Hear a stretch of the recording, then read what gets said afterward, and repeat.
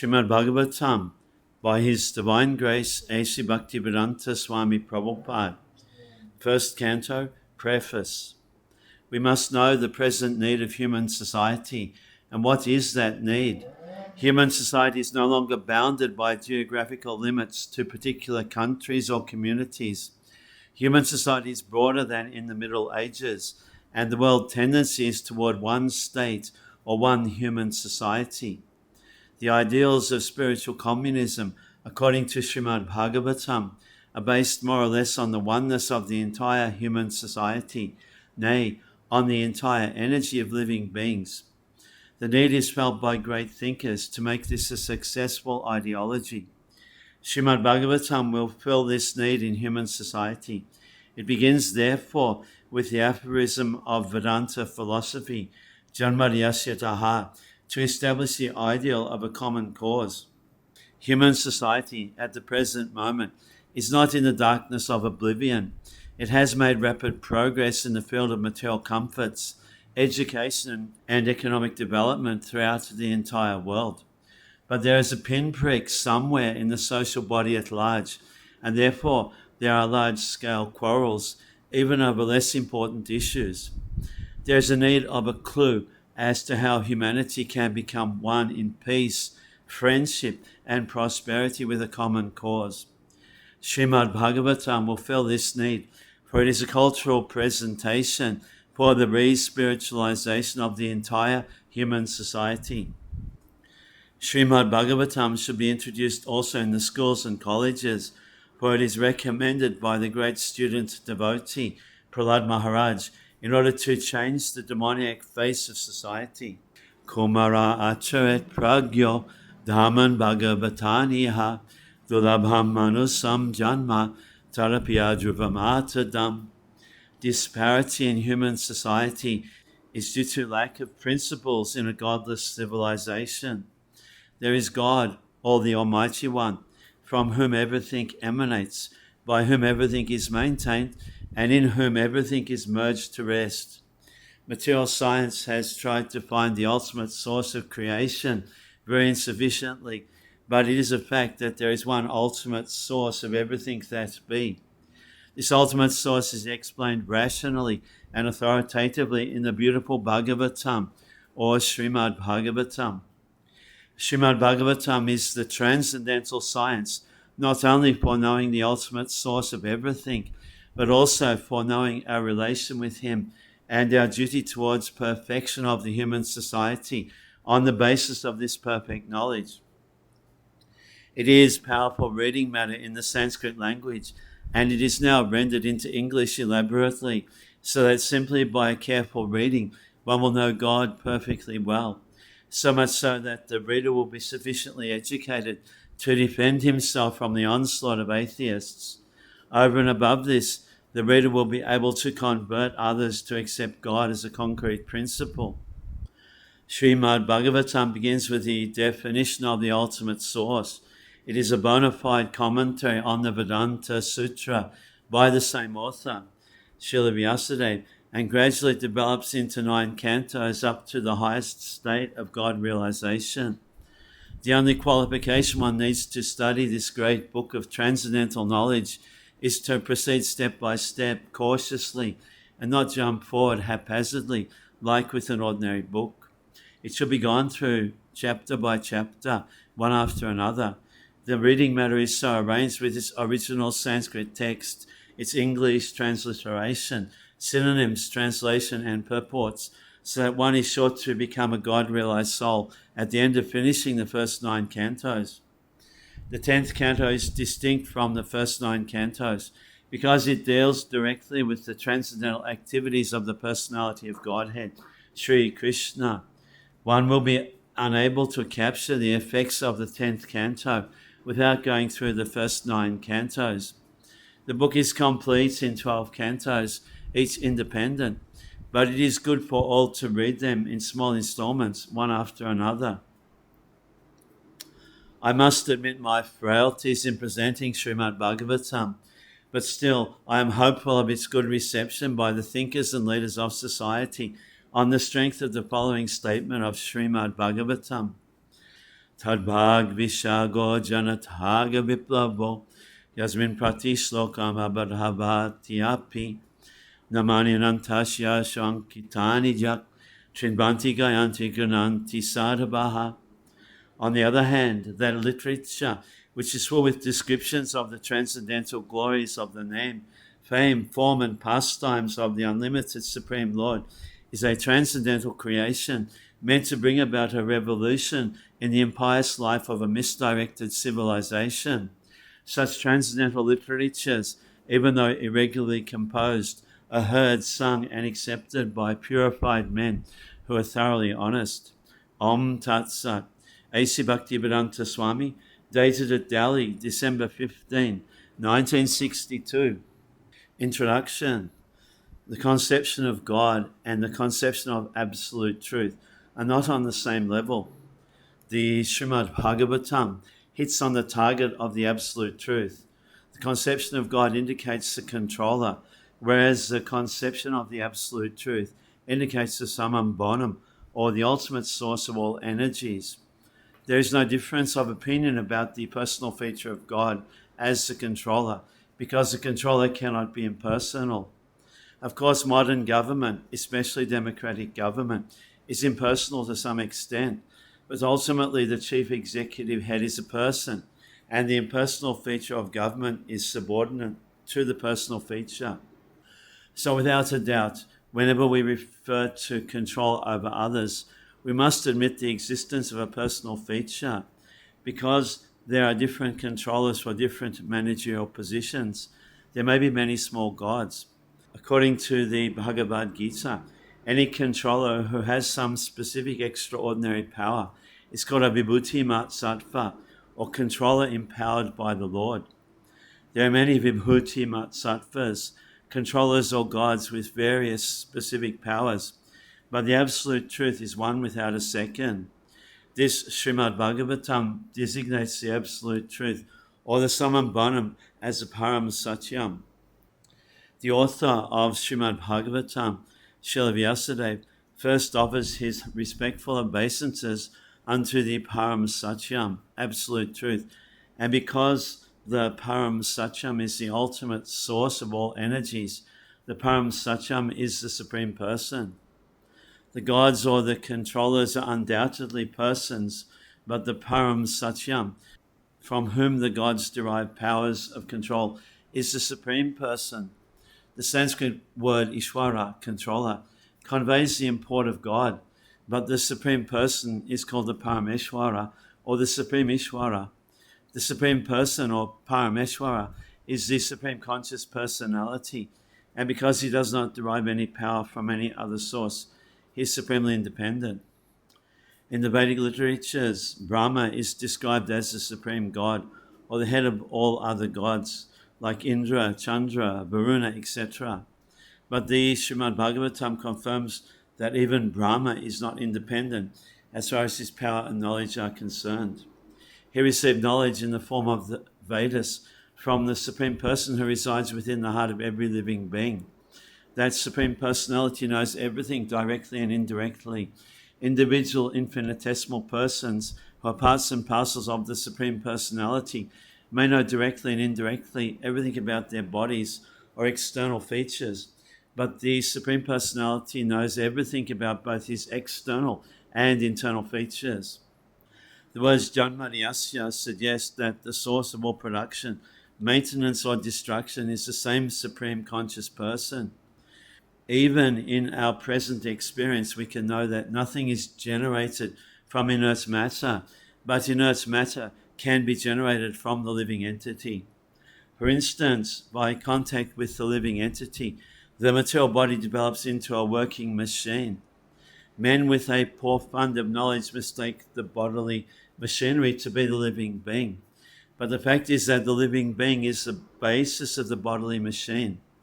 The bodily machine is useless as soon as the living spark is away from it. Similarly, the original source of all material energy is the Supreme Person. This fact is expressed in all Vedic literatures, and all the exponents of spiritual science have accepted this truth. The living force is called Brahman, and one of the greatest acharyas, teachers, namely Sripad Shankaracharya, has preached that Brahman is substance, whereas the cosmic world is category. The original source of all energies is the living force, and he is logically accepted as the Supreme Person. He is therefore conscious of everything, past, present, and future, and also of each and every corner of his manifestations, both material and spiritual. An imperfect living being does not even know what is happening within his own personal body. He eats his food but does not know how this food is transformed into energy or how it sustains his body.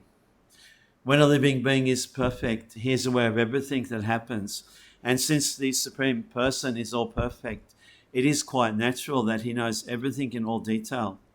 Consequently, the perfect personality is addressed in the Srimad-Bhagavatam as Vasudev, or one who lives everywhere in full consciousness and in full possession of his complete energy.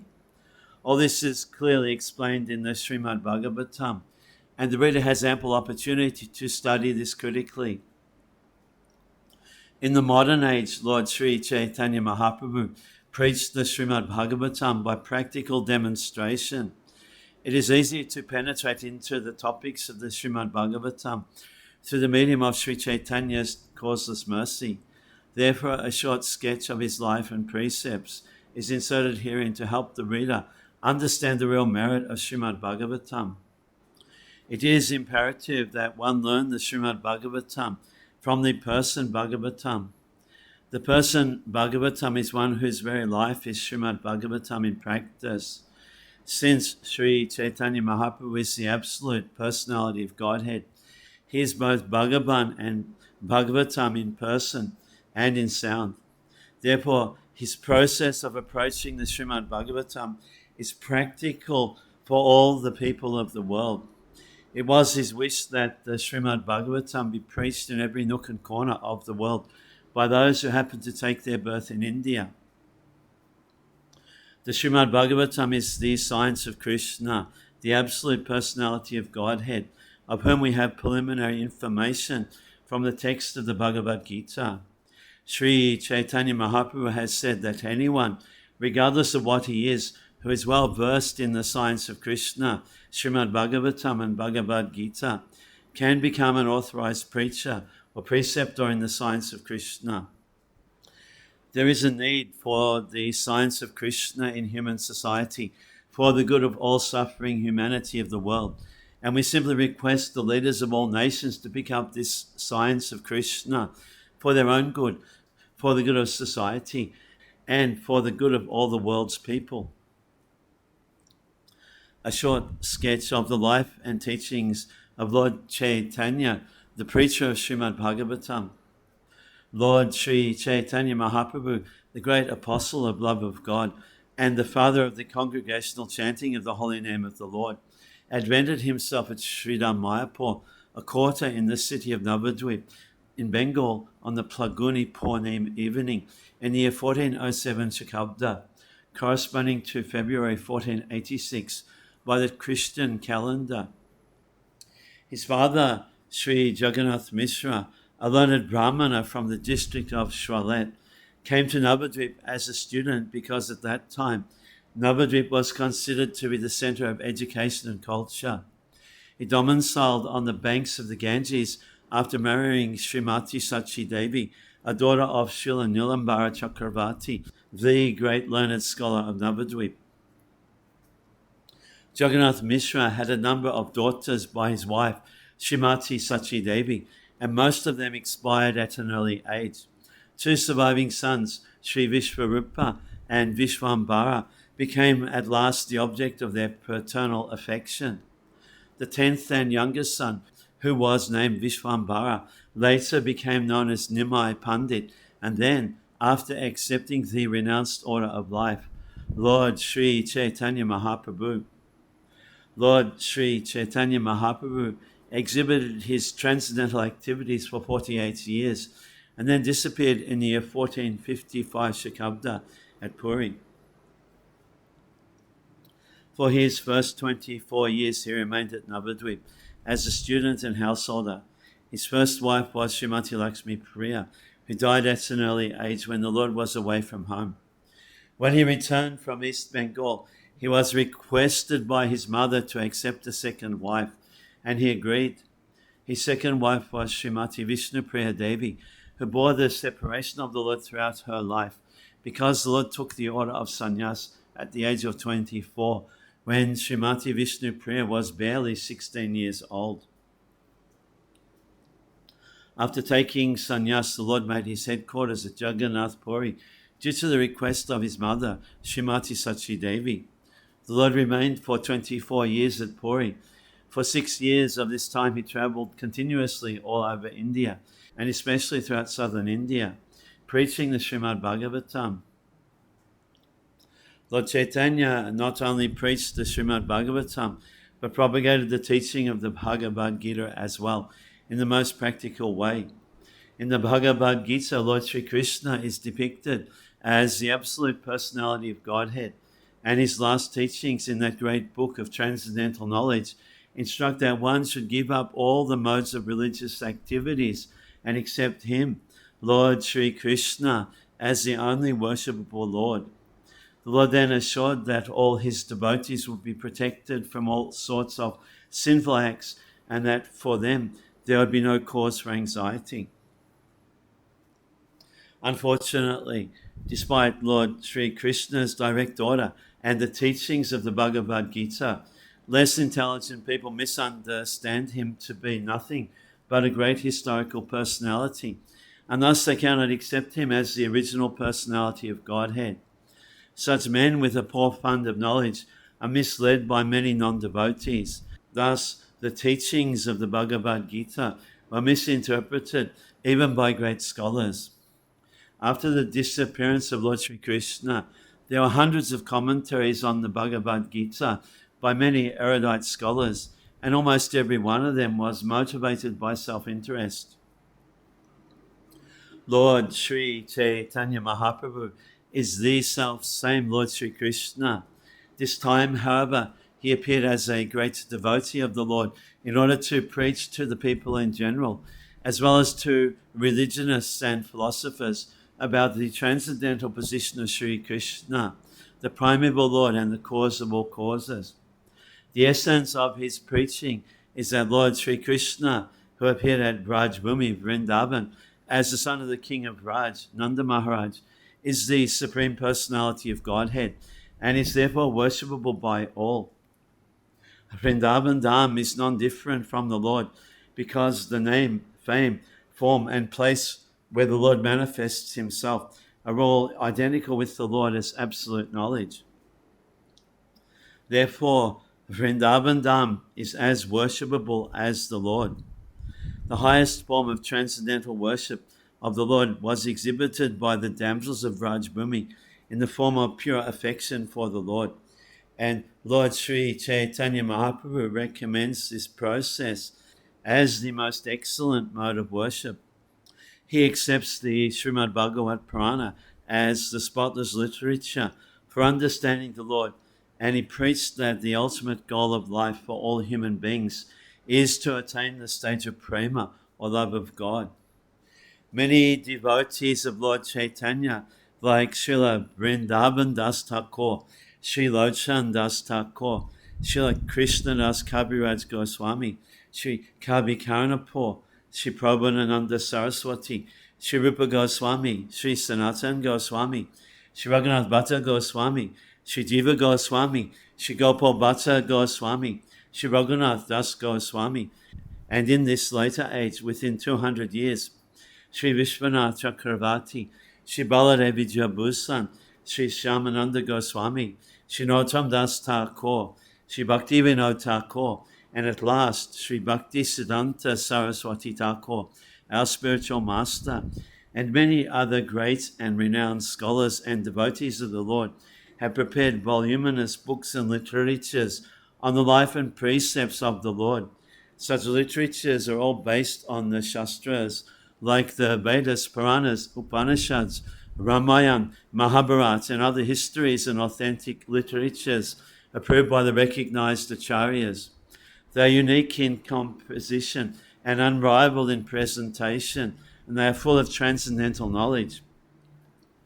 Unfortunately, The people of the world are still ignorant of them. But when these literatures, which are mostly in Sanskrit and Bengali, come to light the world, and when they are presented before thinking people, then India's glory and the message of love will overflood this morbid world, which is vainly searching after peace and prosperity by various illusory methods not approved by the acharyas in the chain of disciplic succession.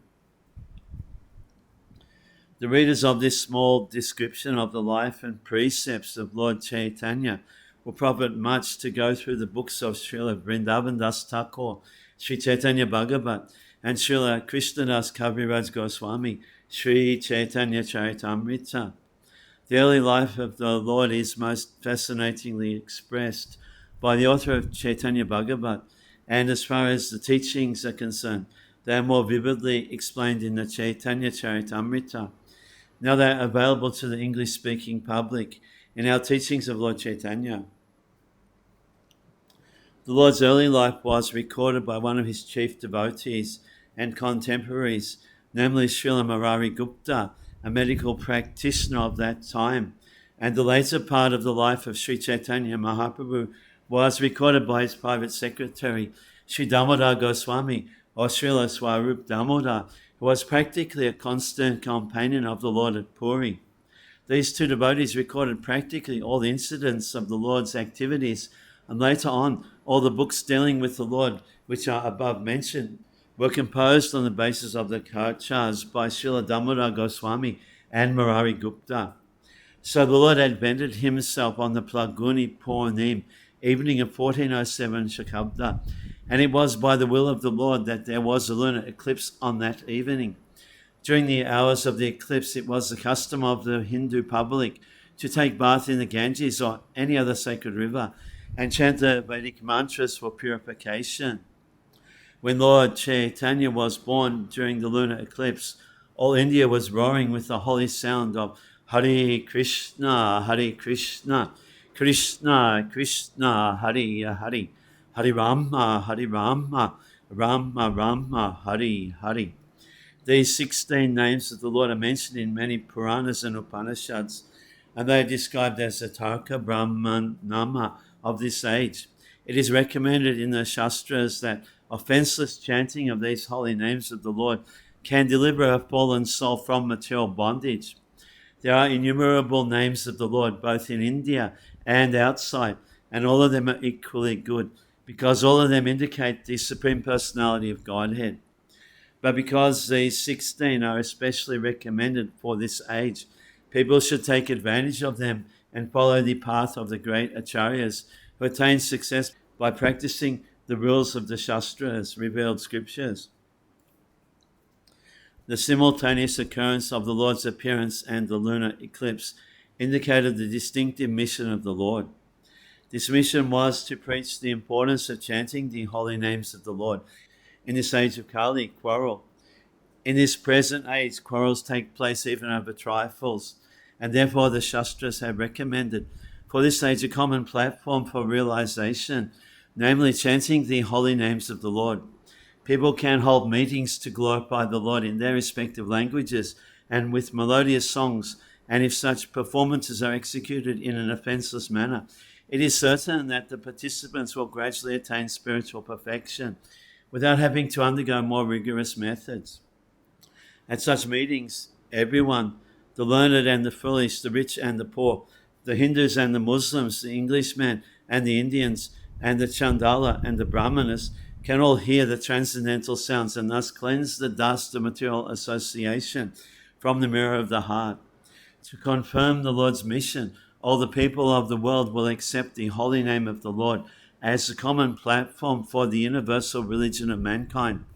In other words, the advent of the holy name took place along with the advent of Lord Sri Chaitanya Mahaprabhu. When the Lord was on the lap of his mother, he would at once stop crying as soon as the ladies surrounding him chanted the holy names and clapped their hands. This peculiar incident was observed by the neighbors with awe and veneration. Sometimes the young girls took pleasure in making the Lord cry and then stopping him by chanting the holy name. So from his very childhood, the Lord began to preach the importance of the holy name. In his early age, Lord Sri Chaitanya was known as Nimai. This name was given by his beloved mother because the Lord took his birth beneath a neem tree in the courtyard of his paternal house. When the Lord was offered solid food at the age of 6 months in the Annaprasana ceremony, the Lord indicated his future activities. At this time, it was customary to offer the child both coins and books in order to get some indication of the future tendencies of the child. The Lord was offered on one side coins and on the other the Srimad-Bhagavatam. The Lord accepted the Bhagavatam instead of the coins. When he was a mere baby crawling in the yard, one day a snake appeared before him, and the Lord began to play with it. All the members of the house were struck with fear and awe, but after a little while the snake went away, and the baby was taken away by his mother. Once he was stolen by a thief who intended to steal his ornaments, but the Lord took a pleasure trip on the shoulder of the bewildered thief, who was searching for a solitary place in order to rob the baby. It so happened that the thief, wandering hither and thither, finally arrived just before the house of Jagannath Mishra, and, being afraid of being caught, dropped the baby at once. Of course, the anxious parents and relatives were glad to see the lost child. Once a pilgrim Brahmana was received at the house of Jagannath Mishra, and when he was offering food to the Godhead, the Lord appeared before him and partook of the prepared food.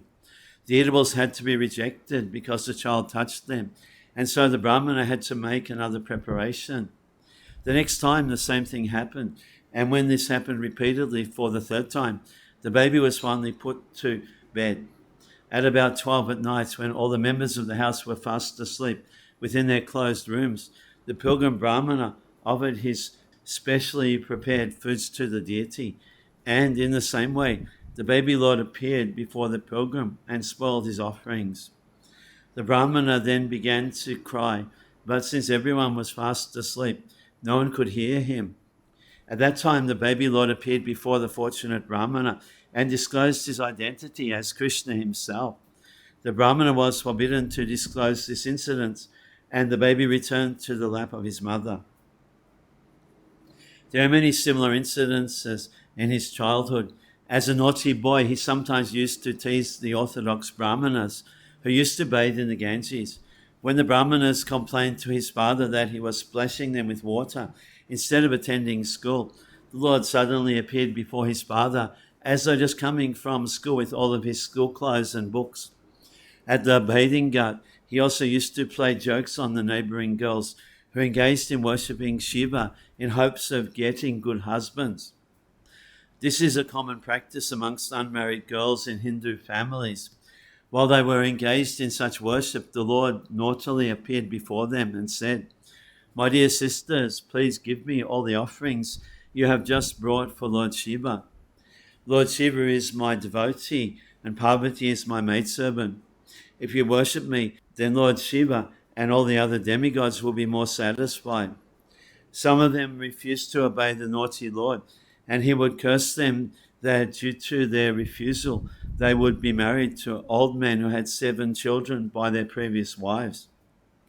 Out of fear and sometimes out of love, the girls would also offer him various goods, and then the Lord would bless them and assure them that they would have very good young husbands and that they would be mothers of dozens of children.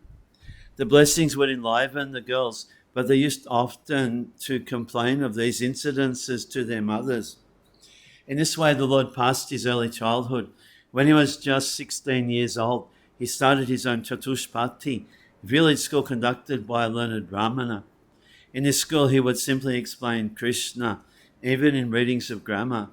Srila Jiva Goswami, in order to please the Lord, later composed a grammar in Sanskrit, in which all the rules of grammar were explained with examples that used the holy names of the Lord. This grammar is still current. It is known as Harinamamrita Vakaranya, and it is prescribed in the syllabus of schools in Bengal. During this time, a great Kashmir scholar named Keshava Kashmiri came to Navadvip to hold discussions on the Shastras. The Kashmir Pandit was a champion scholar, and he had travelled to all places of learning in India. Finally, he came to Navadvip to contest the learned Pandits there. The Pandits of Navadvip decided to match Nimai Pandit, Lord Chaitanya, with the Kashmir Pandit, thinking that if Nimai Pandit were defeated, they would have another chance to debate with the scholar, for Nimai Pandit was only a boy. And if the Kashmir Pandit were defeated, then they would even be more glorified, because people would proclaim that a mere boy of Navadvip defeated a champion scholar who was famous throughout India. It so happened that Nimai Pandit met Keshava Kashmiri while strolling on the banks of the Ganges.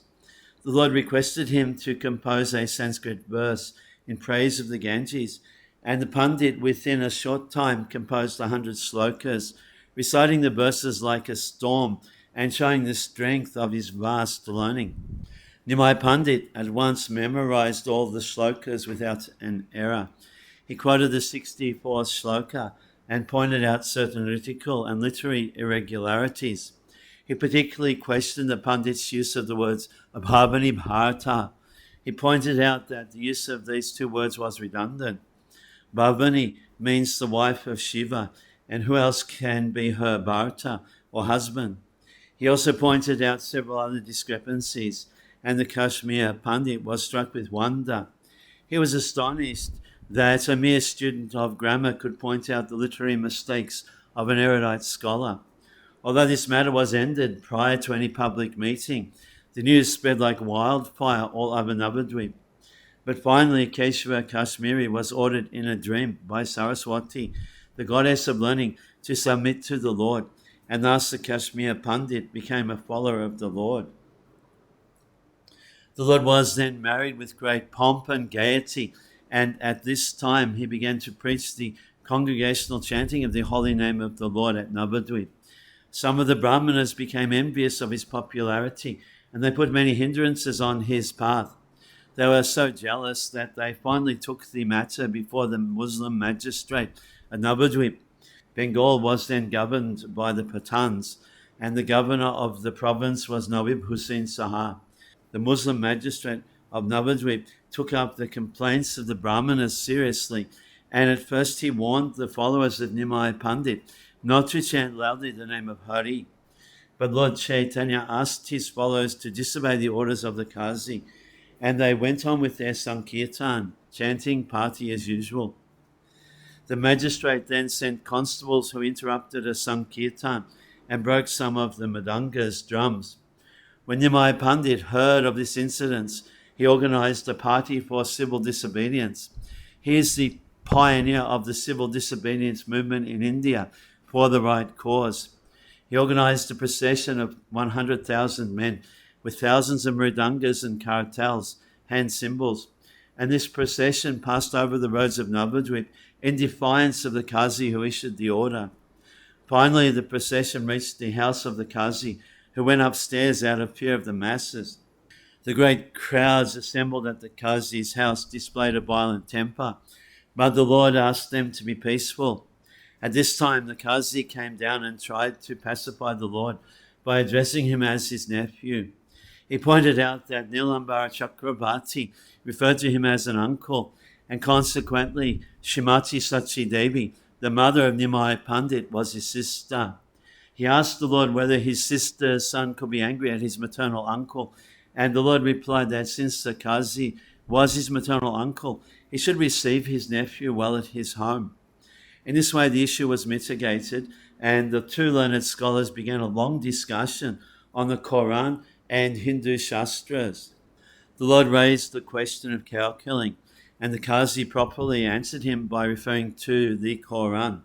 In turn, the Qazi also questioned the Lord about cow sacrifice in the Vedas, and the Lord replied that such sacrifice, as mentioned in the Vedas, is not actually cow killing, in that sacrifice, an old bull or cow was sacrificed for the sake of receiving a fresh, younger life by the power of Vedic mantras. But in the Kali Yuga, such cow sacrifices are forbidden because there are no qualified brahmanas capable of conducting such a sacrifice. In fact, in Kali Yuga, all yagyas, sacrifices, are forbidden because they are useless attempts by foolish men. In Kali Yuga, only the Sankirtan Yagya is recommended for all practical purposes. Speaking in this way, the Lord finally convinced the Kazi, who became the Lord's follower. The Kazi thenceforth declared that no one should hinder the Sankirtan movement, which was started by the Lord, and the Kazi left this order in his will for the sake of progeny. The Kazi's tomb still exists in the area of Navadvip, and Hindu pilgrims go there to show their respects. The Kazi's descendants are residents, and they never objected to Sankirtan, even during the Hindu-Muslim riot days. This incident shows clearly that the Lord was not a so-called timid Vaishnava. A Vaishnava is a fearless devotee of the Lord, and for the right cause he can take any step suitable for the purpose. Arjuna was also a Vaishnava devotee of Lord Krishna, and he fought valiantly for the satisfaction of the Lord. Similarly, Vairangaji or Hanuman was also a devotee of Lord Rama, and he gave lessons to the non-devotee party of Ravana. The principles of Vaishnavism are to satisfy the Lord by all means. A Vaishnava is by nature a non-violent, peaceful living being, and he has all the good qualities of God.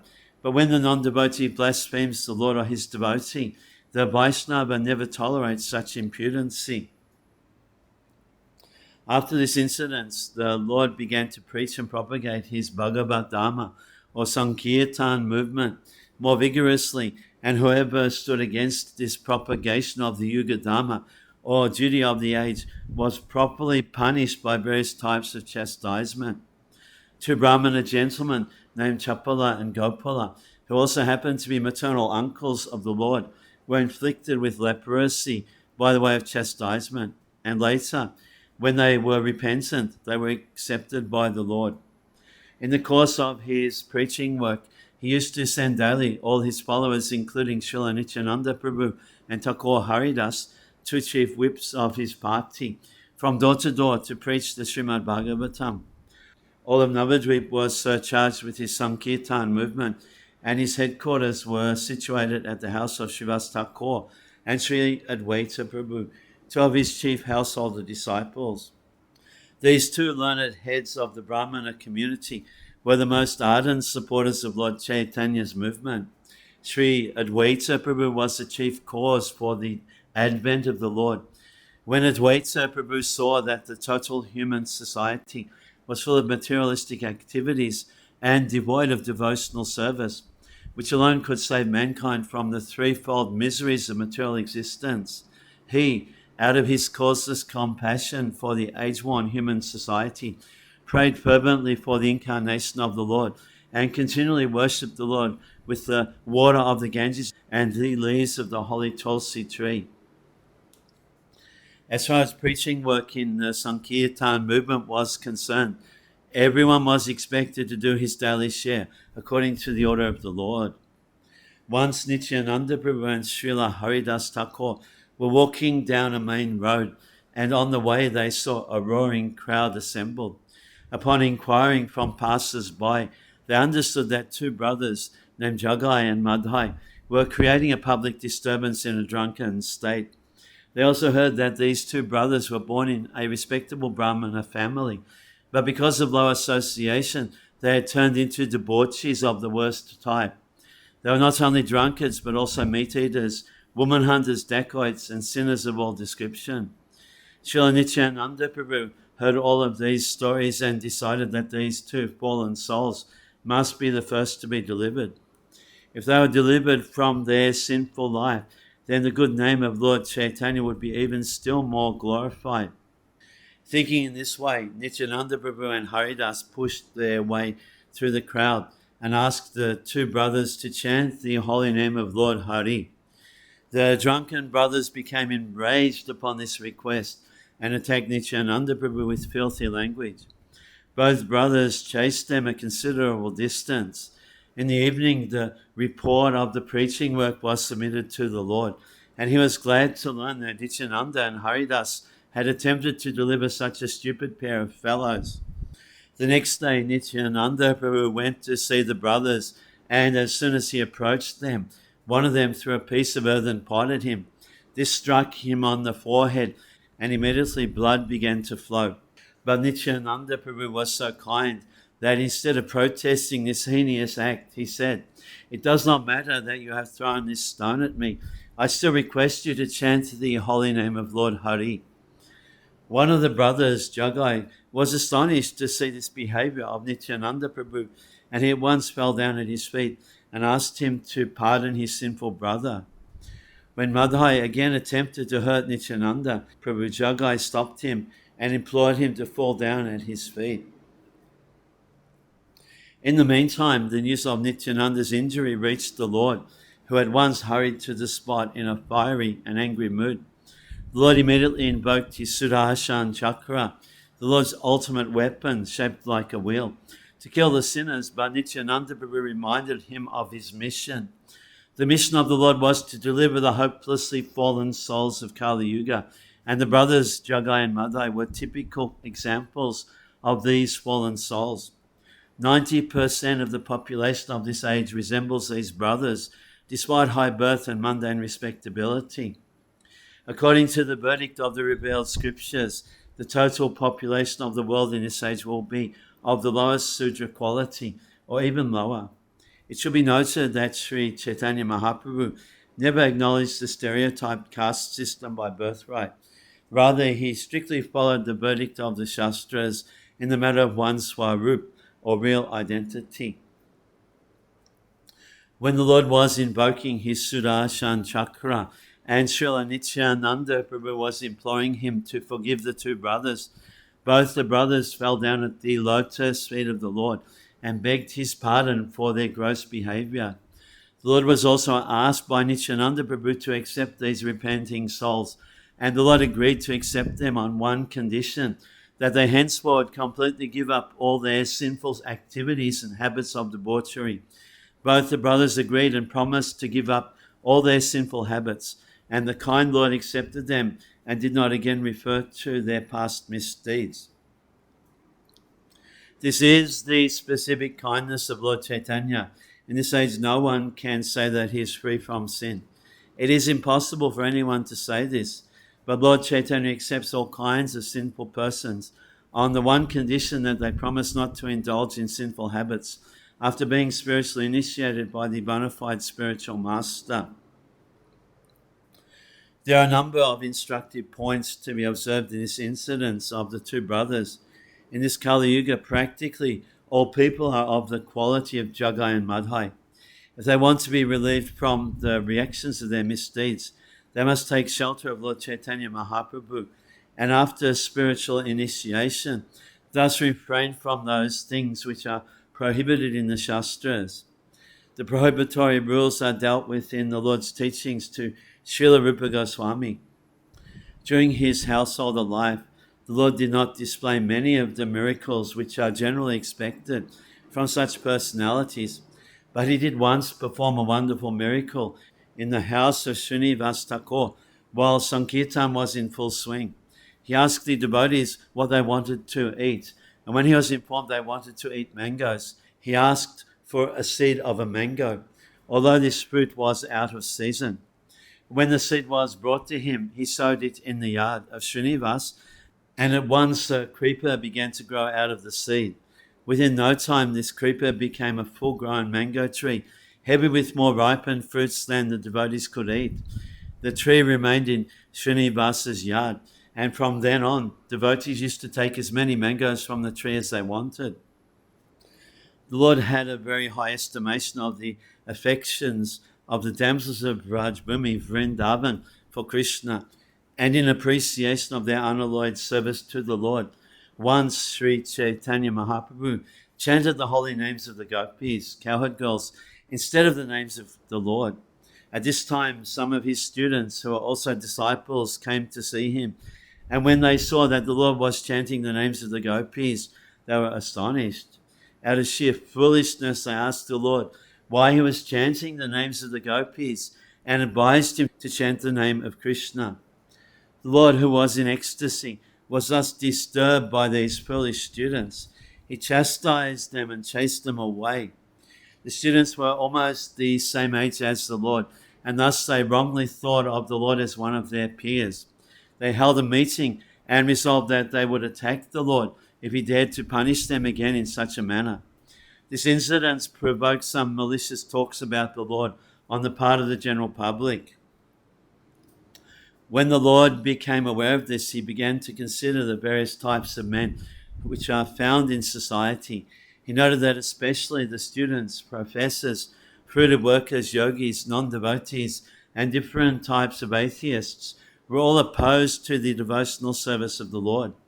My mission is to deliver all the fallen souls of this age, he thought. But if they commit offences against me, thinking me to be an ordinary man, they will not benefit. If they are to begin their life of spiritual realization, they must some way or another offer obeisances unto me. Thus, the Lord decided to accept the renounced order of life, sannyas, because people in general were inclined to offer respects to a sannyasi. 500 years ago, the condition of society was not as degraded as it is today. At that time, people would show respects to a sannyasi, and the sannyasi was rigid in following the rules and regulations of the renounced order of life. Sri Chaitanya Mahaprabhu was not very much in favor of the renounced order of life in this age of Kali, but that was only for the reason that very few sannyasis in this age are able to observe the rules and regulations of sannyas life. Sri Chaitanya Mahaprabhu decided to accept the order and became an ideal sannyasi so that the general populace would show him respect. One is duty-bound to show respect to a sannyasi, for a sannyasi is considered to be the master of all varnas and ashrams. While he was contemplating accepting the sannyas order, it so happened that Keshava Bharati, a sannyasi of the Mayavadi school and resident of Katwa in Bengal, visited Navadvip and was invited to dine with the Lord. When Keshava Bharati came to his house, the Lord asked him to award him the sannyas order of life. This was a matter of formality. A sannyas order is to be accepted from another sannyasi.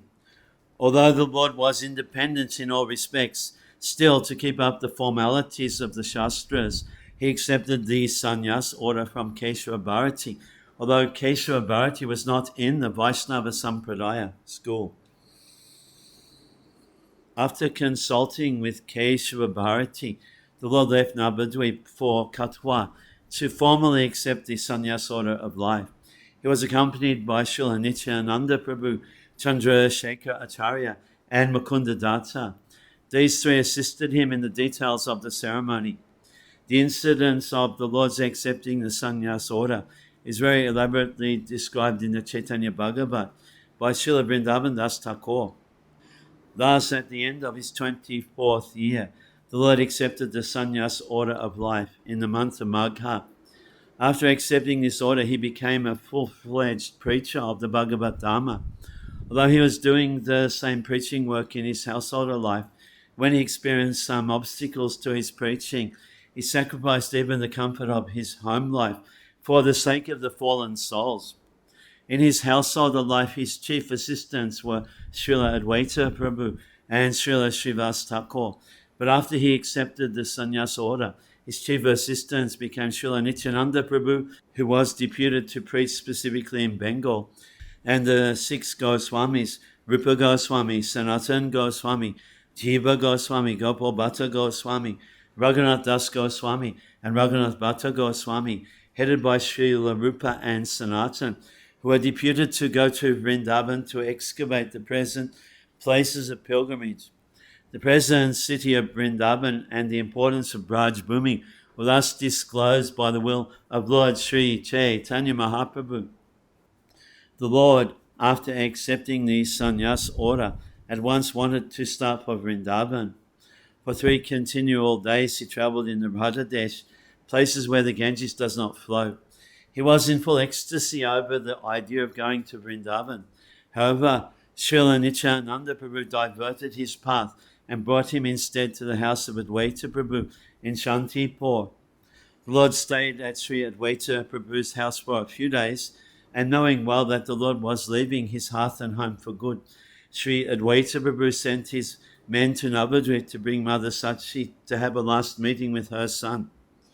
Some unscrupulous people say that Lord Chaitanya met his wife also after taking sannyas and offered her his wooden slipper for worship. But the authentic sources give no information about such a meeting.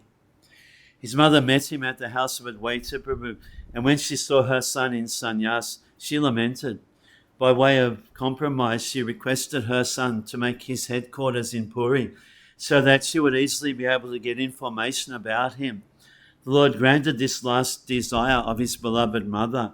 After this incident, the Lord started for Puri, leaving all the residents of Navadvip in an ocean of lamentation over his separation.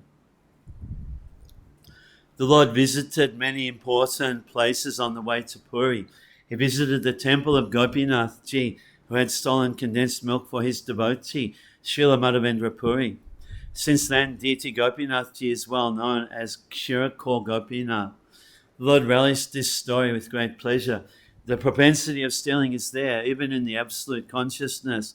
But because this propensity is exhibited by the absolute, it loses its perverted nature and thus becomes worshipable even by Lord Chaitanya on the basis of the absolute consideration that the Lord and his stealing propensity are one and identical. This interesting story of Gopinath Ji is vividly explained in the Chaitanya Charitamrita by Krishnadas Kaviraj Goswami.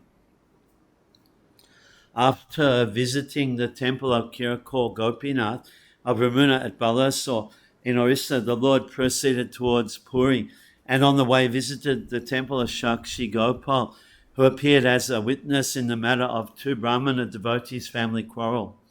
The Lord heard the story of Shakshi Gopal with great pleasure because he wanted to impress upon the atheists that the worshipable deities in the temples approved by the great acharyas are not idols, as alleged by men with a poor fund of knowledge.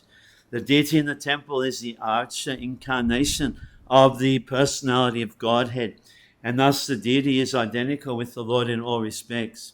He responds to the proportion of the devotee's affection for him.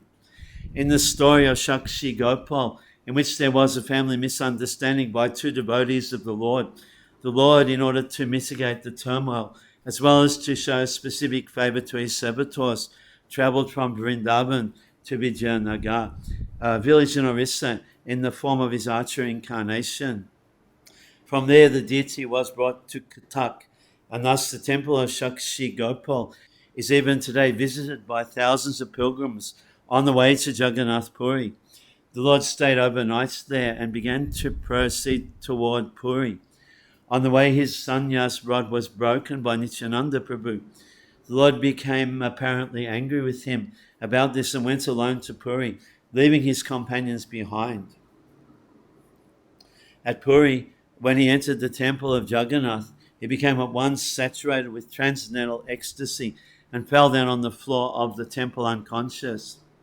The custodians of the temple could not understand the transcendental feats of the Lord, but there was a great learned Pandit named Sarvabhauma Bhattacharya who was present, and he could understand that the Lord's losing his consciousness upon entering the Jagannath temple was not an ordinary thing. Sarvabhauma Bhattacharya, who was the chief appointed Pandit in the court of the king of Orissa, Maharaj Prataparudra, was attracted by the youthful luster of Lord Sri Chaitanya Mahaprabhu and could understand that such a transcendental trance was only rarely exhibited, and only then by the topmost devotees who are already on the transcendental plane in complete forgetfulness of material existence. Only a liberated soul could show such a transcendental feat, and the Bhattacharya, who was vastly learned, could understand this in the light of the transcendental literature with which he was familiar. He therefore asked the custodians of the temple not to disturb the unknown sannyasi. He asked them to take the Lord to his home so he could be further observed in his unconscious state. The Lord was at once carried to the home of Sarvabhauma Bhattacharya, who at that time had sufficient power of authority due to his being the Sabha Pandit, or the state dean of faculty in Sanskrit literatures. The learned Pandit wanted to scrutinizingly test the transcendental feats of Lord Chaitanya, because often unscrupulous devotees imitate physical feats in order to flaunt transcendental achievements, just to attract innocent people and take advantage of them. A learned scholar like the Bhattacharya can detect such impostors, and when he finds them out, he at once rejects them. In the case of Lord Chaitanya Mahaprabhu, the Bhattacharya tested all the symptoms in the light of the Shastras. He tested as a scientist, not as a foolish sentimentalist. He observed the movement of the stomach, the beating of the heart, and the breathing of the nostrils. He also felt the pulse of the Lord and saw that all his bodily activities were in complete suspension. When he put a small cotton swab before the nostrils, he found that there was a slight breathing as the fine fibers of cotton moved slightly. Thus he came to know that the Lord's unconscious trance was genuine, and he began to treat him in the prescribed fashion. But Lord Chaitanya Mahaprabhu could only be treated in a special way. He would only respond to the resounding of the holy names of the Lord by his devotees. This special treatment was unknown to Sarvabhauma Bhattacharya because the Lord was still unknown to him. When he saw him for the first time in the temple, he simply took him to be one of many pilgrims. In the meantime, the companions of the Lord who reached the temple a little after him heard of the Lord's transcendental feats and of his being carried away by the Bhattacharya. The pilgrims at the temple were still gossiping about the incident, but by chance one of these pilgrims had met Gopinathacharya, who was known to Gadadhar Pandit, and from him it was learned that the Lord was lying in an unconscious state at the residence of Sarvabhauma Bhattacharya, who happened to be the brother-in-law of Gopinathacharya. All the members of the party were introduced by Gadadhar Pandit to Gopinathacharya, who took them all to the house of Bhattacharya, where the Lord was lying unconscious in a spiritual trance. All the members then chanted loudly the holy name of Lord Hari as usual, and the Lord regained his consciousness. After this, Bhattacharya received all the members of the party, including Lord Nityananda Prabhu, and asked them to become his guests of honor. The party, including the Lord, went for a bath in the sea, and the Bhattacharya arranged for their residence and meals at the house of Kashi Mishra. Gopinathacharya, his brother-in-law, also assisted. There are some friendly talks about the Lord's divinity between the two brothers-in-law, and in this arrangement, Gopinathacharya, who knew the Lord before, now tried to establish the Lord as the personality of Godhead, and the Bhattacharya tried to establish him as one of the great devotees. Both of them argued from the angle of vision of authentic Shastras, and not on the strength of sentimental vox populi. The incarnations of God are determined by authentic Shastras, and not by popular votes of foolish fanatics. Lord Chaitanya was an incarnation of God in fact, but foolish fanatics have proclaimed so many so-called incarnations of God in this age without referring to authentic scriptures. But Sarvabhauma Bhattacharya or Gopinathacharya did not indulge in such foolish sentimentalism. On the contrary, both of them tried to establish or reject his divinity on the strength of authentic Shastras.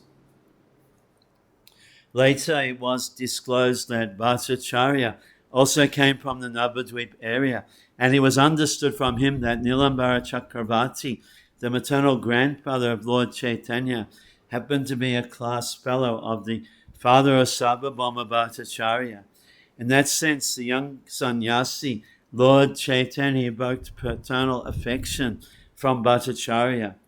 Bhattacharya was the professor of many sannyasis in the order of the Shankaracharya Sampradaya, and he himself also belonged to that cult.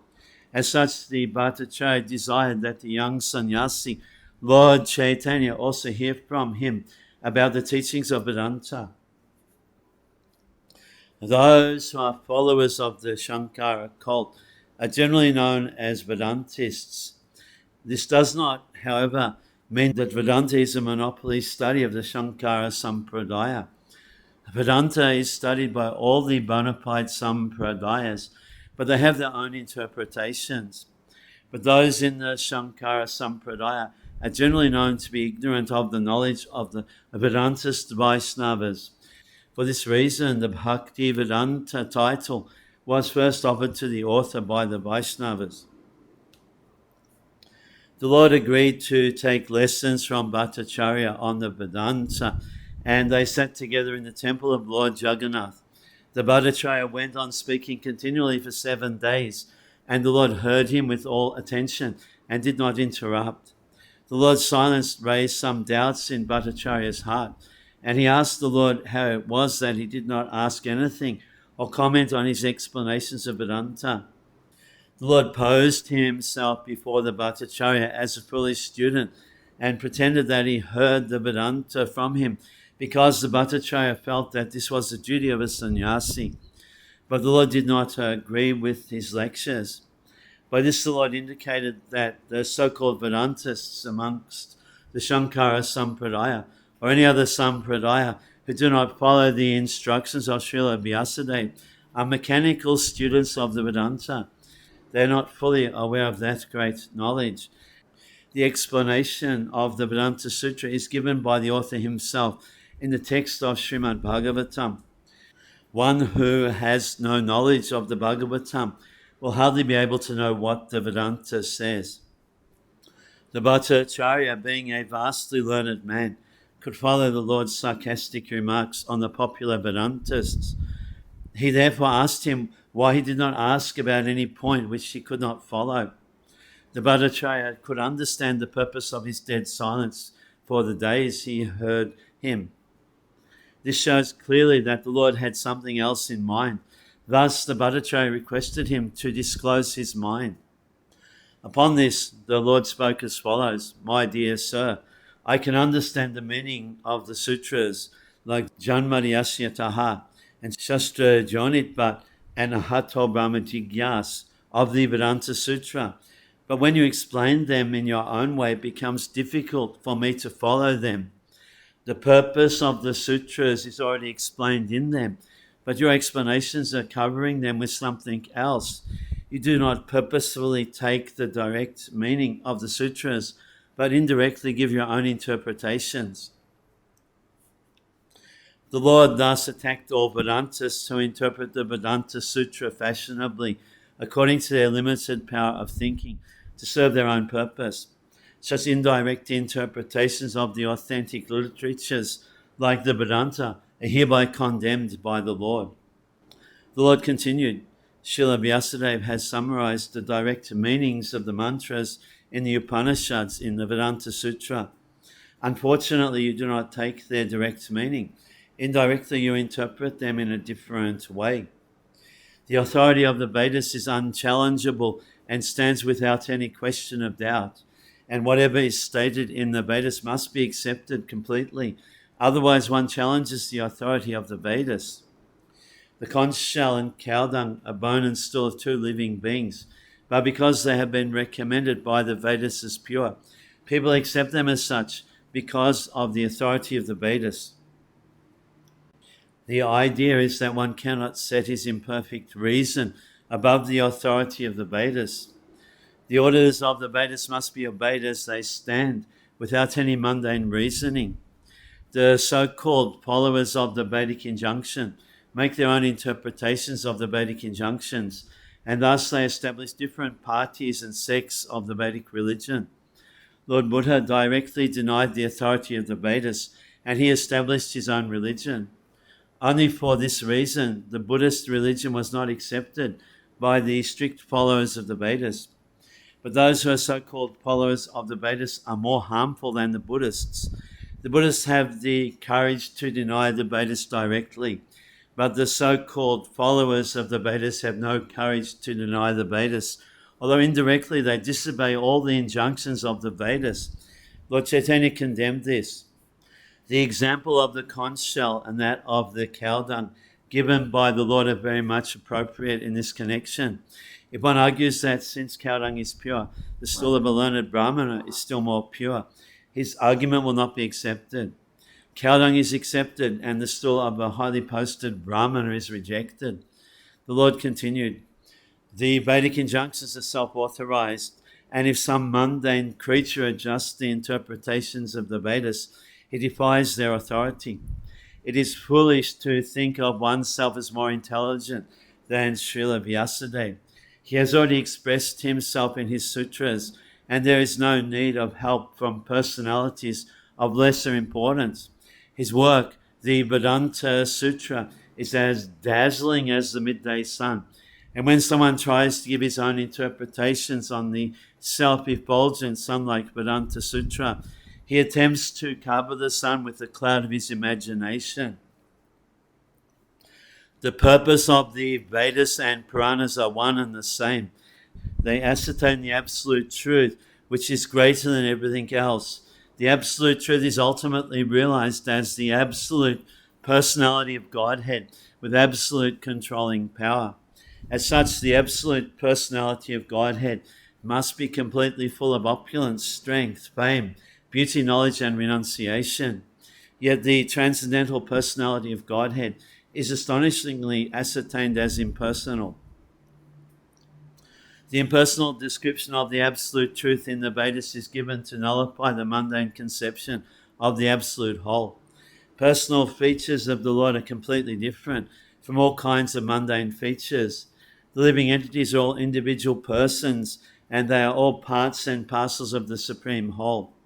If the parts and parcels are individual persons, the source of their emanation must not be impersonal. He is the supreme person amongst all the relative persons. The Vedas inform us that from him, Brahman, everything emanates, and on him everything rests, and after annihilation, everything merges in him only. Therefore, he is the ultimate dative, causative, and accommodating cause of all causes, and all these causes cannot be attributed to an impersonal object. The Vedas inform us that he alone became many, and when he so desires, he glances over material nature. Before he glanced over material nature, there was no material cosmic creation. Therefore, his glance is not material. Material mind or senses were unborn when the Lord glanced over material nature. Thus, evidence in the Vedas proves that beyond a doubt, the Lord has transcendental eyes and a transcendental mind. They are not material. His impersonality, therefore, is a negation of his materiality, but not a denial of his transcendental personality. Brahman ultimately refers to the personality of Godhead. Impersonal Brahman realization is just the negative conception of the mundane creations. Paramatma is the localized aspect of Brahman within all kinds of material bodies. Ultimately, the supreme Brahman realization is the realization of the personality of Godhead. According to all evidence of the revealed scriptures, he is the ultimate source of Vishnu Tattvas. The Puranas are also supplementary to the Vedas. The Vedic mantras are too difficult for an ordinary man. Women, Sudras, and the so-called twice-born higher castes are unable to penetrate into the sense of the Vedas, and thus the Itihasa or Mahabharata as well as the Puranas are made easy to explain the truths of the Vedas. In his prayers before the boy Sri Krishna, Brahma said that there is no limit to the fortune of the residents of Braj Bhumi, headed by Sri Nanda Maharaj and Yashoda Mai, because the eternal absolute truth has become their intimate relative. The Vedic mantra maintains that the absolute truth has no legs and no hands, and yet goes faster than all and accepts everything that is offered to him in devotion. The later statements definitely suggest the personal features of the Lord, although his hands and legs are distinguished from mundane hands and legs or other senses. Brahman is therefore never impersonal, but when such mantras are indirectly interpreted, it is wrongly thought that the absolute truth is impersonal. The absolute truth, personality of Godhead, is full of all opulences, and therefore he has a transcendental form of full existence, knowledge and bliss. How then can one establish that the absolute truth is impersonal? Brahman, being full of opulences, is understood to have manifold energies, and all these energies are classified under three headings under the authority of Vishnu Purana, which says that the transcendental energies of Lord Vishnu are primarily three. His spiritual energy, as well as the energy of the living entities, are classified as superior energy, whereas the material energy is an inferior one, which is sprouted out of ignorance. The energy of the living entities is technically called Kshetragya energy. This Kshetragya Shakti, although equal in quality with the Lord, becomes overpowered by material energy out of ignorance and thus suffers all sorts of material miseries. In other words, the living entities are located in the marginal energy between the superior spiritual and inferior material energy. And in proportion to the living being's contact with either the material or spiritual energies, the living entity is situated in proportionately higher and lower levels of existence. The Lord is beyond the inferior and marginal energies, as above mentioned, and his spiritual energy is manifested in three different phases: as eternal existence, eternal bliss, and eternal knowledge. As far as eternal existence is concerned, it is conducted by the Sandhini potency. Similarly, bliss and knowledge are conducted by the Hladini and Sambit potencies, respectively. As the Supreme Energetic Lord, he is the supreme controller of the spiritual, marginal, and material energies. And all these different types of energies are connected with the Lord in eternal devotional service. The Supreme Personality of Godhead is thus enjoying in his transcendental eternal form. Is it not astounding that one dares to call the Supreme Lord non-energetic? The Lord is the controller of all energies, and the living entities are parts and parcels of one of the energies. Therefore, there is a gulf of difference between the Lord and the living entities. How then can one say that the Lord and the living entities are one and the same? In the Bhagavad Gita also, the living entities are described as belonging to the superior energy of the Lord. According to the principles of intimate correlation between the energy and the energetic, both of them are non-different also. Therefore, the Lord and the living entities are non-different as the energy and the energetic.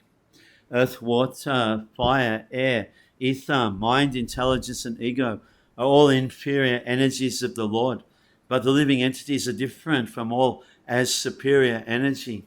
This is the version of Bhagavad Gita. The transcendental form of the Lord is eternally existent and full of transcendental bliss. How then can such a form be a product of the material mode of goodness? Anyone, therefore, who does not believe in the form of the Lord is certainly a faithless demon, and as such is untouchable, not to be seen, persona non grata, fit to be punished by the Plutonic king.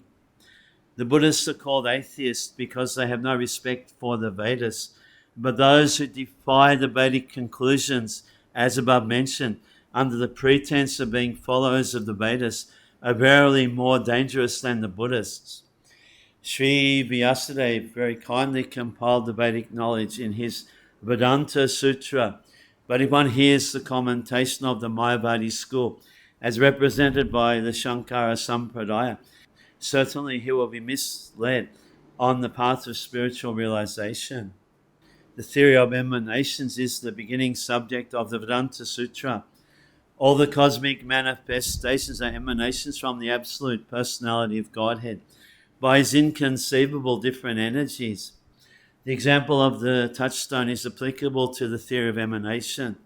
The touchstone can convert an unlimited quantity of iron into gold, and still the touchstone remains as it is.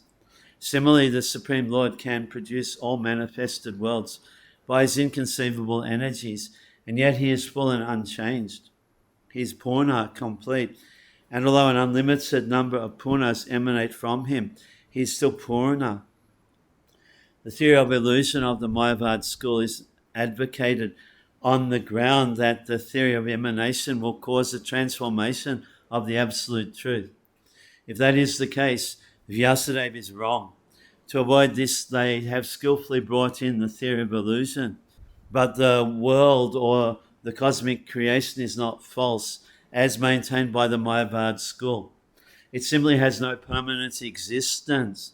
A non-permanent thing cannot be called false altogether.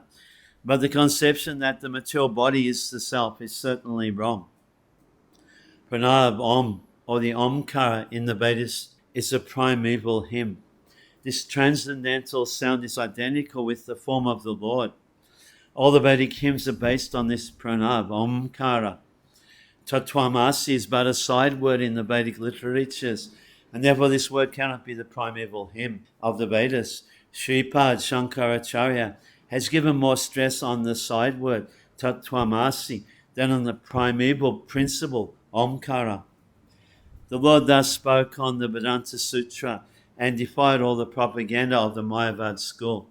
The Bhattacharya tried to defend himself and his Mayavad school by jugglery of logic and grammar, but the Lord was able to defeat him by his forceful arguments.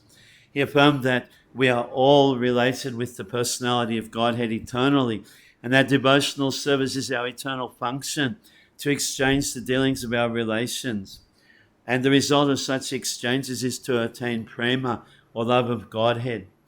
When love of Godhead is attained, love for all other beings automatically follows, because the Lord is the sum total of all living beings. The Lord said that but for these three items, namely eternal relation with God, exchange of dealings with Him, and the attainment of love for Him, all that is instructed in the Vedas is superfluous and concocted. The Lord further added that the Mayavad philosophy taught by Sripad Shankaracharya is an imaginary explanation of the Vedas, but it had to be taught by him, Shankaracharya, because he is ordered to teach it by the personality of Godhead. In the Padma Purana, it is stated that the personality of Godhead ordered his lordship Shiva to deviate the human race from him, the personality of Godhead.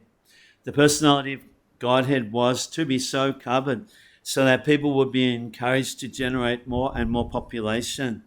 His lordship Shiva said to Devi, "In the Kali Yuga, I shall preach the Mayavad philosophy, which is nothing but clouded Buddhism in the garb of a Brahmana." After hearing all these speeches of the Lord Sri Chaitanya Mahaprabhu, the Bhattacharya was struck with wonder and awe and regarded him in dead silence. The Lord then encouraged him with assurance that there was no cause to wonder. I say that devotional service unto the personality of Godhead is the highest goal of human life. He then quoted a shloka from the Bhagavatam and assured him that even the liberated souls who are absorbed in the spirit and spiritual realization also take to the devotional service of the Lord Hari, because the personality of Godhead has such transcendental qualities that he attracts the heart of the liberated soul too. Then the Bhattacharya desired to listen to the explanation of the Atmarama shloka from the Bhagavatam. The Lord first of all asked Bhattacharya to explain it, and after that he would explain it. The Bhattacharya then scholarly explained the shloka with special reference to logic. He explained the shloka in 9 different ways, chiefly based on logic, because he was the most renowned scholar of logic of the time. The Lord, after hearing the Bhattacharya, thanked him for the scholarly presentation of the shloka, and then, at the request of the Bhattacharya, the Lord explained the shloka in 64 different ways, without touching the 9 explanations given by the Bhattacharya. Thus, after hearing the explanation of the Atmarama shloka from the Lord, the Bhattacharya was convinced that such a scholarly presentation is impossible for an earthly creature. Before this, Sri Gopinathacharya tried to convince him of the divinity of the Lord, but at that time he could not so accept him. But the Bhattacharya was astounded by the Lord's exposition of the Vedanta Sutra and explanations of the Atmarama shloka, and thus he began to think that he had committed a great offense at the lotus feet of the Lord by not recognizing him to be Krishna himself. He then surrendered unto him, repenting for his past dealings with him, and the Lord was kind enough to accept the Bhattacharya. Out of his causeless mercy, the Lord manifested before him, first as four-handed Narayan, and then again as two-handed Lord Krishna, with a flute in his hand. The Bhattacharya at once fell down at the lotus feet of the Lord and composed many suitable shlokas in praise of the Lord by his grace. He composed almost 100 shlokas in praise of the Lord. The Lord then embraced him, and out of transcendental ecstasy, the Bhattacharya lost consciousness of the physical state of life. Tears, trembling, throbbing of the heart, perspiration, emotional waves, dancing, singing, crying, and all the 8 symptoms of trance were manifested in the body of the Bhattacharya. Sri Gopinathacharya became very glad and astonished by this marvelous conversion of his brother-in-law by the grace of the Lord. Out of the 100 celebrated slokas composed by the Bhattacharya in praise of the Lord, the following 2 are the most important, and these 2 slokas explain the mission of the Lord in Gist. They are as follows. 1. Let me surrender unto the personality of Godhead, who has appeared now as Lord Sri Chaitanya Mahaprabhu. He is the ocean of all mercy and has come down to teach us material detachment, learning, and devotional service to himself. 2. Since pure devotional service of the Lord has been lost in the oblivion of time, the Lord has appeared to renovate the principles, and therefore I offer my obeisances under his lotus feet. The Lord explained the word mukti to be equivalent to the word Vishnu, or the personality of Godhead. To attain mukti, or liberation from the bondage of material existence, is to attain to the service of the Lord. The Lord then proceeded towards South India for some time and converted everyone he met on the way to become devotees of Lord Sri Krishna. Such devotees also converted many others to the cult of devotional service, or to the Bhagavad Dharma of the Lord. And thus he reached the bank of the Godavari, where he met Srila Ramananda Roy, the governor of Madras, on behalf of Maharaj Prataparudra, the king of Orissa. His talks with Ramananda Roy are very important for higher realization of transcendental knowledge, and the conversation itself forms a small booklet. We shall, however, give herewith a summary of the conversation. Sri Ramananda Roy was a self-realized soul, although outwardly he belonged to a caste lower than the Brahmana in social status. He was not in the renounced order of life, and besides that, he was a high government servant in the state. Still, Sri Chaitanya Mahaprabhu accepted him as a liberated soul on the strength of the high order of his realization of transcendental knowledge.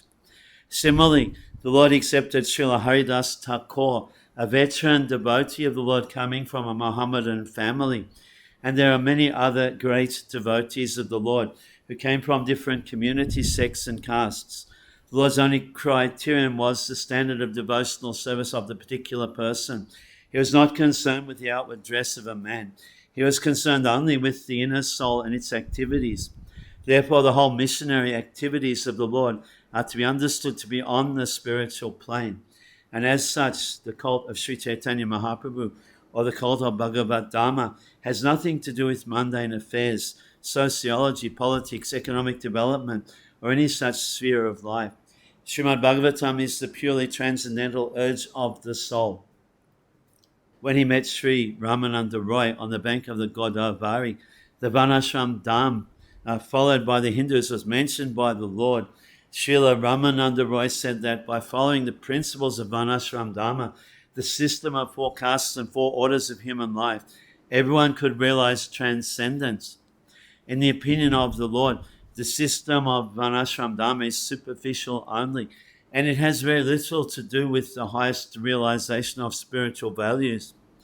The highest perfection of life is to get detached from the material attachment and proportionately realize the transcendental loving service of the Lord. The personality of Godhead recognizes a living being who is progressing in that line. Devotional service is therefore the culmination of the culture of all knowledge.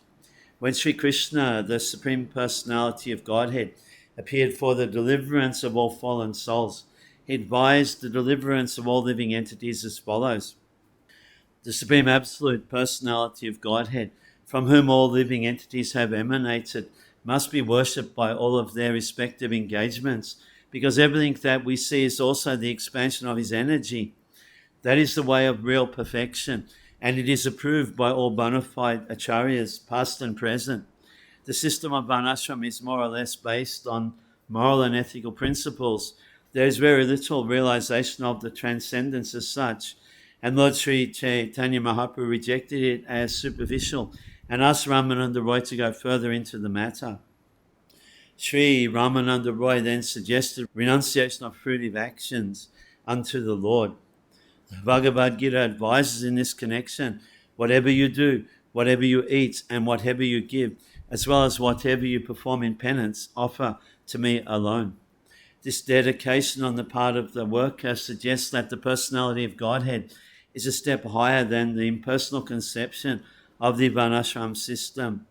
But still the relation of the living being and the Lord is not distinct in that way. The Lord therefore rejected this proposition and asked Ramananda Roy to go further. Roy then suggested renunciation of the Varnashram Dharma and acceptance of devotional service. The Lord did not approve of this suggestion, also for the reason that all of a sudden one should not renounce his position, for that may not bring in the desired result. It was further suggested by Roy that attainment of spiritual realization, freed from the material conception of life, is the topmost achievement for a living being. The Lord rejected this suggestion also because on the plea of such spiritual realization, much havoc has been wrought by unscrupulous persons. Therefore, all of a sudden this is not possible. The Roy then suggested sincere association of self-realized souls and hearing submissively the transcendental message of the pastimes of the personality of Godhead. This suggestion was welcomed by the Lord. This suggestion was made following in the footsteps of Brahmaji, who said that the personality of Godhead is known as a Jitta, or the one who cannot be conquered or approached by anyone. But such a Jitta also becomes Jitta, conquered by one method, which is very simple and easy. The simple method is that one has to give up the arrogant attitude of declaring oneself to be God himself. One must be very meek and submissive and try to live peacefully by lending the ear to the speeches of the transcendentally self-realized soul who speaks on the message of Bhagavad Dharma, or the religion of glorifying the Supreme Lord and his devotees. To glorify a great man is a natural instinct for living beings, but they have not learned to glorify the Lord. Perfection of life is attained simply by glorifying the Lord in association with a self-realized devotee of the Lord. The self-realized devotee is he who surrenders unto the Lord fully and who does not have attachment for material prosperity. Material prosperity and sense enjoyment and their advancement are all activities of ignorance in human society. Peace and friendship are impossible for a society detached from the association of God and his devotees. It is imperative, therefore, that one should sincerely seek the association of pure devotees and hear them patiently and submissively from any position of life. The position of a person in the higher or lower status of life does not hamper one in the path of self-realization. The only thing one has to do is to hear from a self-realized soul with a routine program. The teacher may also deliver lectures from the Vedic literatures, following in the footsteps of the bygone acharyas who realized the absolute truth. Lord Sri Chaitanya Mahaprabhu recommended this simple method of self-realization, generally known as Bhagavad Dharma. Srimad-Bhagavatam is the perfect guide for this purpose. Above these topics discussed by the Lord and Sri Ramananda Roy, there were still more elevated spiritual talks between the two great personalities, and we purposefully withhold these topics for the present because one has to come to the spiritual plane before further talks with Ramananda Roy can be heard. We have presented further talks of Srila Ramananda Roy with the Lord in another book, Teachings of Lord Chaitanya. At the conclusion of this meeting, Sri Ramananda Roy was advised by the Lord to retire from service and come to Puri so that they could live together and relish a transcendental relationship. Sometime later, Sri Ramananda Roy retired from the government service and took a pension from the king. He returned to his residence in Puri, where he was one of the most confidential devotees of the Lord. There was another gentleman at Puri of the name Sikhi Mahati, who was also a confidant like Ramananda Roy. The Lord used to hold confidential talks on spiritual values with 3 or 4 companions at Puri, and he passed 18 years in that way in spiritual trance. His talks were recorded by his private secretary, Sri Damodar Goswami, one of the foremost intimate devotees. The Lord extensively travelled all over the southern part of India. The great saint of Maharashtra, known as Saint Tukaram, was also initiated by the Lord. Saint Tukaram, after initiation by the Lord, overflooded the whole of Maharashtra province with the Sankirtan movement, and the transcendental flow is still rolling on in the southwestern part of the great Indian peninsula. The Lord excavated from South India two very important old literatures, namely the Brahma Samhita and Krishna Karnamrita, and these two valuable books are authorized studies for the person in the devotional line. The Lord then returned to Puri after his South Indian tour. On his return to Puri, all the anxious devotees of the Lord got back their life, and the Lord remained there with continued pastimes of his transcendental realizations. The most important incidents during that time was his granting audience to King Prataparudra. King Prataparudra was a great devotee of the Lord, and he considered himself to be one of the servants of the Lord, entrusted with sweeping the temple. This submissive attitude of the king was very much appreciated by Sri Chaitanya Mahaprabhu. The king requested both Bhattacharya and Roy to arrange his meeting with the Lord. When, however, the Lord was petitioned by his two stalwart devotees, he flatly refused to grant the request, even though it was put forward by personal associates like Ramananda Roy and Sarvabhauma Bhattacharya. The Lord maintained that it is dangerous for a sannyasi to be in intimate touch with worldly money, conscious men, and with women. The Lord was an ideal sannyasi. No woman could approach the Lord even to offer respects. Women's seats were accommodated far away from the Lord. As an ideal teacher and acharya, he was very strict in the routine work of a sannyasi. Apart from being a divine incarnation, the Lord was an ideal character as a human being. His behavior with other persons was also above suspicion. In his dealings as acharya, he was harder than the thunderbolt and softer than the rose. One of his associates, Junior Haridas, committed a great mistake by lustfully glancing at a young woman, and the Lord as Supersoul could detect this just in the mind of Junior Haridas.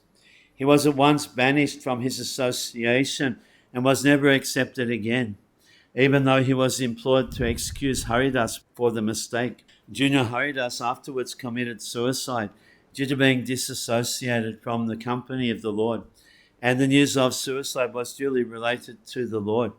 Even at that time, the Lord was not forgetful of the offence, and he said that Haridas had rightly met with the proper punishment.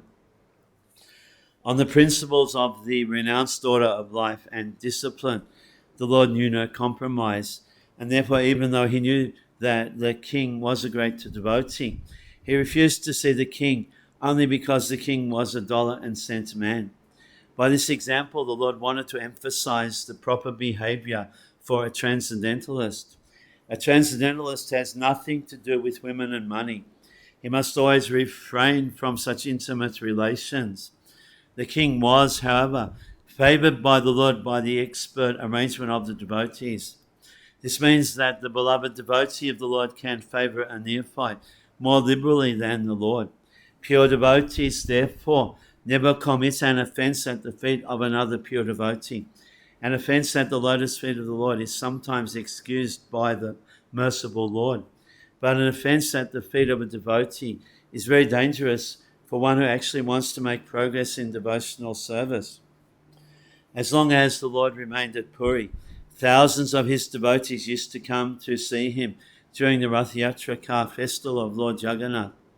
And during the car festival, the washing of the Gundicha temple under the direct supervision of the Lord was an important function.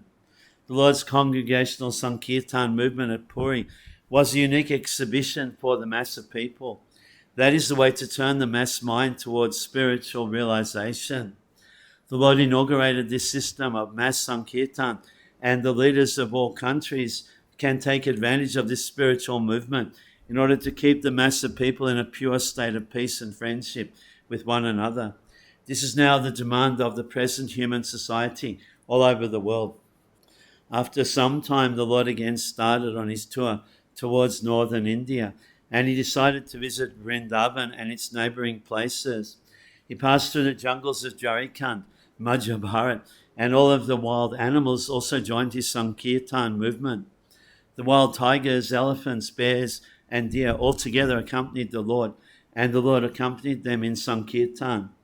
By this he proved that by the propagation of the Sankirtan movement, congregational chanting and glorifying the name of the Lord, even the wild animals can live in peace and friendship. And what to speak of men who are supposed to be civilized? No man in the world will refuse to join the Sankirtan movement, nor is the Lord's Sankirtan movement restricted to any caste, creed, colour, or species. Here is direct evidence of his great mission. He allowed even the wild animals to partake in his great movement. On his way back from Vrindavan, he first came to Prayag, where he met Rupa Goswami along with his younger brother, Anupam.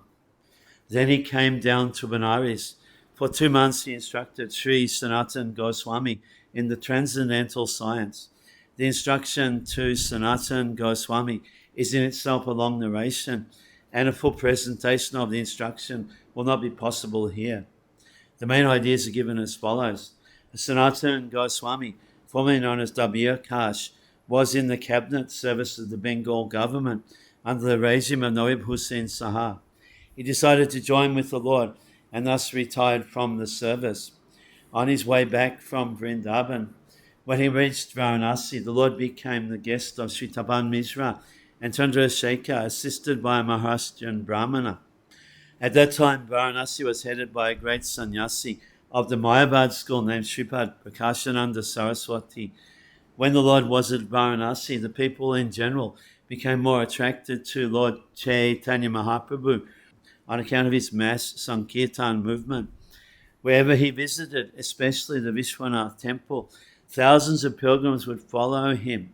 Some were attracted by his bodily features, and others were attracted by his melodious songs glorifying the Lord. The Mayavadi sannyasis designate themselves as Narayan. Varanasi is still overflooded with many Mayavadi sannyasis. Some people who saw the Lord in his Sankirtan party considered him to be actually Narayan, and this report reached the camp of the great sannyasi Prakashananda. In India, there is always a kind of spiritual rivalry between the Mayabad and Bhagavat schools, and thus when the news of the Lord reached Prakashananda, he knew that the Lord was a Vaishnava sannyasi, and therefore he minimized the value of the Lord before those who brought him the news. He depreciated the activities of the Lord because of his preaching the Sankirtan movement, which was, in his opinion, nothing but religious sentiment. Prakashananda was a profound student of the Vedanta, and he advised his followers to give attention to the Vedanta and not to indulge in Sankirtan. One devotee Brahmana who became a devotee of the Lord did not like the criticism of Prakashananda, and he went to the Lord to express his regrets. He told the Lord that when he uttered the Lord's name before the sannyasi Prakashananda, the latter strongly criticized him. Although he heard him uttering several times the name Chaitanya, the Brahmana was astonished to see that the sannyasi Prakashananda could not vibrate the sound Krishna even once, although he uttered the name Chaitanya several times. The Lord smilingly explained to the devotee Brahmana why the Mayavadi cannot utter the holy name of Krishna. The Mayavadis are offenders at the lotus feet of Krishna, although they utter always Brahman, Atma, or Chaitanya, etc. And because they are offenders at the lotus feet of Krishna, they are actually unable to utter the holy name of Krishna. The name Krishna and the personality of Godhead, Krishna, are identical. There is no difference in the absolute realm between the name, form, or person of the absolute truth, because in the absolute realm everything is transcendental bliss. There is no difference between the body and the soul for the personality of Godhead, Krishna. Thus he is different from the living entity, who is always different from his outward body. Because of Krishna's transcendental position, it is very difficult for a layman to actually know the personality of Godhead, Krishna. his holy name and fame, etc. His name, fame, form, and pastimes are all one and the same transcendental identity, and they're not knowable by the exercise of the material senses. The transcendental relationship of the pastimes of the Lord is the source of still more bliss than one can experience by realization of Brahman or by becoming one with the Supreme. Had it not been so, then those who are already situated in the transcendental bliss of Brahman would not have been attracted by the transcendental bliss of the pastimes of the Lord. After this, a great meeting was arranged by the devotees of the Lord, in which all the sannyasis were invited, including the Lord and Prakashananda Saraswati. In this meeting, both the scholars, the Lord and Prakashananda, had a long discourse on the spiritual values of the Sankirtan movement, and a summary is given below. The great Mayavadi sannyasi Prakashananda inquired from the Lord as to the reason for his preferring the Sankirtan movement to the study of the Vedanta Sutra. He said that it is the duty of a sannyasi to read the Vedanta Sutra. What caused him to indulge in Sankirtan? After this inquiry, the Lord submissively replied, I have taken to the Sankirtan movement instead of the study of Vedanta because I am a great fool.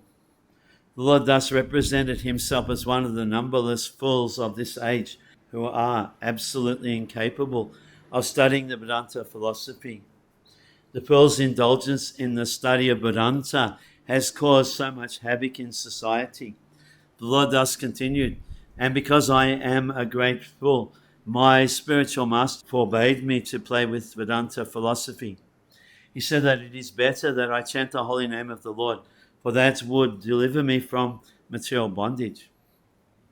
In this age of Kali, there is no other religion but the glorification of the Lord by utterance of his holy name.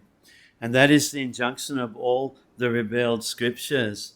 And my spiritual master has taught me one sloka from the Brihan Naridya Purana, which is Harinama, Harinama, Harinama eva kevalam, kalo nasti eva nasti eva gati anyatha.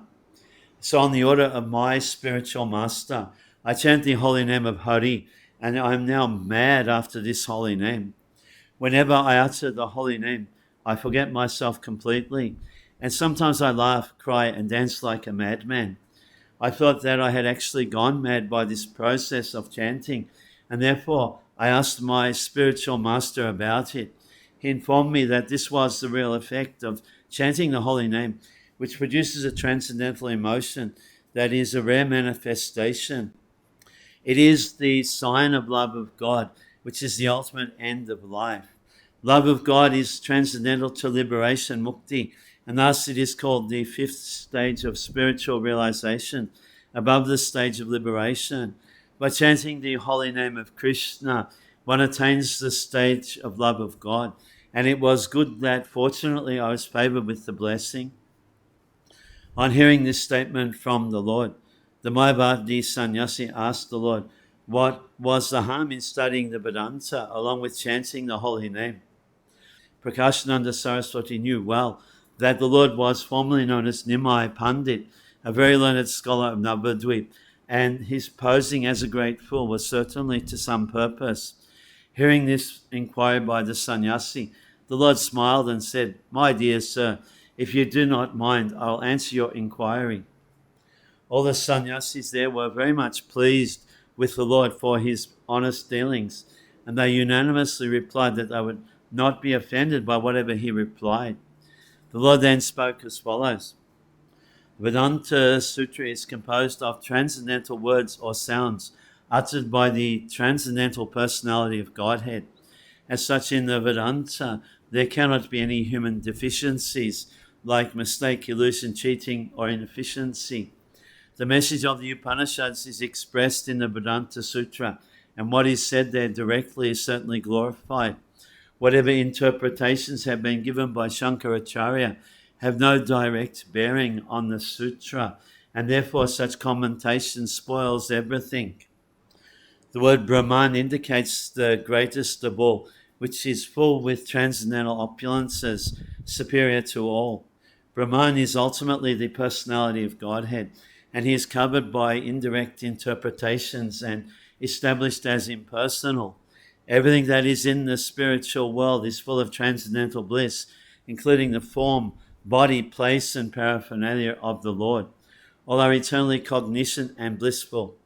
It is not the fault of the Acharya Shankara that he has so interpreted Vedanta, but if someone accepts it, then certainly he is doomed. Anyone who accepts the transcendental body of the personality of Godhead as something mundane certainly commits the greatest blasphemy. The Lord thus spoke to the sannyasi almost in the same way that he spoke to the Bhattacharya of Puri, and by forceful arguments he nullified the Mayavad interpretations of the Vedanta Sutra. All the sannyasis there claimed that the Lord was the personified Vedas and the personality of Godhead. All the sannyasis were converted to the cult of bhakti, and all of them accepted the holy name of the Lord Sri Krishna, and they dined together with the Lord in the midst of them.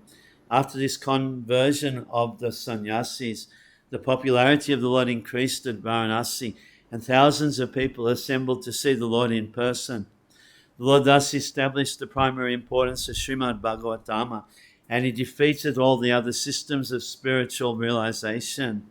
Since then, everyone at Varanasi was overwhelmed with the transcendental Sankirtan movement. While the Lord was camping at Varanasi, Sanatana Goswami also arrived after retiring from office. He was formerly one of the state ministers in the government of Bengal, then under the regime of Nawab Hussain Saha. He had some difficulty in getting relief from the state service, for the Nawab was reluctant to let him leave. Nonetheless, he came to Varanasi, and the Lord taught him the principles of devotional service. He taught him about the constitutional position of the living being, the cause of his bondage under material conditions, his eternal relation with the personality of Godhead, the transcendental position of the Supreme Personality of Godhead, his expansions in different planetary portions of incarnations, his control of different parts of the universe, the nature of his transcendental abode, devotional activities, their different stages of development, and the rules and regulations for achieving the gradual stages of spiritual perfection, the symptoms of different incarnations in different ages, and how to detect them with reference to the context of revealed scriptures. The Lord's teachings to Sanatana Goswami form a big chapter in the text of Sri Chaitanya Charitamrita, and to explain the whole teachings in minute details will require a volume in itself. These are treated in detail in our book Teachings of Lord Chaitanya. At Mathura, the Lord visited all the important places. Then he reached Vrindavan. Lord Chaitanya appeared in the family of a high caste Brahmana, and over and above that, as a sannyasi, he was the preceptor for all of the varnas and ashrams. But he used to accept meals from all classes of Vaishnavas. At Mathura, the Sanodya Brahmanas are considered to be in the lowest status of society, but the Lord accepted meals in their families, also because his host happened to be a disciple of the Madhavendra Puri family.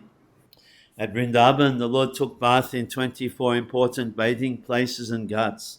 He travelled to all the 12 important varnas forests. In these forests, all the cows and birds welcomed him, as if he were their very old friend. The Lord also began to embrace all the trees of those forests, and by doing so, he felt the symptoms of transcendental ecstasy. Sometimes he fell unconscious, but he was made to regain consciousness by the chanting of the holy name of Krishna. The transcendental symptoms that were visible on the body of the Lord during his travel within the forest of Vrindavan were all unique and inexplicable, and we have just given a synopsis only.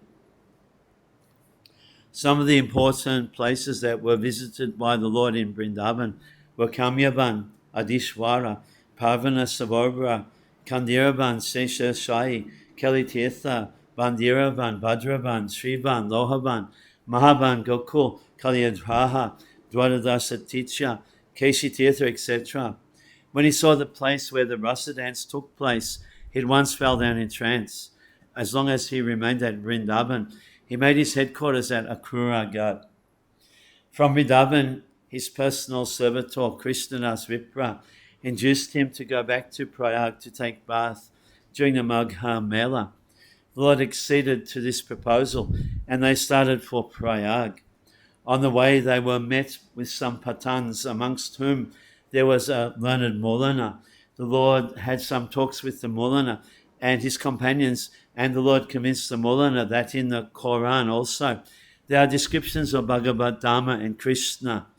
All the Pathans were converted to his cult of devotional service. When he returned to Prayag, Srila Rupa Goswami and his youngest brother met him near Bindu Madhava temple. This time the Lord was welcomed by the people of Prayag more respectfully. Vallabha Bhatta, who resided on the other bank of Prayag in the village of Aral, was to receive him at his place, but while going there, the Lord jumped in the river Yamuna. With great difficulty, he was picked up in an unconscious state. Finally, he visited the headquarters of Vallabha Bhatta. This Vallabha Bhatta was one of his chief admirers, but later on he inaugurated his own party of the Vallabha Sampradaya. On the bank of the Dashama Veda Ghat at Prayag, for 10 days continually, the Lord instructed Rupa Goswami in the science of devotional service of the Lord. He taught the Goswami the divisions of the living creatures in the 8,400,000 species of life. Then he taught him about the human species. Out of them he discussed the followers of the Vedic principles. Out of them the fruit of workers. Out of them the empiric philosophers. And out of them the liberated souls. He said that there are only a few who are actually pure devotees of Lord Sri Krishna. Srila Rupa Goswami was the younger brother of Sanatan Goswami, and when he retired from service, he brought with him 2 boatfuls of gold coins. This means that he brought with him some hundreds of thousands of rupees accumulated by the labor of his service. And before leaving home for Lord Chaitanya Mahaprabhu, he divided the wealth as follows: 50% for the service of the Lord and his devotees, 25% for relatives, and 25% for his personal needs in case of emergency. In that way, he set an example for all householders. The Lord taught the Goswami about devotional service, comparing it to a creeper, and he advised him to protect the bhakti creeper most carefully against the mad elephant offense against the pure devotees. In addition, the creeper has to be protected from the desires of sense enjoyment, monastic liberation, and perfection of the Hatha Yoga system. They are all detrimental on the path of devotional service. Similarly, violence against living beings, desire for worldly gain, worldly reputation, and worldly fame are all detrimental to the progress of bhakti or Bhagavad Dharma. Pure devotional service must be freed from all desires for sense gratification, fruit of aspirations, and culture of monastic knowledge. One must be freed from all kinds of designations, and when one is thus converted into transcendental purity, one can then serve the Lord by purified senses. As long as there is the desire to enjoy sensually, or to become one with the Supreme, or to possess the mystic powers, there is no question of attaining the stage of pure devotional service. Devotional service is conducted under 2 categories, namely primary practice and spontaneous emotion. When one can rise up to the platform of spontaneous emotion, he can make further progress by spiritual attachment, feeling love, and many higher stages of devotional life, for which there are no English words. We have tried to explain the science of devotional service in our book, The Nectar of Devotion, based on the authority of Bhakti Rasamrita Sindhu by Srila Rupa Goswami. Transcendental devotional service has 5 stages of reciprocation. 1. The self-realization stage just after liberation from the material bondage is called the Shanta or neutral stage. 2. After that, when there is development of transcendental knowledge of the Lord's internal opulences, the devotee engages himself in the Dasya stage. 3. By further development of the Dasya stage, a respectful fraternity with the Lord develops, and above that a feeling of friendship on equal terms becomes manifest. Both these stages are called Sakya stage, or devotional service in friendship. 4. Above this, there is the stage of paternal affection toward the Lord, and this is called the Vatsalya stage. 5. And above this stage, there is the stage of conjugal love, and this stage is called the highest stage of love of God, although there is no difference in quality in any of the above stages. The last stage of conjugal love of God is called the Madhurya stage. Thus, he instructed Rupa Goswami in devotional science and deputed him to Vrindavan to excavate the lost sites of the transcendental pastimes of the Lord. After this, the Lord returned to Varanasi and delivered the sannyasis and instructed the elder brother of Rupa Goswami. We have already discussed this. The Lord left only 8 slokas of his instructions in writing, and they are known as Shikshastakam. All other literatures of his divine cult were extensively written by the Lord's principal followers, the 6 Goswamis of Vrindavan and their followers. The cult of Chaitanya philosophy is richer than any other, and it is admitted to be the living religion of the day, with the potency for spreading as Vishvadharma, or universal religion. We are glad that the matter has been taken up by some enthusiastic sages like Bhaktivedanta Saraswati Goswami Maharaj and his disciples. We shall eagerly wait for the happy days of Bhagavad Dhamma or Prema Dhamma, inaugurated by the Lord Sri Chaitanya Mahaprabhu. The 8 slokas completed by the Lord are: Glory to the Sri Krishna Sankirtan, which cleanses the heart of all the dust accumulated for years and extinguishes the fire of conditional life, of repeated birth and death. This Sankirtan movement is the prime benediction for humanity at large because it spreads the rays of the benediction moon. It is the life of all transcendental knowledge. It increases the ocean of transcendental bliss, and it enables us to fully taste the nectar for which we are always anxious. O my Lord, your holy name alone can render all benediction to living beings. And thus you have hundreds and millions of names like Krishna and Govinda. In these transcendental names you have invested all your transcendental energies. There are not even hard and fast rules for chanting these names. O my Lord, out of kindness you enable us to easily approach you by chanting your holy names, but I am so unfortunate that I have no attraction for them. One should chant the holy name of the Lord in a humble state of mind, thinking oneself lower than the straw in the street. One should be more tolerant than a tree, devoid of all sense of false prestige, and should be ready to offer all respect to others.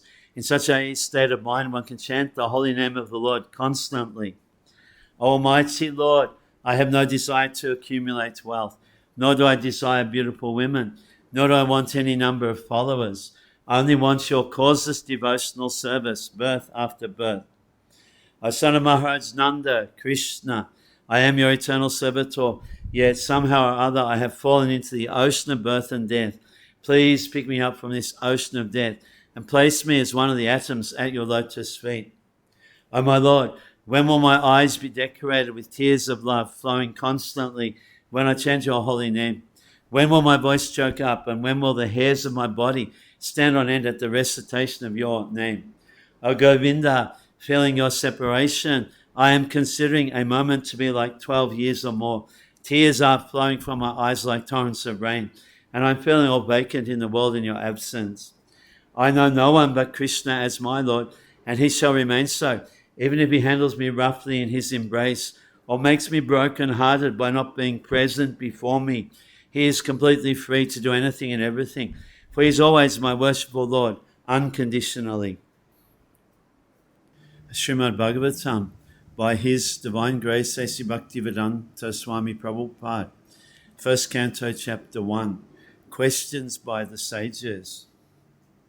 Om Namo Bhagavate Vasudevaya Janmadhyasya Yatanyavya Itaratas Chartesha Vigyaswarat Teni Brahma Hidaya Adikavaye Muyanti Yat Suraya Tejo Mridam Yata Vinimayo Yatra Trishaga Amrisha Damna Swena Sadanyarasta Kuhakam Satyam Param Dimahi. I offer my obeisances unto Lord Sri Krishna, son of Vasudeva, who is the supreme, all-pervading personality of Godhead. I meditate upon him, the transcendent reality, who is the primeval cause of all causes, from whom all manifested universes arise, in whom they dwell, and by whom they are destroyed. I meditate upon that eternally effulgent Lord, who is directly and indirectly conscious of all manifestations, and yet is beyond them. It is he only who first imparted Vedic knowledge unto the heart of Brahma, the first created being. To him this world, like a mirage, appears real, even to great sages and demigods.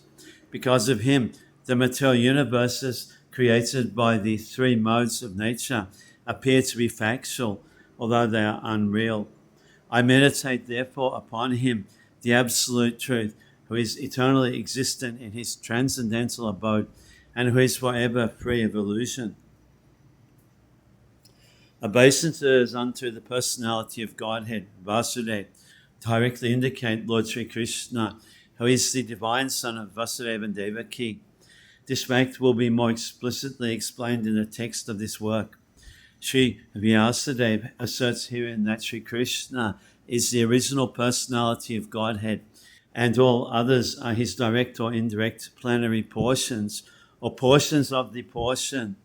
Srila Jiva Goswami has even more explicitly explained the subject matter in his Krishna Sandarbha, and Brahma, the original living being, has explained the subject of Sri Krishna substantially in his treatise named Brahma Samhita. In the Samaveda Upanishad, it is also stated that Lord Sri Krishna is the divine son of Devaki. Therefore, in this prayer, the first proposition holds that Lord Sri Krishna is the primeval Lord, and if any transcendental nomenclature is to be understood as belonging to the absolute personality of Godhead, it must be the name indicated by the word Krishna, which means the all-attractive. In Bhagavad Gita, in many places, the Lord asserts himself to be the original personality of Godhead, and this is confirmed by Arjuna and also by great sages like Narad, Vyas, and many others. In the Padma Purana, it is also stated that out of the innumerable names of the Lord, the name of Krishna is the principal one. Vasudeva indicates the plenary portion of the personality of Godhead, and all the different forms of the Lord, being identical with Vasudeva, are indicated in this text. The name Vasudeva particularly indicates the divine son of Vasudeva and Devaki. Sri Krishna is always meditated upon by the Paramahamsas, who are the perfected ones among those in the renounced order of life. Vasudeva, or Lord Sri Krishna, is the cause of all causes. Everything that exists emanates from the Lord. How this is so is explained in later chapters of this work.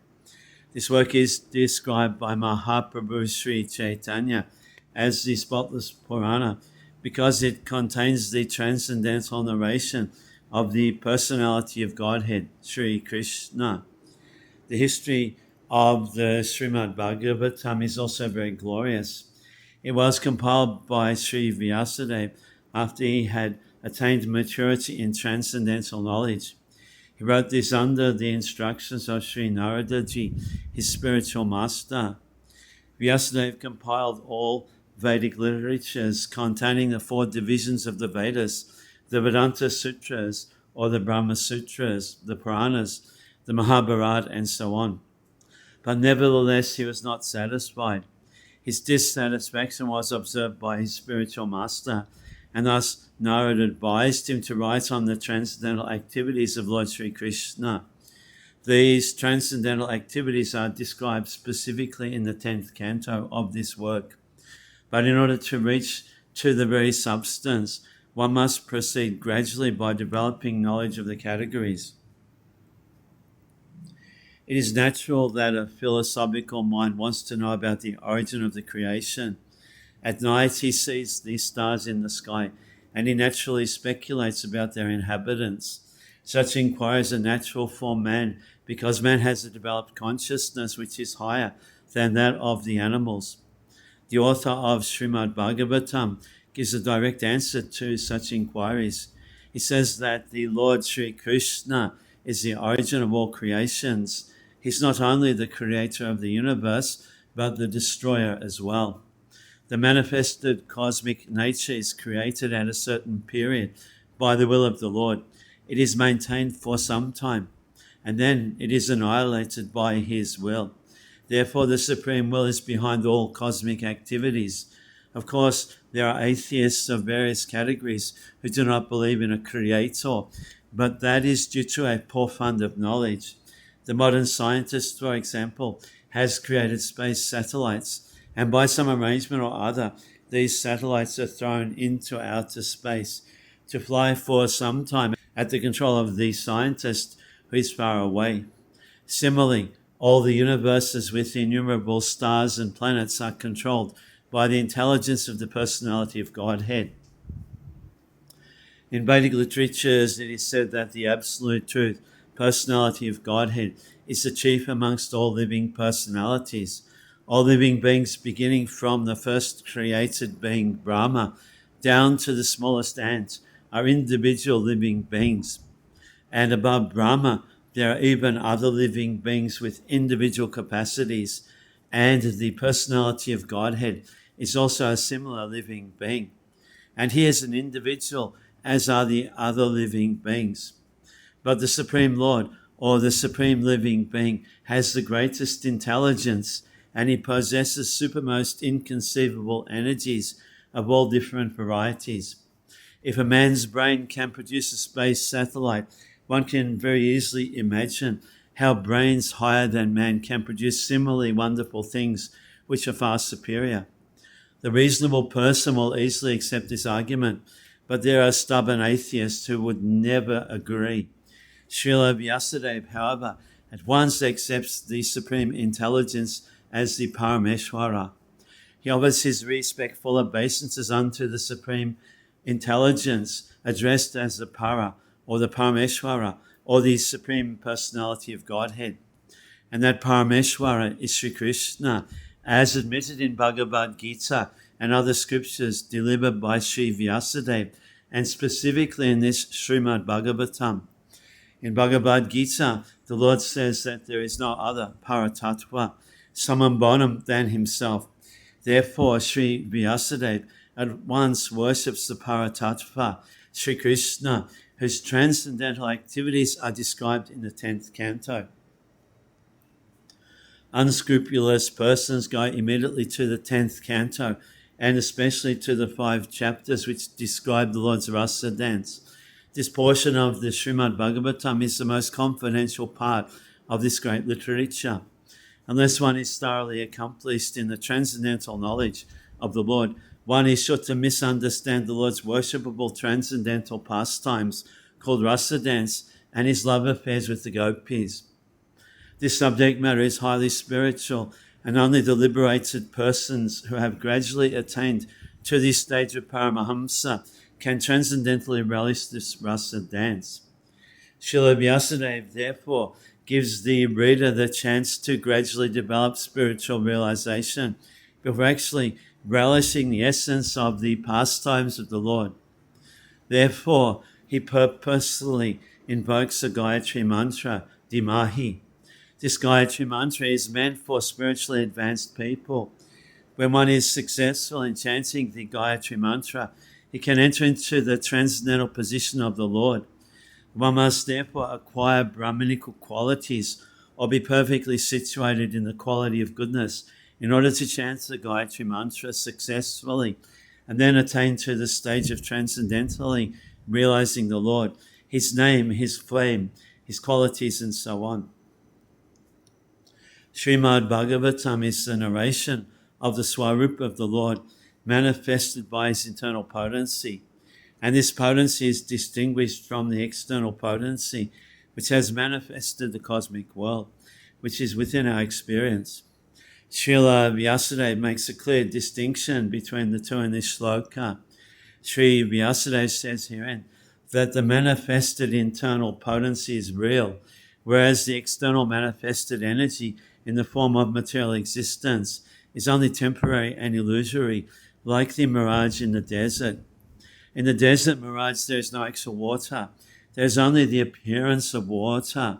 Real water is somewhere else. The manifested cosmic creation appears as reality, but reality, of which this is but a shadow, is in the spiritual world. Absolute truth is in the spiritual sky, not the material sky. In the material sky, everything is relative truth. That is to say, one truth depends on something else. This cosmic creation results from interaction of the three modes of nature, and the temporary manifestations are so created as to present an illusion of reality to the bewildered mind of the conditioned soul, who appears in so many species of life, including the higher demigods like Brahma, Indra, Chandra, and so on. In actuality, there is no reality in the manifested world. There appears to be reality, however, because of the true reality which exists in the spiritual world, where the personality of Godhead eternally exists with his transcendental paraphernalia. The chief engineer of a complicated construction does not personally take part in the construction, but he knows every nook and corner because everything is done under his direction. He knows everything about the construction, both directly and indirectly.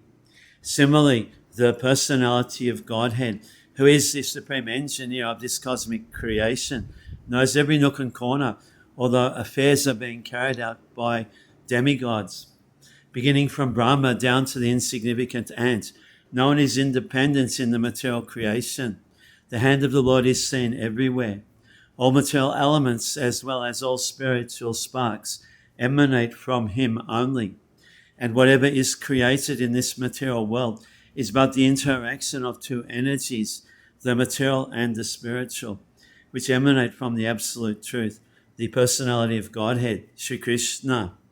A chemist can manufacture water in the chemical laboratory by mixing hydrogen and oxygen. But in reality, the living entity works in the laboratory under the direction of the Supreme Lord, and the materials with which he works are also supplied by the Lord. The Lord knows everything directly and indirectly, and he is cognizant of all minute details, and he is fully independent. He is compared with the mine of gold, and the cosmic creations in so many different forms are compared with objects made from the gold, such as gold rings, necklaces, and so on. The gold ring and the gold necklace are qualitatively one with the gold in the mine, but quantitatively the gold in the mine is different. Therefore, the absolute truth is simultaneously one and different. Nothing is absolutely equal with the absolute truth, but at the same time, nothing is independent of the absolute truth. Conditioned souls, beginning from Brahma, who engineers the entire universe, down to the insignificant ant, are all creating, but none of them are independent of the Supreme Lord. The materialist wrongly thinks that there is no creator other than his own self. This is called Maya, or illusion. Because of his poor fund of knowledge, the materialist cannot see beyond the purview of his imperfect senses, and thus he thinks that matter automatically takes its own shape without the aid of a superior intelligence. This is refuted in this sloka by Srila Vyasadeva.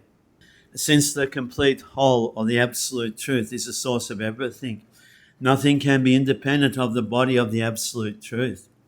Whatever happens to the body quickly becomes known to the embodied. Similarly, the creation is the body of the absolute whole. Therefore, the absolute knows everything directly and indirectly that happens in the creation. In the Shruti mantra, it is also stated that the absolute whole, or Brahman, is the ultimate source of everything.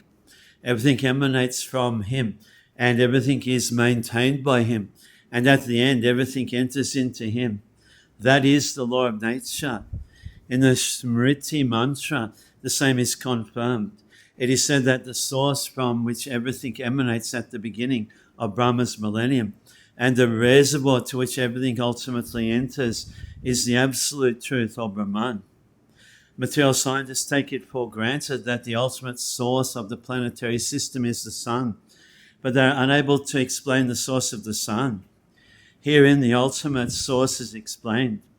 According to the Vedic literatures, Brahma, who may be compared to the sun, is not the ultimate creator. It is stated in this shloka that Brahma was taught Vedic knowledge by the personality of Godhead. One may argue that Brahma, being the original living being, could not be inspired because there was no other being living at that time. Herein it is stated that the Supreme Lord inspired the secondary creator, Brahma, in order that Brahma could carry out his creative functions. So the supreme intelligence behind all creations is the absolute Godhead, Sri Krishna. In Bhagavad Gita, Lord Sri Krishna states that it is He only who superintends the creative energy, Prakriti, which constitutes the totality of matter.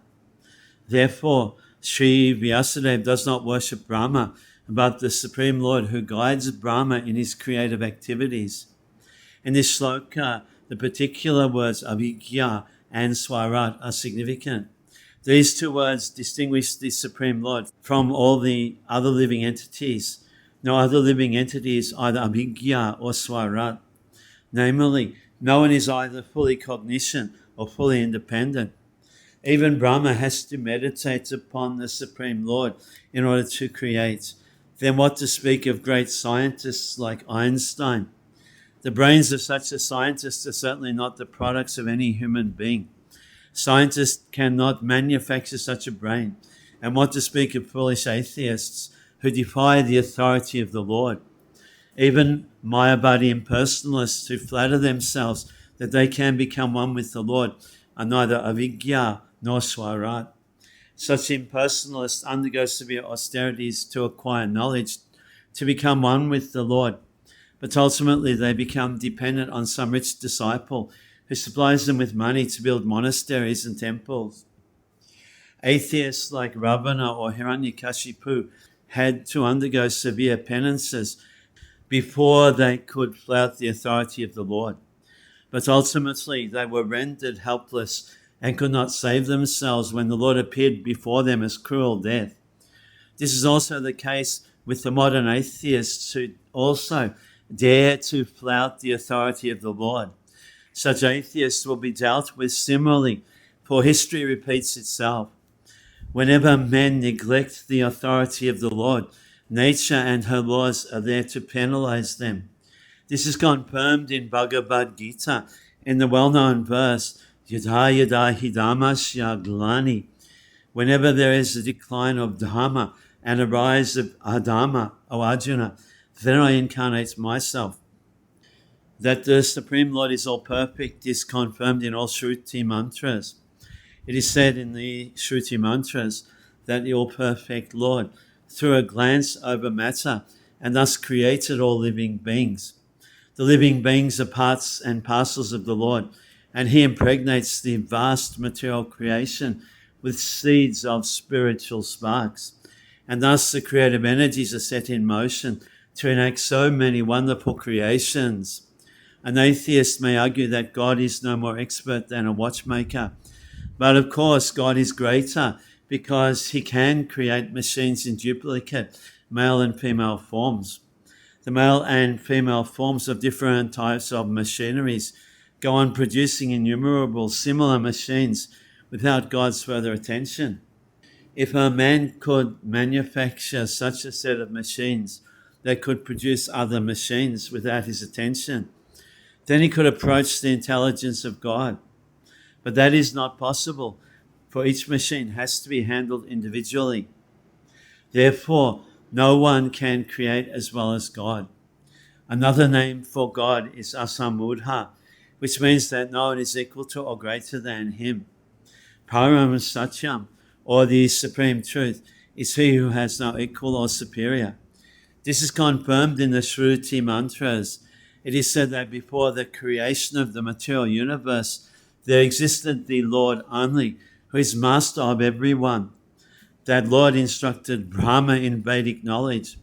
That Lord has to be obeyed in all respects. Anyone who wants to get rid of the material entanglement must surrender unto him. This is also confirmed in Bhagavad Gita. Unless one surrenders unto the lotus feet of the Supreme Lord, it is certain that he will be bewildered. When an intelligent man surrenders unto the lotus feet of Krishna and knows completely that Krishna is the cause of all causes, as confirmed in Bhagavad Gita, then only can such an intelligent man become a Mahatma or great soul. But such a great soul is rarely seen. Only the Mahatmas can understand that the Supreme Lord is the primeval cause of all creations, his parama or ultimate truth, because all other truths are relative to him. He is omniscient. For him there is no illusion. Some Mayavadi scholars argue that Srimad-Bhagavatam was not compiled by Sri Vyasadeva, and some of them suggest that this book is a modern creation written by someone named Prabhupada. In order to refute such meaningless arguments, Sri Sridhar Swami points out that there is reference to the Bhagavatam in many of the oldest Puranas. This first sloka of the Bhagavatam begins with the Gayatri Mantra. There is reference to this in the Matsya Purana, which is the oldest Purana. In that Purana, it is said with reference to the Gayatri Mantra in the Bhagavatam that there are many narrations of spiritual instructions, beginning with the Gayatri Mantra. And there is the history of Vritasura. Anyone who makes a gift of this great work on a full moon day attains to the highest perfection of life by returning to Godhead. There is reference to the Bhagavatam in other Puranas also, where it is clearly stated that this work was finished in 12 cantos, which include 18,000 shlokas. In the Padma Purana also, there is reference to the Bhagavatam in a conversation between Gautama and Maharaj Ambarish. The king was advised therein to read regularly Srimad-Bhagavatam if he desired liberation from material bondage. Under the circumstances, there is no doubt about the authority of the Bhagavatam. Within the past 500 years, many erudite scholars and acharyas like Jiva Goswami, Sanatan Goswami, Vishwanath Chakravarti, Vallabhacharya, and many other distinguished scholars, even after the time of Lord Chaitanya, made elaborate commentaries on the Bhagavatam. And the serious student would do well to attempt to go through them to better relish the transcendental messages. Srila Vishwanath Chakravarti Thakur specifically deals with the original and pure sex psychology, adiras, devoid of all mundane inebriety. The whole material creation is moving under the principle of sex life. In modern civilization, sex life is the focal point for all activities. Wherever one turns his face, he sees sex life predominant. Therefore, sex life is not unreal. Its reality is experienced in the spiritual world. The material sex life is but a perverted reflection of the original fact. The original fact is in the absolute truth, and thus the absolute truth cannot be impersonal. It is not possible to be impersonal and contain pure sex life.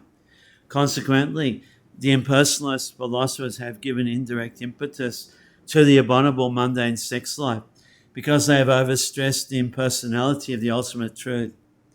Consequently, man without information of the actual spiritual form of sex has accepted perverted material sex life as the all-in-all. There is a distinction between sex life in the diseased material condition and spiritual sex life. This Srimad-Bhagavatam will gradually elevate the unbiased reader to the highest perfectional stage of transcendence.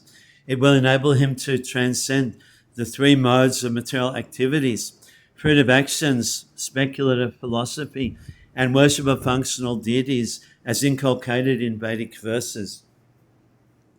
Dhammaha projita koidabhatra parmonimat saranam satam Vedam Vastavamatra Vastu Shivadam Tapa Twan Mulanam Srimad-Bhagavate Mahamuni Krite Kimba para Ishvaraha Sajohridyavavrujyate Atrakritibi Shushushubhistakshanat. Completely rejecting all religious activities which are materially motivated. This Bhagavat Purana propounds the highest truth, which is understandable by those devotees who are pure in heart. The highest truth is reality distinguished from illusion for the welfare of all.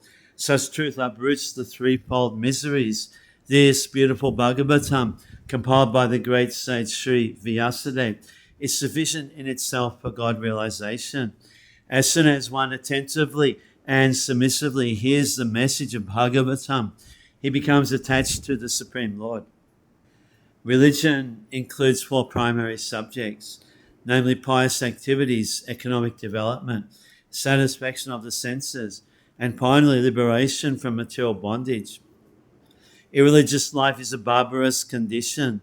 Indeed, human life begins when religion begins. Eating, sleeping, fearing, and mating are the four principles of animal life. These are common both to animals and to human beings. But religion is the extra function of the human being. Without religion, human life is no better than animal life.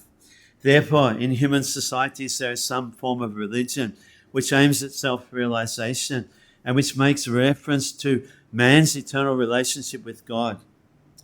In the lower stages of human civilization, there is always competition to lord it over the material nature. Or, in other words, there is a continuous rivalry to satisfy the senses. Driven by such consciousness, man turns to religion. He thus performs pious activities or religious functions in order to gain something material. But if such material gains are obtainable in other ways, then so-called religion is neglected. This is the situation in modern civilization. Man is thriving economically, so at present he is not very interested in religion. Churches, mosques, or temples are now practically vacant. Men are more interested in factories, shops, and cinemas than in religious places which were erected by their forefathers. This practically proves that religion is performed for some economic gains. Economic gains are needed for sense gratification. Often, when one is baffled in the pursuit of sense gratification, he takes to salvation and tries to become one with the Supreme Lord. Consequently, all these states are simply different types of sense gratification. In the Vedas, the above-mentioned four activities are prescribed in a regulated way, so that there will not be any undue competition for sense gratification. But Srimad-Bhagavatam is transcendental to all these sense gratifactory activities. It is purely transcendental literature which can be understood only by the pure devotees of the Lord, who are transcendental to competitive sense gratification. In the material world, there is keen competition between animal and animal, man and man, community and community, nation and nation. But the devotees of the Lord rise above such competitions. They do not compete with the materialist because they are on the path back to Godhead, where life is eternal and blissful. Such transcendentalists are non-envious and pure in heart. In the material world, everyone is envious of everyone else, and therefore there is competition. But the transcendental devotees of the Lord are not only free from material envy, but they are well wishers to everyone, and they strive to establish a competitionless society with God in the center.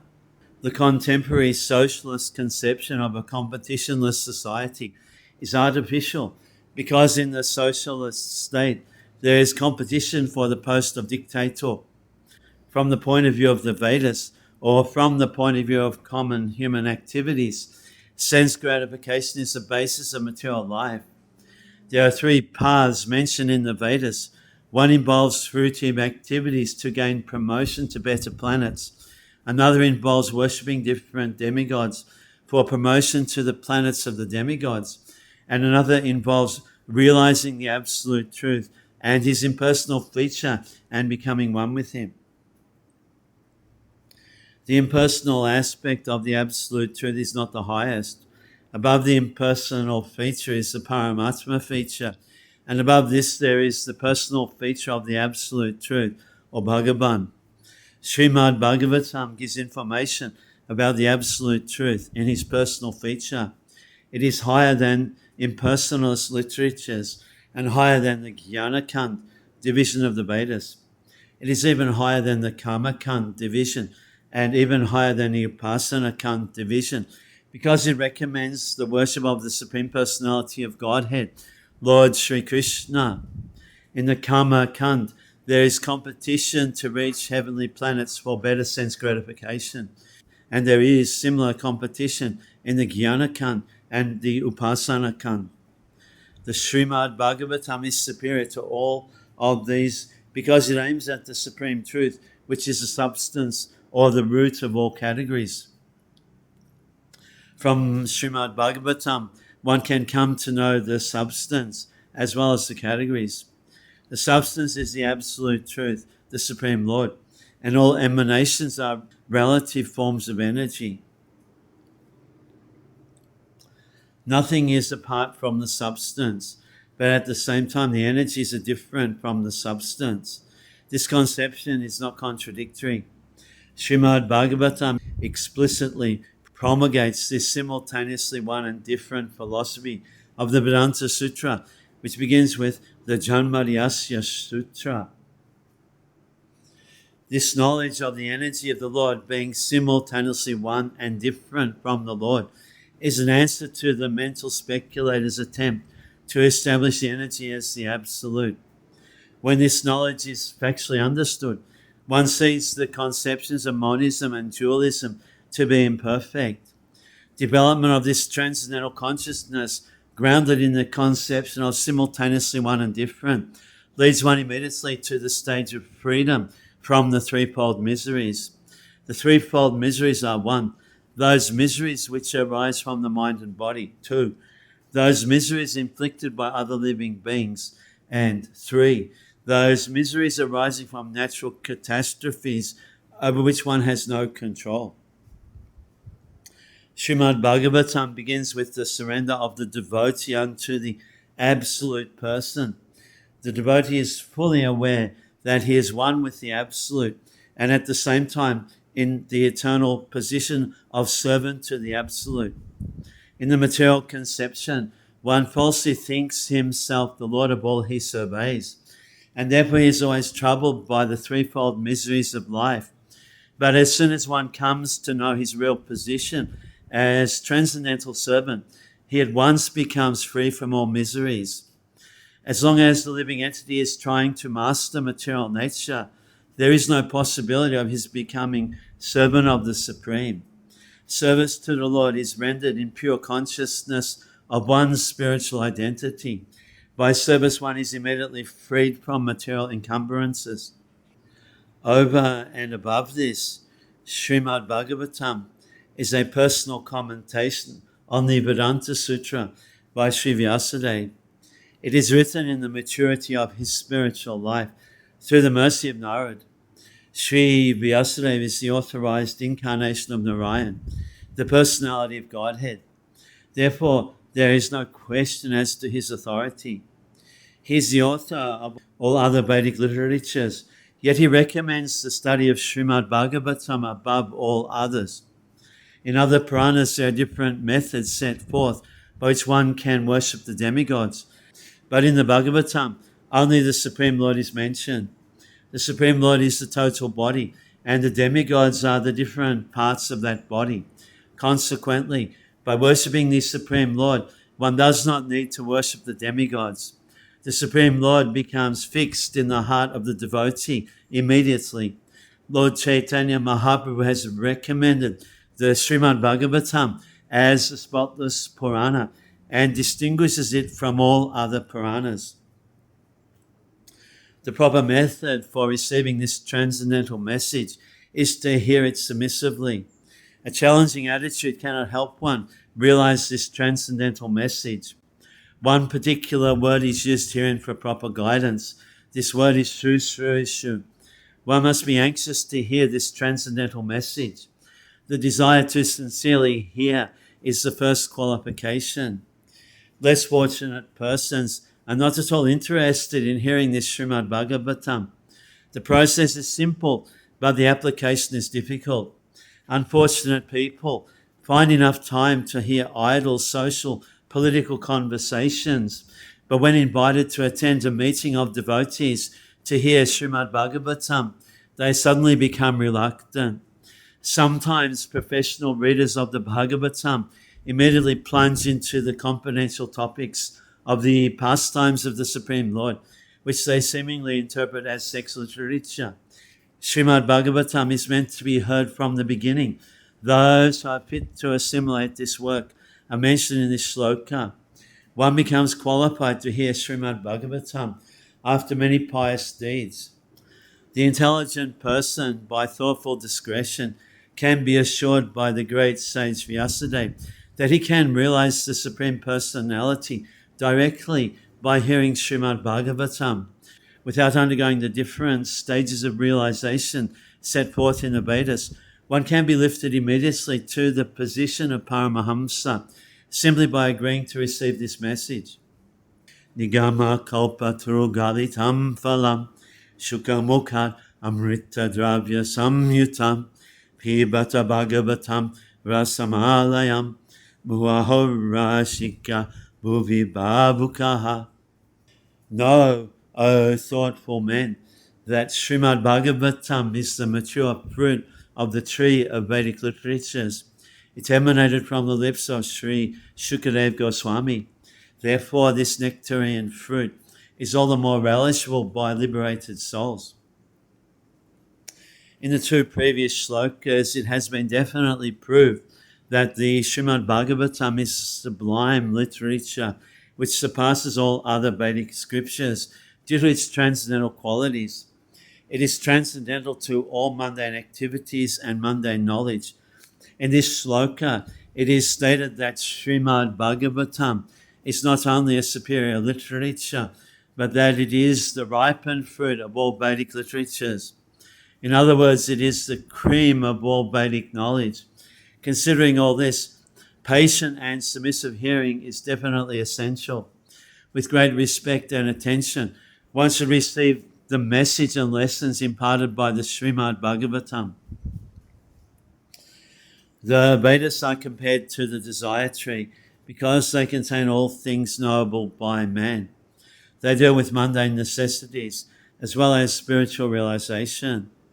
The Vedas contain regulated principles of knowledge covering social, political, religious, economic, military, medicinal, chemical, physical and metaphysical subject matter, and all that may be necessary to keep the body and soul together. Above and beyond all this are specific directions for spiritual realization. Regulated knowledge involves a gradual raising of the living entity to this spiritual platform.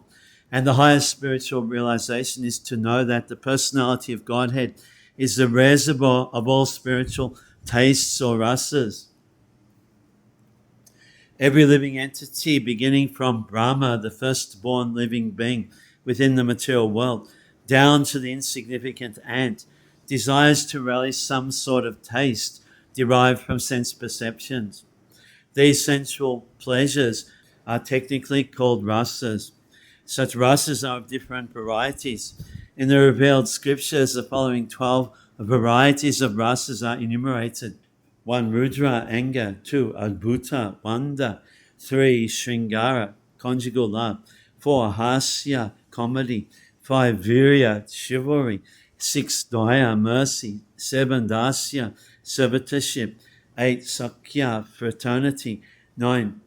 Bhayanaka, horror. 10. Vibhatsa, shock. 11. Shanta, neutrality. 12. Vatsalya, parenthood. The sum total of all these rasas is called affection or love. Primarily, such signs of love are manifested in adoration, service, friendship, eternal affection, and conjugal love.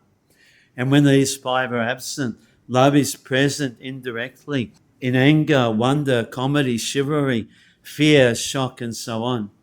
For example, when a man is in love with a woman, the rasa is called conjugal love. But when such love affairs are disturbed, there may be wonder, anger, shock, or even horror. Sometimes love affairs between two persons culminate in ghastly murder scenes. Such rasas are displayed between man and between animal and animal. There is no possibility of an exchange of rasa between a man and an animal, or between a man and any other species of living beings within the material world. The rasas are exchanged between members of the same species, but as far as the spirit souls are concerned, they are one qualitatively with the Supreme Lord. Therefore, the rasas were originally exchanged between the Supreme Living Being and the spiritual whole, the Supreme Personality of Godhead. The spiritual exchange, or rasa, is fully exhibited in spiritual existence between living beings and the Supreme Lord. The Supreme Personality of Godhead is therefore described in the Shruti mantras, Vedic hymns, as the fountainhead of all rasas. When one associates with the Supreme Lord and exchanges one's constitutional rasa with the Lord, then the living being is actually happy. These Shruti mantras indicate that every living being has its constitutional position, which is endowed with a particular type of rasa, which is to be exchanged with the personality of Godhead. In the liberated condition only, this primary rasa is experienced in full. In the material existence, the rasa is experienced in the perverted form, which is temporary. And thus the rasas of the material world are exhibited in the material form of rudra, anger, and so on. Therefore, one who attains full knowledge of these different rasas, which are the basic principles of activities, can understand the false representations of the original rasas, which are reflected in the material world. The learned scholar seeks to relish the real rasa in the spiritual form. In the beginning, he desires to become one with the Supreme. Thus, intelligent transcendentalists cannot go beyond this conception of becoming one with the spirit whole without knowing of the different rasas. In this shloka, it is definitely stated that spiritual ras, which is relished even in the liberated stage, can be experienced in the literature of the Srimad-Bhagavatam, due to its being the ripened fruit of all Vedic knowledge. By submissively hearing this transcendental literature, one can attain the full pleasure of his heart's desire. But one must be very careful to hear the message from the right source. Srimad-Bhagavatam is exactly received from the right source. It was brought by Narad Muni from the spiritual world and given to his disciple, Sri Vyasadeva. The latter, in turn, delivered the message to his son, Srila Shukadeva Goswami, and Srila Shukadeva Goswami delivered the message to Maharaj Parikshit just 7 days before the king's death. Srila Shukadeva Goswami was a liberated soul from his very birth. He was liberated even in the womb of his mother, and he did not undergo any sort of spiritual training after his birth. At birth, no one is qualified, neither in the mundane nor the spiritual sense. But Sri Shukadeva Goswami, due to his being a perfectly liberated soul, did not have to undergo an evolutionary process for spiritual realization. Yet despite his being a completely liberated person, situated in the transcendental position above the three material modes, he was attracted to this transcendental ras of the Supreme Personality of Godhead, who is adored by liberated souls who sing Vedic hymns. The Supreme Lord's pastimes are more attractive to liberated souls than to mundane people. He is of necessity not impersonal, because it is only possible to carry on transcendental ras with a person. In the Srimad-Bhagavatam, the transcendental pastimes of the Lord are narrated, and the narration is systematically depicted by Srila Shukadeva Goswami. Thus, the subject matter is appealing to all classes of persons, including those who seek liberation and those who seek to become one with the Supreme Whole. In Sanskrit, the parrot is also known as shukka.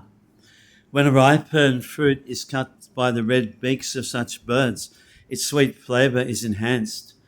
The Vedic fruit, which is mature and ripe in knowledge, is spoken through the lips of Srila Shukadeva Goswami, who is compared to the parrot, not for his ability to recite the Bhagavatam exactly as he heard it from his learned father, but for his ability to present the work in a manner that would appeal to all classes of men.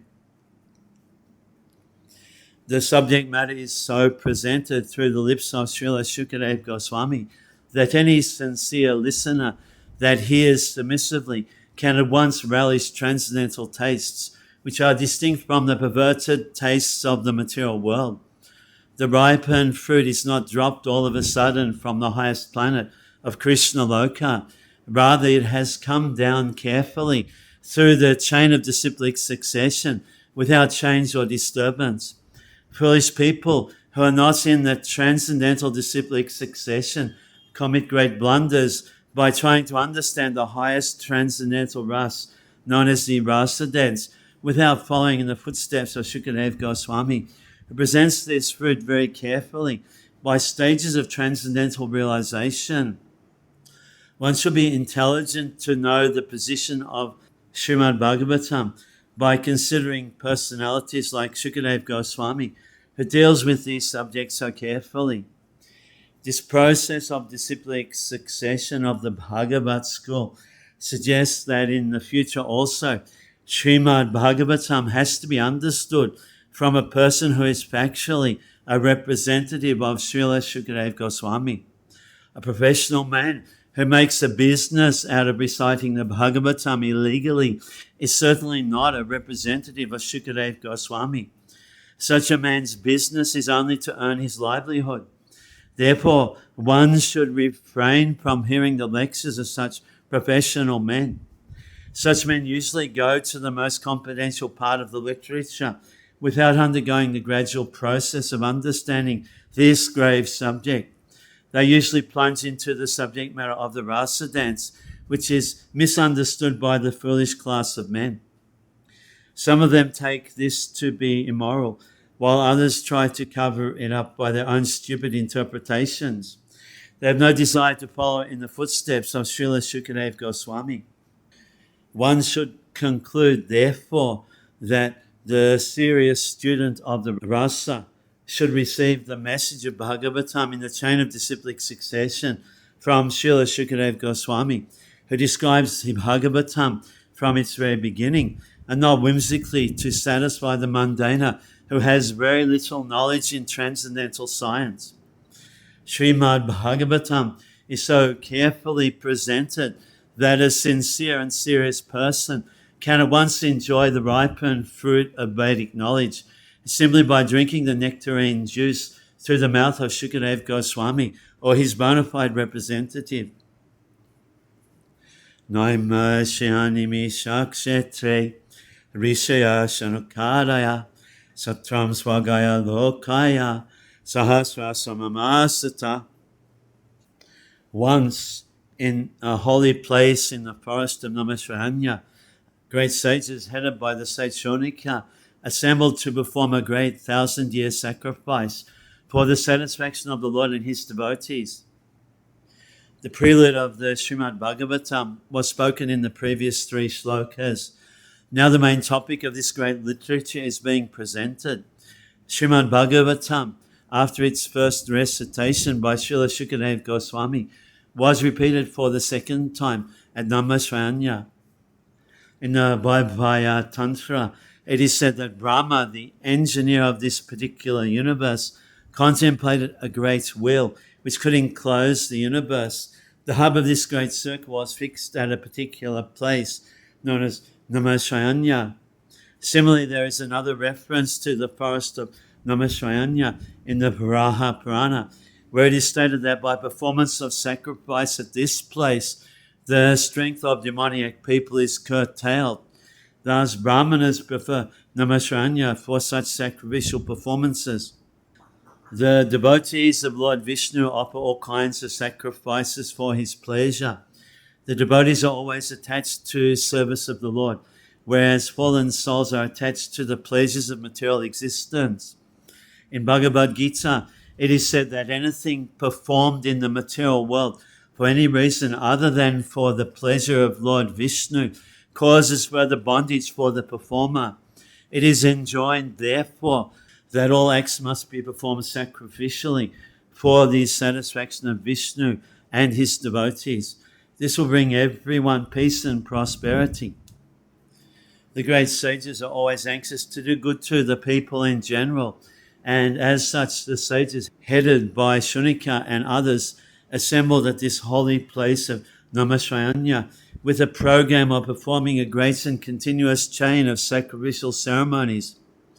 Forgetful men do not know the right path for peace and prosperity. However, the sages know it well, and therefore for the good men they are always anxious to perform acts which may bring about peace in the world. They are sincere friends to all living entities, and at the risk of great personal inconvenience, they are always engaged in the service of the Lord for the good of all people. Lord Vishnu is just like a great tree, and all others, including the demigods, men, siddhas, charanas, vidyudharas, and other living entities, are like branches, twigs, and leaves of that tree. By pouring water on the root of the tree, all the parts of the tree are automatically nourished. Only those branches and leaves which are detached cannot be so satisfied. Detached branches and leaves dry up gradually, despite all watering attempts. Similarly, human society, when it is detached from the personality of Godhead, like detached branches and leaves, is not capable of being watered, and one attempting to do so is simply wasting his energy and resources.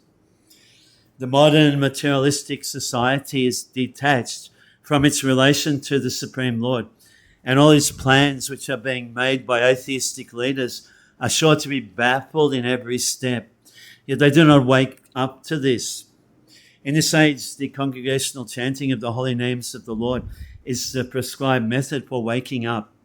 The ways and means are most scientifically presented by Lord Sri Chaitanya Mahaprabhu, and intelligent persons may take advantage of his teachings in order to bring about real peace and prosperity. Srimad-Bhagavatam is also presented for this same purpose, and this will be explained more specifically later in the text. Taikada tumunaya pratahutahutagnaya satkritam sutamasinam praprichu idamadarat. One day, after finishing their morning duties by burning a sacrificial fire and respectfully offering a seat to Srila Sutta Goswami, the great sages made earnest inquiries about the following matters. Morning is the best time to hold spiritual services. The great sages offered the speaker of the Bhagavatam an elevated seat of respect called the Vyasasan, or the seat of Sri Vyasadeva. Sri Vyasadeva is the original spiritual preceptor for all men, and all other preceptors are considered to be his representatives. A representative is one who can exactly present the viewpoint of Sri Vyasadeva.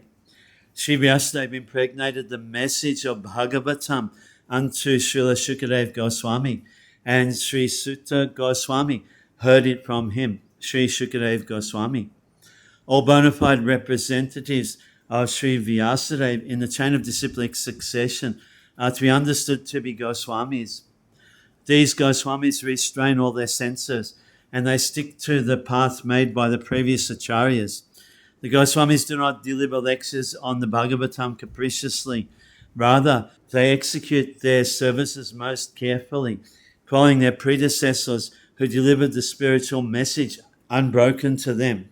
Those who listen to the Bhagavatam may put questions to the speaker in order to elicit the clear meaning, but this should not be done in a challenging spirit. One must submit questions with a great regard for the speaker and the subject matter. This is also the way recommended in Bhagavad Gita. One must learn the transcendental subject by submissive oral reception from the right sources. Therefore, these sages addressed the speaker, Sutta Goswami, with great respect.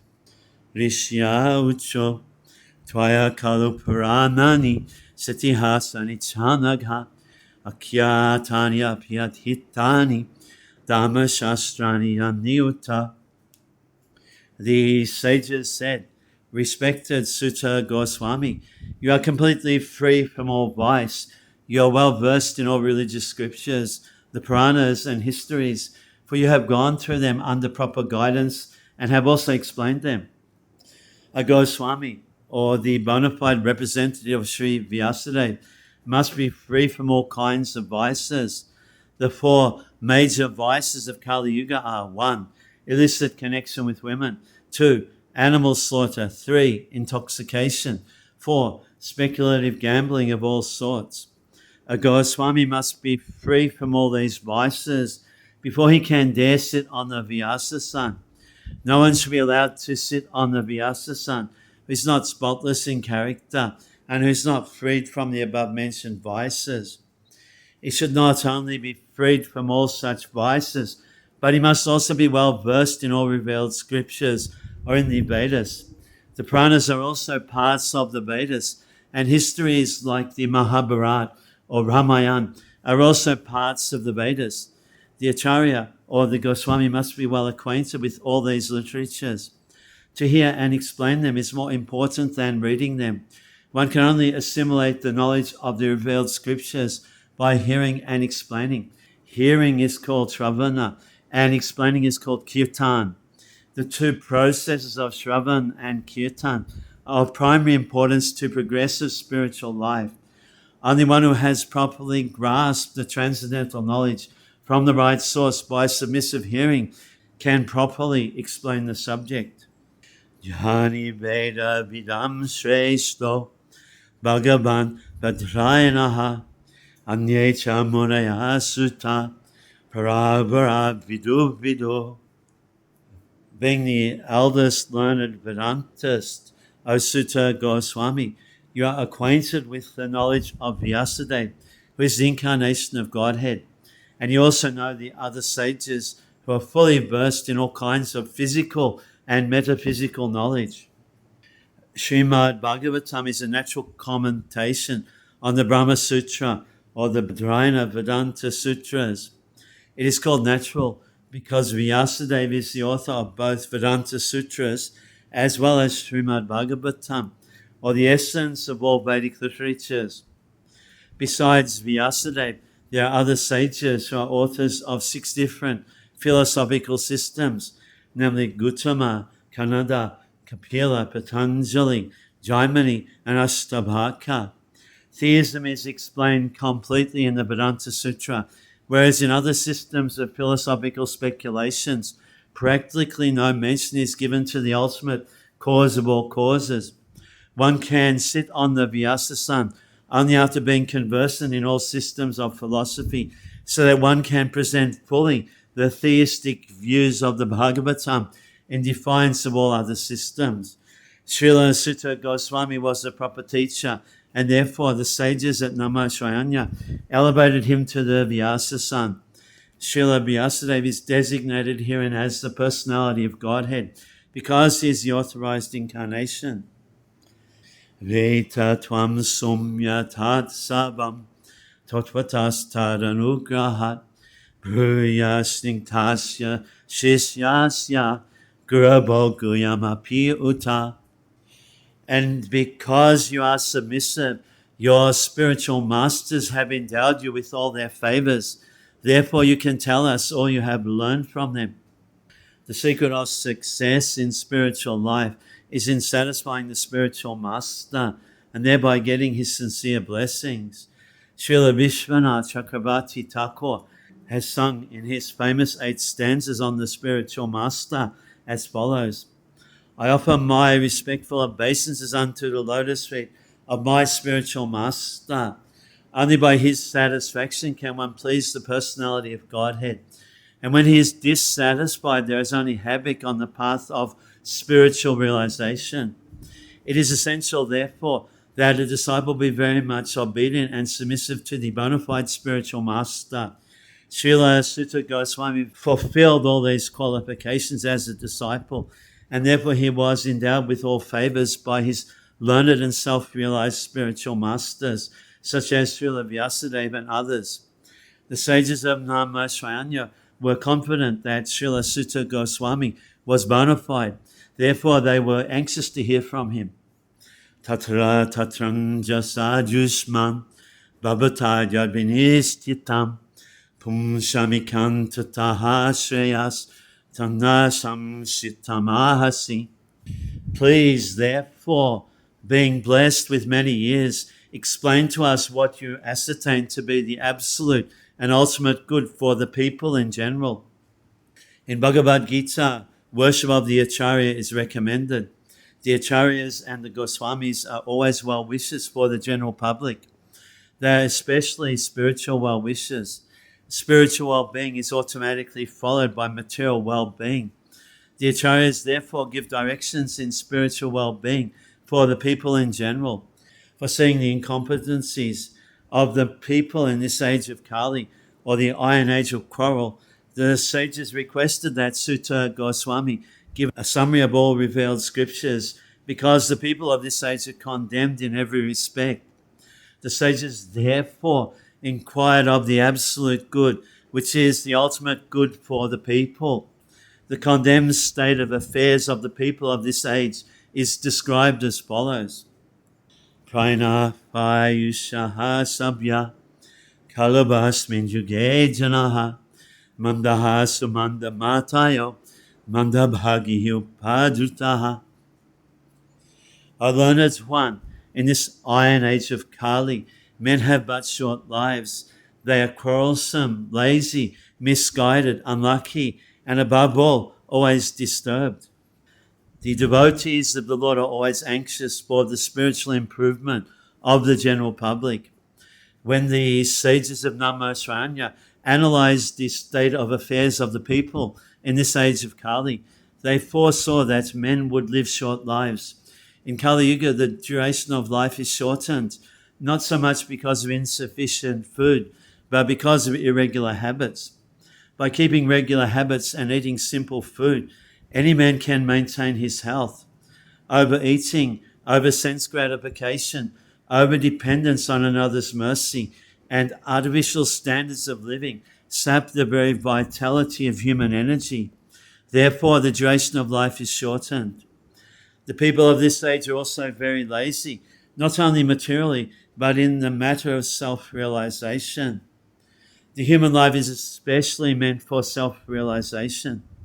That is to say, man should come to know what he is, what the world is, and what the supreme truth is.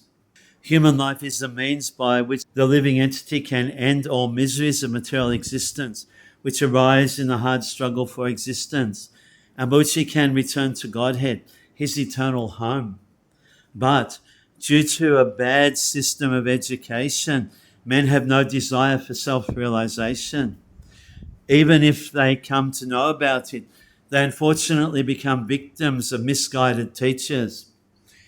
In this age, men are not only victims of different political creeds and parties, but also many different types of sense gratificatory diversions, namely cinemas, sports, gambling, clubs, mundane libraries, bad associations, smoking, drinking, cheating, pilfering, bickerings, and so on. Their minds are always disturbed and full of anxieties due to so many different engagements. In this age, many unscrupulous men manufacture their own religious faiths, which are not based on any revealed scriptures, and very often people who are addicted to sense gratification are attracted by such institutions. Consequently, in the name of religion, so many simple acts are being carried on, and the people in general have neither peace of mind nor health of body. The student brahmachari communities are no longer being maintained, and householders do not observe the rules and regulations of the grihastha ashram. Consequently, the so-called vanaprastha and sannyasi who come out of such grihastha ashrams are easily deviated from the rigid path. In the Kali Yuga, the whole atmosphere is surcharged with faithlessness. Men are no longer interested in spiritual values. Material sense gratification is now the standard of civilization. For the maintenance of such material civilizations, man has formed complex nations and communities, and there is a constant strain of hot and cold wars between these different groups. It has become very difficult, therefore, to raise the spiritual standard due to the present distorted values of human society. The sages of Naimisharanya are anxious to disentangle all fallen souls, and here they are seeking the remedy from Srila Sutta Goswami. Purini Buri Kamani Shotabhyani Vibhagashaha Ataha Sadhotrajyat Saram Samudhritya Manishaya Burhibhadraya Bhutanam Yenatma Suprasidati. There are many varieties of scriptures, and in all of them there are many prescribed duties which can be learned only after many years of study. Therefore, O sage, please select the essential teachings of all these scriptures and explain them for the good of all living beings, that by such instruction their hearts may be satisfied. Atma, or self, is distinguished from matter and material elements. It is spiritual in constitution, and thus it is never satisfied by any amount of material planning. All scriptures and spiritual instructions are meant for the satisfaction of this self, or Atma. There are many varieties of approaches which are recommended for different types of living beings in different times and at different places. Consequently, the numbers of revealed scriptures are innumerable. There are different methods and prescribed duties recommended in these various scriptures. Taking into consideration the fallen condition of the people in general in this age of Kali, the sages of Naimisharanya suggested that Sri Sutta Goswami relate the essence of all such scriptures, because in this age it is not possible for the fallen souls to understand and undergo all the lessons of all these various scriptures in a Varna and Ashram system. The Varna and Ashram society was considered to be the best institution for lifting the human being to the spiritual platform. But due to Kali Yuga, it is not possible to execute the rules and regulations of these institutions, nor is it possible for the people in general to completely sever relations with their families as the Varnashram institution prescribes. The whole atmosphere is charged with opposition, and considering this, one can see that spiritual emancipation for the common man in this age is very difficult. The reason for the sages' inquiry into this matter is explained in the following verse. Sutta janasi bhadram te bhagavan sapatam pati devakyam vasudevasya jatoyasya chikirshaya. All blessings upon you, O Sutta Goswami. You know for what purpose the personality of Godhead appeared in the womb of Devaki as the son of Vasudeva. Bhagavan means the Almighty God, who is the controller of all opulences, power, fame, beauty, knowledge, and renunciation. He is the protector of his pure devotees. Although God is equally disposed to everyone, he is especially inclined to his devotees. Sat means the absolute truth, and persons who are servitors of the absolute truth are called sattvatas. And the personality of Godhead who protects such pure devotees is known as the protector of the sattvatas. Bhadram, or blessings unto you, indicates the sage's anxiety to know the absolute truth from the speaker. Lord Sri Krishna, the Supreme Personality of Godhead, appeared to Devaki, the wife of Vasudeva. Vasudeva is the symbol of the transcendental position wherein the appearance of the Supreme Lord takes place. Tanashu shu shamananam ahasyanganuvanitum yashabataro bhutanam kshemayacha babayacha. Enlighten us, O Sutta, about the personality of Godhead and his incarnations. We're eager to learn those teachings imparted by previous masters, acharyas. One is uplifted by hearing them.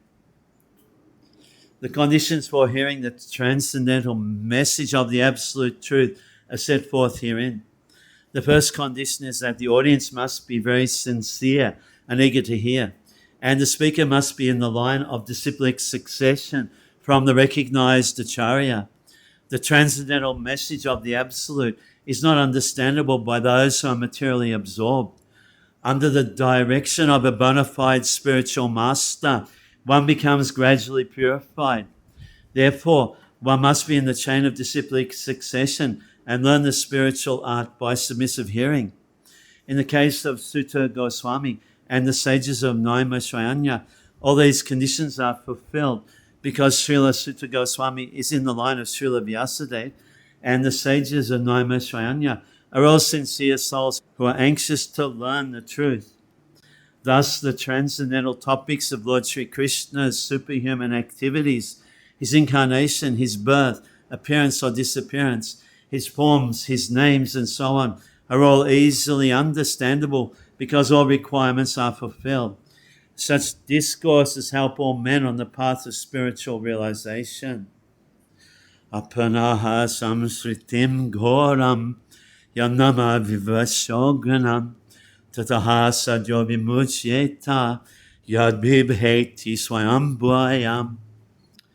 Living beings who are entangled in the meshes of birth and death can be freed immediately by even unconsciously chanting the holy name of Krishna, which is feared by fear personified. Vasudeva, or Lord Krishna, the absolute personality of Godhead, is the supreme controller of everything. There is no one in creation who is not afraid of the rage of the Almighty.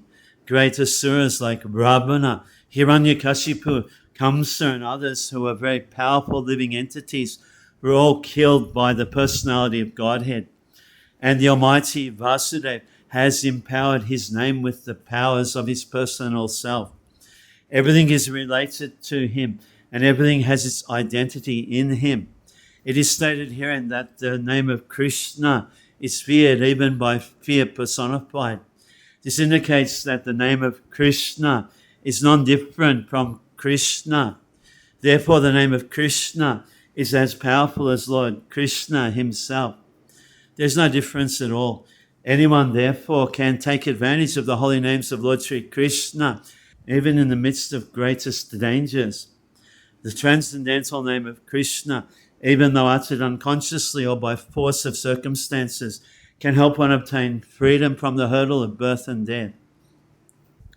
Yat pada samshraya sutta monia prashamayanaha sadya punanti upasprista swadunya puanusevaya. O Sutta, those great sages who have completely taken shelter of the lotus feet of the Lord can at once sanctify those who come in touch with them, whereas the waters of the Ganges can sanctify only after prolonged use. Pure devotees of the Lord are more powerful than the waters of the sacred river Ganges. One can derive spiritual benefit out of prolonged use of the Ganges waters, but one can be sanctified at once by the mercy of a pure devotee of the Lord. In Bhagavad Gita, it is said that any person, regardless of birth as Shudra, woman or merchant, can take shelter of the lotus feet of the Lord, and by so doing can return to Godhead. To take shelter of the lotus feet of the Lord means to take shelter of the pure devotees. The pure devotees whose only business is serving are honored by the names Prabhupada and Vishnupad, which indicates such devotees to be representatives of the lotus feet of the Lord. Anyone, therefore, who takes shelter of the lotus feet of a pure devotee by accepting the pure devotee as his spiritual master can be at once purified. Such devotees of the Lord are honored equally with the Lord because they are engaged in the most confidential service of the Lord, for they deliver out of the material world the fallen souls whom the Lord wants to return home back to Godhead. Such pure devotees are better known as vice lords according to revealed scriptures. The sincere disciple of the pure devotee considers the spiritual master equal to the Lord, but always considers himself to be a humble servant of the Lord. This is the pure devotional path. Ko bhagavatas tasya punya slokedya kamanaha shuddhi kamona shinuyad yashaha kali malapaham. Who is there desiring deliverance from the biases of the age of Kali, who is not willing to hear the glories of the Lord. The age of Kali is the most condemned age due to its quarrelsome features. Kali Yuga is so saturated with vicious habits that there is a great fight at the slightest misunderstanding. Those who are engaged in the pure devotional service of the Lord are without any desire for self-aggrandizement and who are freed from the effects of fruitive actions and dry philosophical speculations are capable of getting out of the estrangements of this complicated age. The leaders of the people are very much anxious to live in peace and friendship, but they have no information of the simple method of hearing the glories of the Lord. On the contrary, such leaders are opposed to the propagation of the glories of the Lord. In other words, the foolish leaders want to completely deny the existence of the Lord. In the name of secular state, such leaders are enacting various plans every year, but by the insurmountable intricacies of the material nature of the Lord, all these plans for progress are being constantly frustrated. They have no eyes to see that their attempts at peace and friendship are failing. But here is the hint to get over the hurdle. If we want actual peace, we must open the road to understand the Supreme Lord Krishna and glorify him for his virtuous activities as they are depicted in the pages of the Srimad-Bhagavatam. Tasya kamani udharani pari gitani suribi Bhurina Shradadhananam Lilaya Dadhataha Kalaha. His transcendental acts are magnificent and gracious, and great learned sages like Narad sing of them. Please, therefore, speak to us who are eager to hear about his adventures which he performs in his various incarnations. The personality of Godhead is never inactive, as some less intelligent persons suggest. His works are magnificent and magnanimous. His creations, both material and spiritual, are all wonderful and contain all variegatedness. They are described nicely by such liberated souls as Srila Narad, Vyas, Valmiki, Devala, Asita, Madhava, Sri Chaitanya, Ramanuj, Vishnu Swami, Nimbaka, Sridhar, Vishwanath, Baladev, Bhaktivedanta, Siddhanta Saraswati, and many other learned and self-realized souls. These creations, both material and spiritual, are full of opulence, beauty, and knowledge, but the spiritual realm is more magnificent due to its being full of knowledge, bliss, and eternity. The material creations are manifested for some time as perverted shadows of the spiritual kingdom and can be likened to cinemas. They attract people of less intelligent caliber who are attracted by false things. Such foolish men have no information of the reality, and they take it for granted that the false material manifestation is the all-in-all. But more intelligent men, guided by sages like Vyasa and Narad, know that the eternal kingdom of God is more delightful, larger, and eternally full of bliss and knowledge. Those who are not conversant with the activities of the Lord and his transcendental realm are sometimes favored by the Lord in his adventures as incarnations wherein he displays the eternal bliss of his association in the transcendental realm. By such activities, he attracts the conditioned souls of the material world. Some of these conditioned souls are engaged in the false enjoyment of material senses, and others in simply negating their real life in the spiritual world. These less intelligent persons are known as kamis, or fruitive workers, and the others are known as jnanis, or dry mental speculators. But above these two classes of men is the transcendentalist, known as the sattvata, or the devotee, who is neither busy with rampant material activity nor with material speculation. He is engaged in the positive service of the Lord, and thereby he derives the highest spiritual benefit, unknown to the kamis and jnanis. As the supreme controller of both the material and spiritual worlds, the Lord has different incarnations of unlimited categories. Incarnations like Brahma, Rudra, Manu, Prithu, Vyas, and so on are his material qualitative incarnations.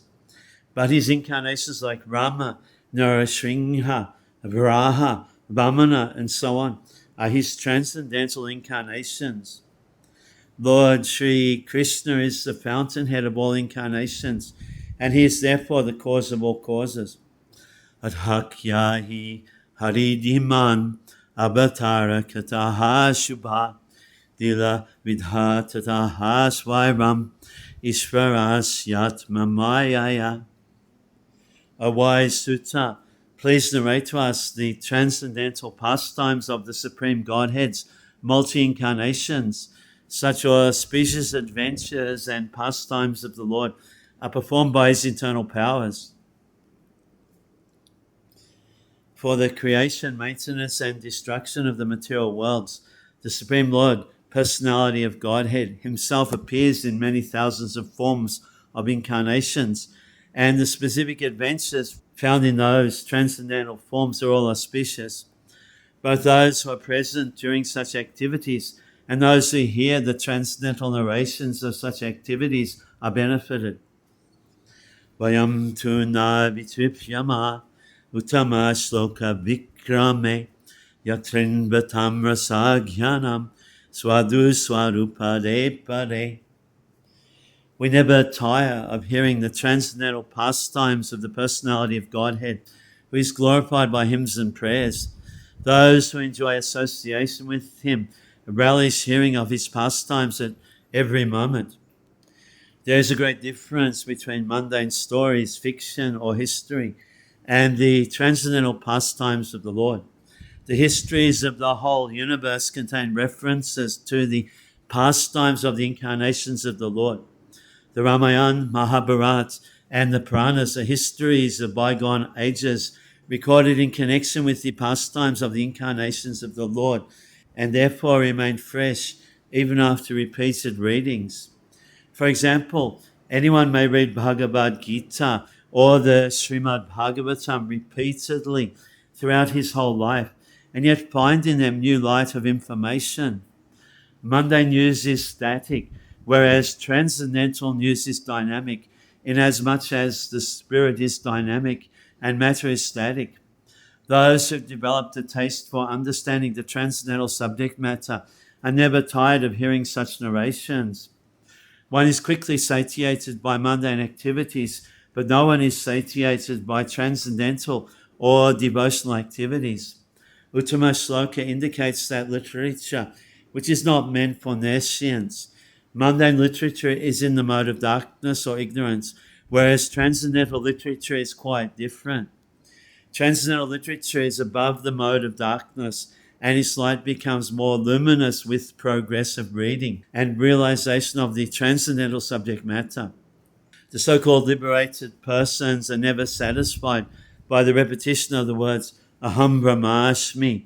Such artificial realization of Brahman becomes hackneyed, and so to relish real pleasure they turn to the narrations of the Srimad-Bhagavatam. Those who are not so fortunate turn to altruism and worldly philanthropy. This means the Mayavad philosophy is mundane, whereas the philosophy of Bhagavad Gita and Srimad-Bhagavatam is transcendental. Krita Bankila Kamani Saharamena Keshabaha Atimachani Bhagavan Kudha Kapatam Manushaha. Lord Sri Krishna, the personality of Godhead, and Balaram played like human beings, and so masked they performed many superhuman acts. The doctrines of anthropomorphism or that of zoomorphism are never applicable to Sri Krishna or the personality of Godhead. The theory that a man becomes God by dint of penance and austerities is very much rampant nowadays, especially in India. Since Lord Rama, Lord Krishna, and Lord Chaitanya Mahaprabhu were detected by the sages and saints to be the personality of Godhead as indicated in revealed scriptures, many unscrupulous men have created their own incarnations. This process of concocting an incarnation of God has become an ordinary business, especially in Bengal, Any popular personality with a few traits of mystic powers will display some feat of jugglery and easily become an incarnation of God by popular vote. Lord Sri Krishna was not that type of incarnation.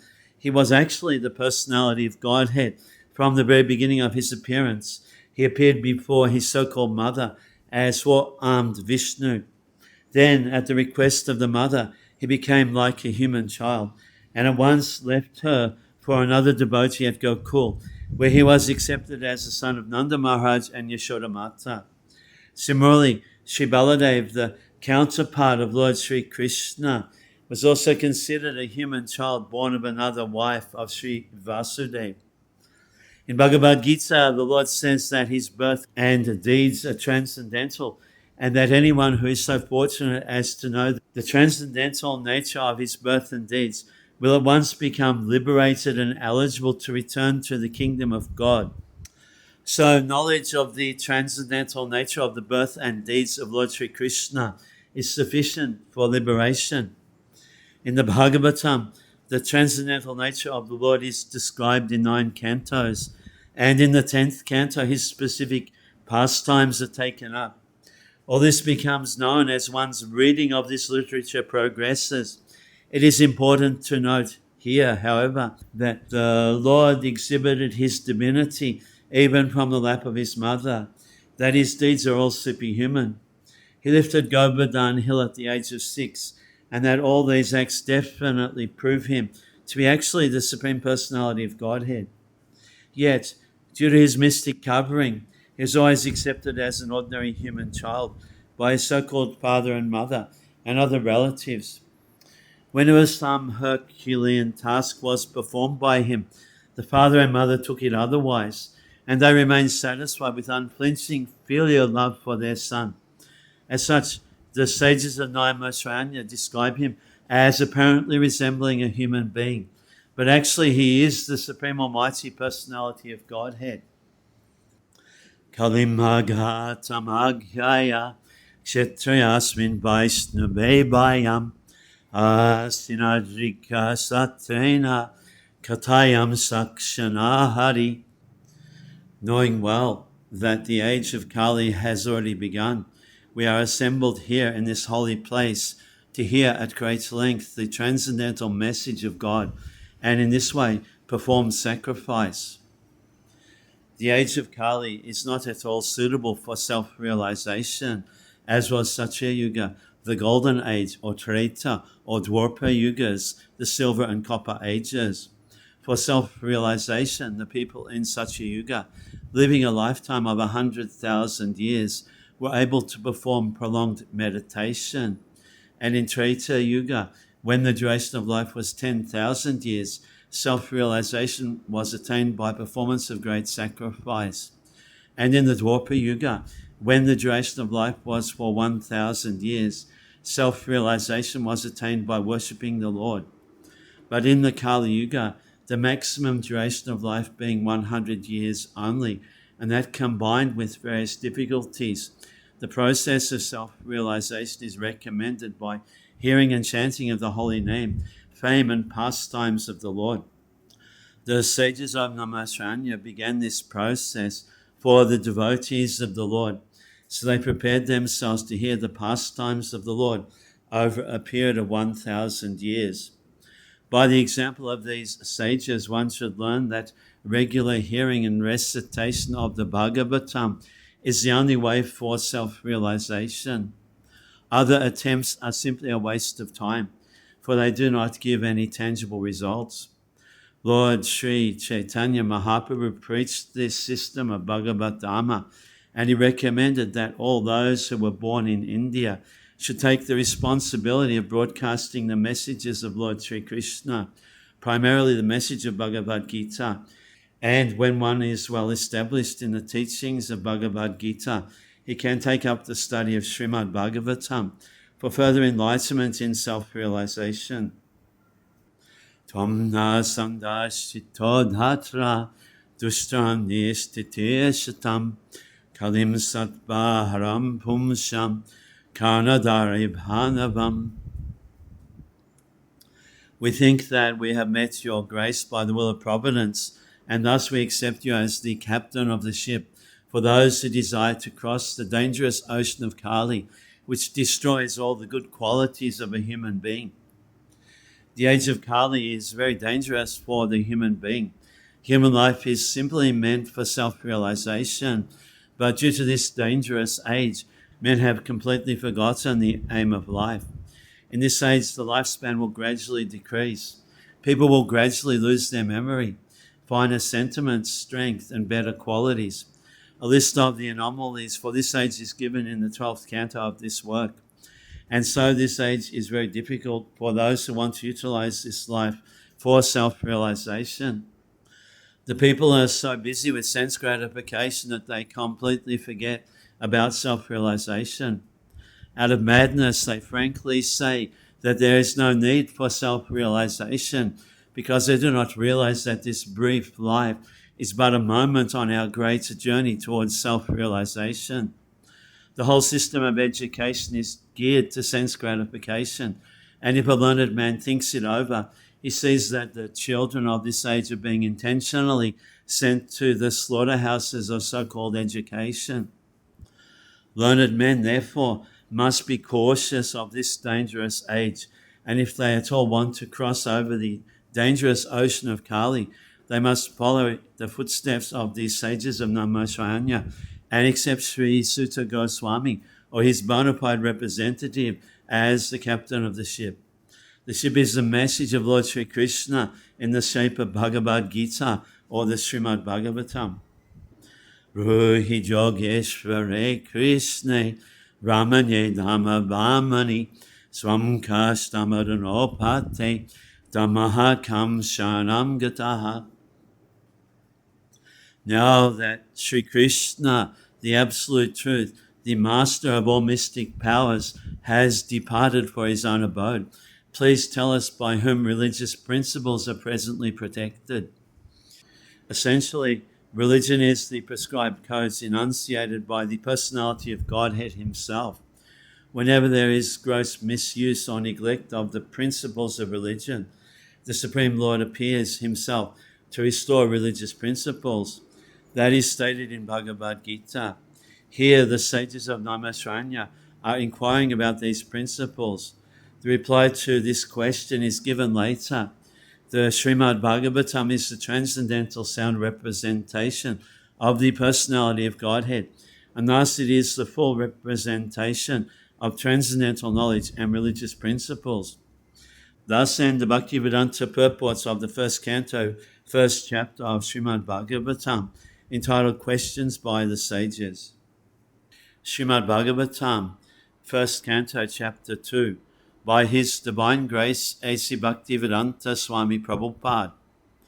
Divinity and Divine Service. Vyaso vacha iti samprasna samhristo vipranamra mahashani prati puja vachashtesham prabhaktam upachakrame. Ugrashvaba Sutta Goswami, the son of Brahmahashana, being pleased with the questions of the Brahmanas, thanked them and attempted to reply.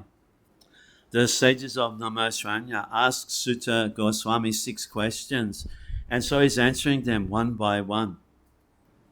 Sutta uvacha yam pravajantam anupetam aptakrityam dvaipayano viraha katara ajuhaba patriti tanmaya tayata vabinundas tam sababhuta hridayam munim anantasmi.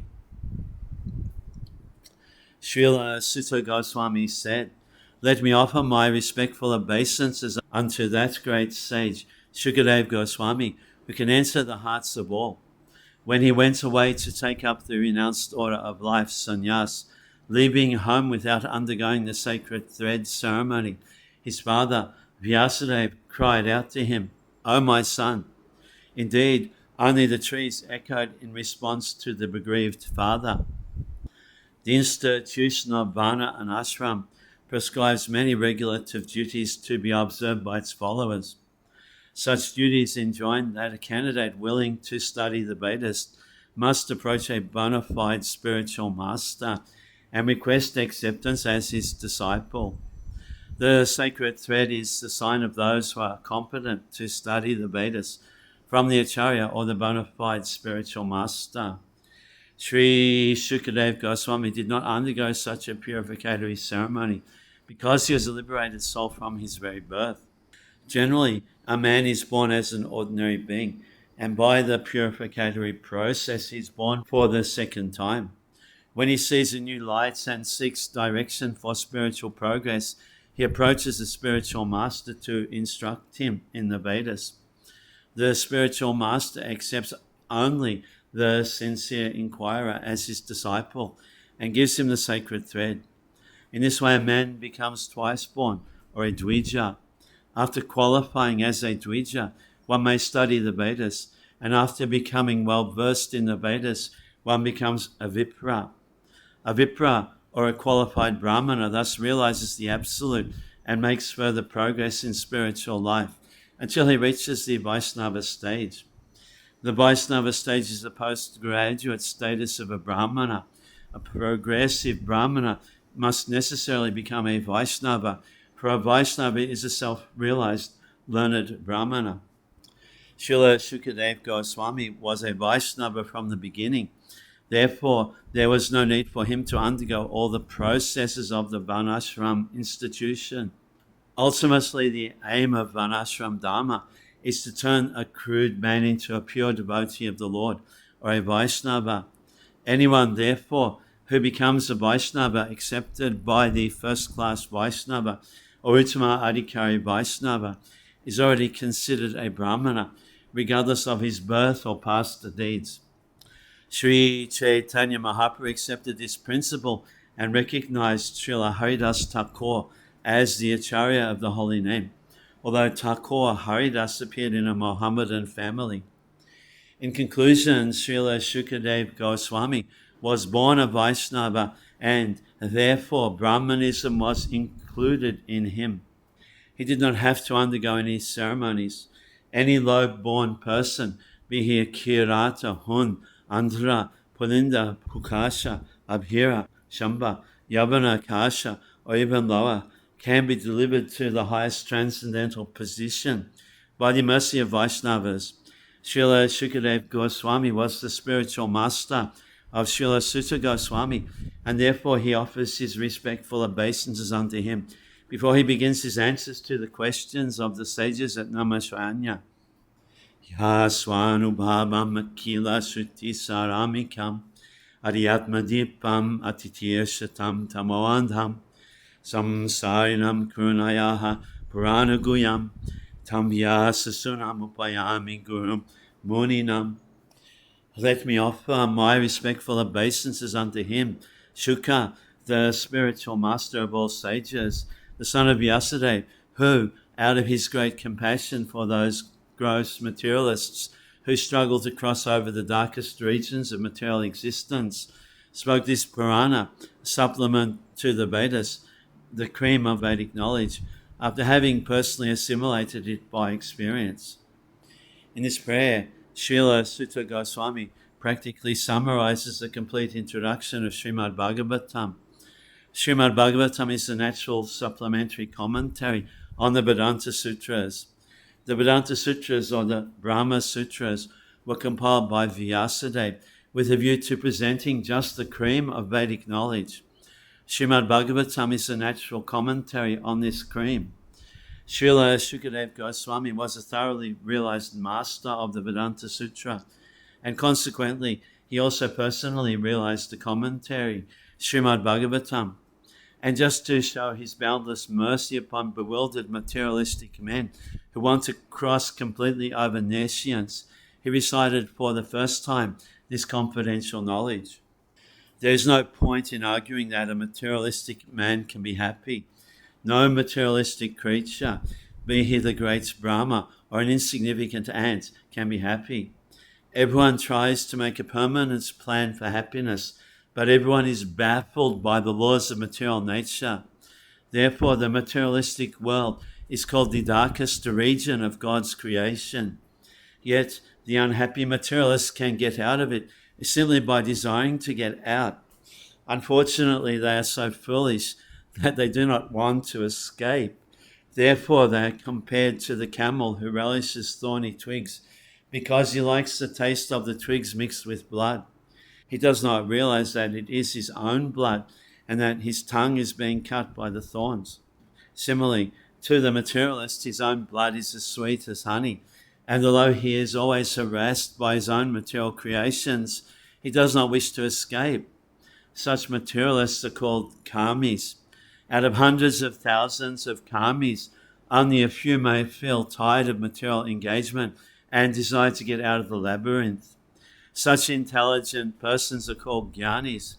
The Vedanta Sutra is directed to such jnanis, but Srila Vyasadeva, being the incarnation of the Supreme Lord, could foresee the misuse of the Vedanta Sutra by unscrupulous men, and therefore he personally supplemented the Vedanta Sutra with the Bhagavad Purana. It is clearly said that this Bhagavatam is the original commentary on the Brahma Sutras. Srila Vyasadeva also instructed the Bhagavatam to his own son, Srila Shukadeva Goswami, who was already at the liberated stage of transcendence. Srila Shukadeva realized it personally and then explained it. By the mercy of Srila Shukadeva, the Bhagavad Vedanta Sutra is available for all those sincere souls who want to get out of material existence. Srimad-Bhagavatam is the one unrivaled commentary on Vedanta Sutra. Sripad Shankaracharya intentionally did not touch it because he knew that it would be difficult for him to surpass the natural commentary. He wrote his Sharikya Bhasya, and his so-called followers depreciated the Bhagavatam as some new presentation. One should not be misled by such propaganda directed against the Bhagavatam by the Mayavad school. From this introductory sloka, the beginning students should know that Srimad-Bhagavatam is the only transcendental literature meant for those who are Paramahamsas and completely freed from the material disease called malice. The Mayavadis are envious of the personality of Godhead, despite Sripad Shankaracharya's admission that Narayan, the personality of Godhead, is above the material creation. The envious Mayavadi cannot have access to the Bhagavatam, but those who are really anxious to get out of this material existence may take shelter of this Bhagavatam because it is uttered by the liberated Srila Shukadeva Goswami. It is the transcendental torchlight by which one can see perfectly the transcendental absolute truth, realized as Brahman, Paramatma, and Bhagavan. Narayanam namaskritya naram chaiva narotamam devim saraswatim vyasam tato jayamudirayet. Before reciting this Srimad-Bhagavatam, which is our very means of conquest, I offer my respectful obeisances unto the personality of Godhead, Narayan, unto Nara Narayan Rishi, the supermost human being, unto Mother Saraswati, the goddess of learning, and unto Srila Vyasadeva, the author. All the Vedic literatures and the Puranas are meant for conquering the darkest region of material existence. The living being is in the state of forgetfulness of his relation with God, due to his being overly attracted to material sense gratification from time immemorial. His struggle for existence in the material world is perpetual, and it is not possible for him to get out of it by making plans. If he at all wants to conquer this perpetual struggle for existence, he must re-establish his eternal relation with God. And one who wants to adopt such remedial measures must take shelter of literatures such as the Vedas and the Puranas.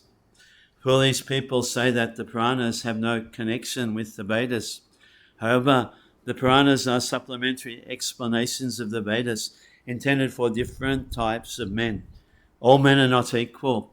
There are men who are conducted by the mode of goodness, others who are under the mode of passion, and others who are under the mode of ignorance. The Puranas are so divided that any class of men can take advantage of them and gradually regain their lost position to get out of the hard struggle for existence. Srila Sutta Goswami shows the way of chanting the Puranas This may be followed by persons who aspire to be preachers of the Vedic literatures and the Puranas. Srimad-Bhagavatam is the spotless Purana, and it is especially meant for them who are desirous to get out of the material entanglement permanently. Munaya sadhu pristoaham babad biloka mangalam yat kritaha krishna samprashno yenatma suprasidati. O sages, I have been justly questioned by you. Your questions are worthy because they relate to Lord Krishna and so of relevance to the world's welfare. Only questions of this sort are capable of completely satisfying the self. As it is stated hereinbefore, in the Bhagavatam, the absolute truth is to be known. So the questions of these sages of Namaskar are proper and just because they pertain to Krishna, who is the Supreme Personality of Godhead, the absolute truth. In Bhagavad Gita, the personality of Godhead says that in all the Vedas, there is nothing but the urge for searching after him, Lord Krishna. Thus, the questions that pertain to Krishna are the sum and substance of all the Vedic inquiries. The whole world is full of questions and answers. The birds, beasts, and men are all busy in the matter of perpetual questions and answers. In the morning, the birds in the nest become busy with questions and answers, and in the evening also, the same birds come back and again become busy with questions and answers. The human being, unless he is fast asleep at night, is busy with questions and answers.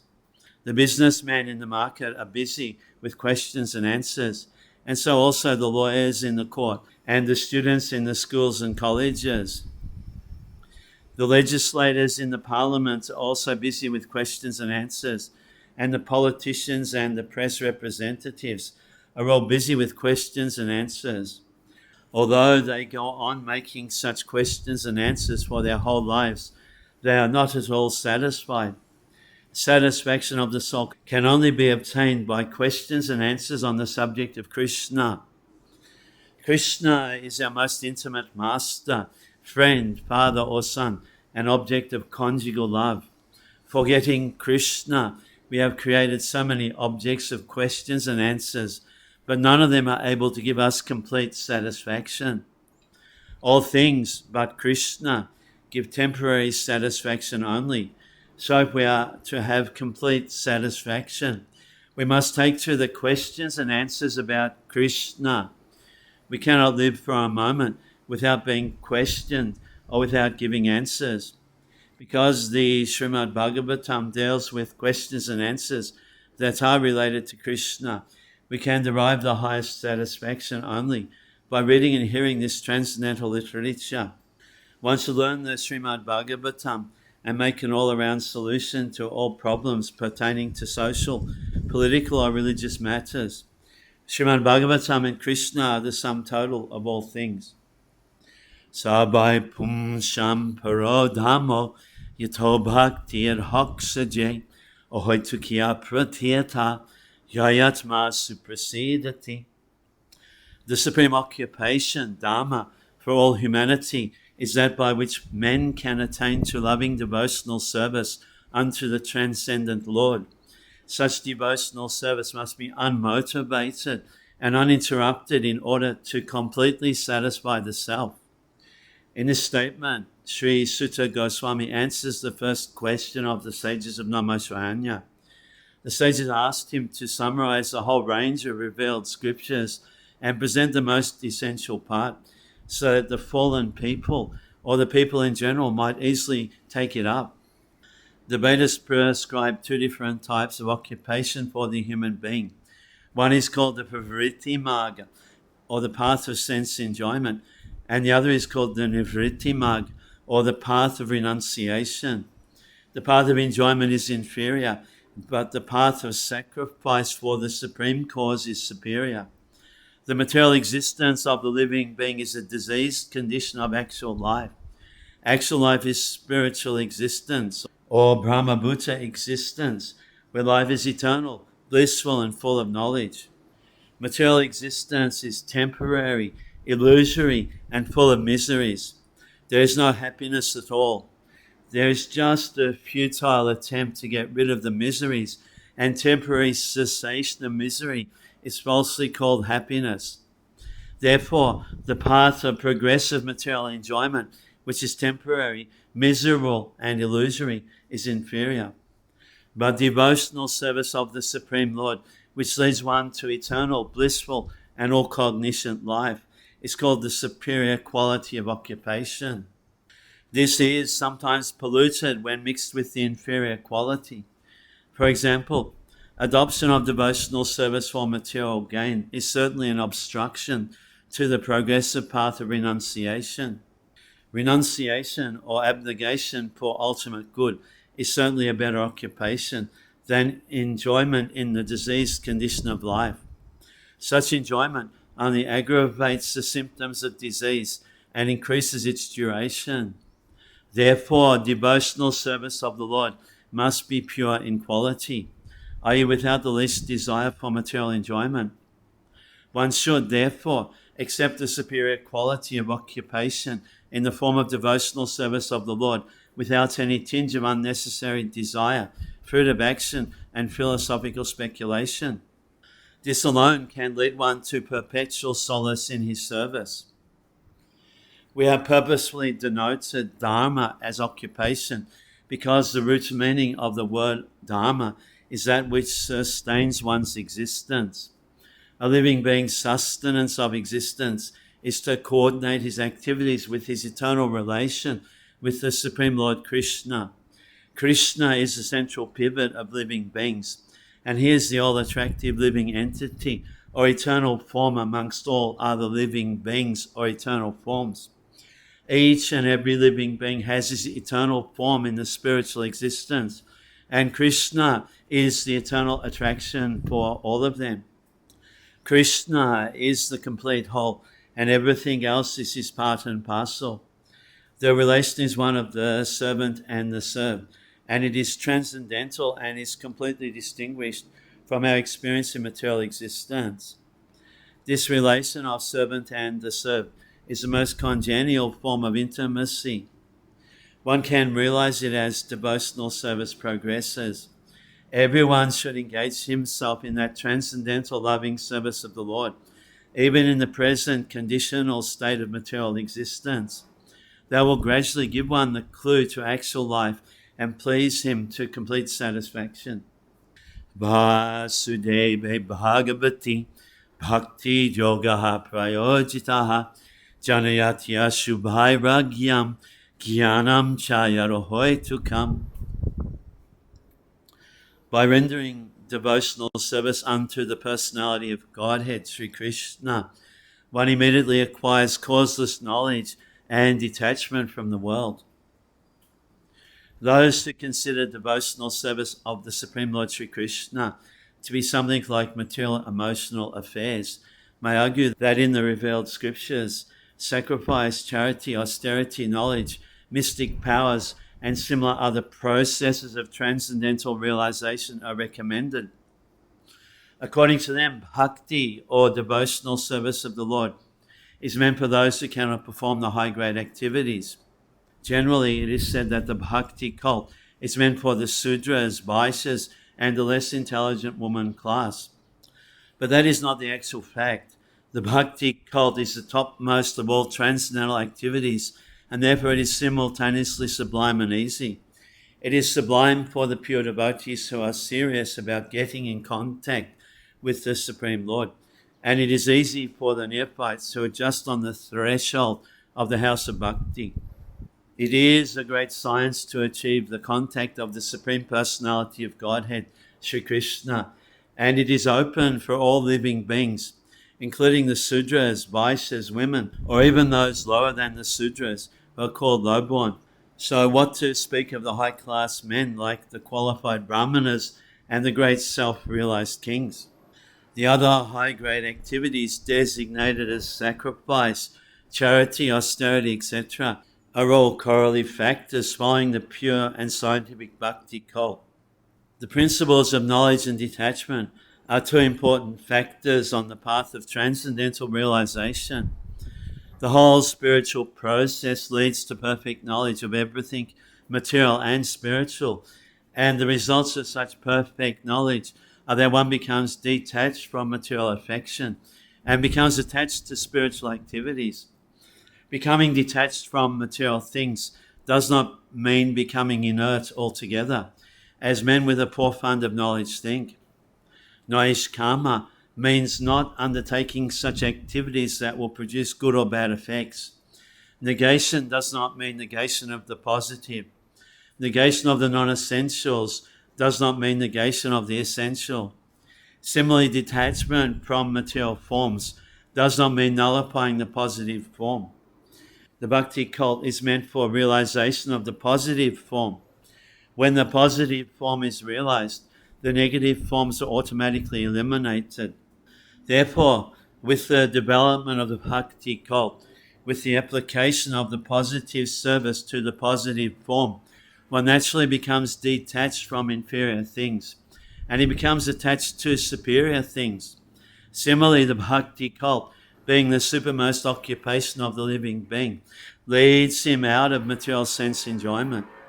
That is a sign of a pure devotee. He is neither a fool, nor is he engaged in the inferior energies, nor does he have material values. This is not possible by dry reasoning. It actually happens by the grace of the Almighty. In conclusion, one who is a pure devotee has all other good qualities, namely knowledge, detachment, etc. But one who has only knowledge or detachment is not necessarily well acquainted with the principles of the bhakti cult. Bhakti is the supermost occupation of the human being. Dhammaha svanustitaha pumsham vishvakshena katasuja notparaya yadivratim shrama ivahi kevalam. Duty is dharma executed by men, regardless of occupation, are only so much useless labor if they do not provoke attraction for the message of the Supreme Lord. There are different occupational activities in terms of man's different conceptions of life. To the gross materialist who cannot see anything beyond the gross material body, there is nothing beyond the senses. Therefore, his occupational activities are limited to concentrated and extended selfishness. Concentrated selfishness centers around the personal body. This is generally seen amongst the lower animals. Extended selfishness is manifest in human society and centers around the family, society, community, nation, and world with a view to gross bodily comfort. Above these gross materialists are the mental speculators who hover aloft in the mental spheres, and their occupational duties involve making poetry, philosophy, or propagating some ism with the same aim of selfishness, limited to the body and the mind. But above the body and mind is the dormant spirit soul, whose absence from the body makes the whole range of bodily and mental selfishness completely null and void. But less intelligent people have no information of the needs of the spirit soul, because foolish people have no information of the soul and how it is beyond the purview of the body and mind. They're not satisfied in the performance of their occupational duties. The question of the satisfaction of the self is raised herein. The self is beyond the gross body and subtle mind. He is the potent active principle of the body and mind. Without knowing the need of the dormant soul, one cannot be happy simply with emolument of the body and mind. The body and mind are but superfluous outer coverings of the spirit soul. The spirit soul's needs must be fulfilled. Simply by cleansing the cage of the bird, one does not satisfy the bird. One must actually know the needs of the bird himself. The need of the spirit soul is that he wants to get out of the limited sphere of material bondage and fulfill his desire for complete freedom. He wants to get out of the covered walls of the greater universe. He wants to see the free light and the spirit. That complete freedom is achieved when he meets the complete spirit, the personality of Godhead. There is a dormant affection for God within everyone. Spiritual existence is manifested through the gross body and mind in the form of perverted affection for gross and subtle matter. Therefore, we have to engage ourselves in occupational engagements that will evoke our divine consciousness. This is possible only by hearing and chanting the divine activities of the Supreme Lord, and any occupational activity which does not help one to achieve attachment for hearing and chanting the transcendental message of Godhead is said herein to be simply a waste of time. This is because other occupational duties, whatever ism they may belong to, cannot give liberation to the soul. Even the activities of the Salvationists are considered to be useless because of their failure to pick up the fountainhead of all liberties. The gross materialist can practically see that his material gain is limited only to time and space, either in this world or the other. Even if he goes up to the Swagaloka, he will find no permanent abode for his hankering soul. The hankering soul must be satisfied by the perfect scientific process of perfect devotional service. Dhamasya pavagasya natatayo pakalpate natasya dhammakantasya kamalabdhaya he smitaha. All occupational engagements, dharmas, are certainly meant for ultimate liberation. They should never be performed for material gain. Furthermore, one who is engaged in the ultimate occupational service, dharma, should never use material gain to cultivate sense gratification. We have already discussed that pure devotional service of the Lord is automatically followed by perfect knowledge and detachment from material existence. But there are others who consider that all kinds of different occupational engagements, including those of religion, are meant for material gain. The general tendency of any ordinary man in any part of the world is to gain some material profit in exchange for religious or any other occupational service. Even in the Vedic literatures, for all sorts of religious performances, an allurement of material gain is offered, and most people are attracted by such allurement or blessings of religiosity. Why are such so-called men of religion allured by material gain? Because material gain can enable one to fulfill desires, which in turn satisfy sense gratification. This cycle of occupational engagements includes so-called religiosity followed by material gain, and material gain followed by fulfillment of desires. Sense gratification is the general way for all sorts of fully occupied men. But in the statement of Sutta Goswami, as per the verdict of the Srimad-Bhagavatam, this is nullified by the present sloka. One should not engage himself in any sort of occupational service for material gain only, nor should material gain be utilized for sense gratification. How material gain should be utilized is described as follows. Kamasyanindriya priti labho jivata yabata jivasya tattva jigyasa natoyasceha kamabi. Life's desires should never be aimed at gratifying the senses. One should desire to live only because human life enables one to inquire about the absolute truth. This should be the goal of all works. The completely bewildered material civilization is wrongly directed towards the fulfillment of desires in sense gratification. In such civilization, in all spheres of life, the ultimate end is sense gratification. In politics, social service, altruism, philanthropy, and ultimately in religion, or even in salvation, the very same tint of sense gratification is ever increasingly predominant. In the political field, the leaders of men fight with one another to fulfill their personal sense gratification. The voters adore the so-called leaders only when they promise sense gratification. As soon as the voters are dissatisfied in their own sense satisfaction, they dethrone the leaders. The leaders almost always disappoint the voters by not satisfying their senses. The same is applicable in all other fields. No one is serious about the problems of life.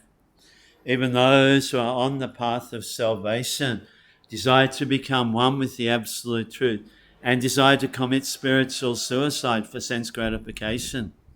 But the Bhagavatam says that one should not live for sense gratification.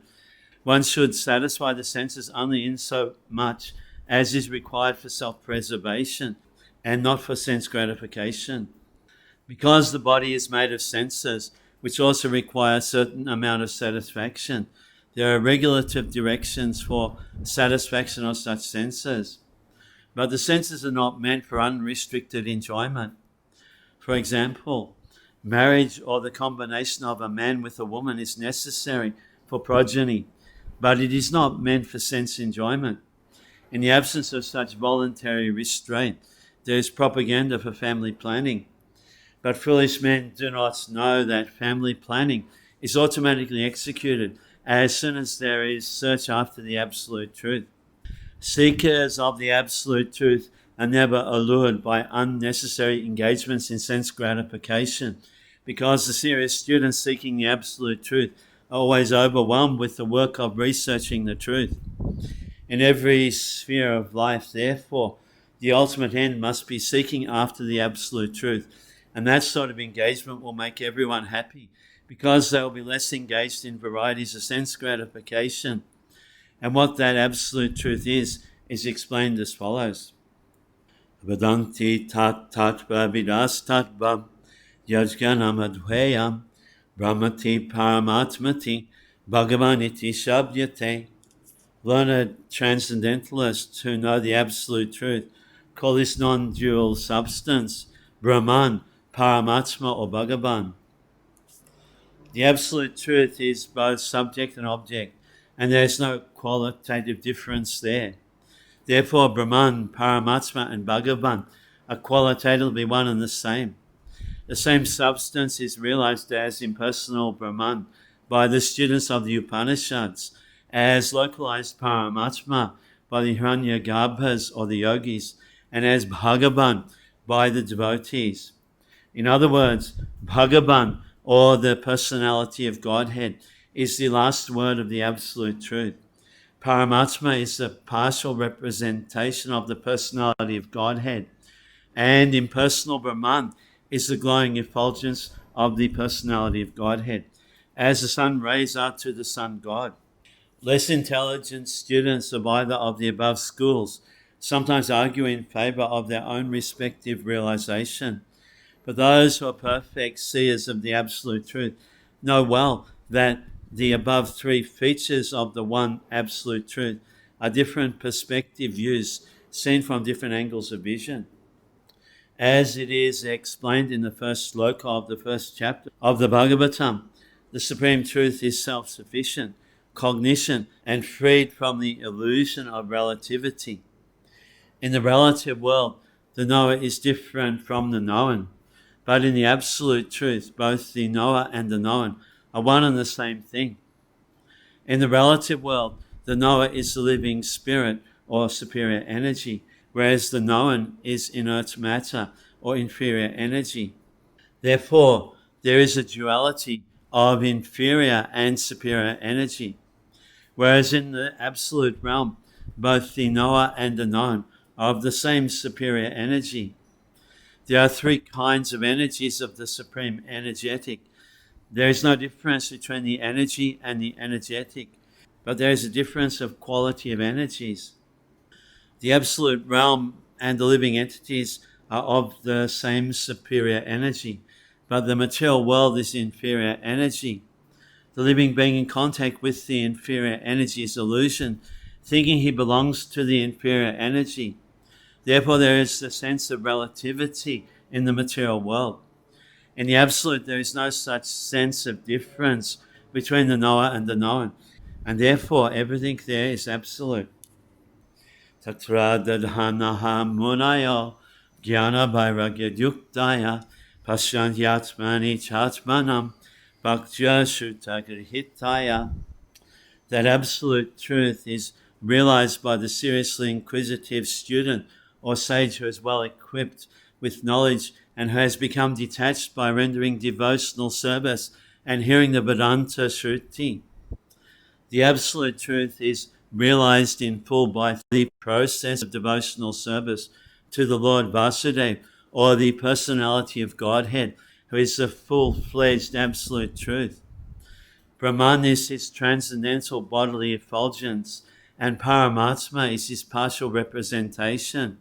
As such, Brahman, or Paramatma realization of the Absolute Truth, is but a partial realization. There are 4 different types of living beings: the Kamis, the Jnanis, the Yogis, and the devotees. The Kamis are materialistic, whereas the other 3 are transcendental. The first-class transcendentalists are the devotees who have realized the Supreme Person. The second-class transcendentalists are those who have partially realized the plenary portion of the Absolute Person. And the third-class transcendentalists are those who have barely realized the spiritual focus of the Absolute Person. As stated in the Bhagavad Gita and other Vedic literatures, the Supreme Person is realized by devotional service, which is backed by full knowledge and detachment from the material association. We have already discussed the point that devotional service is followed by knowledge and detachment from material association.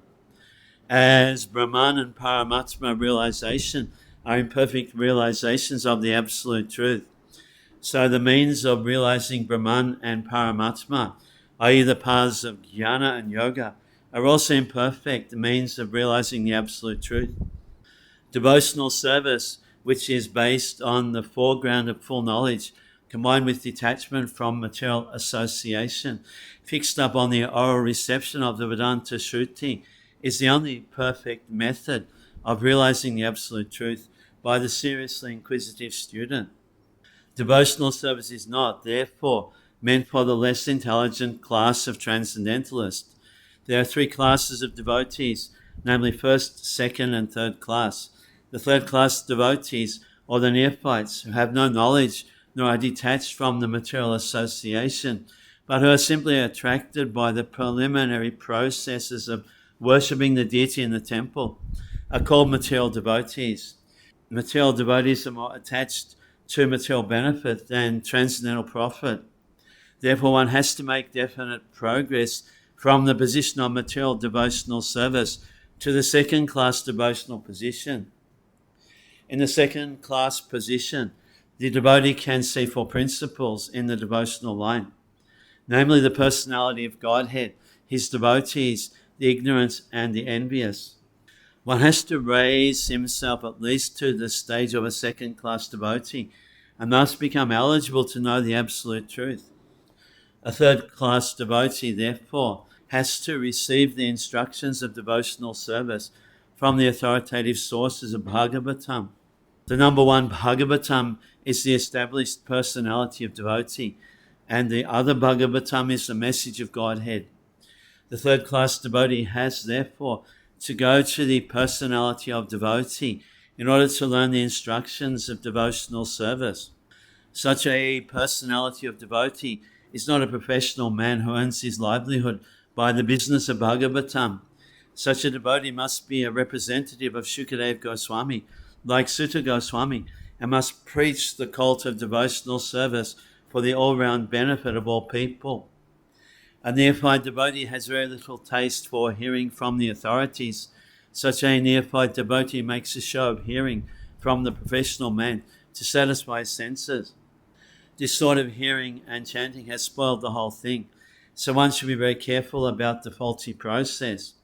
The holy messages of Godhead, as inculcated in the Bhagavad Gita or in the Srimad-Bhagavatam, are undoubtedly transcendental subjects, but even though they are so, such transcendental matters are not to be received from the professional man who spoils them like the serpent spoils the milk simply by the touch of his tongue. A sincere devotee must therefore be prepared to hear the Vedic literature like the Upanishads, Vedanta and other literatures left by the previous authorities or Goswamis for the benefit of his progress. Without hearing such literatures, one cannot make actual progress, and without hearing and following the instructions, the show of devotional service becomes worthless and therefore a sort of disturbance in the path of devotional service.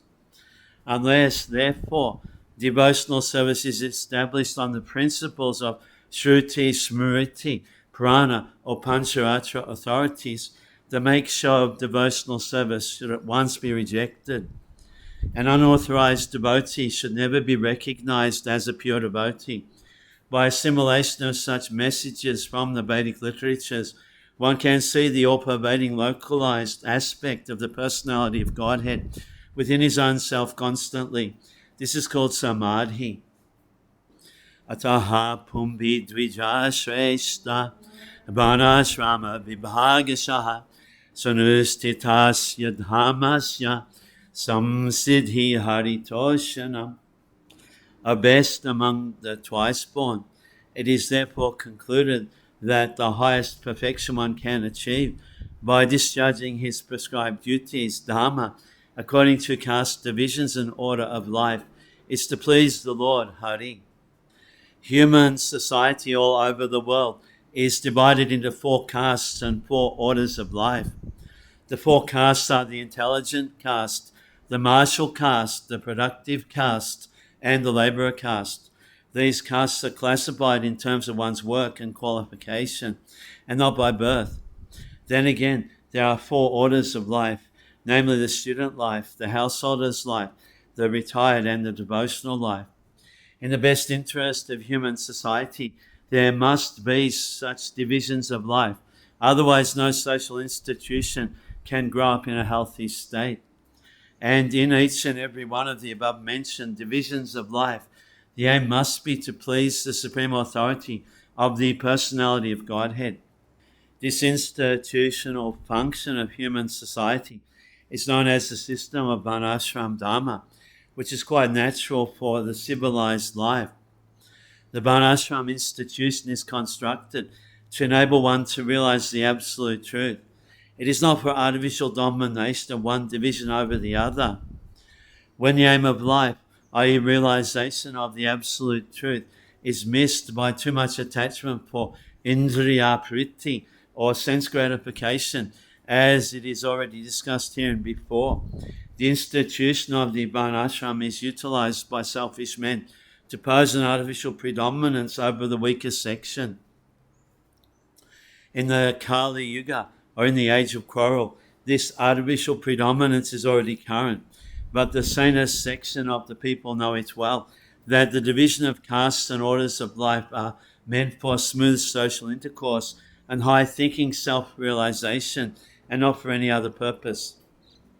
Herein the statement of Bhagavatam is that the highest aim of life, or the highest perfection of the institution of the Varnashram Dharma, is to cooperate jointly for the satisfaction of the Supreme Lord, which is also confirmed in the Bhagavad Gita.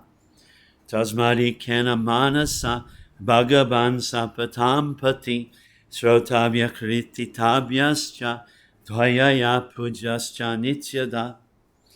Therefore, devotees should constantly hear about, glorify, remember, and worship the personality of Godhead, Bhagavan, who is their protector. If realization of the absolute truth is the ultimate aim of life, it must be carried out by all means. In any one of the above-mentioned castes and orders of life, the 4 processes, namely glorifying, hearing, remembering, and worshipping, are general occupations. Without these principles of life, no one can exist.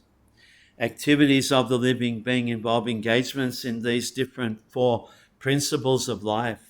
Especially in modern society, all activities are more or less dependent on hearing and glorifying. Any man from any social status becomes a well-known man in human society within a very short time if he is simply glorified, truly or falsely, in the daily newspapers.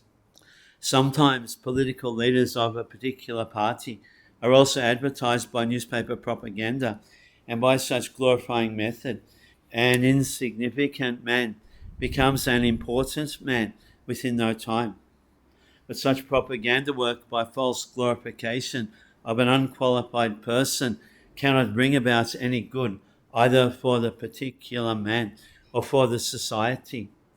There may be some temporary reactions to such propaganda, but there are no permanent effects. Therefore, such activities are a waste of time. The actual object of glorification is the Supreme Personality of Godhead, who has created everything manifested before us. We have broadly discussed this fact from the beginning of the Janmadhyasya shloka of this Bhagavatam. The tendency to glorify others or hear others must be turned to the real object of glorification, the Supreme Being, and that will bring happiness. Yadanujyasinajuktaha kamagranti nibhandhanam chindanti kavidastasya konakuyat kataratim. With sword in hand, intelligent men cut through the labyrinthine knots of reactionary work, karma, by remembering the Lord. Therefore, who will not pay attention to his message? The spiritual spark contacted with material elements creates a knot which must be cut if one wants to be liberated from the actions and reactions of fruitive work. Liberation means freedom from the cycle of reactionary work.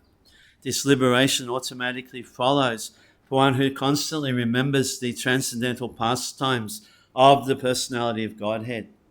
This is because all activities of the Supreme Lord, his Leela, are transcendental to the modes of the material energy. They are all attractive spiritual activities, and therefore constant association with the spiritual activities of the Supreme Lord gradually spiritualizes the conditioned soul and ultimately severs the knot of material bondage. Liberation from material bondage is, therefore, a byproduct of devotional service. Attainment of spiritual knowledge is not sufficient to ensure liberation. Such knowledge must be overcoated with devotional service so that ultimately the devotional service alone predominates. Then liberation is made possible. Even the reactionary work of the fruitive workers can lead one to liberation when it is overcoated with devotional service. Karma overcoated with devotional service is called karma yoga. Similarly, empirical knowledge overcoated with devotional service is called jnana yoga. But pure bhakti yoga is independent of such karma and jnana, because it alone can not only endow one with liberation from the conditional life, but can also award one with the transcendental loving service of the Lord. Therefore, any sensible man who is above the average man with a poor fund of knowledge must constantly remember the personality of Godhead by hearing about him, by glorifying him, by remembering him, and by worshipping him always without cessation. That is the perfect way of devotional service. The Goswamis of Vrindavan, who were authorized by Sri Chaitanya Mahaprabhu to preach the bhakti cult, originally followed this rule and made immense literatures of transcendental science for our benefit. They have chalked out ways for all classes of men in terms of the different castes and orders of life in pursuance of the teachings of Srimad-Bhagavatam and similar other authoritative scriptures. Shri Shri Shri Shradhanasya Vasudeva Kataruchi Shanmahat Sevaya Vipra Punyatirtha Nishebana. O twice born sages, by serving those devotees who are completely freed from all vice, great service is done. By such service, one gains affinity for hearing the messages of Vasudeva. The conditioned life of a living being is caused by his revolting against the Lord. There are men called Deva, or godly living beings, and there are men called Asuras, or demons, who are against the authority of the Supreme Lord. In the Bhagavad Gita, 16th chapter, a vivid description of the Asuras is given, in which it is said that the Asuras are put into lower and lower states of ignorance, life after life, and so sink to the lower animal forms and have no information of the absolute truth, the personality of Godhead. These Asuras are gradually rectified into God consciousness by the mercy of the Lord's liberated servitors in different countries according to the supreme will. Such devotees of God are very confidential associates of the Lord, and when they come to save the human society from the dangers of godlessness, they are known as the powerful incarnations of the Lord. As sons of the Lord, or as servants of the Lord, or as associates of the Lord. But none of them falsely claim to be God themselves. This is a blasphemy declared by the Asuras, and the demoniac followers of such Asuras also accept pretenders as God or his incarnation. In the revealed scriptures, there is definite information of the incarnation of God. No one should be accepted as God or an incarnation of God unless he is confirmed by the revealed scriptures. The servants of God are to be respected as God by the devotees who actually want to go back to Godhead. Such servants of God are called Mahatmas or the Tirthas, and they preach according to particular time and place. The servants of God urge people to become devotees of the Lord. They never tolerate being called God. Sri Chaitanya Mahaprabhu was God himself, according to the indications of the revealed scriptures, but he played the part of a devotee. People who knew him to be God addressed him as God, but he used to block his ears with his hands and chant the name of Lord Vishnu. He strongly protested against being called God, although undoubtedly he was God himself. The Lord behaves so to warn us against unscrupulous men who take pleasure in being addressed as God. The servants of God come to propagate God consciousness, and intelligent people should cooperate with them in every respect. By serving the servant of God, one can please God more than by directly serving the Lord. The Lord is more pleased when he sees that his servants are properly respected, because such servants risk everything for the service of the Lord and so are very dear to the Lord. The Lord declares in the Bhagavad Gita that no one is dearer to him than one who risks everything to preach his glory. By serving the servants of the Lord, one gradually gets the quality of such servants, and thus one becomes qualified to hear the glories of God. The eagerness to hear about God is the first qualification of a devotee for entering the kingdom of God. Shrinvatam swakataha Krishna Punya Shravana Kirtanaha Hdyantasto Bhadrani Vidhunati Suhet Satam. Sri Krishna, the personality of Godhead, who is the Paramatma, supersoul in everyone's heart, and the benefactor of the truthful devotee, cleanses desire for material enjoyment from the hearts of the devotee who relishes his messages, which are in themselves virtuous when properly heard and chanted. Messages of the personality of Godhead, Sri Krishna, are non-different from him. Whenever, therefore, offenceless hearing of God is undertaken, it is to be understood that Lord Krishna is present there in the form of transcendental sound, which is as powerful as the Lord personally. Sri Chaitanya Mahaprabhu in his Shikshastakam declares clearly that the holy name of the Lord has all the potencies of the Lord, and that he has endowed his innumerable names with the same potency. There is no rigid fixture of time, and anyone can chant the holy name with attention and reverence at his convenience. The Lord is so kind to us that he can be present before us personally in the form of transcendental sound.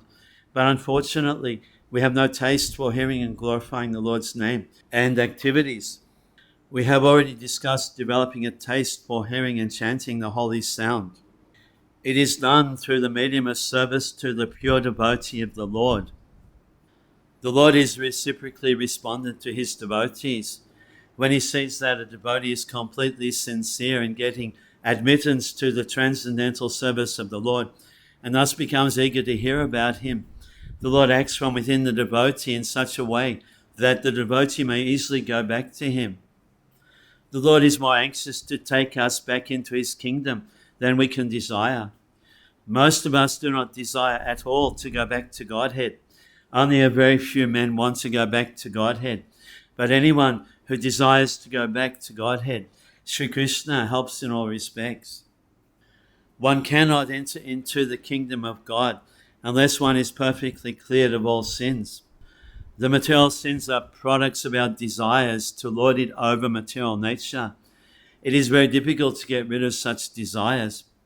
Women and wealth are very difficult problems for the devotee making progress on the path back to Godhead. Many stalwarts in the devotional line fell victim to these allurements and thus retreated from the path of liberation. But when one is helped by the Lord himself, the whole process becomes as easy as anything by the divine grace of the Lord. To become restless in the contact of women and wealth is not an astonishment, because every living being is associated with such things from a remote time, practically immemorial, and it takes time to recover from this foreign nature. But if one is engaged in hearing the glories of the Lord, gradually he realizes his real position. By the grace of God, such a devotee gets sufficient strength to defend himself from the state of disturbances, and gradually all disturbing elements are eliminated from his mind. Nasta prayeshu bhadreshu nityam bhagavata sevaya bhagavat utama shloke bhakti bhavati naistiki. By regularly hearing the Bhagavatam and rendering service unto the pure devotee, all that is troublesome to the heart is practically destroyed, and loving service unto the glorious Lord, who is praised with transcendental songs, is established as an irrevocable fact. Here is the remedy for eliminating all inauspicious things within the heart, which are considered to be obstacles in the path of self-realization. The remedy is the association of the Bhagavats. There are two types of Bhagavats, namely the book Bhagavat and the devotee Bhagavat. Both the Bhagavats are competent remedies, and both of them, or either of them, can be good enough to eliminate the obstacles.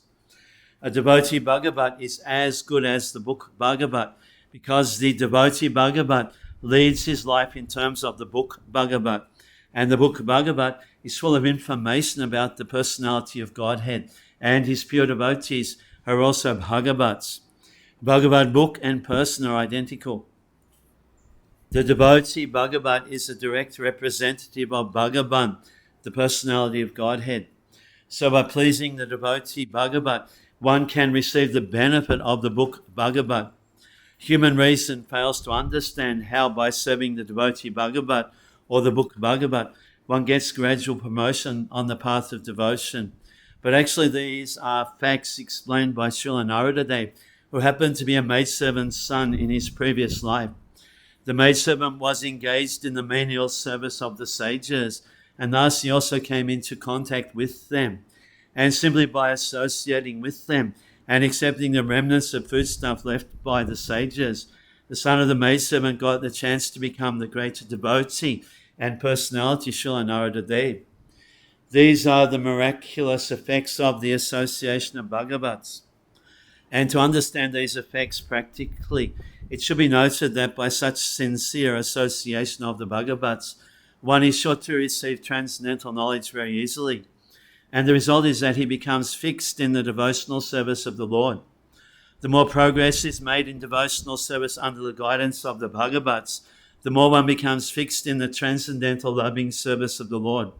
The messages of the book Bhagavat, therefore, have to be received from the devotee Bhagavat, and the combination of these two Bhagavats will help the neophyte devotee to make progress on and on. Tada rajas tamo babaha kamalabdha dayascha cheta itanabvidham stitam sattve prasidati. At the time loving service is established in the heart, the modes of passion, rajas, and ignorance, tamas, and lust and desire, kama, disappear from the heart. Then the devotee is established in goodness and he becomes happy. A living being in his normal constitutional position is fully satisfied in spiritual bliss. This state of existence is called Brahmabhuta or Atmanandi, or the state of self-satisfaction. This self-satisfaction is not like the satisfaction of the inactive fool. The inactive fool is in the state of foolish ignorance, whereas the self-satisfied Atmanandi is transcendental to the material state of existence. This stage of perfection is attained as soon as one is fixed up in irrevocable devotional service. Devotional service is not inactivity, but the unalloyed activity of the soul. The soul's activity becomes adulterated in contact with matter, and as such the diseased activities are expressed in the form of lust, desire, hankering, inactivity, foolishness and sleep. The effect of devotional service becomes manifest by complete elimination of these effects of passion and ignorance. The devotee is fixed at once in the mode of goodness, and he makes further progress to rise up to the position of Vasudeva, or the state of unmixed sattva, or Shuddha sattva state. In this Shuddha sattva state, only can one always see Krishna eye to eye by dint of pure affection for the Lord. A devotee is always in the mode of unalloyed goodness, therefore he harms no one. But the non-devotee, however educated he may be, is always harmful. A devotee is neither foolish nor passionate. The harmful, foolish and passionate cannot be devotees of the Lord, however they may advertise themselves as devotees by outward dress. A devotee is always qualified with all the good qualities of God. Quantitatively, such qualifications may be different, but qualitatively, both of them are one and the same. Ivam prasana manaso bhagavad bhakti yogataha bhagavatatva vijnanam mukta sangasya jayate. Thus established in the mode of goodness, the man rejuvenated by loving service to the Lord gains liberation from material association, mukti, and comes to know scientifically of the personality of Godhead. In the Bhagavad Gita, it is said that out of many thousands of ordinary men, one fortunate man endeavors for perfection of life. Mostly they are conducted by the modes of passion and ignorance, and thus they are engaged always in lust, desire, hankerings, ignorance and sleep. Out of many such men, like animals, there is actually a man who knows the responsibility of human life and thus tries to make life perfect by following the prescribed duties. And out of such many thousands of persons who have thus attained success in human life, one may know scientifically about the personality of Godhead, Sri Krishna. In the same Bhagavad Gita, it is also said that scientific knowledge of Sri Krishna is understood only by the process of devotional service, Bhakti Yoga. The very same thing is confirmed herein in the above words. No ordinary man, or even one who has attained success in human life, can know scientifically or perfectly the personality of Godhead. Perfection of human life is attained when one can understand that he is not the product of matter, but he is in fact spirit. And as soon as one understands that he has nothing to do with matter, he at once ceases his material hankerings and becomes enlivened as a spiritual being. This attainment of success is possible when one is above the modes of passion and ignorance, or in other words, when one is actually a Brahmana by qualification. Brahmana is the symbol of sattva gun, or the mode of goodness, and others who are not in the mode of goodness are either Kshatriya, Vaishya, Sudra, or less than Sudras. The Brahminical stage is the highest stage of human life because of its good qualities. So one cannot be a devotee unless one at least qualifies as a Brahmana. The devotee is already a Brahmana by action, but that is not the end of it. As referred to above, such a Brahmana has to become a Vaishnava, in fact, to be actually in the transcendental stage. A pure Vaishnava is a liberated soul and is transcendental to the position of a Brahmana even. In the material stage, even a Brahmana is also a conditioned soul, because in the Brahminical stage, the conception of Brahman or transcendence is realized. But in that stage, scientific knowledge of the Supreme Lord is lacking. One has to surpass the Brahminical stage and reach the Vasudeva stage to understand the personality of Godhead, Krishna. The science of the personality of Godhead is the subject matter for study by the postgraduate students in the spiritual line. Foolish men, or men with a poor fund of knowledge, do not understand the Supreme Lord, and they interpret Krishna according to their respective whims. The fact is, however, that one cannot understand the science of the personality of Godhead unless one is freed from the contamination of the material modes even up to the stage of a Brahmana.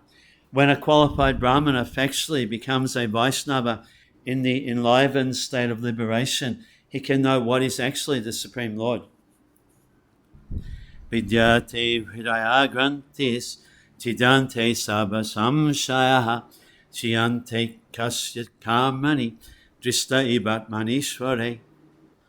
Thus the knots of the hearts and all misgivings are cut to pieces. The chain of fruit of actions, karma, is terminated when one sees the self as master.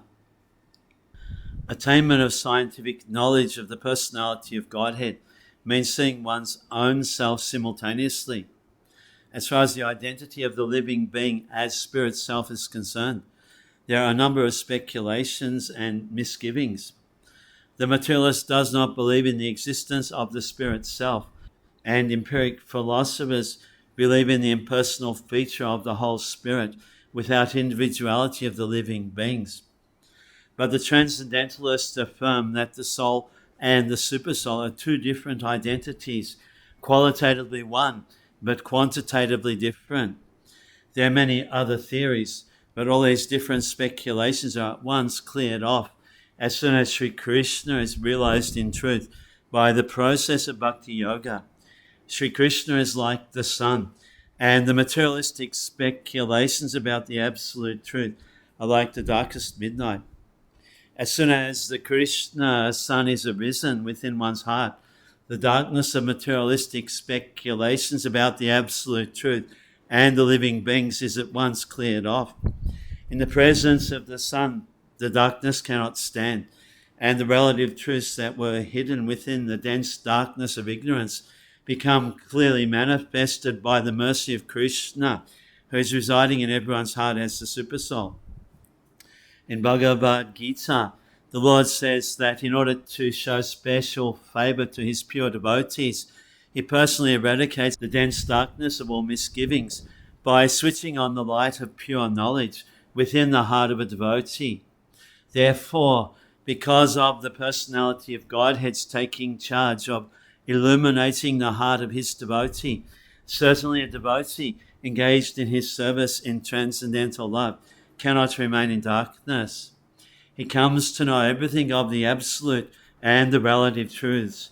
The devotee cannot remain in darkness, and because the devotee is enlightened by the personality of Godhead, his knowledge is certainly perfect. This is not the case for those who speculate on the absolute truth by dint of their own limited power of approach. Such knowledge is called parampara, or deductive knowledge, coming down from the authority to the submissive oral receiver, bona fide by service and surrender. One cannot challenge the authority of the Supreme and know him also at the same time. He reserves the right of not being exposed to such a challenging spirit of an insignificant spark of the whole, subjected to the control of illusory energy. The devotees are submissive, and therefore the transcendental knowledge descends from the personality of Godhead to Brahma, and from Brahma to his sons and disciples in succession. This process is helped by the Supersoul within such devotees. That is the perfect way of learning transcendental knowledge. This enlightenment perfectly enables the devotee to distinguish spirit from matter, because the knot of spirit and matter is untied by the Lord. This knot is called ahankara, and it falsely obliges a living being to become identified with matter. As soon as this knot is loosened, therefore, all the clouds of doubt are at once cleared off. He sees his master and fully engages himself in the transcendental loving service of the Lord, making a full termination of the chain of fruit of action. In material existence, a living being creates his own chain of fruit of work and enjoys the good and bad effects of those actions, life after life. But as soon as he engages himself in the loving service of the Lord, he at once becomes free from the chain of karma. All his actions no longer create any reaction. Ato vai kavayo nityam bhaktim paramaya mudha vasudeva bhagavati kuvanti atma prasadanim. Therefore, all transcendentalists have been rendering loving service with great delight to Lord Krishna, the personality of Godhead, from time immemorial, because such devotional service is enlivening to the self.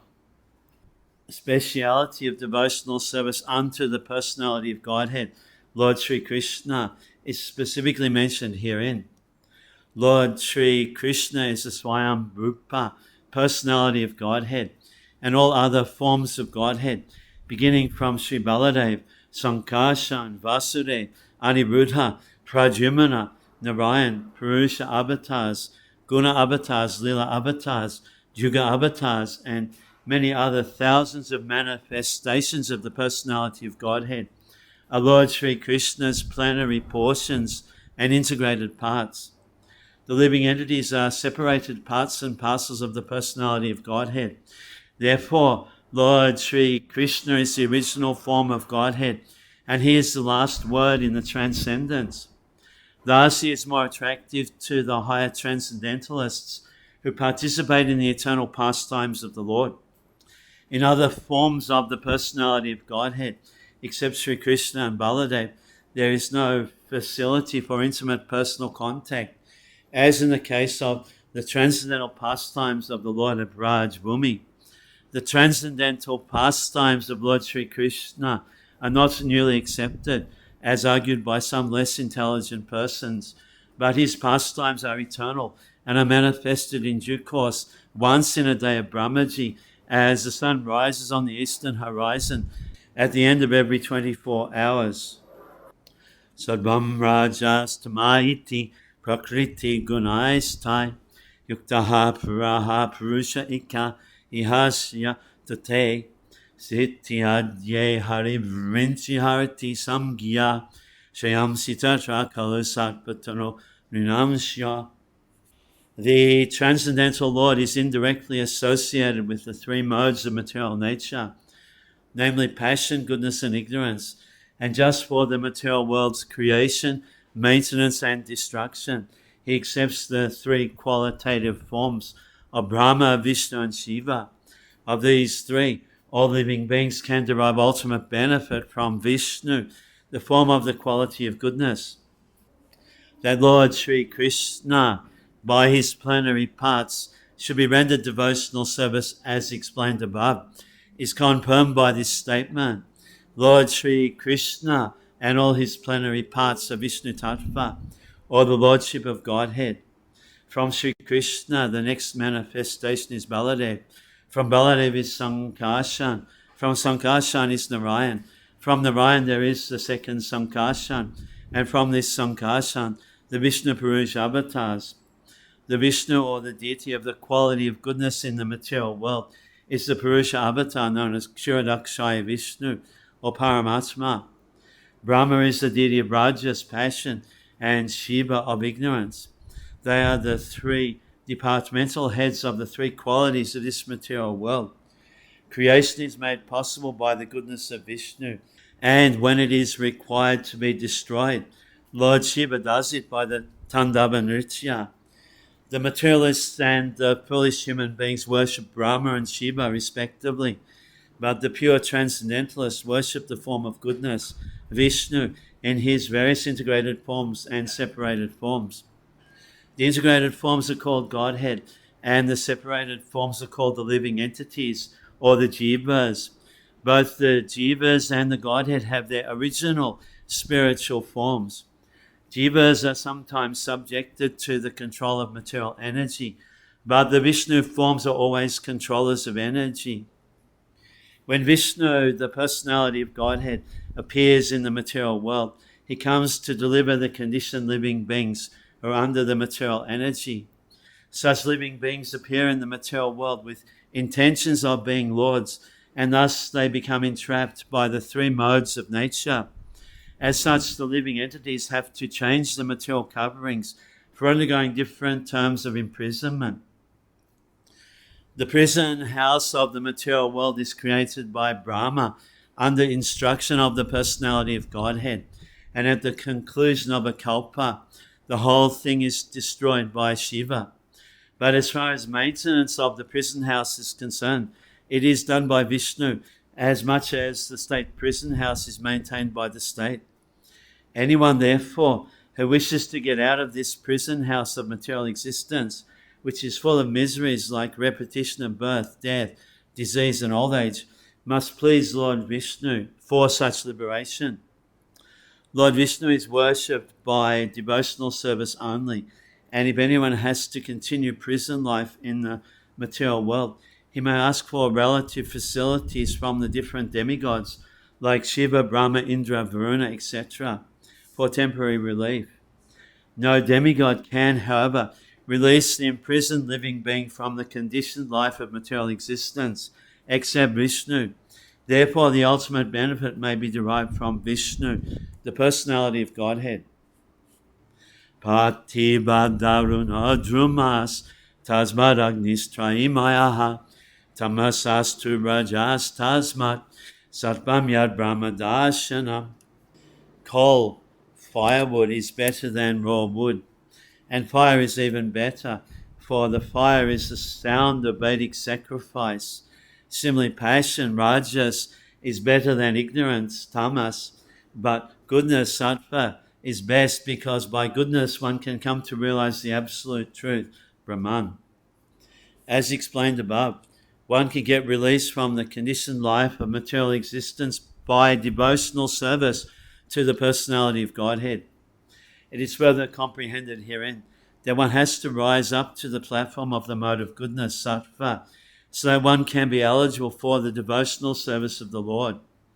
But if there are impediments on the progressive path, anyone, even from the platform of tamas, can gradually rise up to the sattva platform by the expert direction of the spiritual master.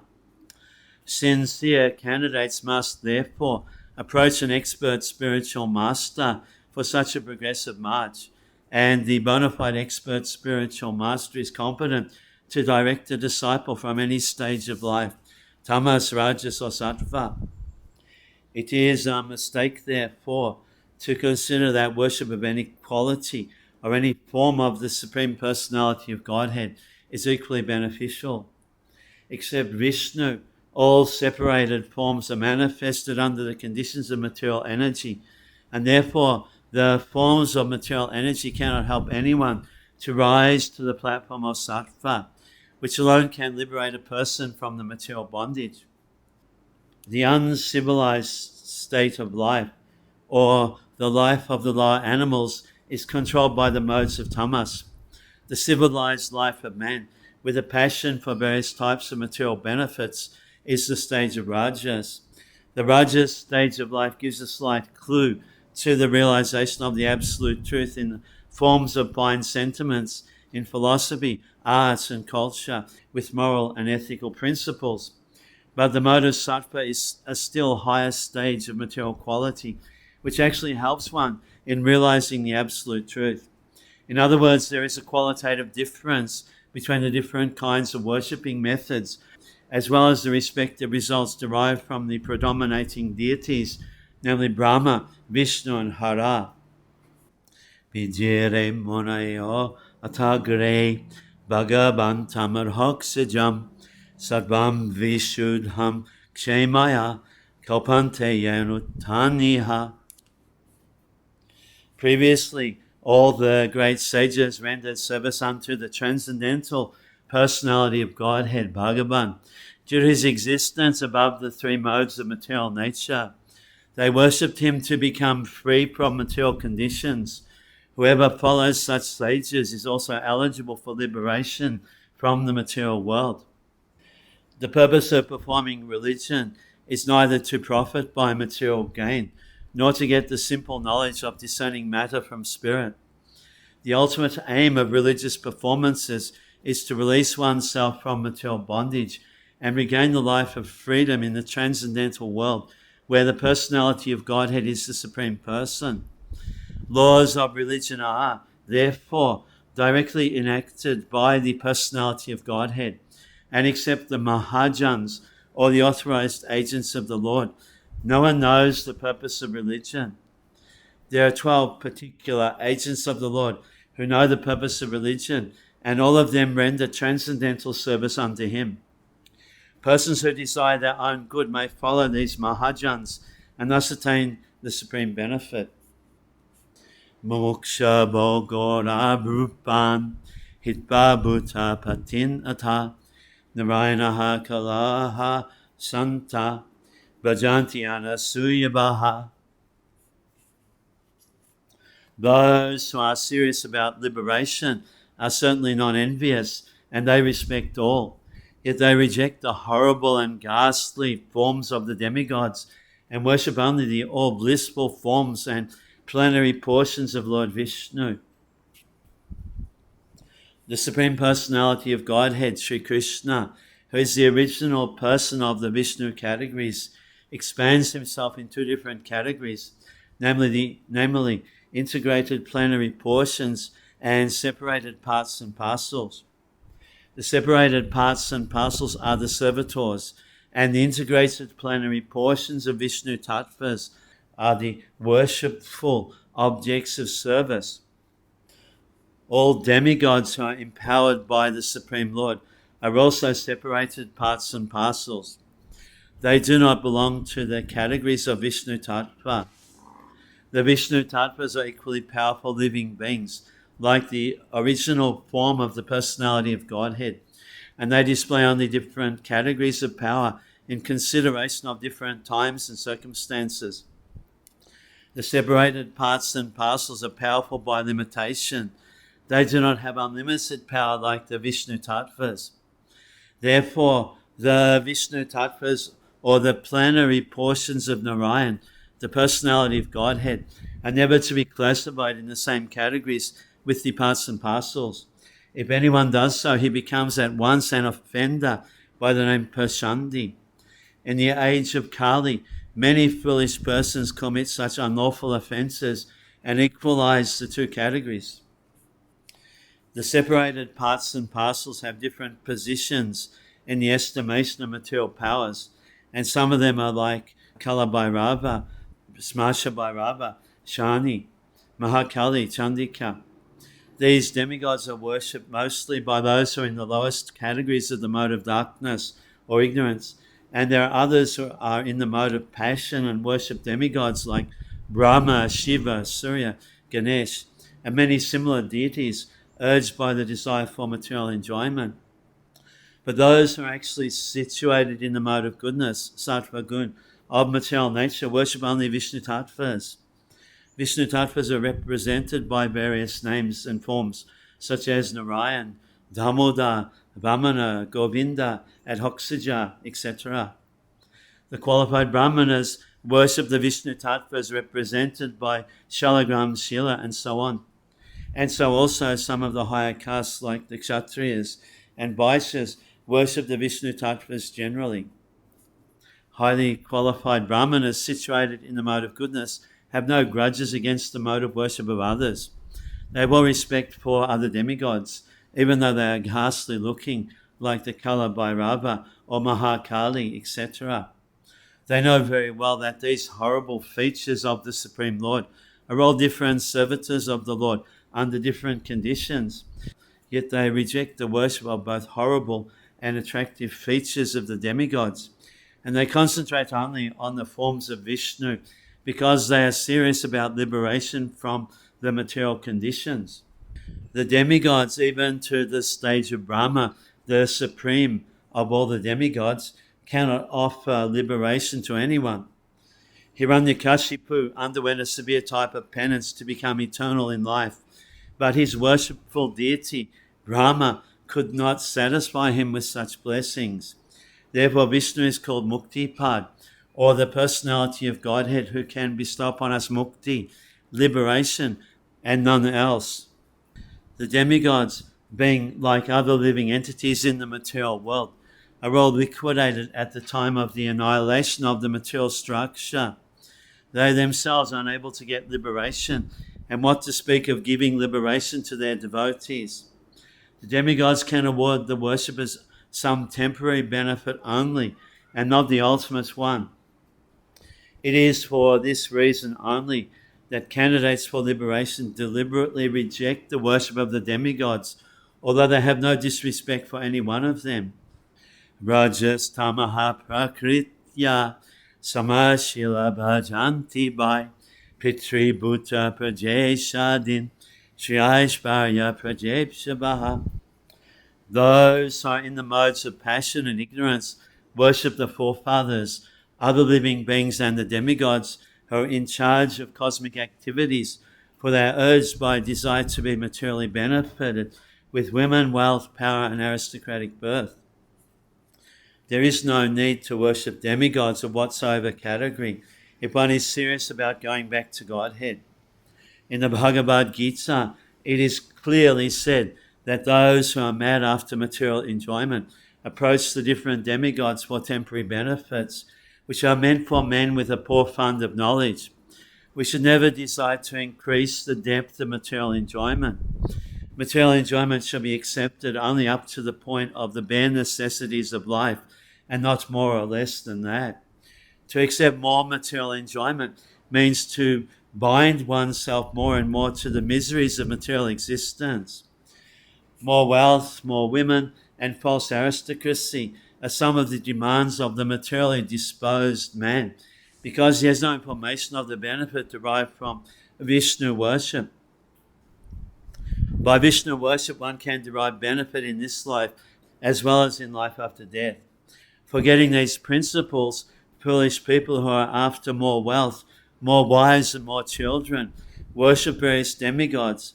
The aim of life is to end the miseries of life and not to increase them. For material enjoyment, there is no need to approach the demigods. The demigods are but servants of the Lord. As such, they are duty-bound to supply necessities of life in the form of water, light, air, etc. One should work hard and worship the Supreme Lord by the fruits of one's hard labor for existence, and that should be the motto of life. One should be careful to execute occupational service with faith in God in the proper way, and that will lead one gradually on the progressive march back to Godhead. Lord Sri Krishna, when he was personally present at Braj Dham, stopped the worship of the demigod Indra and advised the residents of Raj to worship by their business and to have faith in God. Worshipping the multi-demigods for material gain is practically a perversity of religion. This sort of religious activity has been condemned in the very beginning of the Bhagavatam as Kaitava Dharma. There is only one religion in the world to be followed by one and all, and that is Bhagavad Dharma, or the religion which teaches one to worship the Supreme Personality of Godhead and no one else. Vasudeva Parabheda, Vasudeva Paramaka, Vasudeva Parajyoga, Vasudeva Parakriyaha, Vasudeva Param Jnanam, Vasudeva Param Tapaha, Vasudeva Parodhammo, Vasudeva Paragati.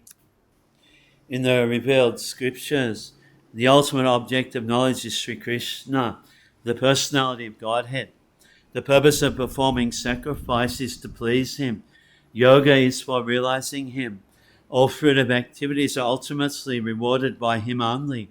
He is supreme knowledge, and all severe austerities are performed to know him. Religion, Dharma, is rendering loving service unto him. He is the supreme goal of life.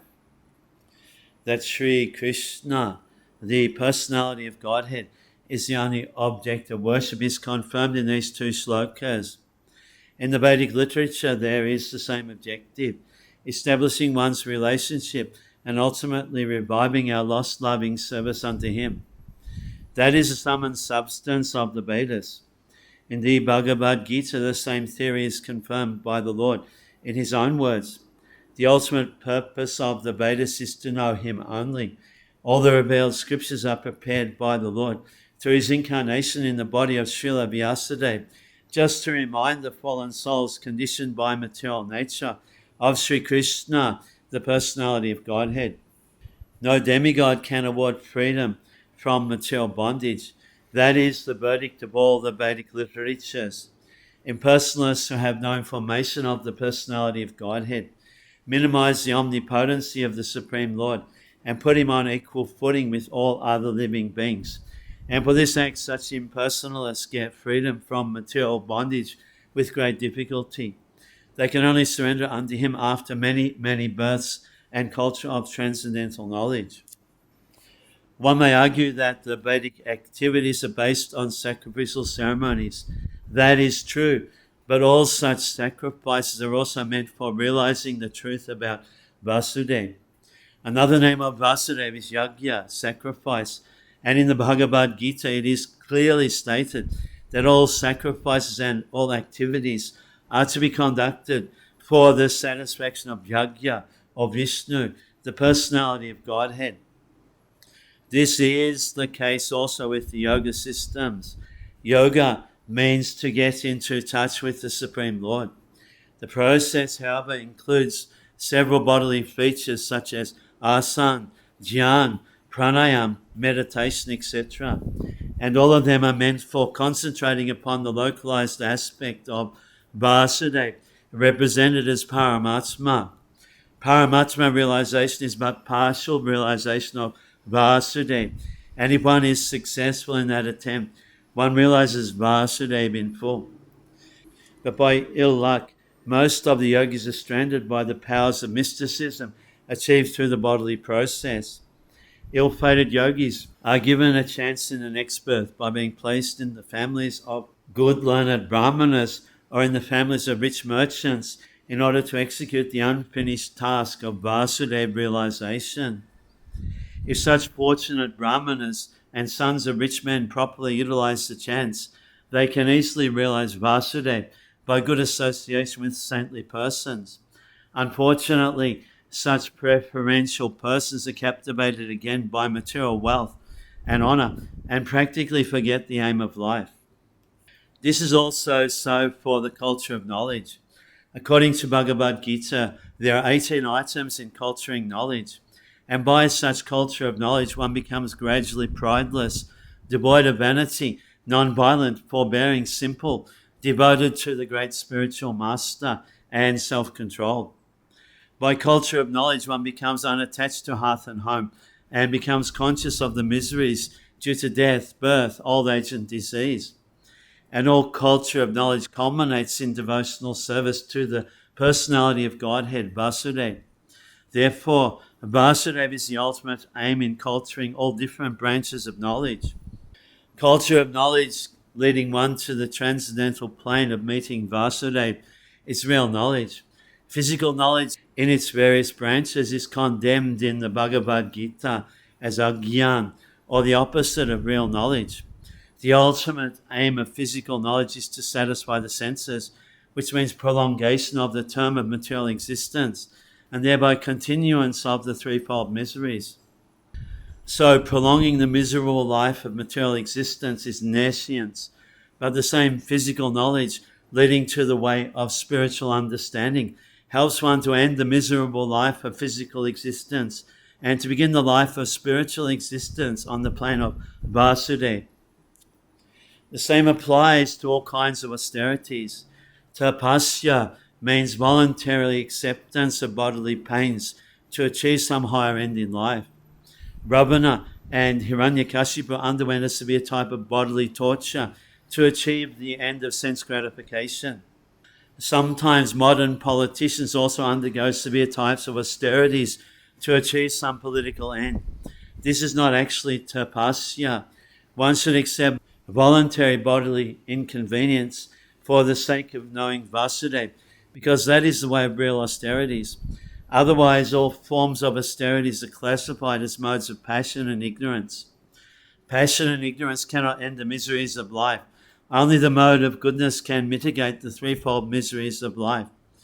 Vasudeva and Devaki, the so-called father and mother of Lord Krishna, underwent penances to get Vasudeva as their son. Lord Sri Krishna is the father of all living beings. Therefore, he is the original living being of all other living beings. He is the original eternal enjoyer amongst all other enjoyers. Therefore, no one can be his begetting father, as the ignorant may think. Lord Sri Krishna agreed to become the son of Vasudeva and Devaki upon being pleased with their severe austerities. Therefore, if any austerities have to be done, they must be done to achieve the end of knowledge, Vasudeva. Vasudeva is the original personality of Godhead, Lord Sri Krishna. As explained before, the original personality of Godhead expands himself by innumerable forms. Such expansion of forms is made possible by his various energies. His energies are also multifarious, and his internal energies are superior, and external energies are inferior in quality. They're explained in the Bhagavad Gita as the para and apara prakritis. So his expansions of various forms which take place by the internal energies are superior forms, whereas the expansions which take place by the external energies are inferior forms. The living entities are also his expansions. The living entities who are expanded by his internal potency are eternally liberated persons, whereas those who are expanded by the material energies are eternally conditioned souls. Therefore, all culture of knowledge, austerities, sacrifice, and activities should be aimed at changing the quality of the influence that is acting upon us. For the present, we are all being controlled by the external energy of the Lord. And just to change the quality of the influence, we must endeavor to cultivate spiritual energy. In the Bhagavad Gita, it is said that those who are Mahatmas, or those whose minds have been so broadened as to be engaged in the service of Lord Krishna, are under the influence of the internal potency. And the effect is that such broad-minded living beings are constantly engaged in the service of the Lord without deviation. That should be the aim of life. And that is the verdict of all the Vedic literatures. No one should bother himself with fruitive activities or dry speculation about transcendental knowledge. Everyone should at once engage himself in the transcendental loving service of the Lord. Nor should one worship different demigods who work as different hands of the Lord for creation, maintenance, or destruction of the material world. There are innumerable powerful demigods who look over the external management of the material world. They are all different assisting hands of Lord Vasudeva. Even Lord Shiva and Lord Brahma are included within the list of demigods. But Lord Vishnu or Vasudeva is always transcendentally situated. Even though he accepts the quality of goodness of the material world, he is still transcendental to all the material modes. The following example will clear that matter more explicitly. In the prison house there are the prisoners and the managers of the prison house. Both the managers and the prisoners are bound up by the laws of the king. But even though the king sometimes comes in the prison, he is not bound by the laws of the prison house. The king is therefore always transcendental to the laws of the prison house, as the Lord is always transcendental to the laws of the material world. Saibadam sasajhagre bhagavanatma mayaya Sada Sadrupaya Chasu Gunamaya Guno Vibhu. In the beginning of the material creation, the Absolute Lord, in his transcendental position, created the energies of cause and effect by his own internal energy. The position of the Lord is always transcendental because the causal and effectual energies required for the creation of the material world were also created by him. He is therefore unaffected by the qualities of the material modes. His existence, form, activities, and paraphernalia all existed before the material creation. He is all spiritual and has nothing to do with the qualities of the material world, which are qualitatively distinct from the spiritual qualities of the Lord. Taya vivashiteshu ishu guneshu gunabhaniba antaha pravishta bhati vijnanena vijimbitaha.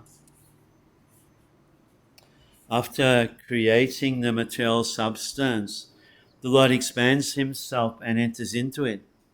And although he is within the material modes of nature and appears to be one of the created beings, he is always fully enlightened and in his transcendental position. The living entities are separated parts and parcels of the Lord, and the conditioned living entities who are unfit for the spiritual kingdom are strewn within the material world to enjoy matter to the fullest extent. As Paramatma and eternal friend of the living entities, the Lord, by one of his plenary portions, accompanies the living entities to guide them in their material enjoyment and to become witness to all activities. While the living entities enjoy the material conditions, the Lord maintains his transcendental position without being affected by the material atmosphere. In the Vedic literatures, Shruti, it is said that there are two birds in one tree. One of them is eating the fruit of the tree, while the other is witnessing the actions. The witness is the Lord, and the fruit eater is the living entity. The fruit eater, living entity, has forgotten his real identity and is overwhelmed in the fruitive activities of the material conditions. But the Lord, Paramatma, is always full in transcendental knowledge. That is the difference between the supersoul and the conditioned soul. The conditioned soul, living entity, is controlled by the laws of nature, while the Paramatma, or the supersoul, is the controller of the material energy. Yata hiyabahito bhani darushu ikahasvajonishu nanibhabhati vishvatma bhuteshu chatatapuma. The Lord, as supersoul, pervades all things, just as fire permeates wood, and so he appears to be of many varieties, though he is the absolute one without a second. Lord Vasudeva, the Supreme Personality of Godhead, by one of his plenary parts, expands himself all over the material world, and his existence can be perceived even within the atomic energy. Matter, antimatter, proton, neutron, etc. are all different effects of the Paramatma feature of the Lord. As from wood fire can be manifested, or as butter can be churned out of milk, so also the presence of the Lord as Paramatma can be felt by the process of legitimate hearing and chanting of the transcendental subjects, which are especially treated in the Vedic literatures, like the Upanishads and Vedanta. Srimad-Bhagavatam is the bona fide explanation of these Vedic literatures. The Lord can be realized through the oral reception of the transcendental message, and that is the only way to experience the transcendental subject. As fire is kindled from wood by another fire, similarly the divine consciousness of man can be kindled by another divine grace. His divine grace, the spiritual master, can kindle the spiritual fire from the wood-like living entity by imparting proper spiritual messages injected through the receptive ear. Therefore, one is required to approach the proper spiritual master with receptive ear only, and thus divine existence is gradually realized. The difference between animality and humanity lies in this process only. A human being can hear properly, whereas an animal cannot. Asuguna maye bhabe bhuta suksmendriyatmabi swanimiteteshu nirvishto bhunkte bhuteshu tadgunan. The supersoul enters into the bodies of the created beings who are influenced by the modes of material nature and causes them to enjoy the effects of these by the subtle mind. There are 8,400,000 species of living beings, beginning from the highest intellectual being, Brahma, down to the insignificant ants, and all of them are enjoying the material world according to the desires of the subtle mind and gross material body. The gross material body is based on the conditions of the subtle mind, and the senses are created according to the desire of the living being. The Lord as Paramatma helps the living being to get material happiness because the living being is helpless in all respects to obtain what he desires. He proposes and the Lord disposes. In another sense, the living beings are parts and parcels of the Lord. They are therefore one with the Lord. In the Bhagavad Gita, the living beings in all varieties of bodies have been claimed by the Lord as his sons. The sufferings and enjoyments of the sons are indirectly the suffering and enjoyments of the Father. Still, the Father is not in any way affected directly by the suffering and enjoyment of the sons. He is so kind that he constantly remains with the living being as Paramatma and always tries to convert the living being towards the real happiness. Bhavayatisha satvena lokan by loka bhavanaha lilabatara nurato devatriya. Thus, the Lord of the universes maintains all planets inhabited by demigods, men and lower animals, and in his play he assumes the roles of incarnations to reclaim those in a mode of pure goodness. There are innumerable material universes, and in each and every universe there are innumerable planets inhabited by different grades of living entities in different modes of nature. The Lord Vishnu incarnates himself in each and every one of them and in each and every type of living society. He manifests his transcendental pastimes amongst them just to create the desire to go back to Godhead. The Lord does not change his original transcendental position, but he appears to be differently manifested according to the particular time, circumstances, and society.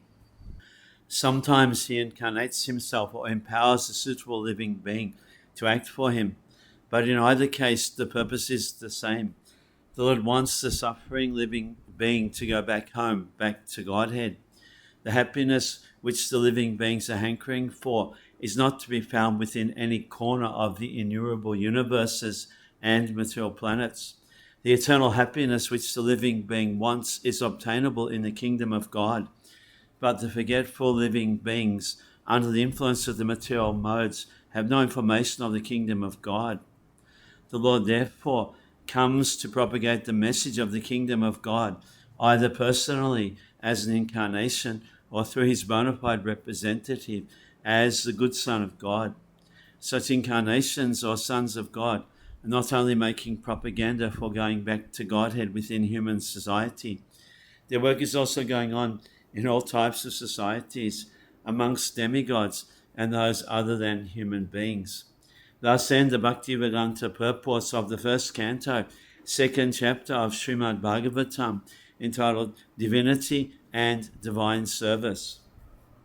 Srimad-Bhagavatam, by His Divine Grace, A.C. Bhaktivedanta Swami Prabhupada, Chapter 3, Krishna is the source of all incarnations. Sutta uvacha jagre purusham rupam bhagavan maharadibi sambhutam sodashakalam aduloka shri shikshaya. Sutta said, in the beginning of the creation, the Lord first expanded himself in the universal form of the Purush incarnation and manifested all the ingredients for the material creation. And thus at first there was the creation of the 16 principles of material action. This was for the purpose of creating the material universe. The Bhagavad Gita states that the personality of Godhead, Sri Krishna, maintains these material universes by extending his plenary expansions. So this Purusha form is the confirmation of the same principle. The original personality of Godhead, Vasudeva, or Lord Krishna, who is famous as the son of King Vasudeva or King Nanda, is full with all opulences, all potencies, all fames, all beauties, all knowledge and all renunciation. Part of his opulences is manifested as impersonal Brahman, and part of his opulences is manifested as Paramatma. This Purusha feature of the same personality of Godhead, Sri Krishna, is the original Paramatma manifestation of the Lord.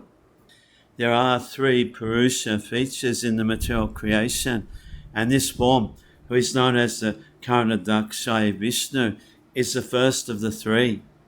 The others are known as the Garbhadakshayi Vishnu and the Kshirodakshayi Vishnu, which we shall know one after another. The innumerable universes are generated from the skin holes of this Karanadakshayi Vishnu, and in each one of the universes, the Lord enters as Garbhadakshayi Vishnu. In the Bhagavad Gita, it is also mentioned that the material world is created at certain intervals and then again destroyed.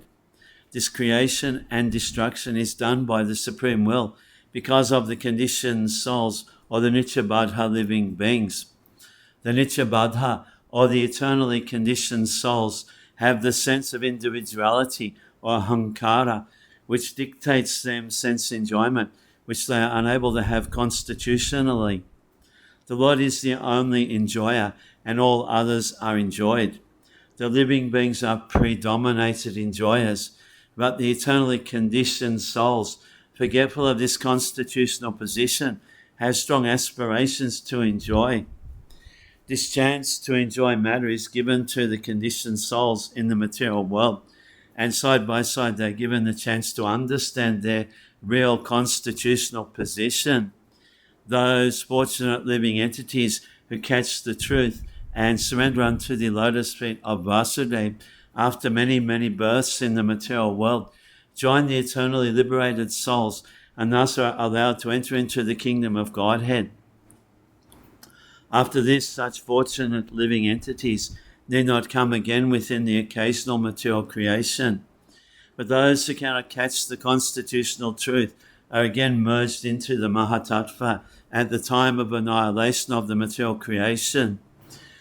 When the creation is again set up, this Mahatattva is again let loose.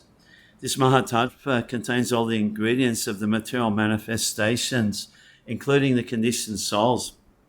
Primarily, this Mahatattva is divided into 16 parts, namely the 5 gross material elements and the 11 working instruments or senses.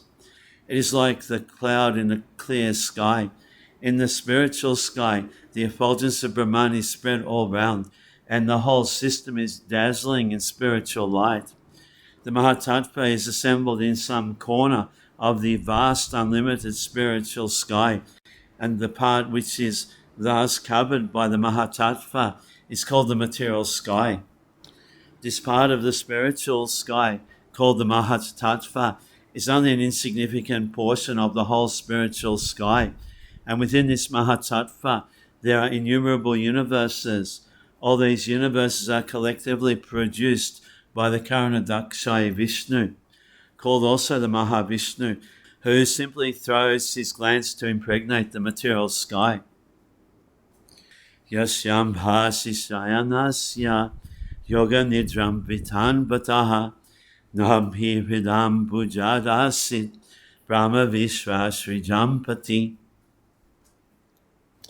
A part of the Purush lies down within the water of the universe, and from the navel lake of his body sprouts a lotus stem, and from the lotus flower atop this stem, Brahma, the master of all engineers in the universe, becomes manifest.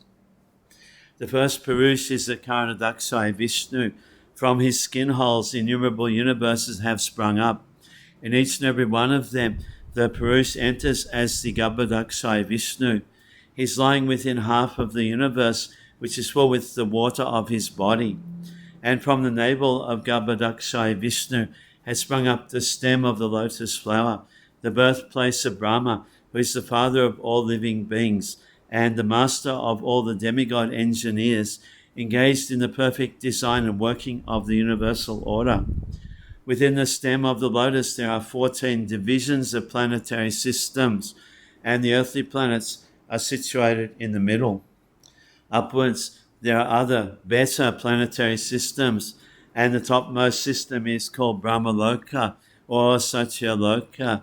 Downwards from the earthly planetary system, there are 7 downward planetary systems, domiciled by the Asuras and similar other materialistic living beings. From this Garbhodakshaya Vishnu, there is expansion of the Kshirodakshaya Vishnu, who is the collective Paramatma of all living beings. He is called Hari, and from him all incarnations within the universe are expanded. Therefore, the conclusion is that the Purusha Avatar is manifested in 3 features. First, the Karanadakshaya, who creates aggregate material ingredients in the Mahatattva. Second, the Garbhodakshaya, who enters in each and every universe. And third, the Kshirodakshaya Vishnu, who is the Paramatma of every material object, organic or inorganic. One who knows these plenary features of the personality of Godhead knows also him, Godhead, properly, and thus the knower becomes freed from the material conditions of birth, death, old age and disease, as it is confirmed in the Bhagavad Gita. In this sloka, the subject matter of Mahavishnu is summarized.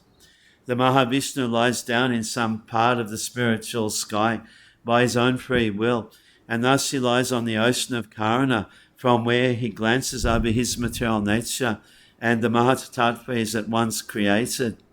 Thus electrified by the power of the Lord, the material nature creates at once innumerable universes, just as in due course a tree is decorated with innumerable grown-up fruits. The seed of the tree is sown by the cultivator, and the tree or creeper in due course becomes manifested with so many fruits. Nothing can take place without a cause. The Karuna ocean is therefore called the causal ocean.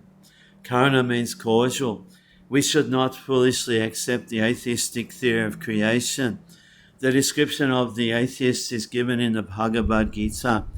The atheist does not believe in the Creator, but he cannot give a good theory to explain the creation.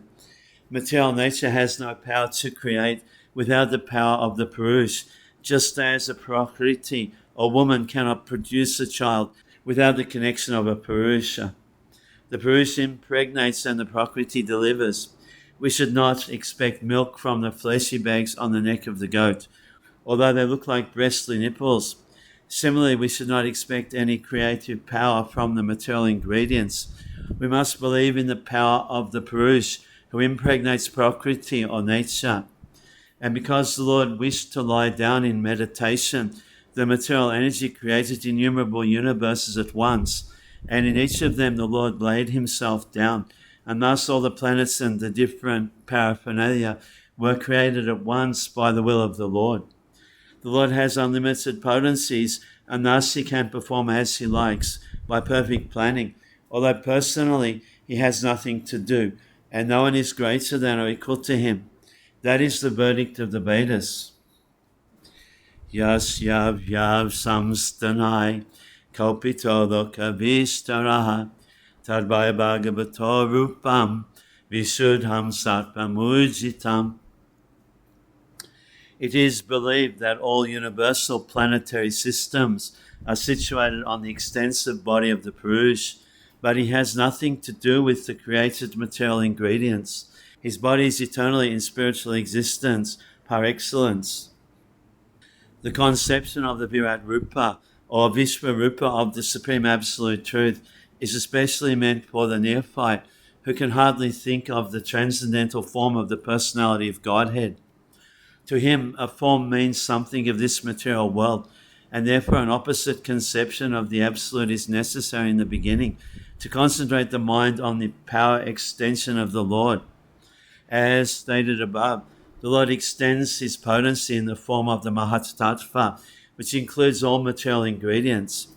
The extension of power by the Lord and the Lord himself personally are one in one sense, but at the same time the Mahatattva is different from the Lord. Therefore, the potency of the Lord and the Lord are simultaneously different and non-different. The conception of the Virat Rupa, especially for the impersonalist, is thus non-different from the eternal form of the Lord.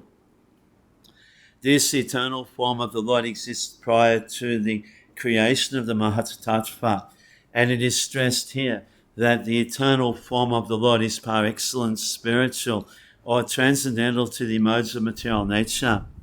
The very same transcendental form of the Lord is manifested by his internal potency, and the formation of his multifarious manifestations of incarnations is always of the same transcendental quality, without any touch of the Mahatattva.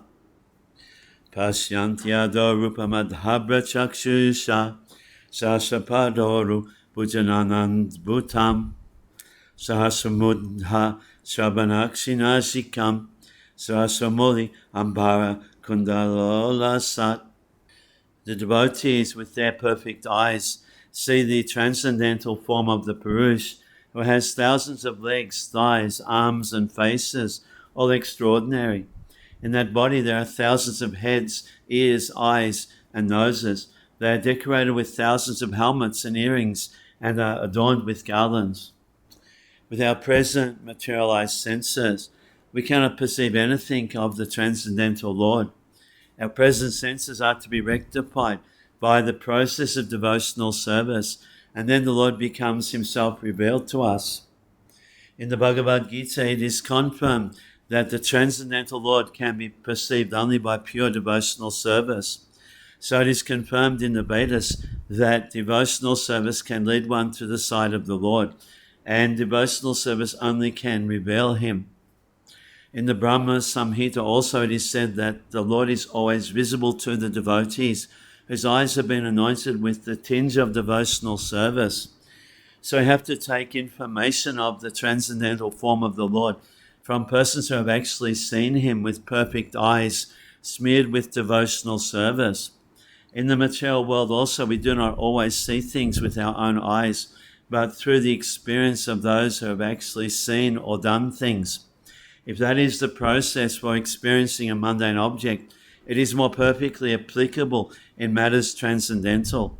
So with patience and perseverance, only we can realize the transcendental subject matter regarding the absolute truth and his different forms.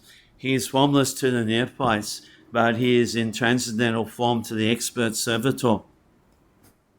Itam nana bhataranam nidhanam bijam abhyayam yashyam sham shena srijante devatriyan naradaya.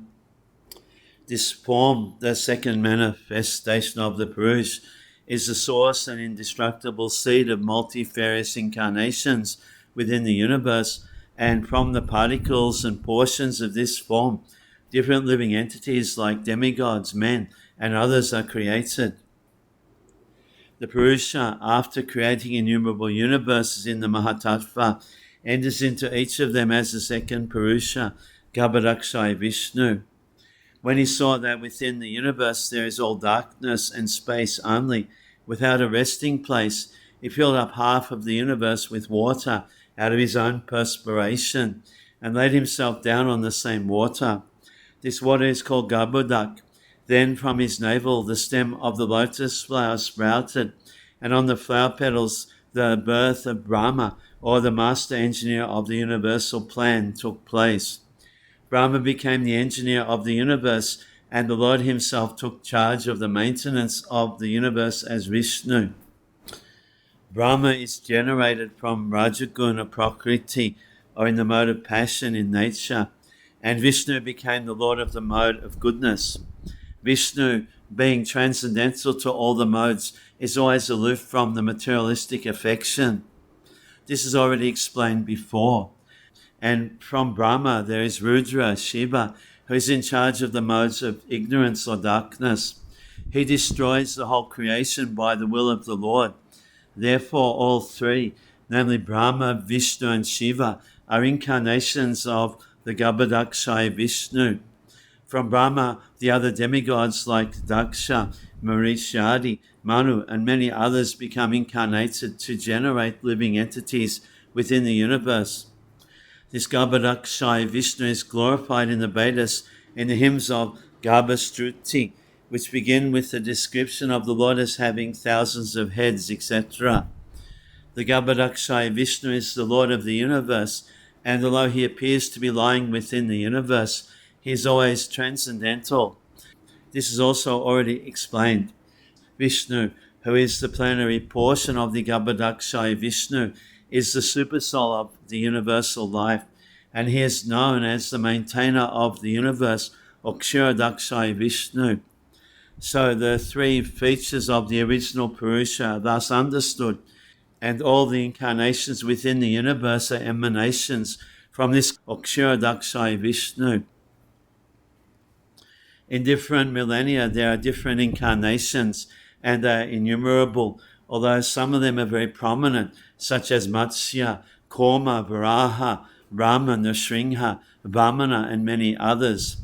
These incarnations are called Nila incarnations. Then there are qualitative incarnations such as Brahma, Vishnu and Shiva, or Rudra, who take charge of the different modes of material nature. Lord Vishnu is non-different from the personality of Godhead. Lord Shiva is in the marginal position between the personality of Godhead and the living entities or jivas.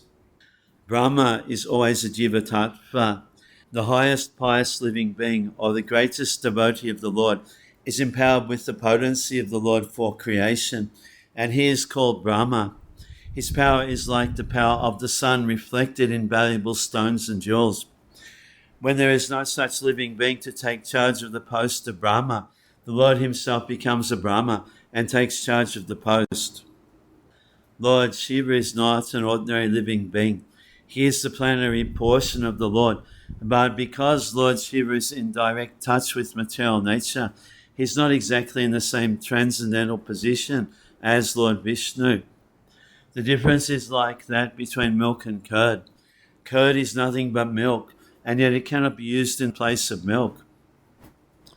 The next incarnations are the Manus, within 1 day's duration of the life of Brahma, which is calculated by our solar year as 4,300,000 times 1,000 years. There are 14 Manus.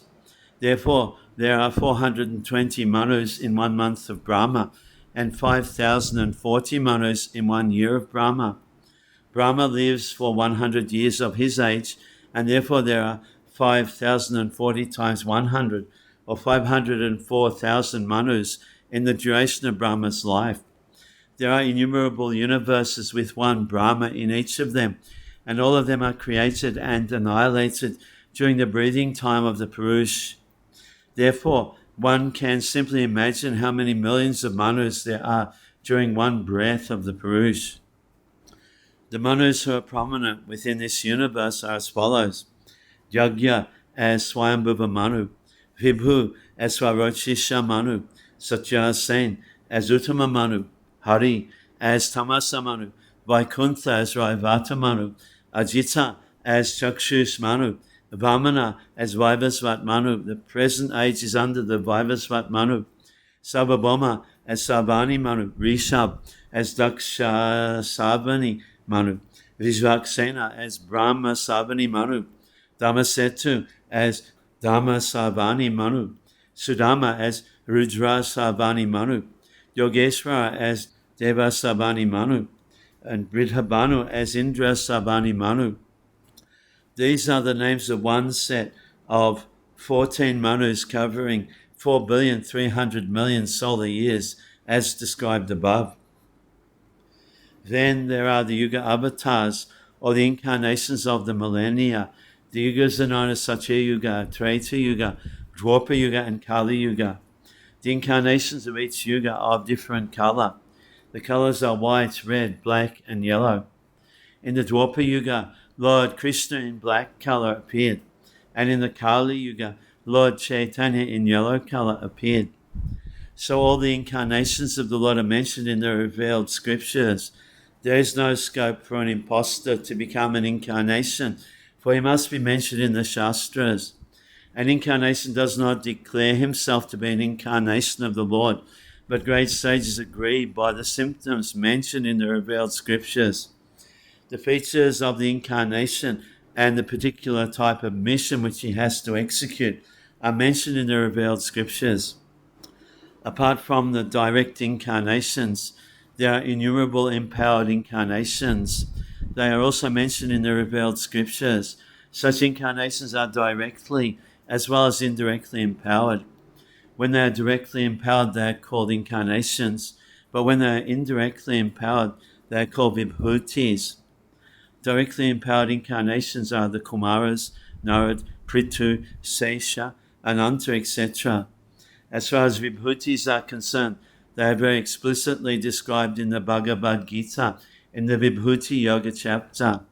And for all these different types of incarnations, the fountainhead is the Garbhodakshaya Vishnu. Saiba pratamam devaha kumaram sagamashitaha chachara duscharam brahma brahmanchayama kanditam. First of all, in the beginning of creation, there were 4 unmarried sons of Brahma, the Kumaras, who, being situated in a vow of celibacy, underwent severe austerities for realization of the absolute truth. The creation of the material world is affected, maintained, and then again annihilated at certain intervals. So there are different names of the creations in terms of the particular types of Brahma, the father of the living beings in the creation. These Kumaras, as above mentioned, appeared in the Kumara creation of the material world, and to teach us the process of Brahman realization. They underwent a severe type of disciplinary action as bachelors.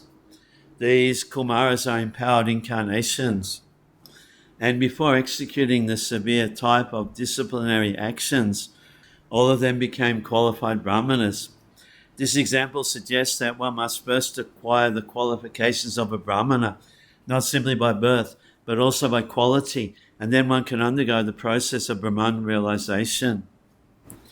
Dvitiyam tu bhavayasya rasatala gatam mahim udharisyanupadata yageshaha sukaram vapu.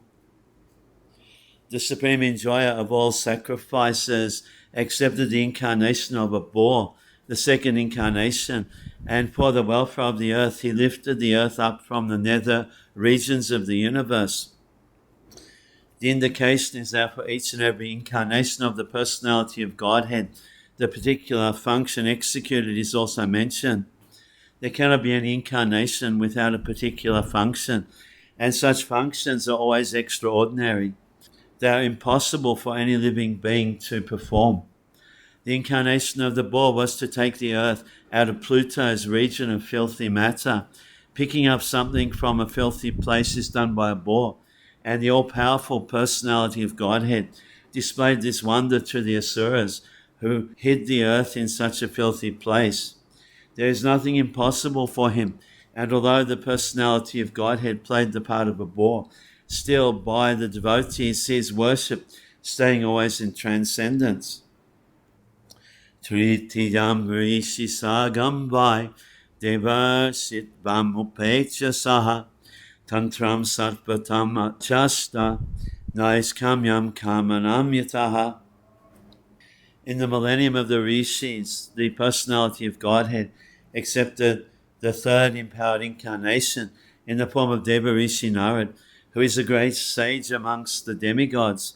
He collected expositions of the Vedas which deal with devotional service and which inspire non-fruitive action. The great Rishi Narad, who is an empowered incarnation of the personality of Godhead, propagates devotional service all over the universe. All great devotees of the Lord all over the universe and in different planets and species of life are his disciples. Srila Vyasadeva, the compiler of the Srimad-Bhagavatam, is also one of his disciples. He is the author of Narad Pancharatra, which is the exposition of the Vedas, particularly for devotional service of the Lord. This Narad Pancharatra trains the karmis or the fruitive workers to achieve liberation from the bondage of fruitive work.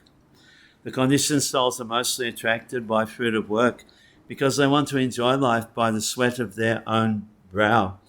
The whole universe is full of fruitive workers in all species of life. The fruitive workers include all kinds of economic development plans, but the law of nature provides that every action has its resultant reaction, and the performer of the work is bound up by such reactions, good or bad. The reaction of good work is comparative material prosperity, whereas the reaction of bad work is comparative material distress. But material conditions, either in so-called happiness or in so-called distress, are all meant ultimately for distress only. Foolish materialists have no information how to obtain eternal happiness in the unconditional state. Sri Narad informs these foolish fruitive workers how to realize the reality of happiness. He gives direction to the diseased men of the world, how one's present engagement can lead one to the path of spiritual emancipation. The physician gives direction to the patient to take treated milk in the form of curd for his sufferings from indigestion due to his taking another milk preparation. So the cause of the disease and the remedy of the disease may be the same, but it must be treated by an expert physician like Narad. The Bhagavad Gita also gives the same solution for serving the Lord by the fruits of one's labor. That will lead one to the path of Naishkamya, or liberation. Turiye Dhamma Kala Sagi Narayana Vrishi Bhutvat Mo Pasha Mo Petam Akara Dushcharam Tapaha. In the fourth incarnation, the Lord became Nara and Narayan, the two sons of the wife of King Dharma. Thus he undertook severe and exemplary penances to control the senses. As it was advised by King Rishabh to his sons, tapasya, or voluntary acceptance of penance for realization of the transcendence, is the only duty of the human being. It was so done by the Lord himself in an exemplary manner to teach us. The Lord is very kind to the forgetful souls. He therefore comes himself and leaves behind necessary instructions and sends his good sons as representatives to call all the conditioned souls back to Godhead. Recently, within the memory of everyone, Lord Chaitanya also appeared for the same purpose, to show special favor to the fallen souls of this age of iron industry. The incarnation of Narayan is worshipped still at Badri Narayan on the range of the Himalayas. Panchamaha Kapilo Nama Siddheshaha Kala Viplutam Pravacha Suraye Sankyam Tatpagrama Vinenayam. The fifth incarnation, named Lord Kapila, is foremost among perfected beings. He gave an exposition of the creative elements and metaphysics to Asuri Brahmana, for in course of time this knowledge had been lost. The sum total of creative elements is 24 in all. Each and every one of them are explicitly explained in the system of Sankhya philosophy. Sankhya philosophy is generally called metaphysics by the European scholars.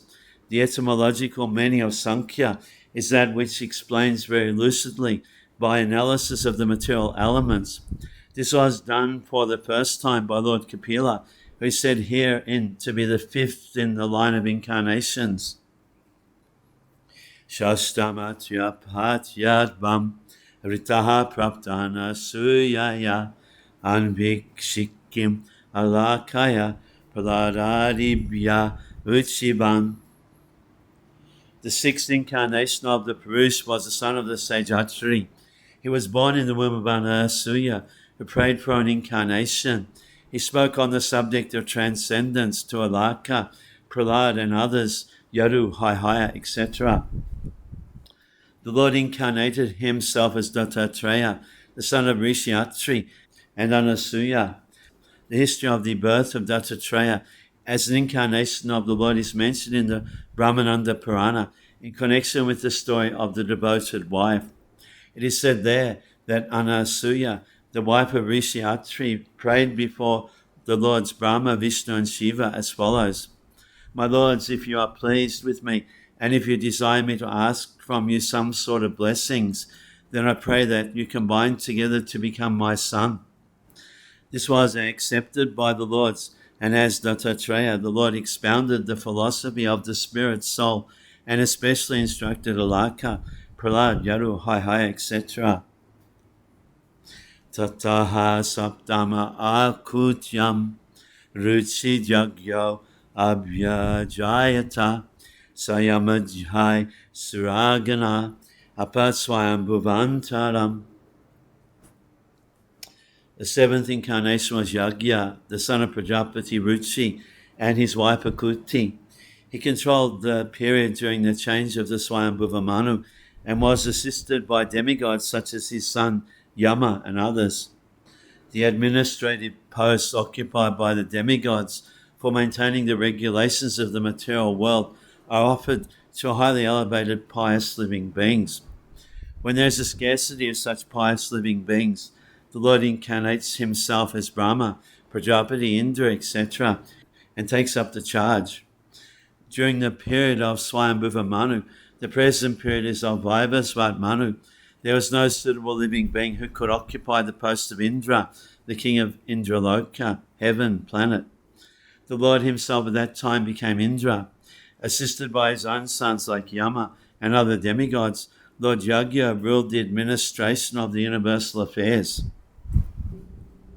Ashtame Merudhevyam tu Nabhijatu Ukramaha Dashayan Bhatmadhiranam Sabasrama Namaskritam.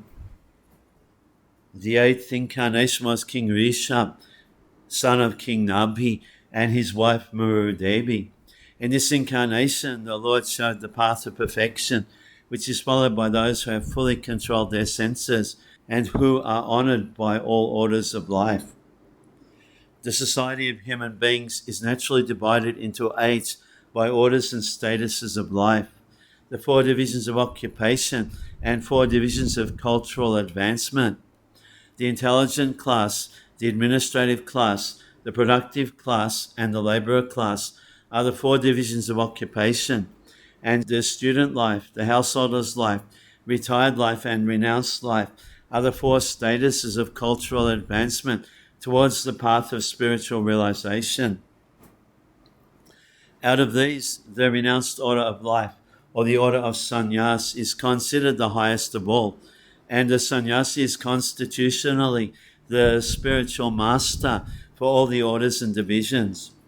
In the sannyas order also, there are 4 stages of upliftment toward perfection. Such stages are called the Kutichak, Bahudak, Paribrajacharya, and the Paramahamsa.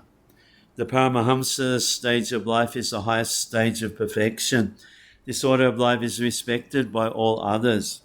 Maharaj Rishabh, the son of King Nabhi and Murudevi, was an incarnation of the Lord, and he instructed his sons to follow the path of perfection by tapasya, which sanctifies one's existence and enables one to attain the stage of spiritual happiness, which is eternal and ever increasing.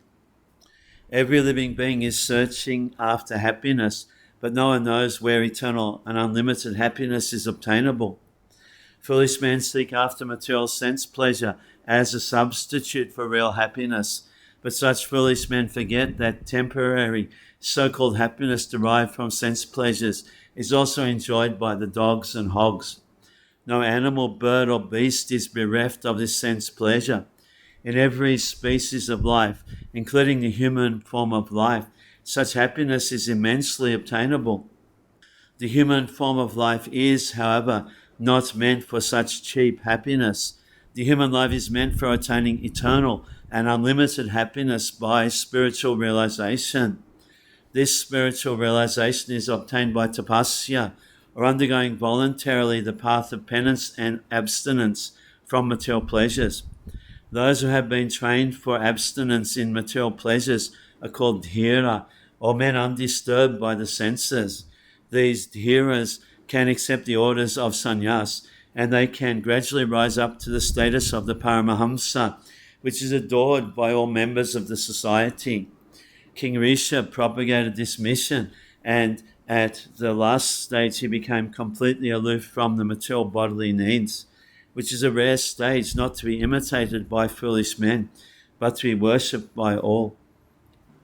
Rishibi yachitob heje navamam patibam vapu dugdhemam osadhi vipras tenayam sa ushatamaha. O Brahmanas, the 9th incarnation of the Lord, prayed for by sages, was King Prithu, who cultivated the land to yield various produces, and for that reason the earth was beautiful and attractive. Before the advent of King Prithu, there was a great havoc of maladministration due to the vicious life of the previous king, the father of Maharaj Prithu. The intelligent class of men, namely the sages and the Brahmanas, not only prayed for the Lord to come down, but they also dethroned the previous king. It is the duty of the king to be pious and thus look after the all-around welfare of the citizens.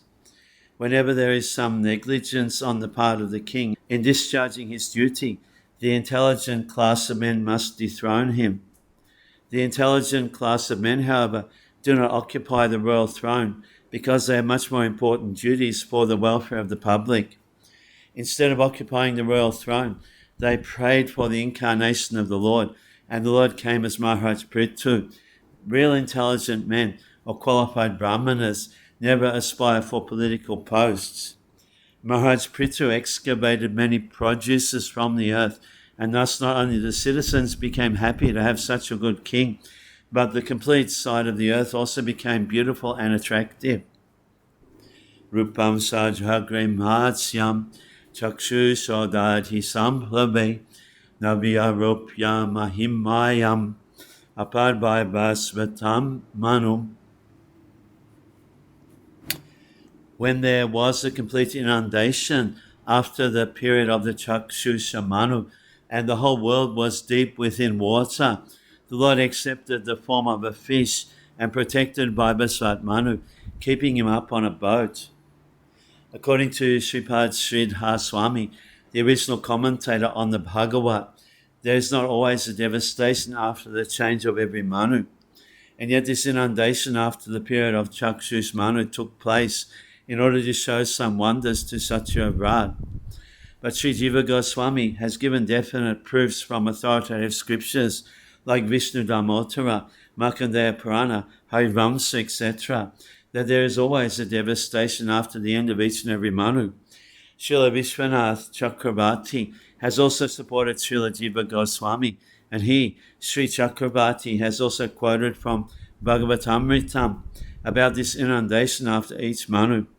Apart from this, the Lord, in order to show special favour to Satyavrat, a devotee of the Lord, in this particular period, incarnated himself.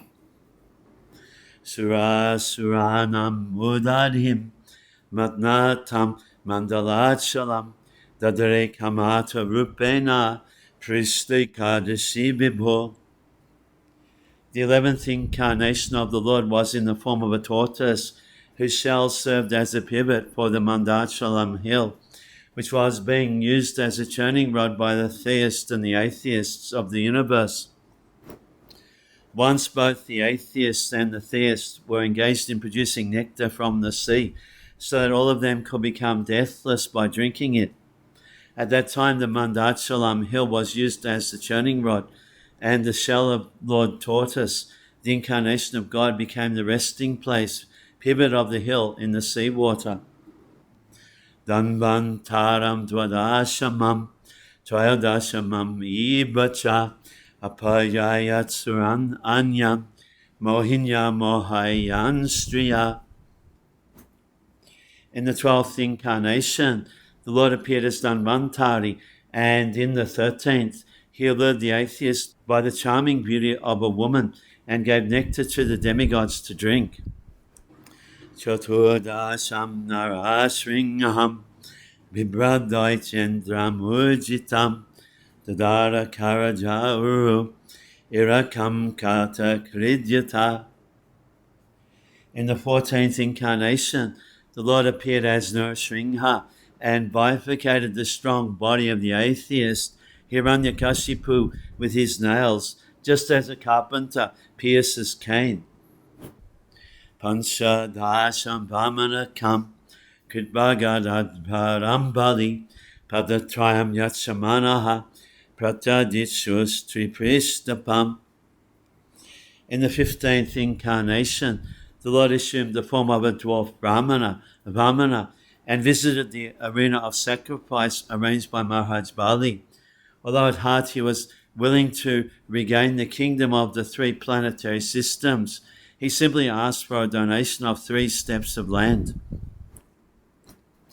The Almighty God can bestow upon anyone the kingdom of the universe from a very small beginning, and similarly he can take away the kingdom of the universe on the plea of begging a small piece of land.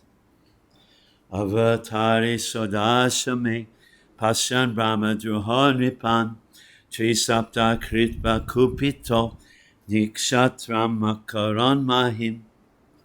As Brigupati, the 16th incarnation of the Godhead, the Lord annihilated the administrative class, Kshatriyas, 21 times, being angry with them because of their rebellion against the Brahmanas, the intelligent class. The Kshatriyas, or the administrative class of men, are expected to rule the planet by the direction of the intelligent class of men who give direction to the rulers in terms of the standard shastras or the books of revealed knowledge.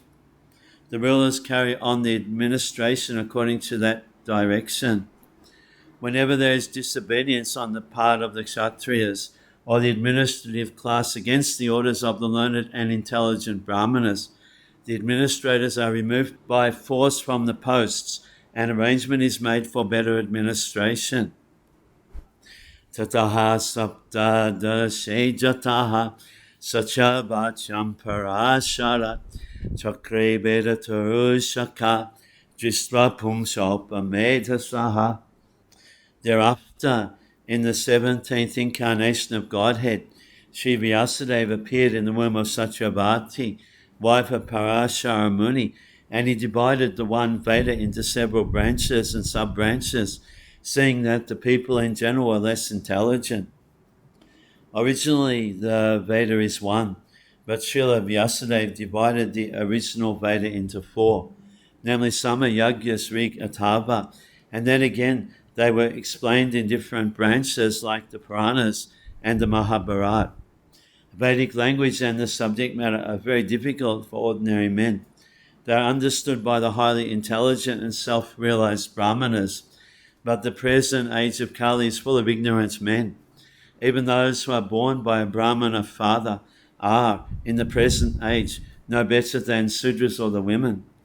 The twice-born men, namely the Brahmanas, Kshatriyas and Vaishyas, are expected to undergo a cultural purificatory process known as samskaras, but because of the bad influence of the present age, the so-called members of the Brahmana and other high-order families are no longer highly cultured.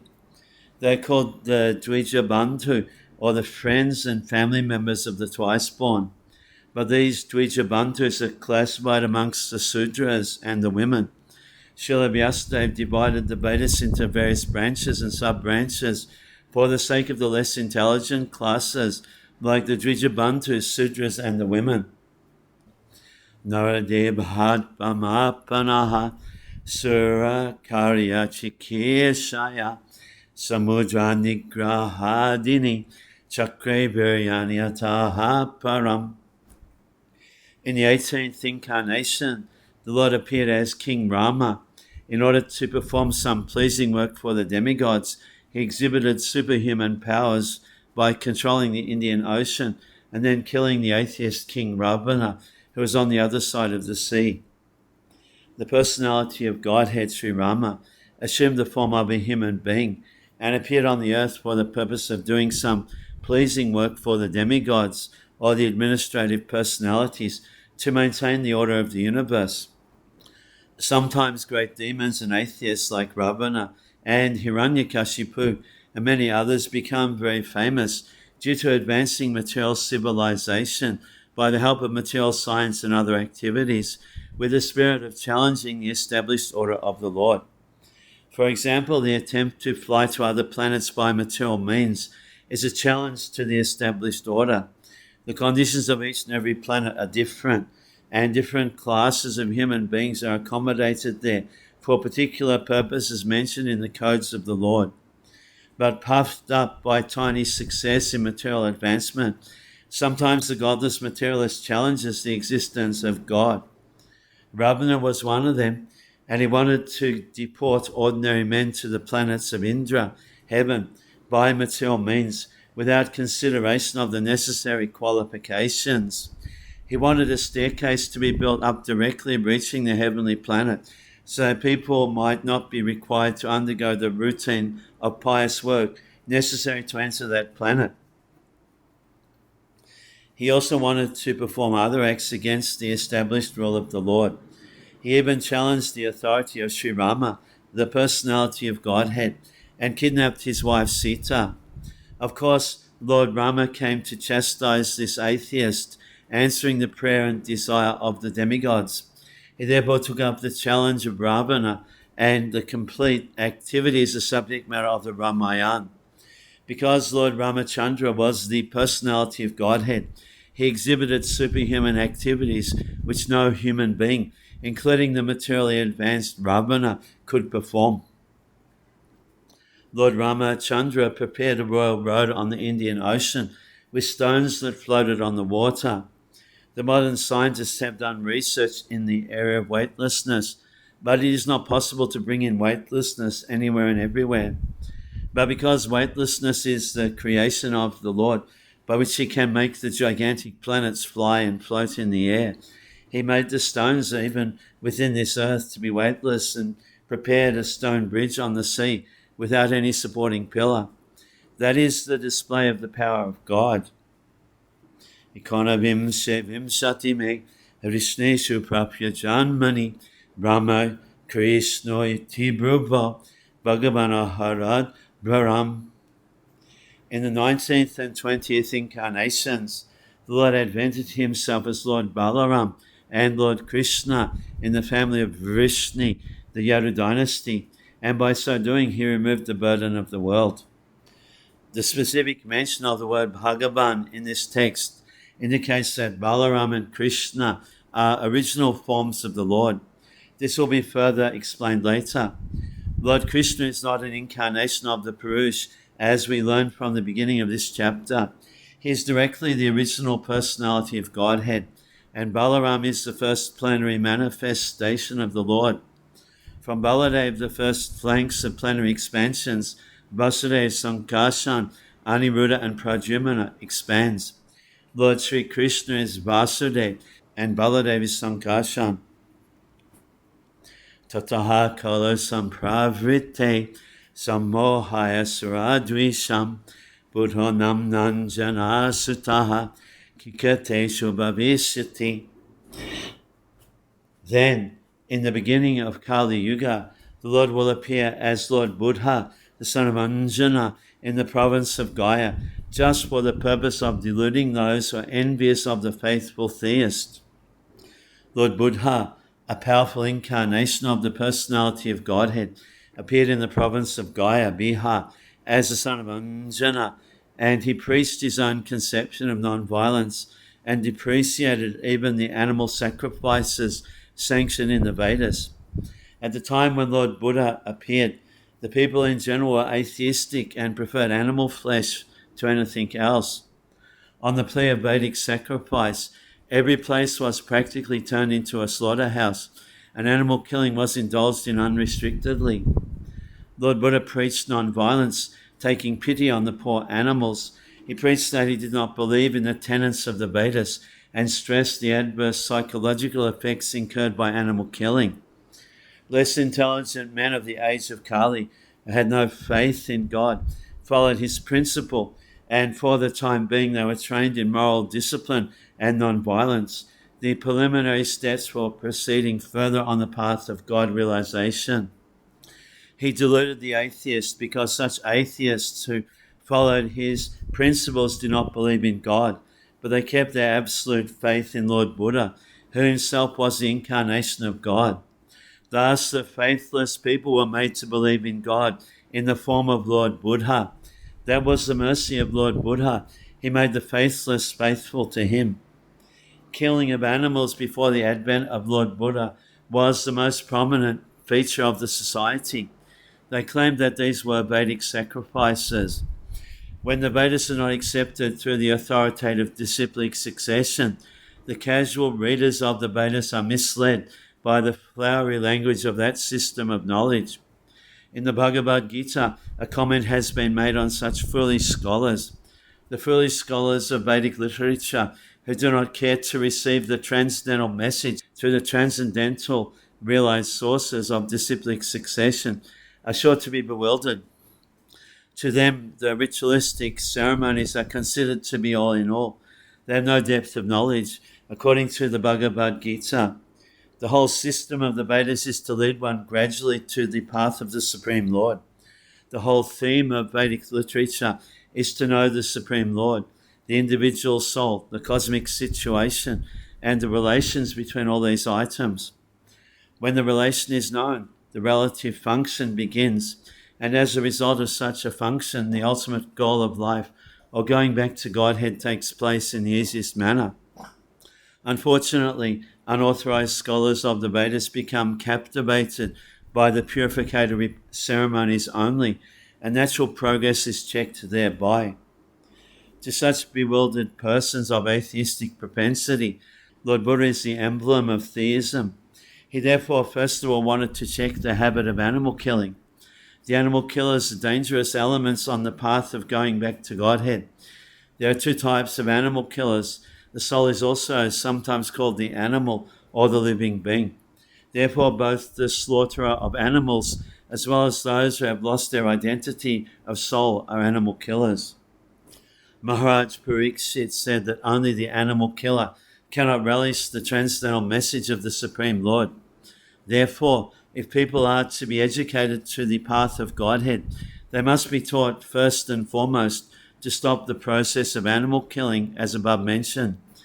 It is nonsensical to say that animal killing has nothing to do with spiritual realization. By this dangerous theory, many so-called sannyasis have sprung up by the grace of Kali Yuga who preach animal killing under the garb of the Vedas. The subject matter has already been discussed in the conversation between Lord Chaitanya and Maulana Chand Kazi Sahab. The animal sacrifice, as stated in the Vedas, is different from the unrestricted animal killing in the slaughterhouse. Because the Asuras, or the so-called scholars of Vedic literatures, put forward the evidence of animal killing in the Vedas, Lord Buddha superficially denied the authority of the Vedas. This rejection of the Vedas by Lord Buddha was adopted in order to save people from the vice of animal killing, as well as to save the poor animals from the slaughtering process of their big brothers who clamour for universal brotherhood, peace, justice, and equity. There is no justice when there is animal killing. Lord Buddha wanted to stop it completely, and therefore his cult of ahimsa was propagated not only in India but also outside the country. Technically, Lord Buddha's philosophy is called atheistic because there is no acceptance of the Supreme Lord, and because that system of philosophy denied the authority of the Vedas. But that is an act of camouflage by the Lord. Lord Buddha is the incarnation of Godhead. As such, he is the original propounder of Vedic knowledge. He therefore cannot reject Vedic philosophy, but he rejected it outwardly because the Sura Dvesha, or the demons who are always envious of the devotees of Godhead, try to support cow killing or animal killing from the pages of the Vedas, and this is now being done by the modernized sannyasis. Lord Buddha had to reject the authority of the Vedas altogether. This is simply technical, and had it not been so, he would not have been so accepted as the incarnation of Godhead. Neither would he have been worshipped in the transcendental songs of the poet Jayadev, who is a Vaishnava Acharya. He preached the preliminary principles of the Vedas in a manner suitable for the time being, and so also did Acharya Shankaracharya, to establish the authority of the Vedas. Therefore, both Lord Buddha and Acharya Shankara paved the path of theism, and Vaishnava Acharyas, specifically Lord Sri Chaitanya Mahaprabhu, led the people on the path towards the realization of going back to Godhead. We are glad that people are taking interest in the non-violent movement of Lord Buddha, but will they take the matter very seriously and close the animal slaughterhouses altogether? If not, there is no meaning to the ahimsa cult. Srimad-Bhagavatam was composed just prior to the beginning of the age of Kali, about 5,000 years ago, and Lord Buddha appeared about 2,600 years ago. Therefore, in Srimad-Bhagavatam, Lord Buddha is foretold. Such is the authority of this clear scripture. There are many such prophecies, and they being fulfilled one after another, they will indicate the positive standing of Srimad-Bhagavatam, which is without trace of mistake, illusion, cheating, and imperfection, which are the four flaws of all conditioned souls. The liberated souls are above these flaws. Therefore, they can see and foretell things which are to take place on distant future dates. Atasu yuga sanjayam dasyo prayasu rajasu janita vishnu jasasho namna kalki jagatpati. Thereafter, at the conjunction of two yugas, the Lord of the creation will take his birth as the Kalki incarnation and become the son of Vishnu Jasha. At this time, the rulers of the earth will have degenerated into plunderers. Here is another foretelling of the advent of Lord Kalki, the incarnation of Godhead. He is to appear at the conjunction of the two yugas, namely at the end of Kali Yuga and the beginning of Satya Yuga. The cycle of the four yugas, namely Satya, Treta, Dwapara, and Kali, rotates like the calendar months. The present Kali Yuga lasts 432,000 years, out of which we have passed only 5,000 years after the battle of Kurukshetra and the end of the regime of King Parikshit. So there are 427,000 years balance yet to be finished. Therefore, at the end of this period, the incarnation of Kalki will take place, as foretold in the Srimad-Bhagavatam. His father's name, Vishnu Yasha, a learned Brahmana, and the village Sambal are also mentioned. As above mentioned, all these foretellings will prove to be factual in chronological order. That is the authority of Srimad-Bhagavatam. Avatarahya Sankhyeya Harisatvanidhidvijaha Yatha Vidasina Kuya Sarasahasya Sahasrishaha. Our Brahmanas, the incarnations of the Lord, are innumerable rivulets flowing from inexhaustible sources of water. The list of incarnations of the personality of Godhead given herein is not complete. It is only a partial view of all the incarnations. There are many others, such as Sri Hayagriva, Hari Hamsa, Prishingaba, Vibhu, Satyasen, Vaikuntha, Sababoma, Vishvaksena, Dhammasetu, Sudama, Yogeshwara, Bridhabhanu, etc.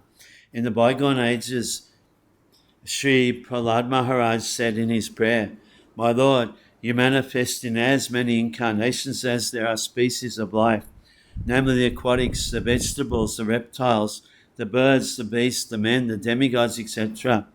Just for the maintenance of the faithful and the annihilation of the unfaithful, you advent yourself in this way in accordance with the necessity of the different yugas. In the Kali Yuga, you have incarnated garbed as a devotee. This incarnation of the Lord in the Kali Yuga is Lord Chaitanya Mahaprabhu. There are many other places, both in the Bhagavatam and other scriptures, in which the incarnation of the Lord as Sri Chaitanya Mahaprabhu is explicitly mentioned. In the Brahma Samhita also it is said indirectly that although there are many incarnations of the Lord, such as Rama, Narasingha, Varaha, Matsya, Korma, and many others, the Lord himself sometimes incarnates in person. Lord Krishna and Lord Sri Chaitanya Mahaprabhu are not therefore incarnations, but the original source of all other incarnations. This will be clearly explained in the next sloka. So the Lord is the inexhaustible source for innumerable incarnations, which are not always mentioned. But such incarnations are distinguished by specific extraordinary feats, which are impossible to be performed by any living being. That is the general test to identify an incarnation of the Lord, directly and indirectly empowered. Some incarnations mentioned above are almost plenary portions. For instance, the Kumaras are empowered with transcendental knowledge. Sri Narad is empowered with devotional service. Maharaj Prithu is an empowered incarnation with executive function. The Matsya incarnation is directly a plenary portion. So the innumerable incarnations of the Lord are manifested all over the universes constantly, without cessation, as water flows constantly from waterfalls. Rishayo manabodeba manuputra mahojasaha kalaha sabe hari iba saprajapataya smritaha. All the rishis, manus, demigods, and descendants of Manu, who are especially powerful, are plenary portions or portions of the plenary portions of the Lord. This also includes the Prajapatis. Those who are comparatively less powerful are called Vibhuti, and those who are comparatively more powerful are called Avesh incarnations. Ite kamsa kalaha pumsha Krishnastu Bhagavan Swayam Indraviva Kulam Lokam Ridyanti Juge Juge. All of the above-mentioned incarnations are either plenary portions or portions of the plenary portions of the Lord. But Lord Sri Krishna is the original personality of Godhead. All of them appear on planets whenever there is disturbance created by the atheists. The Lord incarnates to protect the theists. In this particular stanza, Lord Sri Krishna, the personality of Godhead, is distinguished from other incarnations. He's counted amongst the avatars, incarnations, because out of his causeless mercy, the Lord descends from his transcendental abode. Avatara means one who descends. All the incarnations of the Lord, including the Lord himself, descend on the different planets of the material world, as also in different species of life, to fulfill particular missions. Sometimes he comes himself, and sometimes his different plenary portions or parts of the plenary portions or his differentiated portions directly or indirectly empowered by him descend on this material world to execute certain specific functions.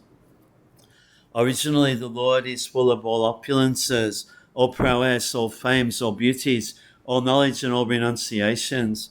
When they are partially manifested through the plenary portions or parts of the plenary portions, it should be noted that certain manifestations of his different powers are required for those particular functions. When in the room small electric bulbs are displayed, it does not mean that the electric powerhouse is limited by the small bulbs. The same powerhouse can supply power to operate large-scale industrial dynamos with greater volts. Similarly, the incarnations of the Lord display limited powers because so much power is needed at that particular time. For example, Lord Parashuram and Lord Nrsimha displayed unusual opulence by killing the disobedient Kshatriyas 21 times and killing the greatly powerful atheist Hiranyakashipu. Hiranyakashipu was so powerful that even the demigods in other planets would tremble simply by the unfavorable raising of his eyebrow. The demigods in the higher level of material existence many, many times excel the most well-to-do human beings in duration of life, beauty, wealth, paraphernalia, and in all other respects. Still, they were afraid of Hiranyakashipu. Thus we can simply imagine how powerful Hiranyakashipu was in this material world. But even Hiranyakashipu was cut into small pieces by the nails of Lord Nrsimha. This means that anyone materially powerful cannot stand the strength of the Lord's nails. Similarly, Jamadagnya displayed the Lord's power to kill all the disobedient kings powerfully situated in their respective states. His empowered incarnation Narad and plenary incarnation Varaha, as well as indirectly empowered Lord Buddha, created faith in the mass of people. The incarnations of Rama and Dhanvantari displayed his fame, and Balaram, Mohini, and Vamana exhibited his beauty. The Dattatreya, Matsya, Korma, and Kapila exhibited his transcendental knowledge. Nara and Narayan Rishis exhibited his renunciation. So all the different incarnations of the Lord indirectly or directly manifested different features. But Lord Krishna, the primeval Lord, exhibited the complete features of Godhead. And thus it is confirmed that he is the source of all other incarnations. And the most extraordinary feature exhibited by Lord Sri Krishna was his internal energetic manifestation of his pastimes with the cowherd girls. His pastimes with the gopis are all displays of transcendental existence, bliss and knowledge, although these are manifested apparently as sex love. The specific attraction of his pastimes with the gopis should never be misunderstood. The Bhagavatam relates these transcendental pastimes in the 10th canto, and in order to reach the position to understand the transcendental nature of Lord Krishna's pastimes with the gopis, the Bhagavatam promotes the student gradually in 9 other cantos. According to Srila Jiva Goswami's statement, in accordance with authoritative sources, Lord Krishna is the source of all other incarnations. It is not that Lord Krishna has any source of incarnation. All the symptoms of the Supreme Truth in full are present in the person of Lord Sri Krishna, And in the Bhagavad Gita, the Lord emphatically declares that there is no truth greater than or equal to himself. In this stanza, the word Swayam is particularly mentioned to confirm that Lord Krishna has no other source than himself. Although in other places the incarnations are described as Bhagavan because of their specific functions, still nowhere are they declared to be the Supreme Personality. In this stanza, the word Swayam signifies the supremacy as the Samam Bonam. The Samam Bonam Krishna is one without a second. He himself has expanded himself in various parts, portions and particles as Swayam Rupa, Swayam Prakash, Tadikatma, Prabhav, Vaibhav, Vilas, Avatar, Avesh, and Jivas, all provided with innumerable energies just suitable to the respective persons and personalities. Learned scholars in transcendental subjects have carefully analyzed the Samam Bonam Krishna to have 64 principal attributes. All the expansions or categories of the Lord possess only some percentage of these attributes, but Sri Krishna is the possessor of the attributes 100%. And his personal expansions such as Swayam Prakash, Tadikatma, up to the categories of the avatars, who are all Vishnu Tattva, possess up to 93% of these transcendental attributes. Lord Shiva, who is neither an avatar nor a Vesh, nor in between them, possesses almost 84% of the attributes. But the jivas, or the individual living beings in different statuses of life, possess up to the limit of 78% of the attributes. In the conditioned state of material existence, the living being possesses these attributes in very minute quantity, varying in terms of the pious life of the living being. The most perfect of living beings is Brahma, the supreme administrator of one universe. He possesses 78% of the attributes in full. All other demigods have the same attributes in less quantity, whereas human beings possess the attributes in very minute quantity. The standard of perfection for a human being is to develop the attributes up to 78% in full. The living being can never possess attributes like Shiva, Vishnu, or Lord Krishna. A living being can become godly by developing the 78% transcendental attributes in fullness, but he can never become a god like Shiva, Vishnu, or Krishna. He can become a Brahma in due course. The godly living beings who are all residents of the planets in the spiritual sky are eternal associates of God in different spiritual planets called Haridam and Maheshdam. The abode of Lord Krishna above all spiritual planets is called Krishna Loka or Goloka Vrindavan, and the perfected living being, by developing 78% of the above attributes in fullness, can enter the planet of Krishna Loka after leaving the present material body. Janma Guyam Bhagavato Yaitat Prayatona Samprata Gyanan Bhaktya Dukkha Gramad Vimuchyate. Whoever carefully recites the mysterious appearances of the Lord with devotion in the morning and in the evening gets relief from all miseries of life. In the Bhagavad Gita, the personality of Godhead has declared that anyone who knows the principles of the transcendental birth and activities of the Lord will go back to Godhead after being relieved from this material tabernacle. So simply knowing factually the mysterious way of the Lord's incarnation in this material world can liberate one from material bondage. Therefore, the birth and activities of the Lord, as manifested by him for the welfare of the people in general, are not ordinary. They are mysterious, and only by those who carefully try to go deep into the matter by spiritual devotion is the mystery discovered. Thus one gets liberation from the material bondage. It is advised, therefore, that one who simply recites this chapter of Bhagavatam, describing the appearance of the Lord in different incarnations, in sincerity and devotion, can have insight into such birth and activities of the Lord. The very word vimukti, or liberation, indicates that the Lord's birth and activities are all transcendental. Otherwise, simply by reciting them, one could not attain liberation. They are therefore mysterious, and those who do not follow the prescribed regulations of devotional service are not entitled to enter into the mysteries of his births and activities. Itad rupam bhagavato hirupasya chiratmanaha maya guna virachitam mahadadi bi atmani. The conception of the Virat, universal form of the Lord, as appearing in the material world is imaginary. It is to enable the less intelligent and neophytes to adjust to the idea of the Lord having form. But factually, the Lord has no material form. The conception of the Lord, known as the Vishvarupa or the Virat Rupa, is particularly not mentioned along with the various incarnations of the Lord, because all the incarnations of the Lord above mentioned are transcendental, and there is not a tinge of materialism in their bodies. There is no difference between the body and self, as there is in the conditioned soul. The Virat Rupa is conceived for those who are just neophyte worshippers.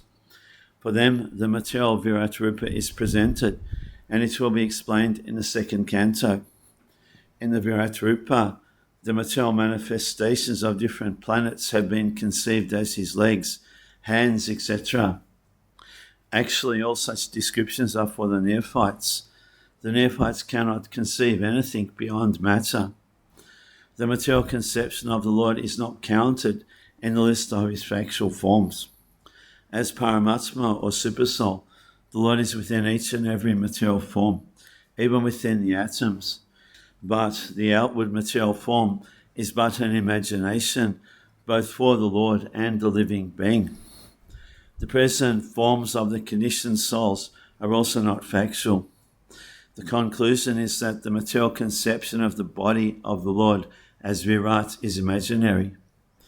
Both the Lord and the living being are living spirits and have original spiritual bodies respectively. Yata nabhasi meghogho renova pativanile ivam jastari drishyatvam aropitam abudhibi.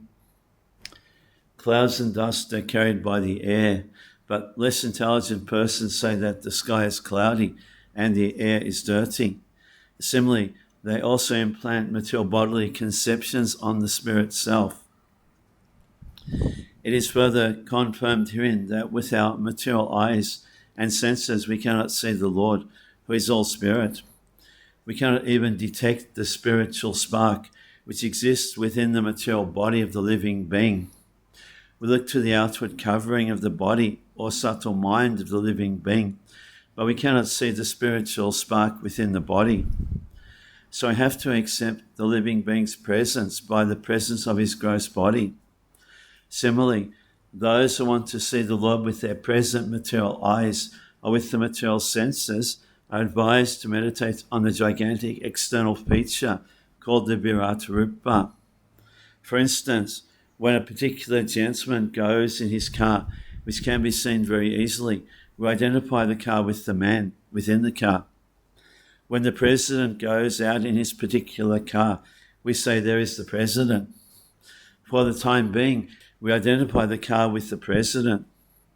Similarly, less intelligent men who want to see God immediately without necessary qualification are shown first the gigantic material cosmos as the form of the Lord, although the Lord is within and without. The clouds in the sky and the blue of the sky are better appreciated in this connection. Although the bluish tint of the sky and the sky are different, still we conceive of the colour of the sky as blue. But that is a general conception for the layman only. Ataha param yaravyaktam avyudha guna brahmitam adrista shrita vastutvat sajiva yat punabhavaha. Beyond this gross conception of form, there is another subtle conception of form, which is without formal shape and is unseen, unheard, and unmanifest. The living being has his form beyond this subtlety, otherwise he could not have repeated births. As the gross cosmic manifestation is conceived as the gigantic body of the Lord, So also there is the conception of his subtle form, which is simply realized without being seen, heard, or manifested. But in fact, all these gross or subtle conceptions of the body are in relation with the living beings. The living being has his spiritual form beyond this gross material or subtle psychic existence. The gross body and psychic functions cease to act as soon as the living being leaves the visible gross body. In fact, we say that the living being has gone away because he is unseen and unheard. Even when the gross body is not acting, when the living being is in sound sleep, we know that he is within the body by his breathing. So the living being's passing away from the body does not mean that there is no existence of the living soul. It is there, otherwise how can he repeat his births again and again? The conclusion is that the Lord is eternally existent in his transcendental form, which is neither gross nor subtle like that of the living being. His body is never to be compared to the gross and subtle bodies of the living being. All such conceptions of God's body are imaginary.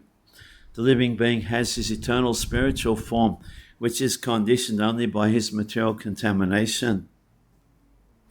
Yatram me sadasarrupe pratisite swasamvida abhijayatmani krite ititad brahmadarshanam. Whenever a person experiences by self-realization that both the gross and subtle bodies have nothing to do with the pure self, at that time he sees himself as well as the Lord.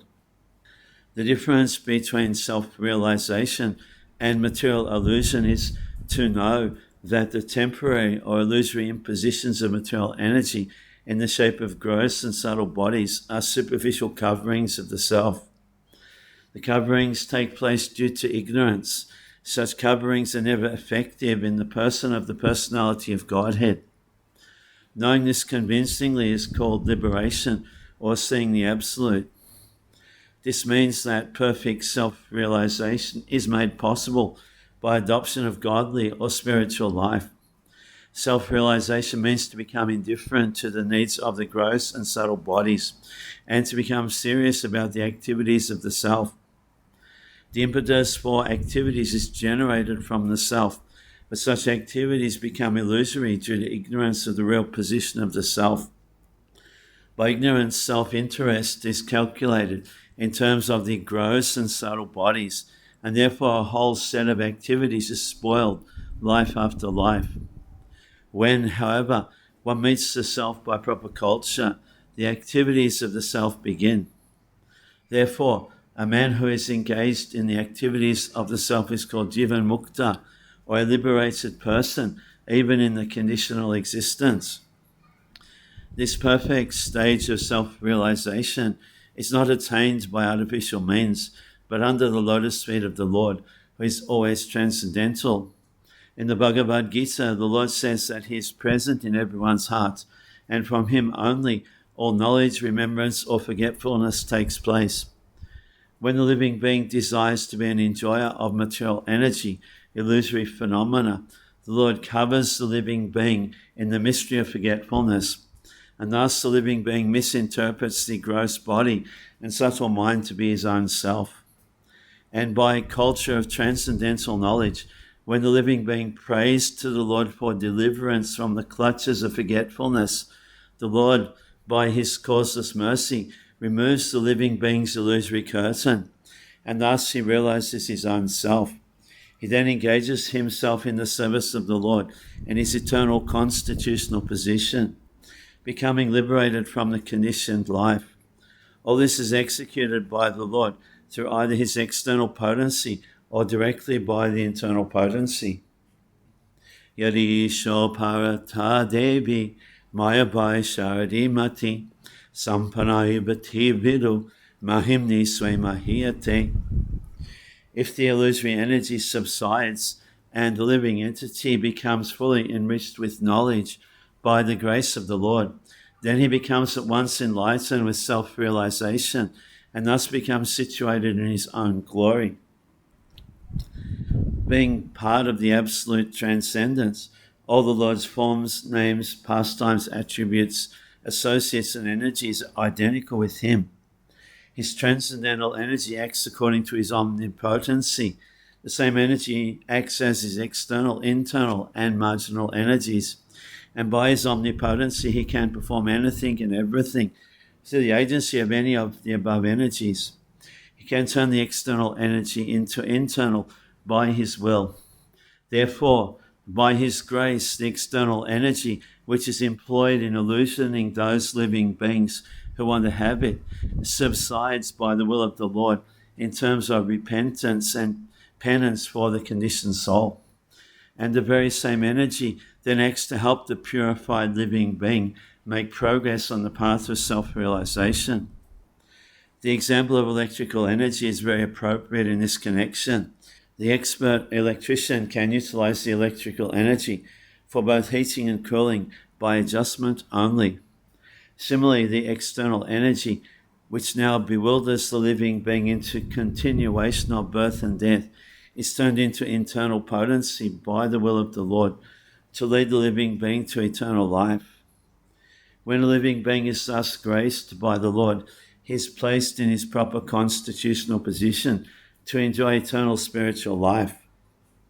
Ivam janmani kamani hyakacha janasya cha vanayanti smakabayo vedaguyani hitpati. The learned men describe the births and activities of the unborn and inactive, which is undiscoverable even in the Vedic literatures. He is the Lord of the heart. Both the Lord and the living entities are essentially all spiritual. Therefore, both of them are eternal, and neither of them has birth and death. The difference is that the so-called births and disappearances of the Lord are unlike those of the living beings. The living beings who take birth and then again accept death are bound by the laws of material nature. But the so-called appearance and disappearance of the Lord are not actions of material nature, but are demonstrations of the internal potency of the Lord. They are described by the great sages for the purpose of self-realization. It is stated in the Bhagavad Gita by the Lord that his so-called birth in the material world and his activities are all transcendental. And simply by meditation on such activities, one can attain realization of Brahman and thus become liberated from material bondage. In the Shrutis, it is said that the birthless appears to take birth. The Supreme has nothing to do, but because he is omnipotent, everything is performed by him naturally, as if done automatically. As a matter of fact, the appearance and disappearance of the Supreme Personality of Godhead and his different activities are all confidential, even to the Vedic literatures, yet they are displayed by the Lord to bestow mercy upon the conditioned souls. We should always take advantage of the narrations of the activities of the Lord, which are meditations on Brahman in the most convenient and palatable form.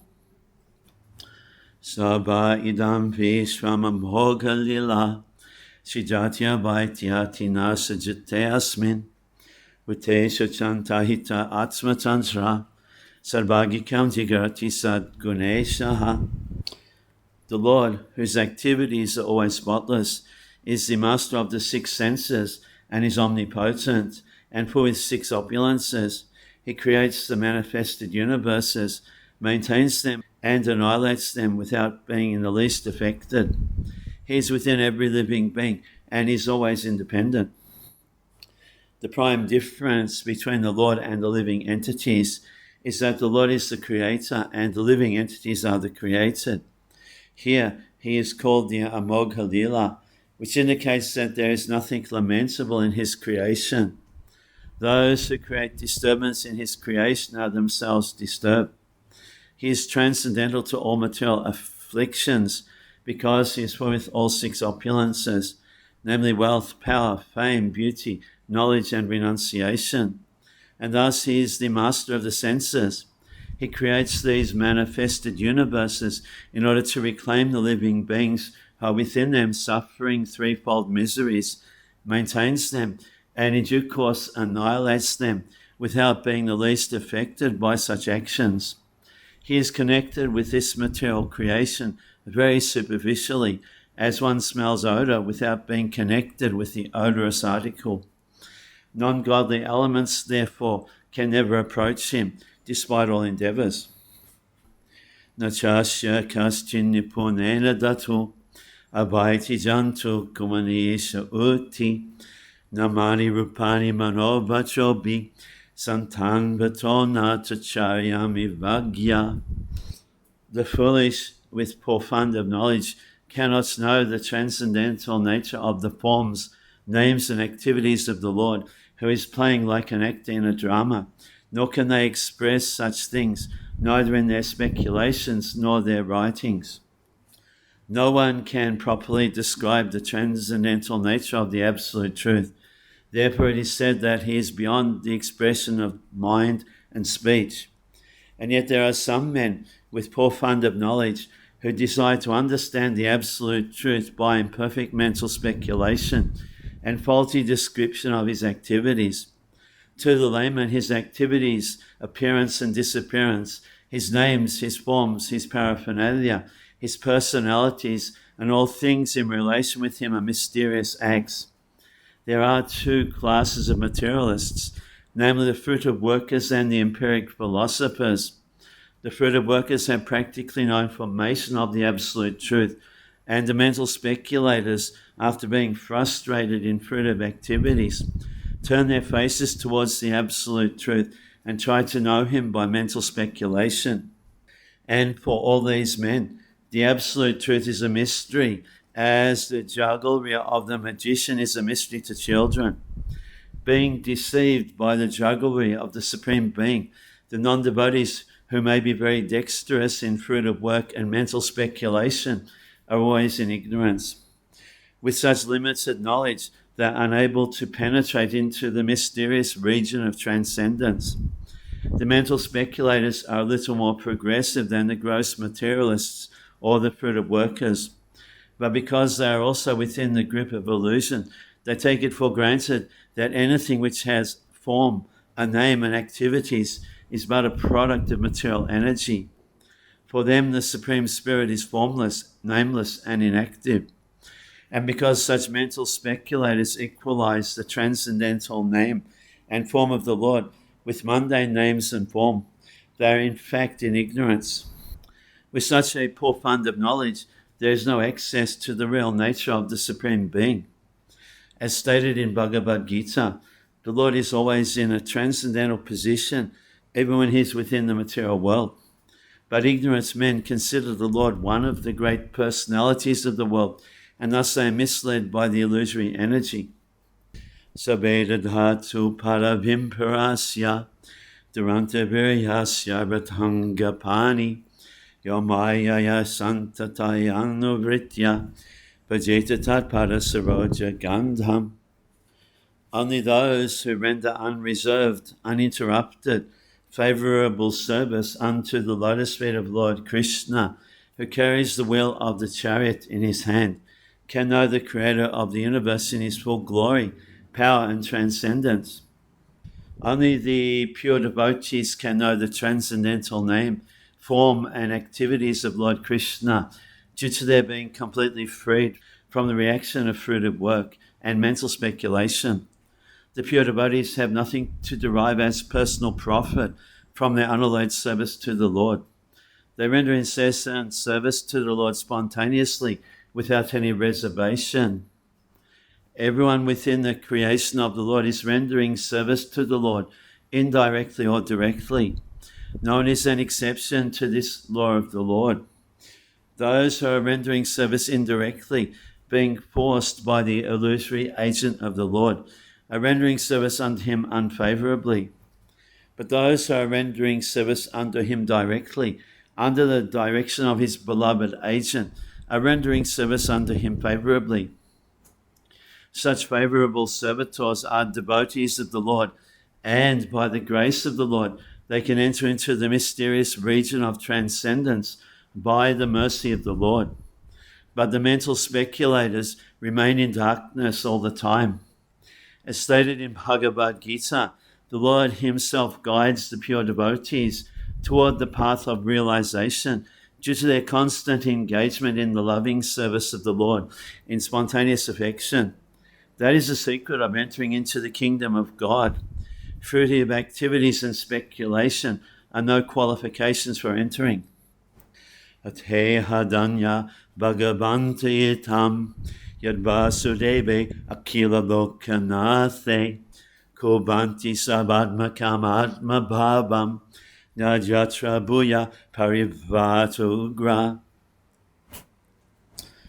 Only by making such inquiries in this world can one be successful and perfectly cognizant, for such inquiries invoke transcendental ecstatic love unto the personality of Godhead, who is the proprietor of all the universes, and guarantees 100% immunity from the dreadful repetition of birth and death.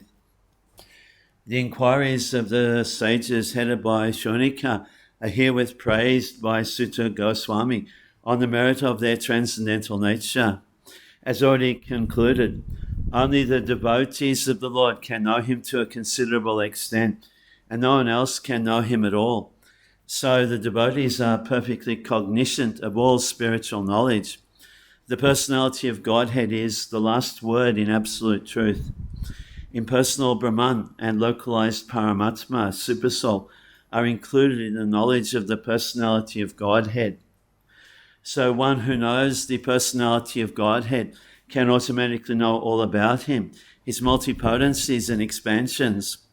So the devotees are congratulated as being all successful.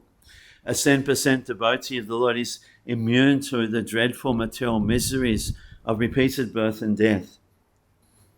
Idam Bhagavatam Nama Puranam Brahma Samhitam Uttama Shloka Charitam Chakara Bhagavan Rishi Nishrayasaya Lokasya Danyam Swastiayanam Mahat. This Srimad-Bhagavatam is the literary incarnation of God, and it is compiled by Srila Vyasadeva, the incarnation of God. It is meant for the ultimate good of all people, and it is all successful, all blissful, and all perfect. Lord Sri Chaitanya Mahaprabhu declared that Srimad-Bhagavatam is the spotless sound representation of all Vedic knowledge and history. There are selected histories of great devotees who are in direct contact with the personality of Godhead. Srimad-Bhagavatam is a literary incarnation of Lord Sri Krishna and is therefore non-different from him. Srimad-Bhagavatam should be worshipped as respectfully as we worship the Lord. Thereby we can derive the ultimate blessings of the Lord through its careful and patient study. As God is all light, all bliss, and all perfection, so also is Srimad-Bhagavatam. We can have all the transcendental light of the Supreme Brahman, Sri Krishna, from the recitation of Srimad-Bhagavatam, provided it is received through the medium of the transparent spiritual master. Lord Chaitanya's private secretary, Srila Swarup Damodar Goswami, advised all intending visitors who came to see the Lord at Puri to make a study of the Bhagavatam from the Person Bhagavatam. Person Bhagavatam is a self-realized, bona fide spiritual master, and through him only one can understand the lessons of Bhagavatam in order to receive the desired result. One can derive from the study of the Bhagavatam all benefits that are possible to be derived by the personal presence of the Lord. It carries with it all the transcendental blessings of Lord Sri Krishna that we can expect from his personal contact.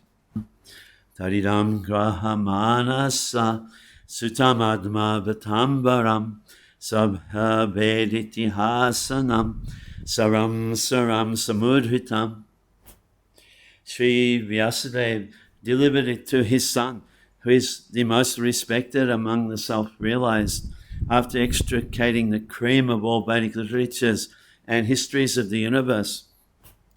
Men with a poor fund of knowledge only accept the history of the world from the time of Buddha, or since 600 BC, and prior to this period, all histories mentioned in the scriptures are calculated by them to be only imaginary stories. That is not a fact. All the stories mentioned in the Puranas and Mahabharata, etc., are actual histories, not only of this planet, but also of millions of other planets within the universe. Sometimes the history of planets beyond this world appear to such men to be unbelievable, but they do not know that different planets are not equal in all respects, and that therefore some of the historical facts derived from other planets do not correspond with the experience of this planet. Considering the different situation of different planets and also time and circumstances, there is nothing wonderful in the stories of the Puranas, nor are they imaginary. We should always remember the maxim that one man's food is another man's poison. We should not, therefore, reject the stories and histories of the Puranas as imaginary. The great rishis like Vyas had no business putting some imaginary stories in their literatures. In the Srimad-Bhagavatam, historical facts selected from the histories of different planets have been depicted. It is therefore accepted by all the spiritual authorities as the Mahapurana. The special significance of these histories is that they are all connected with activities of the Lord in a different time and atmosphere. Srila Shukadev Goswami is the topmost personality of all the self-realized souls, and he accepted this as the subject of studies from his father Vyasadeva. Srila Vyasadeva is the great authority, and the subject matter of Srimad-Bhagavatam being so important, he delivered the message first to his great son, Srila Shukadev Goswami. It is compared to the cream of the milk. Vedic literature is like the milk ocean of knowledge. Cream or butter is the most palatable essence of milk, and so also is Srimad-Bhagavatam, for it contains all palatable, instructive and authentic versions of different activities of the Lord and his devotees. There is no gain, however, in accepting the message of Bhagavatam from the unbelievers, atheists and professional reciters who make a trade of Bhagavatam for the layman. It was delivered to Srila Shukadev Goswami, and he had nothing to do with the Bhagavat business. He did not have to maintain family expenses by such trade. Srimad-Bhagavatam should therefore be received from the representative of Shukadev, who must be in the renounced order of life, without family encumbrance. Milk is undoubtedly very good and nourishing, but when it is touched by the mouth of a snake, it is no longer nourishing. Rather, it becomes the source of death. Similarly, those who are not strictly in the Vaishnava discipline should not make a business of this Bhagavatam and become a cause of spiritual death for so many hearers. In the Bhagavad Gita, the Lord says that the purpose of all the Vedas is to know Him, Lord Krishna, and Srimad Bhagavatam is Lord Sri Krishna himself in the form of recorded knowledge. Therefore, it is the cream of all the Vedas, and it contains all historical facts of all times in relation with Sri Krishna. It is factually the essence of all histories. Satu samshravayamasa Maharajam parikshitam prayopavishtam gangayam paritam paramarishibi. Shukadev Goswami, the son of Vyasadeva, in his turn delivered the Bhagavatam to the great Emperor Parikshit, who sat surrounded by sages on the bank of the Ganges, awaiting death without taking food or drink. All transcendental messages are received properly in the chain of disciplic succession. This disciplic succession is called parampara. Unless, therefore, Bhagavatam or any other Vedic literatures are received through the parampara system, the reception of knowledge is not bona fide. Vyasadeva delivered the message to Shukadev Goswami, and from Shukadev Goswami, Sutta Goswami received the message. One should therefore receive the message of Bhagavatam from Sutta Goswami or from his representative, and not from any irrelevant interpreter. Emperor Parikshit received the information of his death in time, and he at once left his kingdom and family and sat down on the bank of the Ganges to fast till death.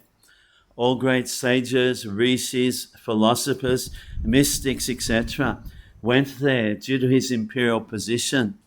They offered many suggestions about his immediate duty, and at last it was settled that he would hear from Shukadeva Goswami about Lord Krishna, and thus the Bhagavatam was spoken to him. Sripad Shankaracharya, who preached Mayavad philosophy and stressed the impersonal feature of the Absolute, also recommended that one must take shelter at the lotus feet of Lord Sri Krishna, for there is no hope of gain from debating. Indirectly, Sripad Shankaracharya admitted that what he had preached in the flowery grammatical interpretations of the Vedanta Sutra cannot help one at the time of death. At the critical hour of death, one must recite the name of Govinda. This is the recommendation of all great transcendentalists. Shukadeva Goswami had long stated the same truth, that at the end one must remember Narayan. That is the essence of all spiritual activities. In pursuance of this eternal truth, Srimad-Bhagavatam was heard by Emperor Pariksit, and it was recited by the able Shukadeva Goswami. And both the speaker and the receiver of the messages of Bhagavatam were duly delivered by the same medium. Krishna swadamupagate dhamagyanadibhisaha kalonastadrishamisha pranakaranoditaha. This Bhagavat Purana is as brilliant as the sun, and it has arisen just after the departure of Lord Krishna to his own abode, accompanied by religion, knowledge, etc. Persons who have lost their vision due to the dense darkness of ignorance in this age of Kali shall get light from this Purana.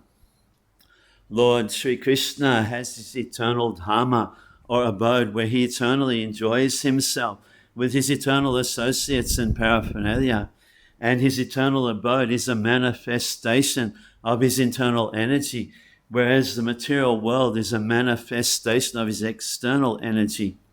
When he descends on the material world, he displays himself with all paraphernalia in his internal potency, which is called Atma Maya. In the Bhagavad Gita, the Lord says that he descends by his own potency, Atma Maya. His form, name, fame, paraphernalia, abode, etc. are not, therefore, creations of matter. He descends to reclaim the fallen souls and to re-establish codes of religion which are directly enacted by him. Except God, no one can establish the principles of religion. Either he or a suitable person empowered by him can dictate the codes of religion. Real religion means to know God, our relation with him, our duties in relation with him, and to know ultimately our destination after leaving this material body. The conditioned souls who are entrapped by the material energy hardly know all these principles of life. Most of them are like animals engaged in eating, sleeping, fearing, and mating. They are mostly engaged in sense enjoyment under the pretension of religiosity, knowledge, or salvation. They are still more blind in the present age of quarrel or Kali Yuga. In the Kali Yuga, the population is just a royal addition of the animals. They have nothing to do with spiritual knowledge or godly religious life. They are so blind that they cannot see anything beyond the needs of the body. They have no information of the spirit soul beyond the jurisdiction of the subtle mind, intelligence, or ego. But they are very much proud of their advancement in knowledge, science, and material prosperity. They can risk their lives to become a dog or hog just after leaving the present body, for they have completely lost sight of the ultimate aim of life. The personality of Godhead, Sri Krishna, appeared before us just a little prior to the beginning of Kali Yuga, and he returned to his eternal home practically at the commencement of Kali Yuga. While he was present, he exhibited everything by his different activities. He spoke the Bhagavad Gita specifically and eradicated all pretentious principles of religiosity. And prior to his departure from this material world, he empowered Sri Vyasadeva through Narad to compile the messages of the Srimad-Bhagavatam. And thus both the Bhagavad Gita and the Srimad-Bhagavatam are like torchbearers for the blind people of this age. In other words, if men in this age of Kali want to see the real light of life, they must take to these two books only, and their aim of life will be fulfilled. Bhagavad Gita is the preliminary study of the Bhagavatam, and Srimad-Bhagavatam is the sum and bottom of life, Lord Sri Krishna personified. We must therefore accept Srimad-Bhagavatam as the direct representation of Lord Krishna. One who can see Srimad-Bhagavatam can see also Lord Sri Krishna in person. They are identical.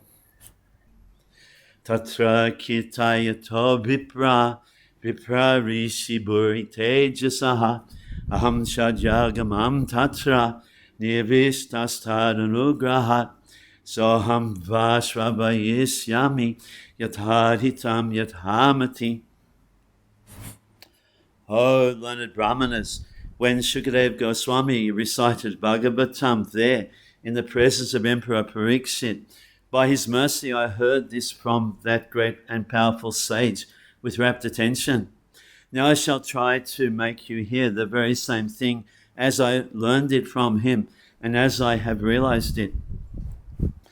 One can certainly see directly the presence of Lord Sri Krishna in the pages of Bhagavatam if one has heard it from a self-realized great soul like Shukadeva Goswami.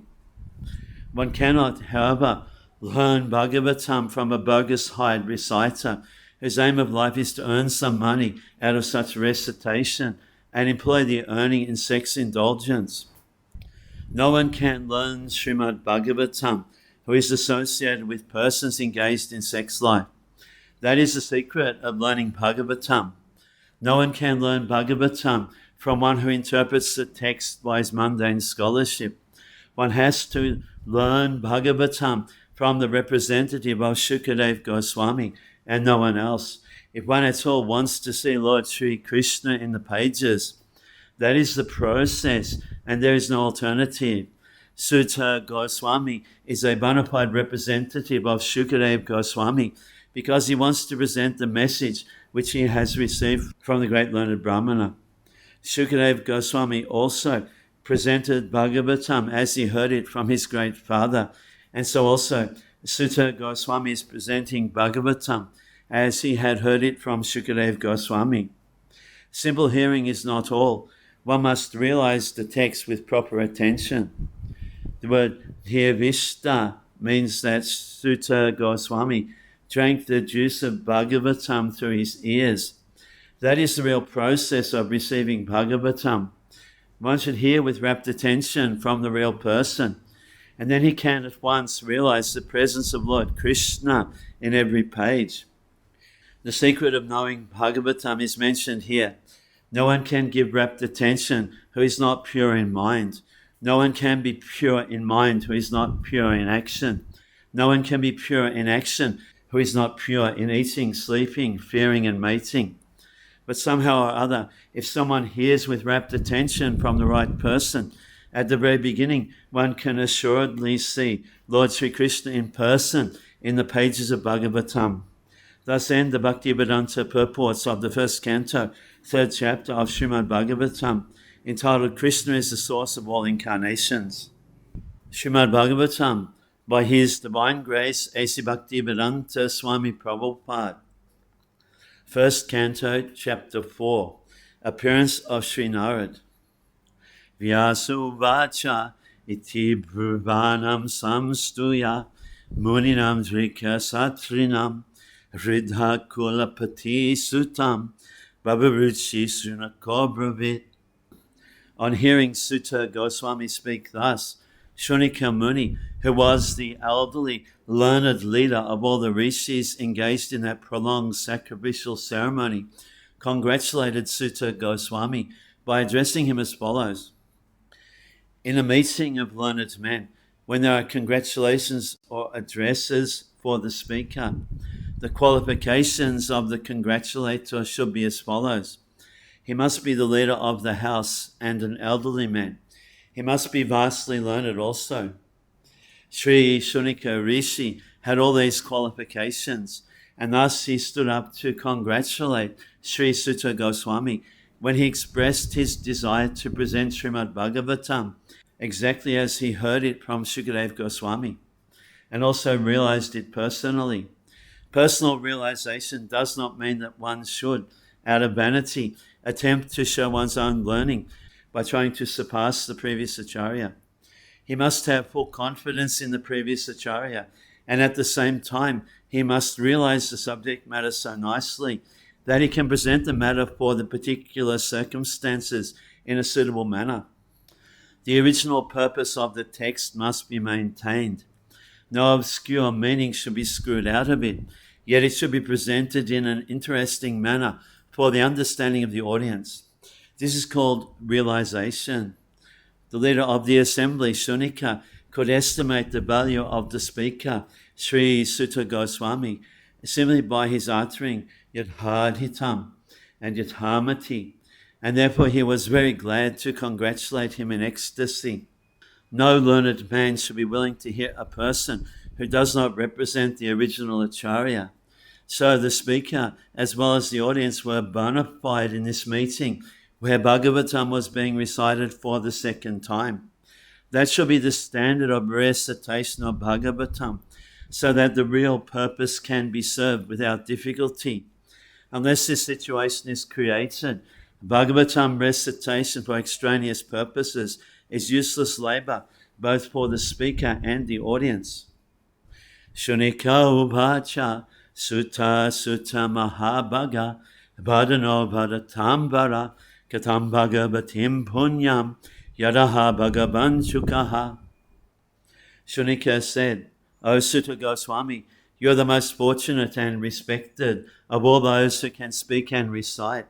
Please relate the pious message of Srimad-Bhagavatam, which was spoken by the great powerful sage Shukadeva Goswami.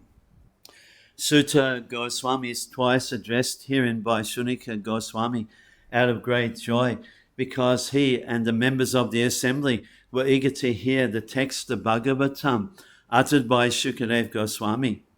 They are not interested in hearing it from a bogus person who interprets it in his own way to suit his own purpose. Generally, the so-called Bhagavatam reciters are either professional readers or so-called learned impersonalists who cannot enter into the transcendental personal activities of the Supreme Person. Such impersonalists eschew some meanings out of Bhagavatam to suit and support impersonal views, and the professional readers at once go to the 10th canto to misexplain the most confidential part of the Lord's pastimes. Both these reciters are not bona fide persons to recite Bhagavatam. Only one who is prepared to present Bhagavatam in the light of Shukadeva Goswami, and only those who are prepared to hear Shukadeva Goswami and his representative are bona fide participants in this transcendental discussion of Srimad-Bhagavatam. Kasmin yuge pravriteyam staneba kena hetuna kutaha sanchoditaha Krishna kritavan samhitam muni. In what period and at what place was this first begun? And why was this taken up?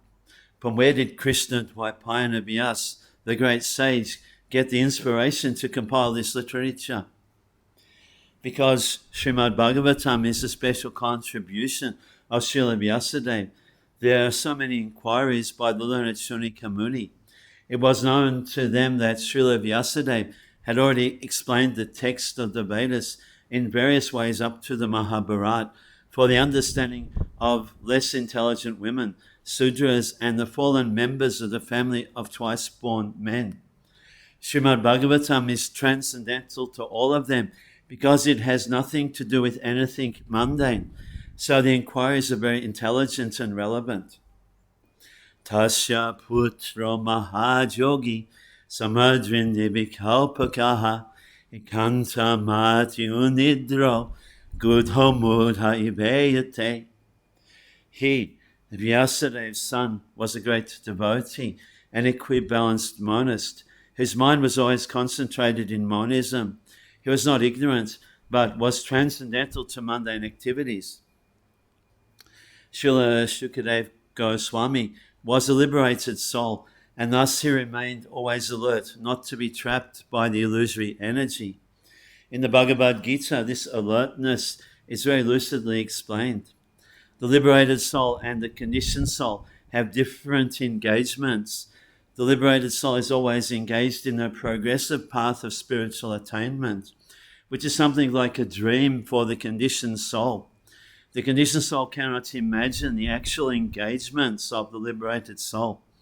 While the conditioned soul thus dreams about spiritual engagements, the liberated soul is awake. Similarly, the engagement of a conditioned soul appears to be a dream for the liberated soul. Apparently, a conditioned soul and a liberated soul may seem to be on the same platform, but factually they are differently engaged, and their attention is always alert, either in sense enjoyment or in self-realization. The conditioned soul is absorbed in matter, whereas the liberated soul is completely indifferent to matter. This indifference is explained as follows. Jisvano yantam rishi atmajam apyanagnam devyohya paridadhuna sutasya chitram tadviksha pichati manu jagadas Sri Pumbirhana tu sutasya vivikta dristi. While Sri Vyasadeva was following his son, beautiful young damsels who were bathing naked covered their bodies with cloth, although Sri Vyasadeva himself was not naked. But they did not do so when his son passed. The sage inquired about this, and the young ladies replied that his son was purified, and when looking at them, made no distinction between male and female. But the sage made such distinctions. In the Bhagavad Gita, it is said that a learned sage looks equally on the learned and gentle Brahmana, a Chandala, dog-eater, a dog or cow, due to his spiritual vision.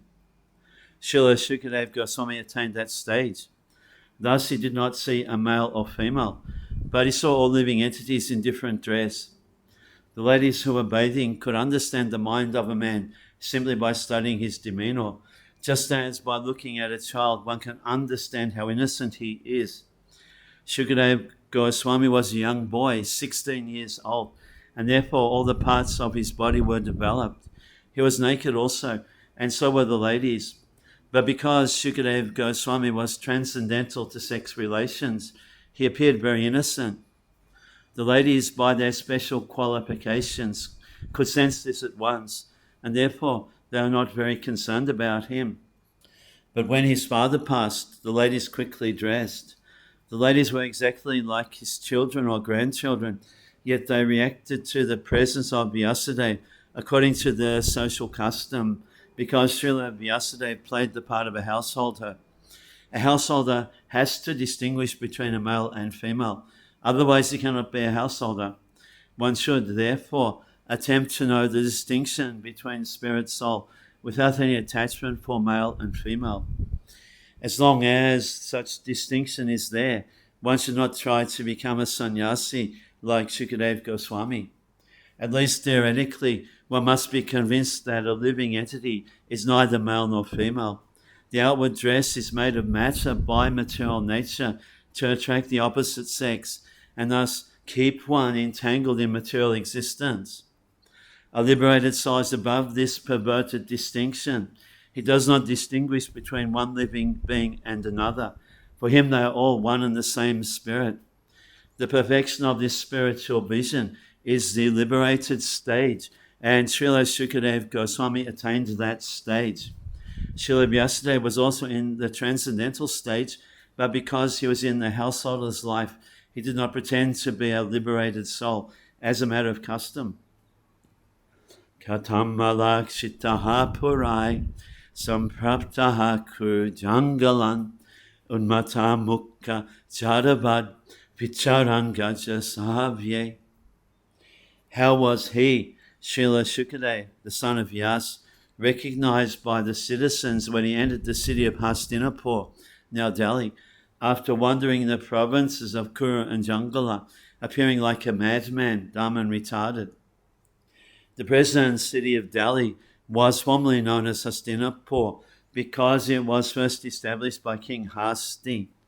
Goswami Shukadev, after leaving his paternal home, was roaming like a madman, and therefore it was very difficult for the citizens to recognize him in his exalted position. A sage is not therefore recognized by sight, but by hearing. One should approach a sadhu or great sage not to see, but to hear him. If one is not prepared to hear the words of a sadhu, there is no profit. Shukadev Goswami was a sadhu who could speak on the transcendental activities of the Lord. He did not satisfy the whims of ordinary citizens. He was recognized when he spoke on the subject of Bhagavatam, and he never attempted jugglery like a magician. Outwardly, he appeared to be a retarded, dumb madman, but in fact he was the most elevated transcendental personality. Katamba Pandaveyasya Rajari Simuni Nasaha Sambara Samabhuttata Yatraisha Sapati Shruti. How did it so happen that King Parikshit met this great sage, making it possible for this great transcendental essence of the Vedas, Bhagavatam, to be sung to him? Srimad-Bhagavatam is stated here as the essence of the Vedas. It is not an imaginary story, as it is sometimes considered by unauthorized men. It is also called Shuka Samhita, or the Vedic hymns spoken by Sri Shukadev Goswami, the great liberated sage. So Godohanam Hatramhi Griheshu Grihamedhinam Avekshate Mahabhagas Titikubam Starashramam. He, Shukadev Goswami, was accustomed to stay at the door of a householder only long enough for a cow to be milked, and he did this just to sanctify the residence. Shukadev Goswami met Emperor Parikshit and explained the text of Srimad-Bhagavatam. He was not accustomed to stay at any householder's residence for more than half an hour at the time of milking the cow, and he would just take alms from the fortunate householder. That was to sanctify the residence by his auspicious presence. Therefore, Shukadev Goswami is an ideal preacher established in the transcendental position. From his activities, those who are in the renounced order of life and dedicated to the mission of preaching the message of Godhead should learn that they have no business with householders save and except to enlighten them in transcendental knowledge. Such asking for alms from the householders should be for the purpose of sanctifying his home. One who is in the renounced order of life should not be allured by the glamour of the householder's worldly possessions and thus become subservient to worldly men. For one who is in the renounced order of life, this is much more dangerous than drinking poison and committing suicide. Abhimanyu sutam sutta prahubhagavatotamam tasya janma mahaschayam kamani chagrihini naha. It is said that Maharaj Parikshit is a great first-class devotee of the Lord and that his birth and activities are all wonderful. Please tell us about him. The birth of Maharaj Parikshit is wonderful because in the womb of his mother he was protected by the personality of Godhead, Sri Krishna. His activities are also wonderful because he chastised Kali, who was attempting to kill a cow. To kill cows means to end human civilization. He wanted to protect the cow from being killed by the great representative of sin. His death is also wonderful because he got previous notice of his death, which is wonderful for any mortal being. And thus he prepared himself for passing away by sitting down on the bank of the Ganges and hearing the transcendental activities of the Lord. During all the days he heard Bhagavatam, he did not take food or drink, nor did he sleep a moment. So everything about him is wonderful and his activities are worth hearing attentively. Desires expressed herein to hear about him in detail. Sasamrat kasya baheto pandunam manabadhanaha prayophavistu gangayam anadrityad hirachriyam. He was a great emperor and possessed all the opulences of his acquired kingdom. He was so exalted that he was increasing the prestige of the Pandu dynasty. Why did he give up everything to sit down on the bank of the Ganges and fast until death? Maharaj Parikshit was the emperor of the world and all the seas and oceans, and he did not have to take the trouble to acquire such a kingdom by his own effort. He inherited it from his grandfathers, Maharaj Yudhisthira and brothers. Besides that, he was doing well in the administration and was worthy of the good names of his forefathers. Consequently, there was nothing undesirable in his opulence and administration. Then why should he give up all these favorable circumstances and sit down on the bank of the Ganges, fasting till death? This is astonishing, and therefore all were eager to know the cause. Namanti parniketamatmanaha Shivaya haniya danani satrabaha Katam sa virya shriyamanga dustyajam Yubai sotatostrastam aho sahashubhi. He was such a great emperor that all his enemies would come and bow down at his feet and surrender all their wealth for their own benefit. He was full of youth and strength, and he possessed insuperable kingly opulences. Why did he want to give up everything, including his life? There was nothing undesirable in his life. He was quite a young man and could enjoy life with power and opulence, so there was no question of retiring from active life.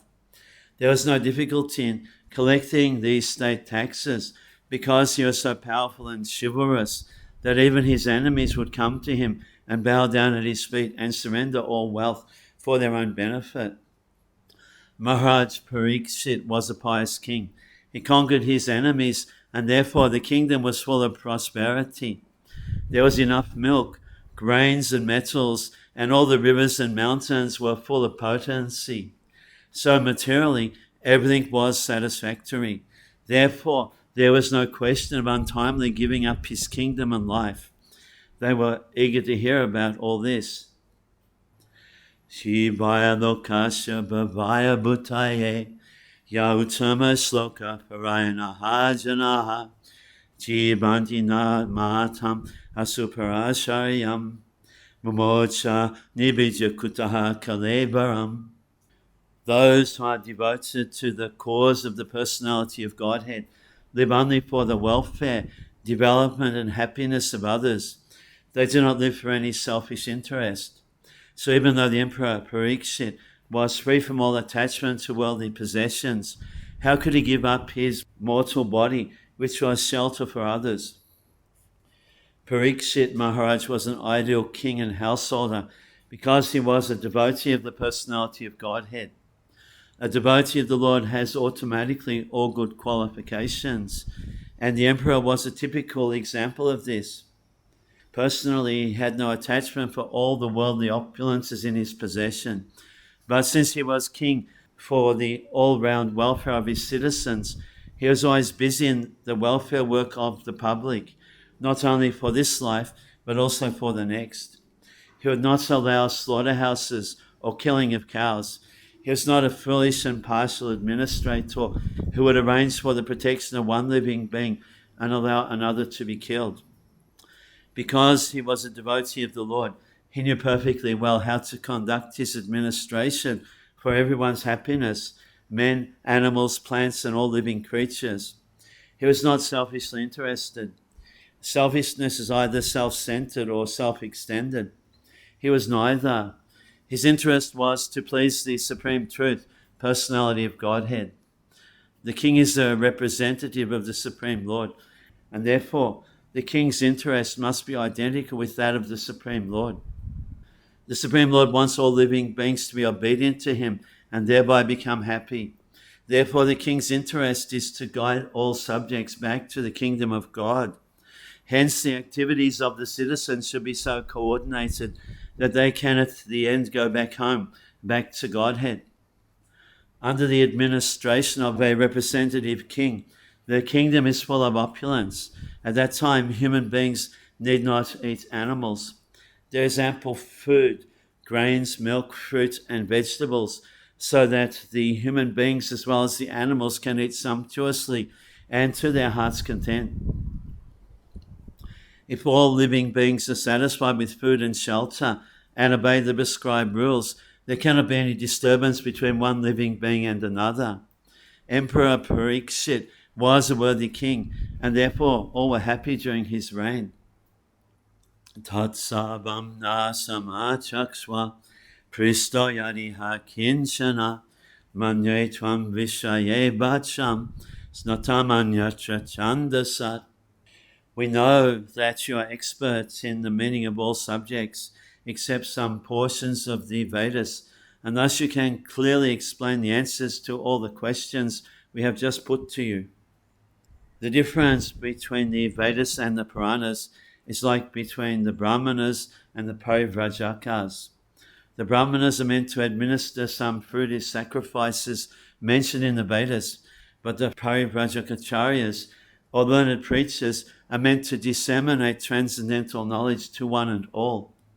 As such, the Parivrajakacharyas are not always expert in pronouncing the Vedic mantras, which are practiced systematically by accent and meter by the Brahmanas, who are meant for administering Vedic rites. Yet it should not be considered that the Brahmanas are more important than the itinerant preachers. They are one and different simultaneously because they are meant for the same end in different ways. There is no difference also between the Vedic mantras and what is explained in the Puranas and Itihasa. According to Srila Jiva Goswami, it is mentioned in the Madhyandina Shruti that all the Vedas, namely the Sama, Atharva, Rig, Yagyas, Puranas, Itihasas, Upanishads, etc., are emanations from the breathing of the Supreme Being. The only difference is that the Vedic mantras are mostly begun with the pranab Omkara, and it requires some training to practice a metric pronunciation of the Vedic mantras. But that does not mean that Srimad-Bhagavatam was of less importance than the Vedic mantras. On the other hand, it is the ripened fruit of all the Vedas as stated before. Besides that, the most perfectly liberated soul, Srila Shukadev Goswami, is absorbed in the studies of the Bhagavatam, although he is already self-realized. Srila Sutta Goswami is following his footsteps, and therefore his position is not the least less important, because he is not expert in chanting Vedic mantras with metric pronunciation, which depends more on practice than actual realization. Realization is more important than parrot-like chanting. Sutta uvacha tvapare samanuprapte tritiye yuga praraye jataha parasharajyogi vasavyam kalayahari. Sutta Goswami said, when the second millennium overlapped the third, the great sage Vyasadeva was born to Parashara in the womb of Satyavati, the daughter of Vasu. There is a chronological order of the 4 millenniums, namely Satya, Dwarpa, Treta, and Kali. But sometimes there is overlapping. During the regime of Vayavasvat Manu, there was an overlapping of the 28th round of the 4 millenniums, and the 3rd millennium appeared prior to the 2nd. In that particular millennium, Lord Sri Krishna also descends, and because of this there was some particular alteration. The mother of the great sage was Satyavati, the daughter of the Vasu fisherman, and the father was the great Parashara Muni. That is the history of Vyasadev's birth. Every millennium is divided into 3 periods, and each period is called a Sandhya. Vyasadeva appeared in the 3rd Sandhya of that particular age. Sakarachit Saraswatya Upasprisya Jalam Suchi Vivikta Ikka Asina Udite Ravi Mandale. Once upon a time, he, Vyasadeva, as the sun rose, took his morning ablution in the waters of the Saraswati and sat alone to concentrate. The river Saraswati is flowing in the Badarik Ashram area of the Himalayas. So the place indicated here is Shamya Prash in Badarik Ashram, where Sri Vyasadeva is residing. Parabaragya Sarishi Kaina Vyakta Brahmasa Jugadama Batikaram Praptam Bhuvi Juge Juge. The great sage Vyasadeva saw anomalies in the millennium. This happens on the earth in different ages due to unseen forces in the course of time. The great sages like Vyasadeva are liberated souls, and therefore they can see clearly past and future. Thus he could see the future anomalies in the Kali age, and accordingly he made arrangement for the people in general so that they can execute a progressive life in this age, which is full of darkness.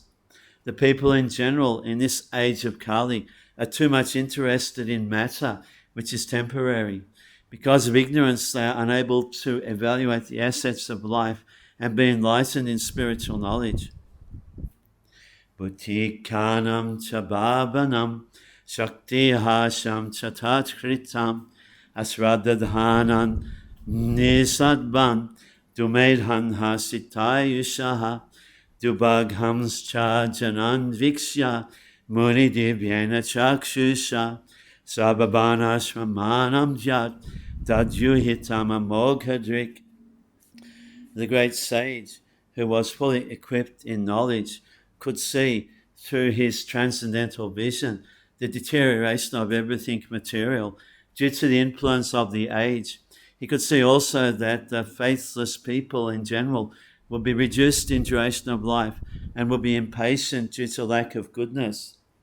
Thus he contemplated for the welfare of men in all statuses and orders of life. The unmanifested forces of time are so powerful that they reduce all matter to oblivion in due course. In Kali Yuga, the last millennium of a round of the 4 millenniums, the power of all material objects deteriorates by the influence of time. In this age, the duration of the material body of the people in general is much reduced, and so is the memory. The action of matter has also not so much incentive. The land does not produce food grains in the same proportions as it did in other ages. The cow does not give as much milk as it used to give formerly. The production of vegetables and fruits is less than before. As such, all living beings, both men and animals, do not have sumptuous, nourishing food. Due to one of so many necessities of life, naturally the duration of life is reduced. The memory is short, intelligence is meager, mutual dealings are full of hypocrisy, and so on. The great sage Vyasadeva could see this by his transcendental vision. As an astrologer can see the future fate of a man, or an astronomer can foretell the solar and lunar eclipses. Similarly, those who can see through the scriptures and foretell the future of all mankind are called liberated souls. They can see thus due to their sharp vision of spiritual attainment. And all such transcendentalists who are naturally devotees of the Lord are always eager to render welfare service to the people in general. They are the real friends of the people in general, not the so-called public leaders who are unable to see what is going to happen 5 minutes ahead. In this age, the people in general, as well as their so-called leaders, are all unlucky fellows, faithless in spiritual knowledge and influenced by the age of Kali. They're always disturbed by various diseases. For example, in the present age, there are so many TB patients and TB hospitals, but formerly this was not so because the time was not so unfavorable. These unfortunate men of this age are always reluctant to give a reception to the transcendentalists who are representatives of Srila Vyasadeva and selfless workers, always busy in planning something which may help everyone in all statuses and orders of life. The greatest philanthropists are those transcendentalists who represent the mission of Vyas, Narad, Madhva, Chaitanya, Rupa, Saraswati, etc. They're all one and the same. The personalities may be different, but the aim of the mission is one and the same, namely to deliver the fallen souls back home, back to Godhead. Chaturhotram kamashudham prajanam viksha vaidikam vyadad hadyagya santachyai vedamikam chaturvidham. He saw that the sacrifices mentioned in the Vedas were means by which the people's occupations could be purified. And to simplify the process, he divided the one Veda into 4 in order to expand them among men. Formerly, there was only the Veda of the name Yagyas, and the 4 divisions of sacrifices were there specifically mentioned. But to make them more easily performable, the Veda was divided into 4 divisions of sacrifice, just to purify the occupational service of the 4 orders. Above the 4 Vedas, namely Rig, Yagya, Sama, and Atharva, there are the Puranas, the Mahabharata, the Samhitas, etc., which are known as the 5th Veda. Sri Vyasadeva and his many disciples were all historical personalities, and they were very kind and sympathetic toward the fallen souls of this age of Kali. As such, the Puranas and Mahabharats were made from related historical facts which explained the teachings of the 4 Vedas. There is no point in doubting the authority of the Puranas and Mahabharata as parts and parcels of the Vedas. In the Chandogya Upanishad, the Puranas and Mahabharata, generally known as histories, are mentioned as the 5th Veda. According to Srila Jiva Goswami, that is the way of ascertaining the respective values of the revealed scriptures. Vigyagyu samadhabhakya Vedas chadvara udhitaha itihasa puranam cha panchamo Veda uchyate. The 4 divisions of the original sources of knowledge, the Vedas, were made separately, but the historical facts and authentic stories mentioned in the Puranas are called the 5th Veda. Tatrag Veda Daraha Palai Samago Jaimani Kavi Vaishampayana Ivaiko Nisnato Jaja Samuta. After the Vedas were divided into 4 divisions, Paila Rishi became the professor of the Rig Veda, Jaimani the professor of the Sama Veda, and Vaishampayana alone became glorified by the Jagya Veda. The different Vedas were entrusted to different learned scholars for development in various ways. Athabam gira sham asit sumanto daruno muni itihasa purananam pitame ramahashanaha. The Sumantu Muni, Angira, who was very devoutedly engaged, was entrusted with the Atharva Veda, and my father Ramahashana was entrusted with the Puranas and historical records. In the Shruti mantras also, it is stated that Angira Muni, who strictly followed the rigid principles of the Atharva Vedas, was the leader of the followers of the Atharva Vedas. Taita Rishayo Vedam Swam Swam Vayasyan Nekadha Shishyai Prashishyai Stakshishya Vedas Te Shakino Bhavan. All these learned scholars, in their turn, rendered their entrusted Vedas unto their many disciples, grand disciples and great-grand disciples, and thus the respective branches of the followers of the Vedas came into being. The original source of knowledge is the Vedas. There are no branches of knowledge, either mundane or transcendental, which do not belong to the original text of the Vedas. They have simply been developed into different branches. They were originally rendered by great, respectable, and learned professors.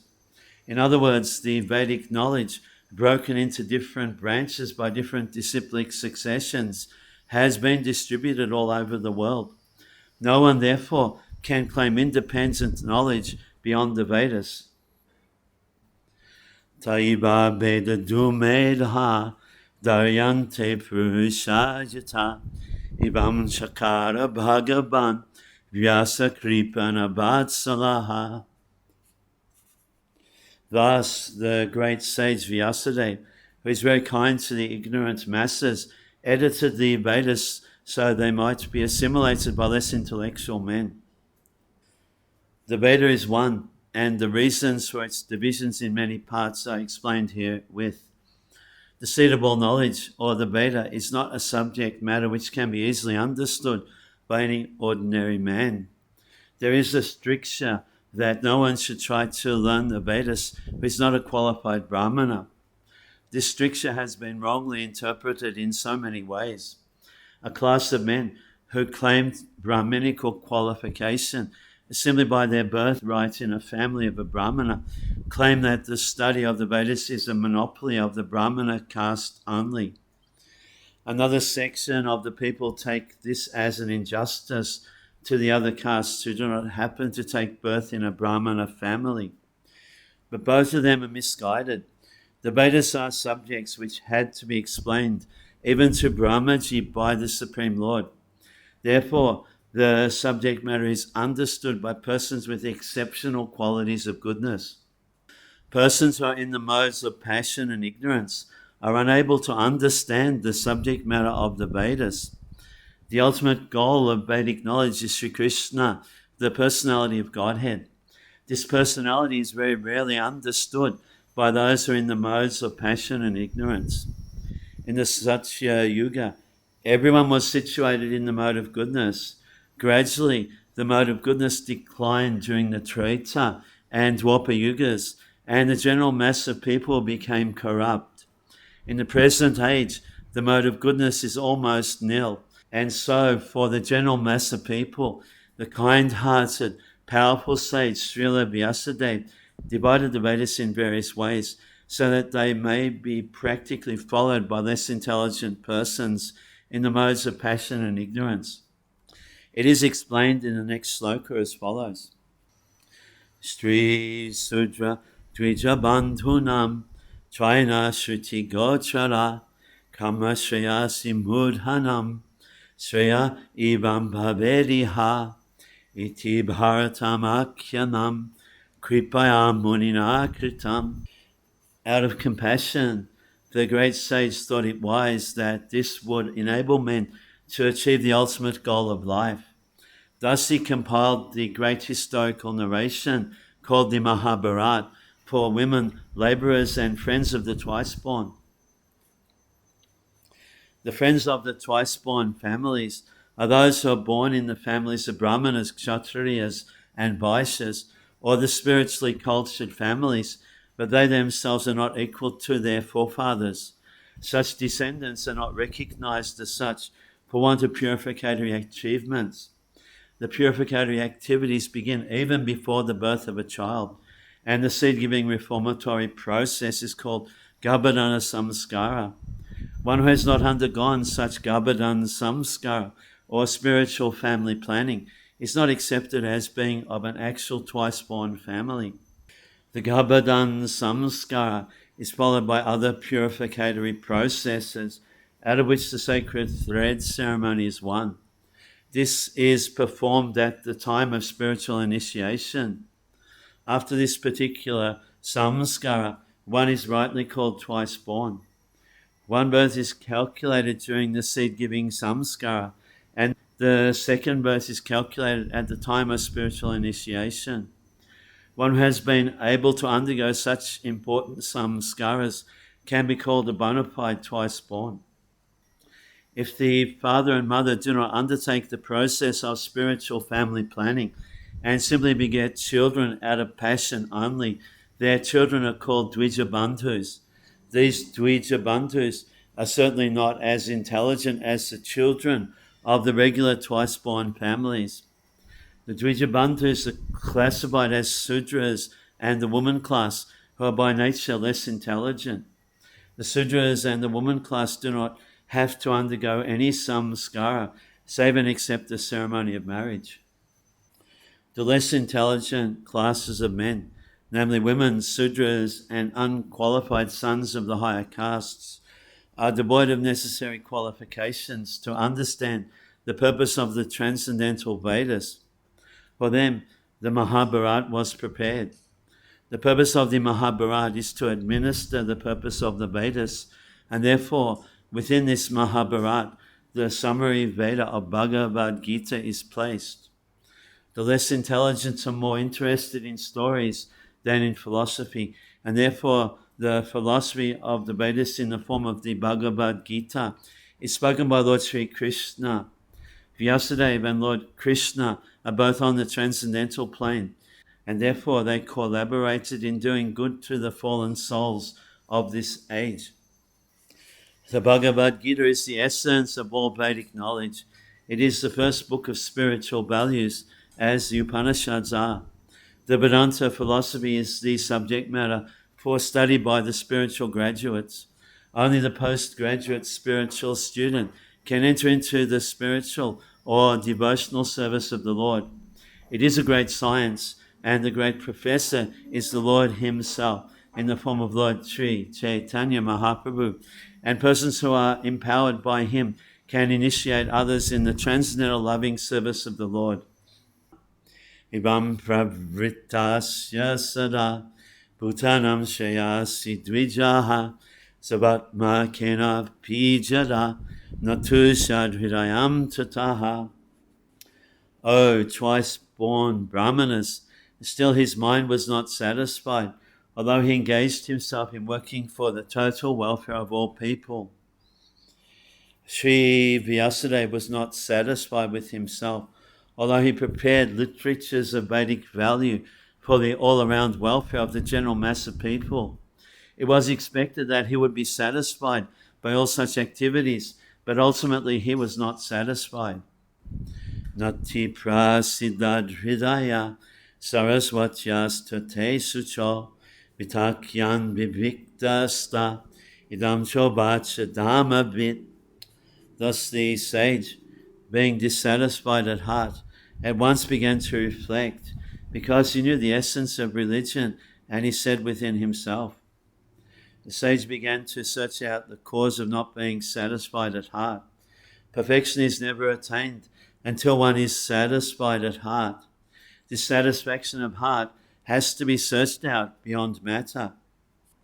Juta vratena he maya chandam sigravagnaya manita nibalikena gihitam chanushasanam bharatavyapadesena yamnayartascha pradashitaha Dushyate yatra damadi Sri Sudradhi Bhyapyuta.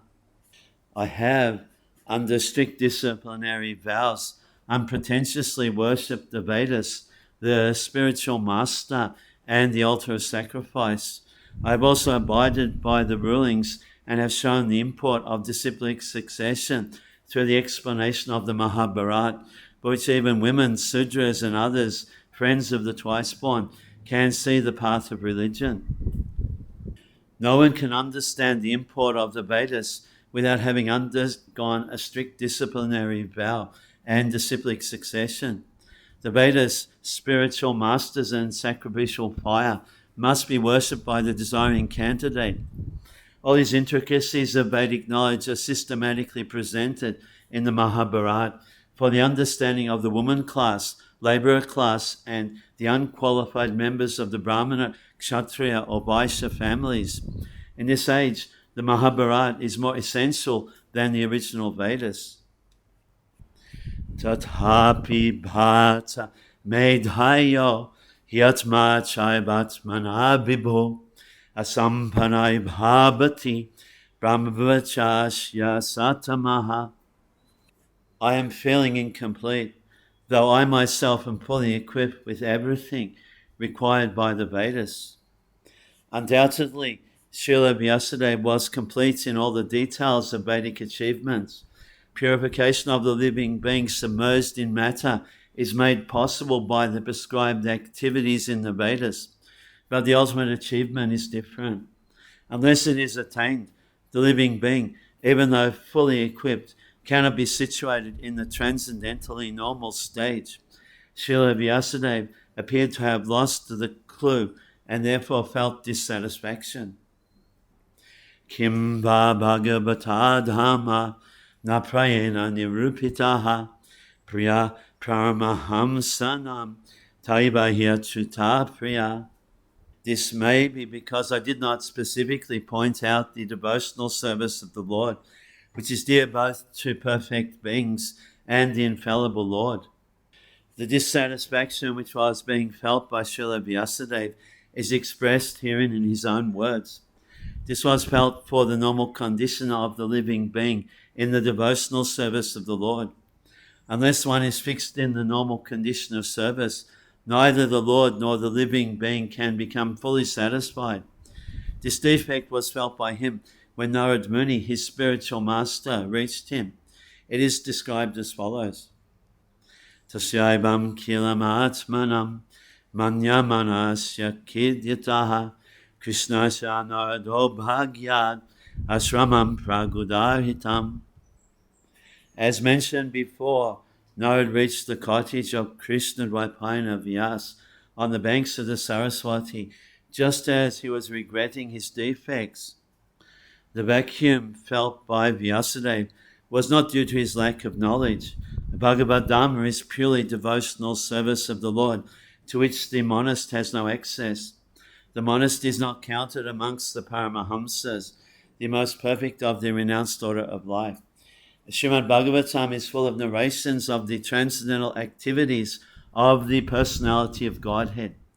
Although Vyasadeva was an empowered divinity, he still felt dissatisfaction because in none of his works were the transcendental activities of the Lord properly explained. The inspiration was infused by Sri Krishna directly in the heart of Vyasadeva, and thus he felt the vacuum as explained above. It is definitely expressed herewith that without transcendental loving service of the Lord, everything is void. But in the transcendental service of the Lord, everything is tangible without any separate attempt at fruitive work or empiric philosophical speculation. Tamabhigyaya sahasa prachutaya gatam muni pujamasa vidhiban naradam sura pujitam. At the auspicious arrival of Sri Narad, Sri Vyasadeva got up respectfully and worshipped him, giving him veneration equal to that given to Brahmaji, the creator. Vidhi means Brahma, the first created living being. He is the original student as well as professor of the Vedas. He learned it from Sri Krishna and taught Narad first. So Narad is the second Acharya in the line of spiritual disciplic succession. He is the representative of Brahma, and therefore he is respected exactly like Brahma, the father of all vidhis, regulations. Similarly, all other successive disciples in the chain are also equally respected as representatives of the original spiritual master. Thus end the Bhaktivedanta purports of the first canto, fourth chapter of Srimad-Bhagavatam, entitled Appearance of Sri Narad. Srimad-Bhagavatam, by His Divine Grace A.C. Bhaktivedanta Swami Prabhupada. First canto, chapter 5, Narad's instructions on Srimad-Bhagavatam for Vyasadeva. Sutta ubacha atatam sukhamasina upasinam brihaktrabaha devarishi praha viprarishim vinapanis mayan iba. Sutta Goswami said, thus the sage among the gods, Narad, comfortably seated and apparently smiling, addressed the rishi amongst the brahmanas, Vedavyas. Narad was smiling because he well knew the great sage, Vedavyas, and the cause of his disappointment. As we will explain gradually, Vyasadev's disappointment was due to insufficiency in presenting the science of devotional service. Narad knew the defect, and it was confirmed by the position of Vyas.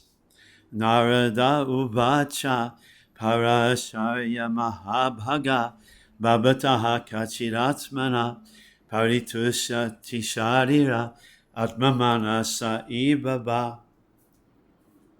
Addressing Vyasadeva, the son of Parashara, Narad inquired, "Are you satisfied by identifying with the body or the mind as objects of self-realization?" This was a hint by Narad to Vyasadeva regarding the cause of his despondency. Vyasadeva, as the descendant of Parashara, a greatly powerful sage, had the privilege of having a great parentage, which should not have given Vyasadeva cause for despondency. Being a great son of a great father, he should not have identified the self with the body or the mind. Ordinary men with a poor fund of knowledge can identify the body as self or the mind as self, but Vyasadeva should not have done so. One cannot be cheerful by nature unless one is factually seated in self-realization, which is transcendental to the material body and mind. Kigyasitam susampanam apite maharadbhutam kritaban bharatam jastvam Savata paribrimhitam. Your inquiries were full, and your studies were also well fulfilled. And there is no doubt that you have prepared a great and wonderful work, the Mahabharata, which is full of all kinds of Vedic sequences elaborately explained. The despondency of Vyasadeva was certainly not due to his lack of sufficient knowledge, because as a student he had fully inquired about the Vedic literatures, as a result of which the Mahabharata is compiled with full explanation of the Vedas.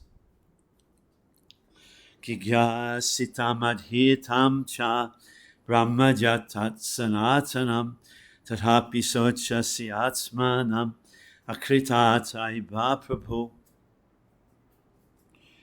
You have fully delineated the subject of impersonal Brahman, as well as the knowledge derived therefrom. In spite of all this, why should you be despondent, thinking that you are undone, my dear Prabhu? The Vedanta Sutra, or Brahma Sutra, compiled by Sri Vyasadeva, is the full deliberation of the impersonal absolute feature, and it is accepted as the most exalted philosophical exposition in the world. It covers the subject of eternity and the methods of scholarly. So there cannot be any doubt about the transcendental scholarship of Vyasadeva. So why should he lament? Vyasubacha astiva me sabam midam tvayoktam tatapi natma paritusyate me tanmulam avyaktam agodhabodham Prichama hetvatma babatma bhutam. Sri Vyasadeva said, "All you have said about me is perfectly correct. Despite all this, I am not pacified. I therefore question you about the root cause of my dissatisfaction. For you are a man of unlimited knowledge, due to your being the offspring of one Brahma, who is self-born, without mundane father and mother. In the material world, everyone is engrossed with the idea of identifying the body or the mind with the self. As such, all knowledge disseminated in the material world is related either with the body or with the mind, and that is the root cause of all despondencies. This is not always detected, even though one may be the greatest erudite scholar in materialistic knowledge. It is good, therefore, to approach a personality like Narad to solve the root cause of all despondencies. Why Narad should be approached is explained below. Sabai Bhavan Veda Samasta Guyam Upasito Jat Purushaha Paranaha Paravaresho Manasaiva Vishvam Shijatya Bhaityati Gunaha Sangha. My Lord, everything that is mysterious is known to you because you worship the Creator and Destroyer of the material world and the maintainer of the spiritual world. the original personality of Godhead, who is transcendental to the three modes of material nature. A person who is 100% engaged in the service of the Lord is the emblem of all knowledge. Such a devotee of the Lord in full perfection of devotional service is also perfect by the qualification of the personality of Godhead. As such, the eightfold perfections of mystic power, Ashtasiddhi, constitute very little of his godly opulence. A devotee like Narad can act wonderfully by his spiritual perfection, which every individual is trying to attain. Srila Narad is a 100% perfect living being, although not equal to the personality of Godhead. Tvam prayatan aki ibat trilokim antaschara vayu ibat masakshi parabhare brahmani dhamato vratai snatasya menu namalam vichakswa. Like the sun, your goodness can travel everywhere in the three worlds, and like the air, you can penetrate the internal region of everyone. As such, you are as good as the all-pervasive supersoul. Please, therefore, find out the deficiency in me, despite my being absorbed in transcendence under disciplinary regulations and vows. Transcendental realization, pious activities, worshipping the deities, charity, mercifulness, non-violence, and studying the scriptures under strict disciplinary regulations are always helpful. Sri Narada Uvacha Bhabatanudita Prayam Yasho Bhagavato Amalam Yenaiba Sunatusyeta Manyeta Dashanam Kilam. Sri Narad said, "You have not actually broadcast the sublime and spotless glories of the personality of Godhead. That philosophy which does not satisfy the transcendental senses of the Lord is considered worthless. The eternal relation of an individual soul with the Supreme Soul, personality of Godhead, is constitutionally one of being the eternal servitor of the eternal Master. The Lord has expanded himself as living beings in order to accept loving service from them, and this alone can satisfy both the Lord and the living beings. A scholar like Vyasadeva has completed many expansions of the Vedic literatures, ending with the Vedanta philosophy, but none of them have been written directly glorifying the personality of Godhead. Dry philosophical speculations, even on the transcendental subject of the Absolute, have very little attraction without directly dealing with the glorification of the Lord. The personality of Godhead is the last word in transcendental realization. The Absolute, realized as impersonal Brahman, or localized Supersoul Paramatma, is less productive of transcendental bliss than the Supreme Personal realization of his glories. The compiler of the Vedanta Darshan is Vyasadeva himself, yet he is troubled, although he is the author. So what sort of transcendental bliss can be derived by the readers and listeners of Vedanta, which is not explained directly by Vyasadeva the author? Herein arises the necessity of explaining Vedanta Sutra in the form of Srimad-Bhagavatam by the self-same author. Yatha Dhamma Dayaschartha Munibhayanu Kirtitaha Natata Vasudevasya Mahimma Yanuvanitaha. Although, great sage, you have very broadly described the four principles beginning with religious performances, you have not described the glories of the Supreme Personality, Vasudeva. The prompt diagnosis of Sri Narad is at once declared. The root cause of the despondency of Vyasadeva was his deliberate avoidance of glorifying the Lord in his various editions of the Puranas. He has certainly, as a matter of course, given descriptions of the glories of the Lord, Sri Krishna, but not as many as given to religiosity, economic development, sense gratification, and salvation. These four items are by far inferior to engagement in the devotional service of the Lord. Sri Vyasadeva, as the authorized scholar, knew very well this difference. And still, instead of giving more importance to the better type of engagement, namely the devotional service to the Lord, he had more or less improperly used his valuable time, and thus he was despondent. From this, it is clearly indicated that no one can be pleased substantially without being engaged in the devotional service of the Lord. In the Bhagavad Gita, this fact is clearly mentioned. After liberation, which is the last item in the line of performing religiosity, etc., one is engaged in pure devotional service. This is called the stage of self-realization, or Brahmabhuta stage. After attainment of this Brahmabhuta stage, one is satisfied. But satisfaction is the beginning of transcendental bliss. One should progress by attaining neutrality and equality in the relative world. And passing this stage of equanimity, one is fixed up in the transcendental loving service of the Lord. This is the instruction of the personality of Godhead in the Bhagavad Gita. The conclusion is that in order to maintain the status quo of the Brahmabhuta stage, as also to increase the degree of transcendental realization, it is recommended by Narad to Vyasadeva that he, Vyasadeva, should now eagerly and repeatedly describe the path of devotional service. This would cure him from gross despondency. Na jadvachas chitra padam hari yasho jagat pavitram pragunitad kahit tadvaya samtir tamushanti manasa Najatra Hamsa Niramantu Shikshaya. Those words which do not describe the glories of the Lord, who alone can sanctify the atmosphere of the whole universe, are considered by saintly persons to be like unto a place of pilgrimage for crows. Since the all-perfect persons are inhabitants of the transcendental abode, they do not derive any pleasure there.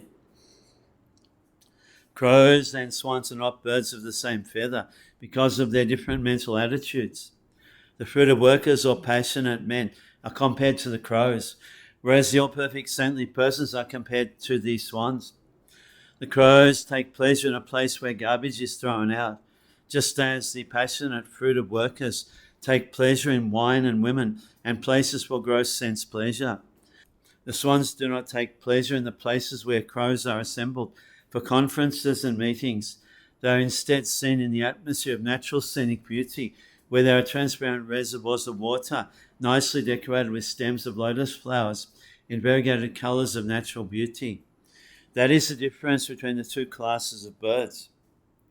Nature has influenced different species of life with different mentalities, and it is not possible to bring them up into the same rank and file. Similarly, there are different kinds of literature for different types of men of different mentality. Mostly the market literatures which attract men of the crows categories are literatures containing refused remnants of sensuous topics. They are generally known as mundane talks in relation with the gross body and subtle mind. They are full of subject matter described in decorative language, full of mundane similes and metaphorical arrangements. Yet with all that, they do not glorify the Lord. Such poetry and prose on any subject matter is considered decoration of a dead body. Spiritually advanced men who are compared with the swans do not take pleasure in such dead literatures, which are sources of pleasure for men who are spiritually dead. These literatures in the modes of passion and ignorance are distributed under different labels, but they can hardly help the spiritual urge of the human being. And thus the swan-like spiritually advanced men have nothing to do with them. Such spiritually advanced men are called also manasa, because they always keep up the standard of transcendental voluntary service to the Lord on the spiritual plane. This completely forbids fruitive activities for gross bodily sense satisfaction or subtle speculation of the material egoistic mind. Social literary men, scientists, mundane poets, theoretical philosophers, and politicians who are completely absorbed in the material advancement of sense pleasure are all dolls of the material energy. They take pleasure in places where rejected subject matters are thrown. According to Swami Sridhar, This is the pleasure of the prostitute hunters. But literatures which describe the glories of the Lord are enjoyed by the Paramahamsas who have grasped the essence of human activities. Tadbhag vishago janat haga biplavo yasmin pratishlokam abadhabhati api namani anantasya shankitani jat srinvanti gayanti grananti sadhabaha. On the other hand, that literature which is full of descriptions of the transcendental glories of the name, fame, forms, pastimes, etc., of the unlimited Supreme Lord is a different creation, full of transcendental words directed toward bringing about a revolution in the impious lives of this world's misdirected civilization. Such transcendental literatures, even though imperfectly composed, are heard, sung, and accepted by purified men who are thoroughly honest. It is a qualification of the great thinkers to pick up the best even from the worst. It is said that the intelligent man should pick up nectar from a stock of poison, should accept gold even from a filthy place, should accept a good and qualified wife even from an obscure family, and should accept a good lesson even from a man or from a teacher who comes from the untouchables. These are some of the ethical instructions for everyone in every place without exception. But a saint is far above the level of an ordinary man, and he is always absorbed in glorifying the Supreme Lord, because by broadcasting the holy name and fame of the Supreme Lord, the polluted atmosphere of the world will change, and as a result of propagating the transcendental literatures like Srimad-Bhagavatam, people will become sane in their transactions. While preparing this commentation on this particular stanza of Srimad-Bhagavatam, we have a crisis before us. Our neighboring friend China has attacked the border of India with a militaristic spirit. We have practically no business in the political field, yet we see that previously there were both China and India, and they both lived peacefully for centuries without ill feeling. The reason is that they lived in those days in an atmosphere of God consciousness, and every country over the surface of the world was God-fearing, pure-hearted and simple, and there was no question of political diplomacy. There is no cause of quarrel between the two countries of China and India over land which is not very suitable for habitation, and certainly there is no cause for fighting on this issue. But due to the age of quarrel, Kali, which we have discussed, there is always a chance of quarrel on slight provocation. This is due not to the issue in question, but to the polluted atmosphere of this age. Systematically, there is propaganda by a section of people to stop glorification of the name and fame of the Supreme Lord. Therefore, there is great need for disseminating the message of Srimad-Bhagavatam all over the world. It is the duty of every responsible Indian to broadcast the transcendental message of Srimad-Bhagavatam throughout the world, to do all the supermost good, as well as to bring about the desired peace in the world. Because India has failed in her duty by neglecting this responsible work, there is so much quarrel and trouble all over the world. We are confident that if the transcendental message of Srimad-Bhagavatam is received only by the leading men of the world, certainly there will be a change of heart, and naturally the people in general will follow them. The mass of people in general are tools in the hands of the modern politicians and leaders of the people. If there is a change of heart of the leaders only, certainly there will be a radical change in the atmosphere of the world. We know that our honest attempt to present this great literature, conveying transcendental messages for reviving the God consciousness of the people in general and re-spiritualizing the world atmosphere, is fraught with many difficulties. Our presenting this matter in adequate language, especially a foreign language, will certainly fail, and there will be so many literary discrepancies despite our honest attempt to present it in the proper way. But we are sure that with all our faults in this connection, the seriousness of the subject matter will be taken into consideration, and the leaders of society will still accept this due to its being an honest attempt to glorify the Almighty God. When there is fire in a house, the inmates of the house go out to get help from the neighbors who may be foreigners, and yet without knowing the language, the victims of the fire express themselves and the neighbors understand the need, even though it is not expressed in the same language. The same spirit of cooperation is needed to broadcast this transcendental message of the Srimad-Bhagavatam throughout the polluted atmosphere of the world. After all, it is a technical science of spiritual values, and thus we are concerned with the techniques and not with the language. If the techniques of this great literature are understood by the people of the world, there will be success. When there are too many materialistic activities by the people in general all over the world, there is no wonder that a person or a nation attacks another person or nation on slight provocation. That is the rule of this age of Kali or quarrel. The atmosphere is already polluted with corruption of all description, and everyone knows it well. There are so many unwanted literatures full of materialistic ideas of sense gratification. The people in general want to read. That is a natural instinct. But because their minds are polluted, they want such literatures. Under the circumstances, transcendental literature like Srimad-Bhagavatam will not only diminish the activities of the corrupt mind of the people in general, but also it will supply food for their hankering after reading some interesting literature. In the beginning, they might not like it because one suffering from jaundice is reluctant to take sugar candy.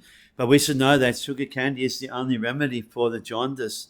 Similarly, let there be systematic propaganda for popularizing reading of the Bhagavad Gita and the Srimad Bhagavatam, which will act like sugar candy for the jaundice-like condition of sense gratification. When men have a taste for this literature, the other literatures which are catering poison to society will then automatically cease. We are sure, therefore, that everyone in the human society will welcome Srimad Bhagavatam, even though it is now presented with so many faults, for it is recommended by Sri Narad, who has very kindly appeared in this chapter. Nais kamyam apyachuta baba bhajitam na shobhate jnanamalam niranjanam kutaha punah shashvat bhadramishwaram nachapitam karma yarapya karanam. Knowledge of self-realization, even though freed from all material affinity, does not look well if devoid of a conception of the infallible God. What, then, is the use of fruitive activities which are naturally painful from the very beginning and transient by nature if they are not utilized for the devotional service of the Lord? As referred to above, not only ordinary literatures devoid of the transcendental glorification of the Lord are condemned, but also Vedic literatures and speculation on the subject of impersonal Brahman, when they are devoid of devotional service. When speculation on the impersonal Brahman is condemned on the above ground, then what to speak of ordinary fruitive work, which is not meant to fulfill the aim of devotional service? Such speculative knowledge and fruitive work cannot lead one to the goal of perfection. Fruitive work in which almost all people in general are engaged is always painful, either in the beginning or at the end. It can only be fruitful when made subservient to the devotional service of the Lord. In the Bhagavad Gita also it is confirmed that the result of such fruitive work may be offered for the service of the Lord. Otherwise it leads to material bondage. The bona fide enjoyer of the fruitive work is the personality of Godhead, and thus, when it is engaged for the sense gratification of the living beings, it becomes an acute source of trouble. Ato mahabhaga bhavana mogadrik suchi shabaha sacharato dita brataha rukrama shakila bhanda muktaye samadhina nusmara tadvichestitam. Of yesterday, your vision is completely perfect. Your good fame is spotless. You are firm in vow and situated in truthfulness. And thus you can think of the pastimes of the Lord in trance for the liberation of the people in general from all material bondage. People in general have a taste for literatures by instinct. They want to hear and read from the authorities something about the unknown, but their taste is exploited by unfortunate literatures which are full of subject matter for satisfaction of the material senses. Such literatures contain different kinds of mundane poems and philosophical speculations, more or less under the influence of Maya, ending in sense gratification. These literatures, although worthless in the true sense of the term, are variously decorated to attract the attention of the less intelligent men. Thus, the attracted living entities are more and more entangled in material bondage without hope of liberation for thousands and thousands of generations. Srinad Rishi, being the best amongst the Vaishnavas, is compassionate on such unfortunate victims of worthless literatures, and thus he advises Sri Vyasadeva to compose transcendental literature which is not only attractive but can also actually bring liberation from all kinds of bondage. Srila Vyasadeva or his representatives are qualified because they are rightly trained to see things in true perspective. Srila Vyasadeva and his representatives are pure in thought due to their spiritual enlightenment, fixed in their vows due to their devotional service, and determined to deliver the fallen souls rotting in the material activities. The fallen souls are very eager to receive novel informations every day, and the transcendentalists like Vyasadeva or Narad can supply such eager people in general with unlimited news from the spiritual world. In the Bhagavad Gita, it is said that the material world is only a part of the whole creation, and that this earth is only a fragment of the whole material world. There are thousands and thousands of literary men all over the world, and they have created many, many thousands of literary works for the information of the people in general for thousands and thousands of years. Unfortunately, none of them have brought peace and tranquility on the earth. This is due to a spiritual vacuum in those literatures.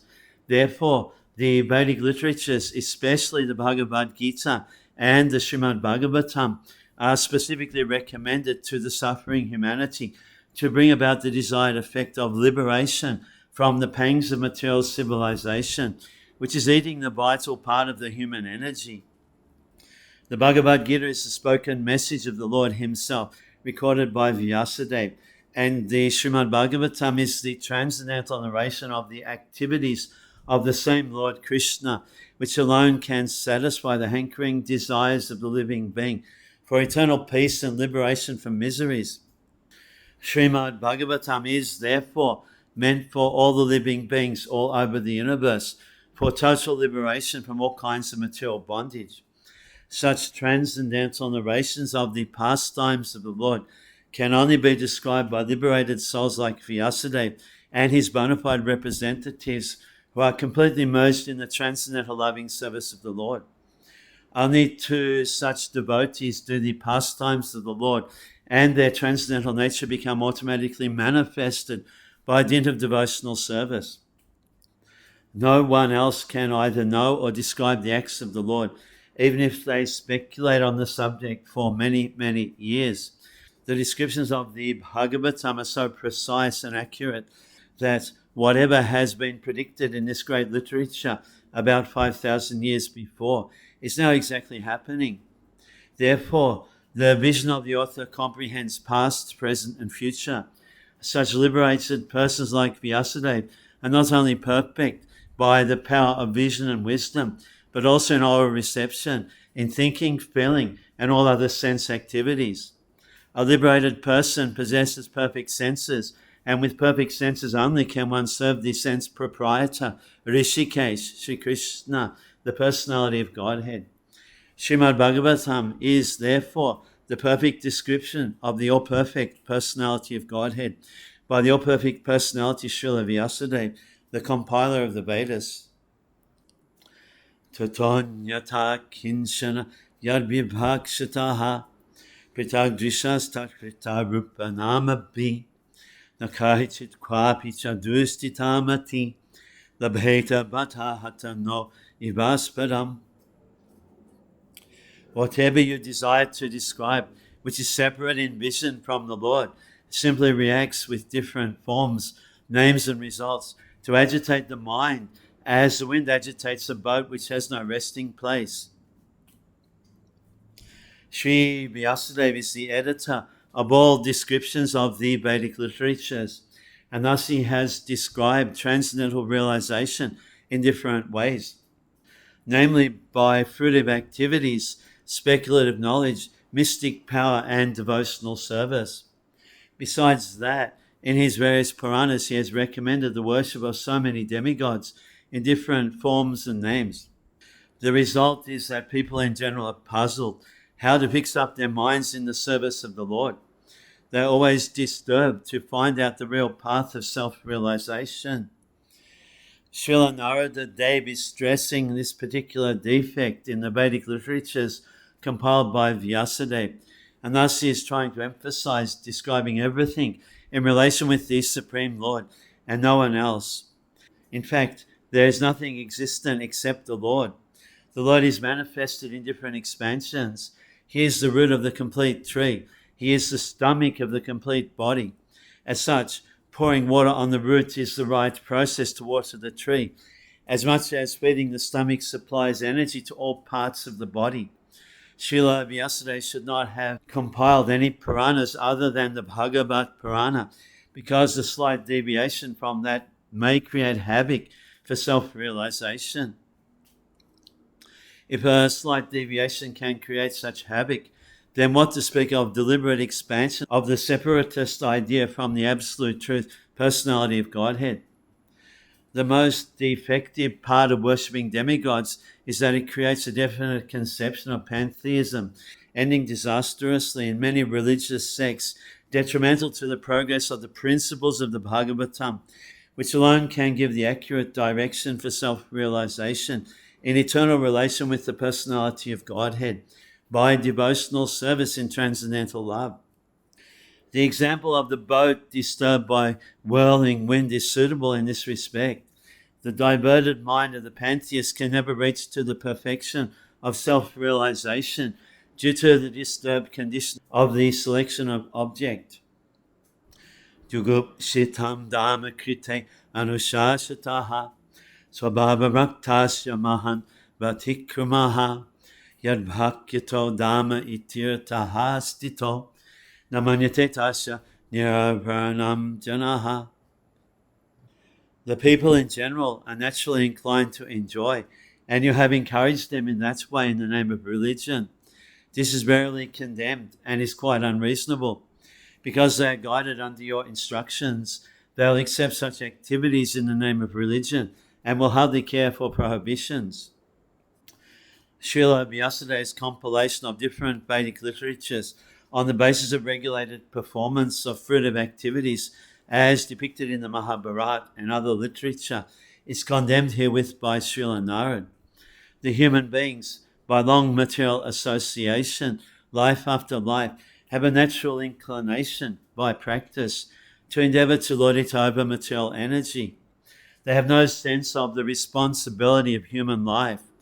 This human form of life is a chance to get out of the clutches of illusory matter. The Vedas are meant for going back to Godhead, going back home, to revolve in the cycle of transmigration in a series of lives numbering 8,400,000 is an imprisoned life for the condemned conditioned souls. The human form of life is a chance to get out of this imprisoned life, and as such, the only occupation of the human being is to re-establish his lost relationship with God. Under the circumstances, one should never be encouraged in making a plan for sense enjoyment in the name of religious functions. Such diversion of the human energy results in a misguided civilization. Srila Vyasadeva is the authority in Vedic explanations in the Mahabharata, etc. And his encouragement in sense enjoyment in some form or other is a great barrier for spiritual advancement, because the people in general will not agree to renounce material activities which hold them in material bondage. At a certain stage of human civilization, such material activities in the name of religion, as sacrificing animals in the name of yajna, were too much rampant. The Lord incarnated himself as Buddha and decried the authority of the Vedas to stop animal sacrifice in the name of religion. This was foreseen by Narada, and therefore he condemned such literatures. The flesh eaters still continue to perform animal sacrifice before some demigod or goddess in the name of religion, because in some of the Vedic literatures, such regulated sacrifice is recommended. They are so recommended to discourage flesh eating, but gradually the purpose of such religious activities is forgotten, and the slaughterhouse becomes prominent. This is because foolish materialistic men do not care to listen to others who are actually in a position to explain the Vedic rites. In the Vedas, it is distinctly said that the perfection of life is never to be attained either by voluminous work or by accumulation of wealth or even by increasing the number of population, but it is so attained only by renunciation. The materialistic men do not care to listen to such injunctions. According to them, the so-called renounced order of life is meant for those who are unable to earn their livelihood because of some corporal defects, or for persons who have failed to achieve prosperity in family life. In histories like the Mahabharata, of course, there are topics on transcendental subjects, along with material topics. The Bhagavad Gita is there in the Mahabharata.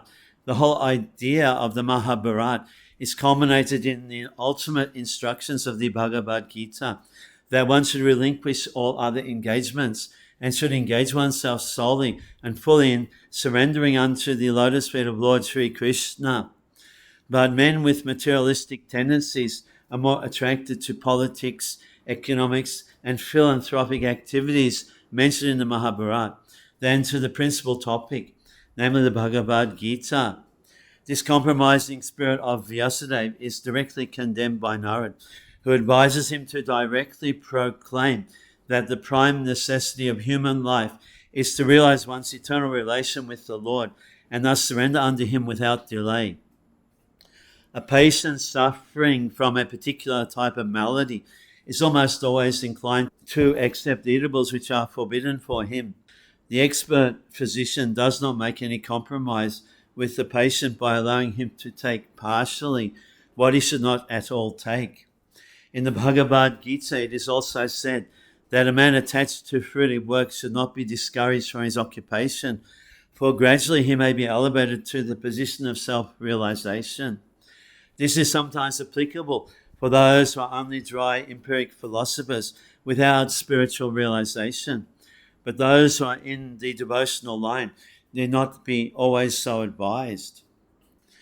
Vichakshanasya hati veditum vibho ananta parasya nivrititaha sukham pravata manasya guna anatmanas tato bhavandasya chestitam vibho.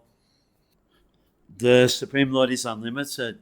Only a very expert personality, retired from the activities of material happiness, deserves to understand this knowledge of spiritual values. Therefore, those who are not so well situated due to material attachment should be shown the ways of transcendental realization by your goodness through descriptions of the transcendental activities of the Supreme Lord. Theological science is a difficult subject, especially when it deals with the transcendental nature of God. It is not a subject matter to be understood by persons who are too much attached to material activities. Only the very expert who have almost retired from materialistic activities by culture of spiritual knowledge can be admitted to the study of this great science. In the Bhagavad Gita, it is clearly stated that out of many hundreds and thousands of men, only one person deserves to enter into transcendental realization. And out of many thousands of such transcendentally realized persons, only a few can understand the theological science specifically dealing with God as a person. Sri Vyasadeva is therefore advised by Narad to describe the science of God directly by relating his transcendental activities. Vyasadeva is himself a personality expert in this science, and he is unattached to material enjoyment. Therefore, he is the right person to describe it, and Shukadeva Goswami, the son of Vyasadeva, is the right person to receive it. Srimad-Bhagavatam is the topmost theological science, and therefore it can react on the layman as medicinal doses. Because it contains the transcendental activities of the Lord, there is no difference between the Lord and the literature. The literature is the factual literary incarnation of the Lord. so the layman can hear the narration of the activities of the Lord. Thereby they are able to associate with the Lord and thus gradually become purified from material diseases. The expert devotees also can discover novel ways and means to convert the non-devotees in terms of particular time and circumstance. Devotional service is dynamic activity, and the expert devotees can find out competent means to inject it into the dull brains of the materialistic population. Such transcendental activities of the devotees for the service of the Lord can bring a new order of life to the foolish society of materialistic men. Lord Sri Chaitanya Mahaprabhu and his subsequent followers exhibited expert dexterity in this connection. By following the same method, one can bring the materialistic men of this age of quarrel into order for peaceful life and transcendental realization. Tvaktva swadamam charnam bhujam hari bhajana paktbo tapatet tatojari yatra kava bhadrama buddhamushakim kovatapto bhajatam swadamataha. One who has forsaken his material occupations to engage in the devotional service of the Lord may sometimes fall down while in an immature stage, yet there is no danger of his being unsuccessful. On the other hand, a non-devotee, though fully engaged in occupational duties, does not gain anything. As far as the duties of mankind are concerned, there are innumerable duties.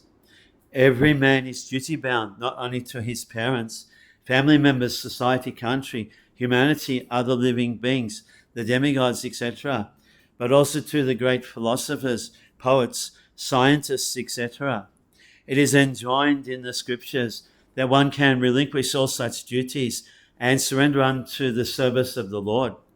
So, if one does so and becomes successful in the discharge of his devotional service unto the Lord, it is well and good.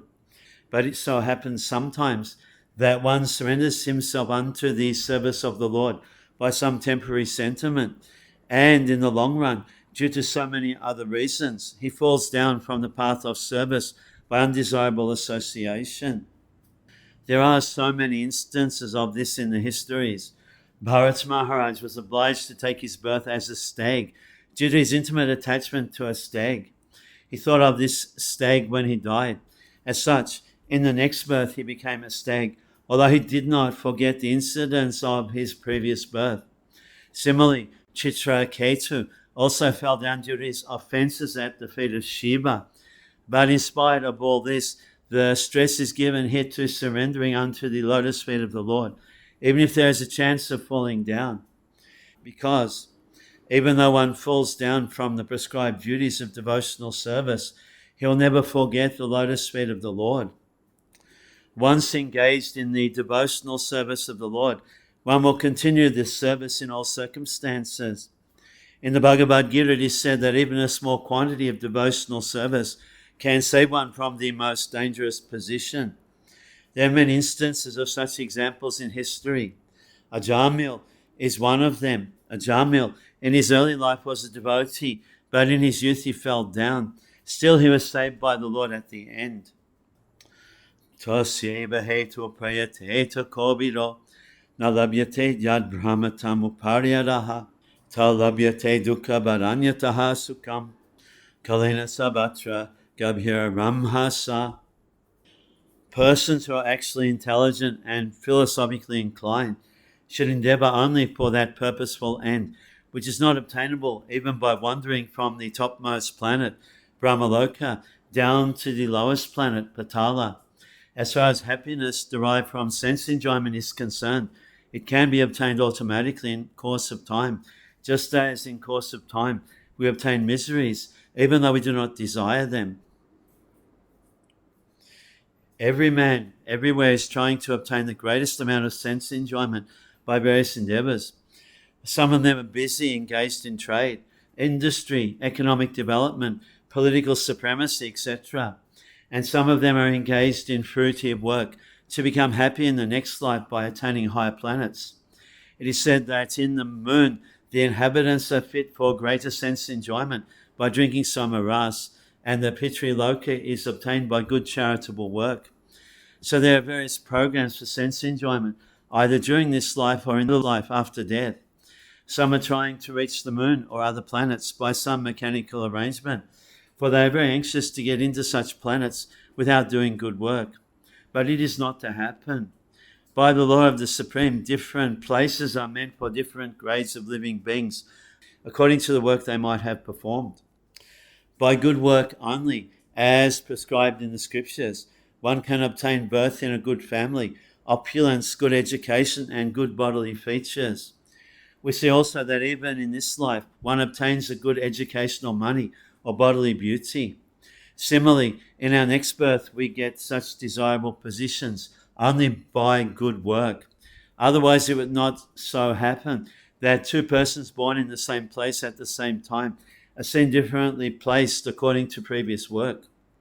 But all such material positions are not permanent. The positions in the topmost Brahmaloka and in the lowest Patala are also changeable according to our own work. The philosophically inclined person must not be tempted by such changeable positions.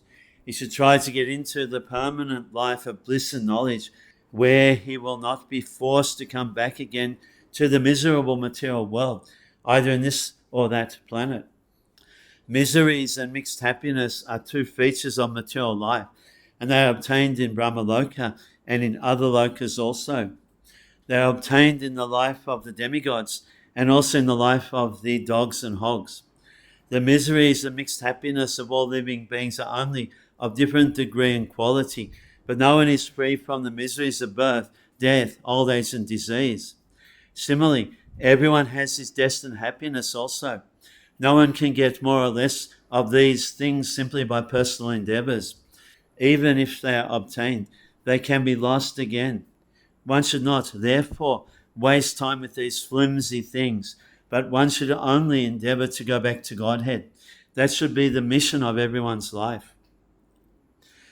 Na bhai jano jatu kathanshana bhajan mukunda sebiya yavat anga samstritim smaran mukundangri upaguhanam punaha vihatamichhana rasagrahojanaha. My dear Vyas, even though a devotee of Lord Krishna sometimes falls down somehow or other, he certainly does not undergo material existence like others, fruited workers, etc. Because a person who has once relished the taste of the lotus feet of the Lord can do nothing but remember that ecstasy again and again. A devotee of the Lord automatically becomes uninterested in the enchantment of material existence because he is rasa graha, or one who has tasted the sweetness of the lotus feet of Lord Krishna. There are certainly many instances where devotees of the Lord have fallen down due to uncongenial association, just like fruited workers who are always prone to degradation. But even though he falls down, a devotee is never to be considered the same as a fallen kami. A kami suffers the result of his own fruited reactions, whereas a devotee is reformed by chastisement directed by the Lord himself. The sufferings of an orphan and the sufferings of a beloved child of a king are not one and the same. An orphan is really poor because he has no one to take care of him, but a beloved son of a rich man, although he appears to be on the same level as the orphan, is always under the vigilance of his capable father. A devotee of the Lord, due to wrong association, sometimes imitates the fruitive workers. The fruitive workers want to lord it over the material world. Similarly, a neophyte devotee foolishly thinks of accumulating some material power in exchange for devotional service. Such foolish devotees are sometimes put into difficulty by the Lord himself. As a special favor, he may remove all material paraphernalia. By such action, the bewildered devotee is forsaken by all friends and relatives, and so he comes to his senses again by the mercy of the Lord, and is set right to execute his devotional service. In the Bhagavad Gita, it is also said that such fallen devotees are given a chance to take birth in a family of highly qualified brahmanas or in a rich mercantile family. A devotee in such a position is not as fortunate as one who is chastised by the Lord and put into a position seemingly of helplessness. The devotee who becomes helpless by the will of the Lord is more fortunate than those who are born in good families. The fallen devotees born in a good family may forget the lotus feet of the Lord because they are less fortunate. But the devotee who is put into a forlorn condition is more fortunate because he swiftly returns to the lotus feet of the Lord, thinking himself helpless all round. Pure devotional service is so spiritually relishable that a devotee becomes automatically uninterested in material enjoyment. That is a sign of perfection in progressive devotional service. A pure devotee continuously remembers the lotus feet of Lord Sri Krishna and does not forget him even for a moment, not even in exchange for all the opulences of the three worlds. Idam hi vishvam bhagavani betaro yato jagat stanham nirodha sambhavaha tadhi swayam veda bhavams tatapite pradeshamatram bhavataha pradashitam. The Supreme Lord, Personality of Godhead, is himself this cosmos, and still he is aloof from it. From him only this cosmic manifestation has emanated. In him it rests, and unto him it enters after annihilation. Your good self knows all about this. I have only given a synopsis. For a pure devotee, the conception of Mukunda, Lord Sri Krishna, is both personal and impersonal. The impersonal cosmic situation is also Mukunda because it is the emanation of the energy of Mukunda. For example, a tree is a complete unit, whereas the leaves and the branches of the tree are emanated parts and parcels of the tree. The leaves and branches of the tree are also the tree, but the tree itself is neither the leaves nor the branches. The Vedic version that the whole cosmic creation is nothing but Brahman means that since everything is emanating from the Supreme Brahman, nothing is apart from him. Similarly, the parts and parcel, hands and legs are called the body, but the body as the whole unit is neither the hands nor the legs. The Lord is the transcendental form of eternity, cognition and beauty, and thus the creation of the energy of the Lord appears to be partially eternal, full of knowledge and beautiful also. The captivated conditioned souls under the influence of the external energy Maya are therefore entrapped in the network of the material nature. They accept this as all in all, for they have no information of the Lord who is the primeval cause, nor have they information that the parts and parcels of the body, being detached from the whole body, are no longer the same hand or leg as when attached to the body. Similarly, a godless civilization detached from the transcendental loving service of the Supreme Personality of Godhead is just like a detached hand or leg. Such parts and parcels may appear like hands and legs, but they have no efficiency. The devotee of the Lord, Srila Vyasadeva, knows this very well. He is further advised by Srila Narad to expand the idea so that the entrapped conditioned souls may take lessons from him to understand the Supreme Lord as the primeval cause. According to the Vedic version, the Lord is naturally fully powerful, and thus his supreme energies are always perfect and identical with him. Both the spiritual and the material skies and their paraphernalia are emanations of the internal and external energies of the Lord. External energy is comparatively inferior, whereas the internal potency is superior.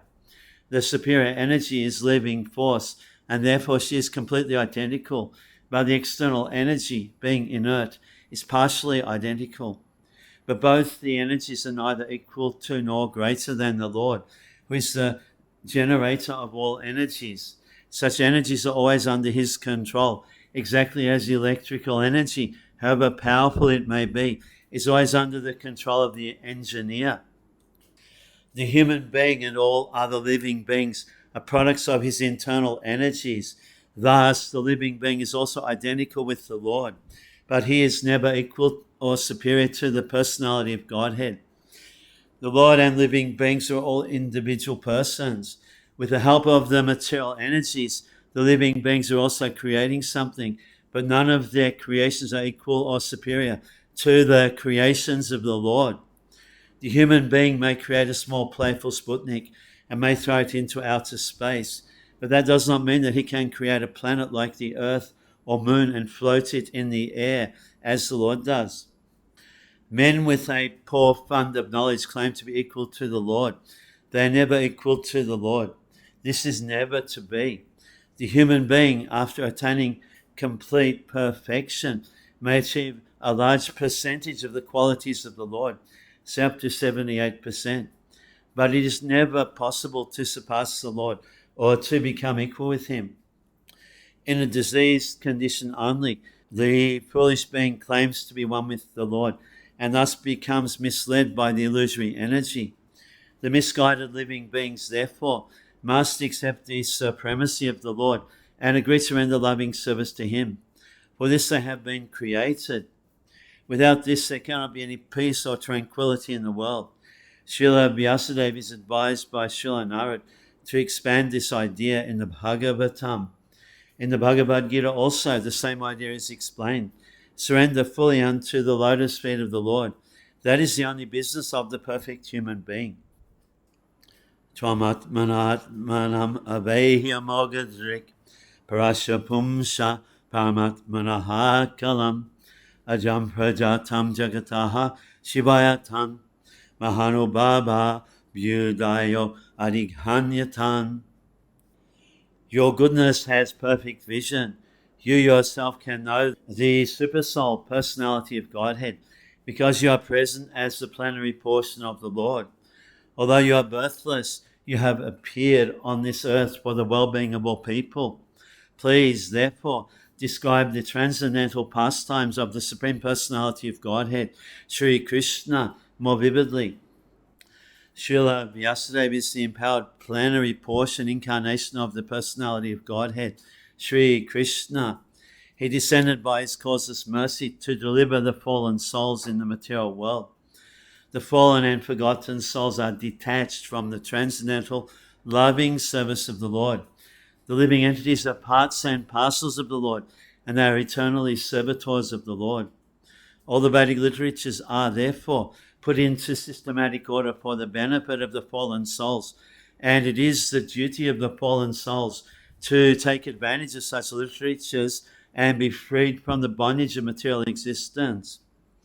Although formally Srila Narada Rishi is his spiritual master, Srila Vyasadeva is not at all dependent on a spiritual master because in essence he is the spiritual master of everyone else. But because he's doing the work of an acharya, he has taught us by his own conduct that one must have a spiritual master, even though he be God himself.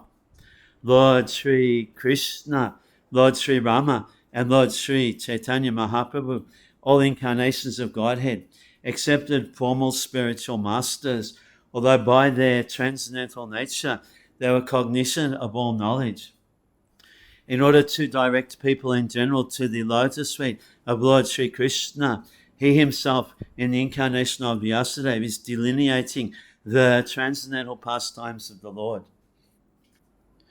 Idam he pumshas tapasaha shutasya va shristasya suktasya cha buddhi datayaha avichutuata kavibini rupito yadutama gunanubhananam. Learned circles have positively concluded that the infallible purpose of the advancement of knowledge, namely austerities, study of the Vedas, sacrifice, chanting of hymns and charity, culminates in the transcendental descriptions of the Lord, who is defined in choice poetry. Human intellect is developed for advancement of learning in art, science, philosophy, physics, chemistry, psychology, economics, politics, etc. By culture of such knowledge, the human society can attain perfection of life. This perfection of life culminates in the realization of the Supreme Being, Vishnu. The Shruti, therefore, directs that those who are actually advanced in learning should aspire for the service of Lord Vishnu. Unfortunately, persons who are enamored by the external beauty of Vishnu Maya do not understand that culmination of perfection or self-realization depends on Vishnu. Vishnu Maya means sense enjoyment, which is transient and miserable. Those who are entrapped by Vishnu Maya utilize advancement of knowledge for sense enjoyment. Sri Narad Muni has explained that all paraphernalia of the cosmic universe is but an emanation from the Lord out of his different energies, because the Lord has set in motion by his inconceivable energy actions and reactions of the created manifestation. They have come to be out of his energy. They rest on his energy, and after annihilation they merge into him. Nothing is, therefore, different from him, but at the same time the Lord is always different from them. When advancement of knowledge is applied in the service of the Lord, the whole process becomes absolute. The personality of Godhead, his transcendental name, fame, glory, etc., are all non-different from him. Therefore, all the sages and devotees of the Lord have recommended that the subject matter of art, science, philosophy, physics, chemistry, psychology, and all other branches of knowledge should be wholly and solely applied in the service of the Lord. Art, literature, poetry, painting, etc. may be used in glorifying the Lord. The fiction writers, poets, and celebrated literators are generally engaged in writing of sensuous subjects, but if they turn towards the service of the Lord, they can describe the transcendental pastimes of the Lord. Valmiki was a great poet, and similarly Vyasadeva is a great writer, and both of them have absolutely engaged themselves in delineating the transcendental activities of the Lord, and by doing so they have become immortal. Similarly, science and philosophy also should be applied in the service of the Lord. There is no use presenting dry, speculative theories for sense gratification. Philosophy and science should be engaged to establish the glory of the Lord. Advanced people are eager to understand the absolute truth through the medium of science, and therefore a great scientist should endeavor to prove the existence of the Lord on a scientific basis. Similarly, philosophical speculations should be utilized to establish the supreme truth as sentient and all-powerful. Similarly, all other branches of knowledge should always be engaged in the service of the Lord. In the Bhagavad Gita also, the same is affirmed. All knowledge not engaged in the service of the Lord is but nescience. Real utilization of advanced knowledge is to establish the glories of the Lord, and that is the real import. Scientific knowledge engaged in the service of the Lord and all similar activities are all factually Hari Kirtan, or glorification of the Lord. Aham paratita bhavaya bhavam mune dasyatsu kasyaschana vedabharinam nirupito balakaiba yoginam shushane pravrishi nirvivikshatam. O Muni, in the last millennium, I was born as the son of a certain maidservant, engaged in the service of Brahmanas who were following the principles of Vedanta. When they were living together during the 4 months of the rainy season, I was engaged in their personal service. The wonder of an atmosphere surcharged with devotional service of the Lord is briefly described herein by Sri Narada Muni. He was the son of the most insignificant parentage. He was not properly educated. Still, because his complete energy was engaged in the service of the Lord, he became an immortal sage. Such is the powerful action of devotional service. The living entities are the marginal energy of the Lord, and therefore they are meant for being properly utilized in the transcendental loving service of the Lord. When this is not done, it is called Maya. Therefore, the illusion of Maya is at once dissipated as soon as one's full energy is converted in the service of the Lord instead of in sense enjoyment. From the personal example of Sri Narad Muni in his previous birth, it is clear that the service of the Lord begins with the service of the Lord's bona fide servants. The Lord says that the service of his servants is greater than his personal service. Service of the devotee is more valuable than the service of the Lord. One should therefore choose a bona fide servant of the Lord, constantly engaged in his service, and accept such a servant as the spiritual master, and engage himself in the spiritual master's service. Such a spiritual master is the transparent medium by which to visualize the Lord, who is beyond the conception of the material senses. By service of the bona fide spiritual master, the Lord consents to reveal himself in proportion to the service rendered. Utilization of the human energy in the service of the Lord is the progressive path of salvation. The whole cosmic creation becomes at once identical with the Lord as soon as service in relation with the Lord is rendered under the guidance of a bona fide spiritual master. The expert spiritual master knows the art of utilizing everything to glorify the Lord, and therefore under his guidance the whole world can be turned into the spiritual abode by the divine grace of the Lord's servant. Te mai apeta kila chapale abake, Dante adrita kridana ke anuvatini, Chakru kripam jajapituya dashanaha, Shushamane monia opabashini. Although they were impartial by nature, those followers of the Vedanta blessed me with their causeless mercy. As far as I was concerned, I was self-controlled and had no attachment for sports, even though I was a boy. In addition, I was not naughty, and I did not speak more than required. In the Bhagavad Gita, the Lord says, all the Vedas are searching after me. Lord Sri Chaitanya says that in the Vedas the subject matters are only three, namely to establish the relation of the living entities with the personality of Godhead, perform the relative duties in devotional service, and thus achieve the ultimate goal back to Godhead. As such, the Vedanta Bhadi, or the followers of the Vedanta, indicates the pure devotees of the personality of Godhead. Such Vedanta Bhadi, or the Bhakti Vedantas, are impartial in distributing the transcendental knowledge of devotional service. To them, no one is enemy or friend. No one is educated or uneducated. No one is especially favorable, and no one is unfavorable. The Bhakti Vedantas see the people in general are wasting time in false sensuous things.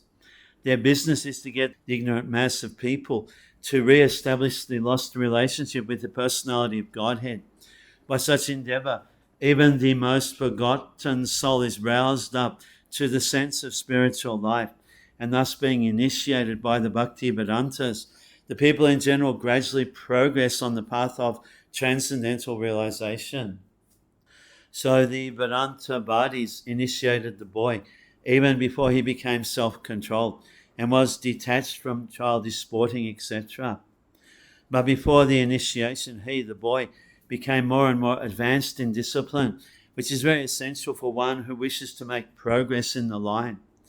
In the system of Varnashram Dharma, which is the beginning of actual human life, small boys after 5 years of age are sent to become brahmachari at the Guru's ashram, where these things are systematically taught to boys, be they kings' sons or sons of ordinary citizens. The training was compulsory, not only to create good citizens of the state, but also to prepare the boy's future life for spiritual realization. The irresponsible life of sense enjoyment was unknown to the children of the followers of the Varnashram system. The boy was even injected with spiritual acumen before being placed by the father in the womb of the mother. Both the father and the mother were responsible for the boy's success in being liberated from the material bondage. That is the process of successful family planning. It is to beget children for complete perfection, without being self-controlled, without being disciplinary, and without being fully obedient. No one can become successful in following the instructions of the spiritual master, and without doing so, no one is able to go back to Godhead. Achistale panaramodito dvijai, sakritsma bunje tarapasta kilbishaha, ibam pravritasha vishura chetasas, tadama ibat maruchi prajayate. Once only, by their permission, I took the remnants of their food, and by so doing all my sins were at once eradicated. Thus being engaged, I became purified in heart. And at that time, the very nature of the transcendentalist became attractive to me. Pure devotion is as much infectious, in a good sense, as infectious diseases. A pure devotee is cleared from all kinds of sins. The personality of Godhead is the purest entity, and unless one is equally pure from the infection of material qualities, one cannot become a pure devotee of the Lord. The Bhaktivedantas, as above mentioned, were pure devotees, and the boy became infected with their qualities of purity by their association and by eating once the remnants of the foodstuff taken by them. Such remnants may be taken even without permission of the pure devotees. There are sometimes pseudo-devotees, and one should be very much cautious about them. There are many things which hinder one from entering devotional service, but by the association of pure devotees, all these obstacles are removed. The neophyte devotee becomes practically enriched with the transcendental qualities of the pure devotee, which means attraction for the personality of Godhead's name, fame, quality, pastimes, etc. Infection of the qualities of the pure devotee means to imbibe the taste of pure devotion, always in the transcendental activities of the personality of Godhead. This transcendental taste at once makes all material things distasteful. Therefore, a pure devotee is not at all attracted by material activities. After the elimination of all sins or obstacles on the path of devotional service, one can become attracted, one can have steadiness, one can have perfect taste, one can have transcendental emotions, and at last one can be situated on the plane of loving service of the Lord. All these stages develop by the association of pure devotees, and that is the purport of this stanza. Tatran Baham Krishna Kataha Pragayatam Anugrahena Srinabam Manoharaha Tashradhaya Me Anuparam Vishinvataha Priyasravasi Angamamabhavaruchi. O Vyasadeva, in that association, and by the mercy of those great Vedantists, I could hear them describe the attractive activities of Lord Krishna, and thus listening attentively, my taste for hearing the personality of Godhead increased at every step. Lord Sri Krishna, the absolute personality of Godhead, is not only attractive in his personal features, but also in his transcendental activities. It is so because the absolute is absolute by his name, fame, form, pastimes, entourage, paraphernalia, etc. The Lord descends on this material world out of his causeless mercy and displays his various transcendental pastimes as a human being, so that human beings attracted towards him become able to go back to Godhead. Men are naturally apt to hear histories and narrations of various personalities performing mundane activities without knowing that by such association one simply wastes valuable time and also becomes addicted to the three qualities of mundane nature. Instead of wasting time, one can get spiritual success by turning his attention to the transcendental pastimes of the Lord. By hearing the narration of the pastimes of the Lord, one contacts directly the personality of Godhead. And as explained before, by hearing about the personality of Godhead from within, all accumulated sins of the mundane creature are cleared. Thus, being cleared of all sins, the hearer gradually becomes liberated from mundane association and becomes attracted to the features of the Lord. Narad Muni has just explained this by his personal experience. The whole idea is that simply by hearing about the Lord's pastimes, one can become one of the associates of the Lord.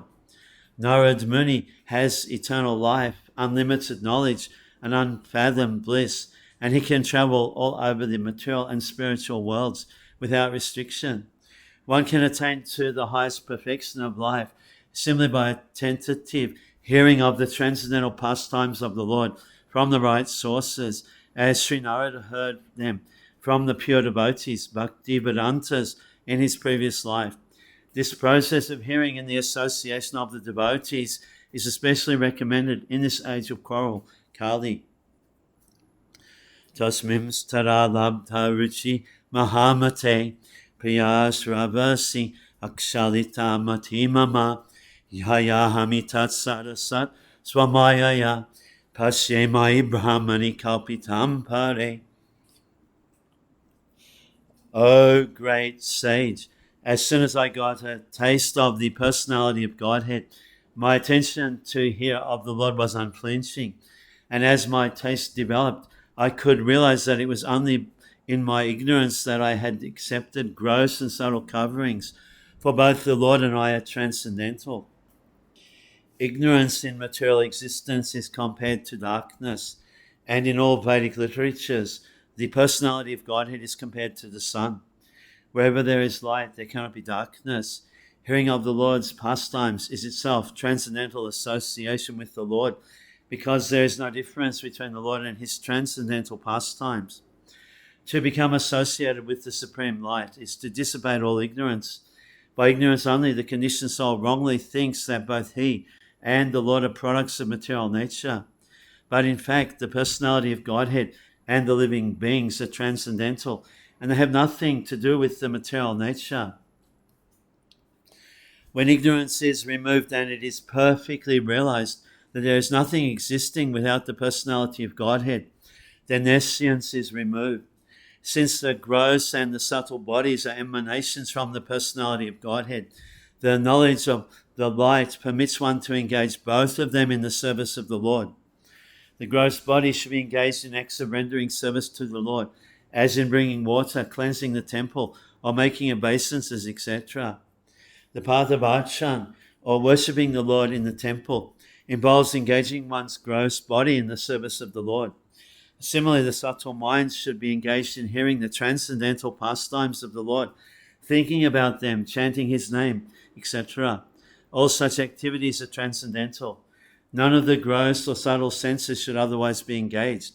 Such realization of transcendental activities is made possible by many, many years of apprenticeship in the devotional service, but simply attraction of love to the personality of Godhead, as it was developed in Narad Muni, by hearing is highly effective.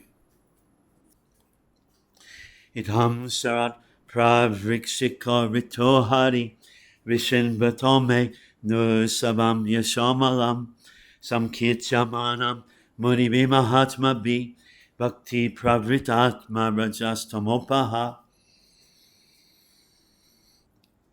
Thus, during 2 seasons, the rainy season and autumn, I had the opportunity to hear these great-souled sages constantly chant the unadulterated glories of the Lord Hari. As my devotional service began, the coverings of the modes of passion and ignorance vanished. Transcendental loving service for the Supreme Lord is the natural inclination of every living being. The instinct is dormant in everyone, but due to the association of material nature, the modes of passion and ignorance cover this from time immemorial. If, by the grace of the Lord and the great soul devotees of the Lord, a living being becomes fortunate enough to associate with the unadulterated devotees of the Lord and gets a chance to hear the unadulterated glories of the Lord, certainly the flow of devotional service takes place like the flow of a river. As the river flows on till she reaches the sea, similarly, pure devotional service flows by the association of pure devotees till it reaches the ultimate goal, namely transcendental love of God.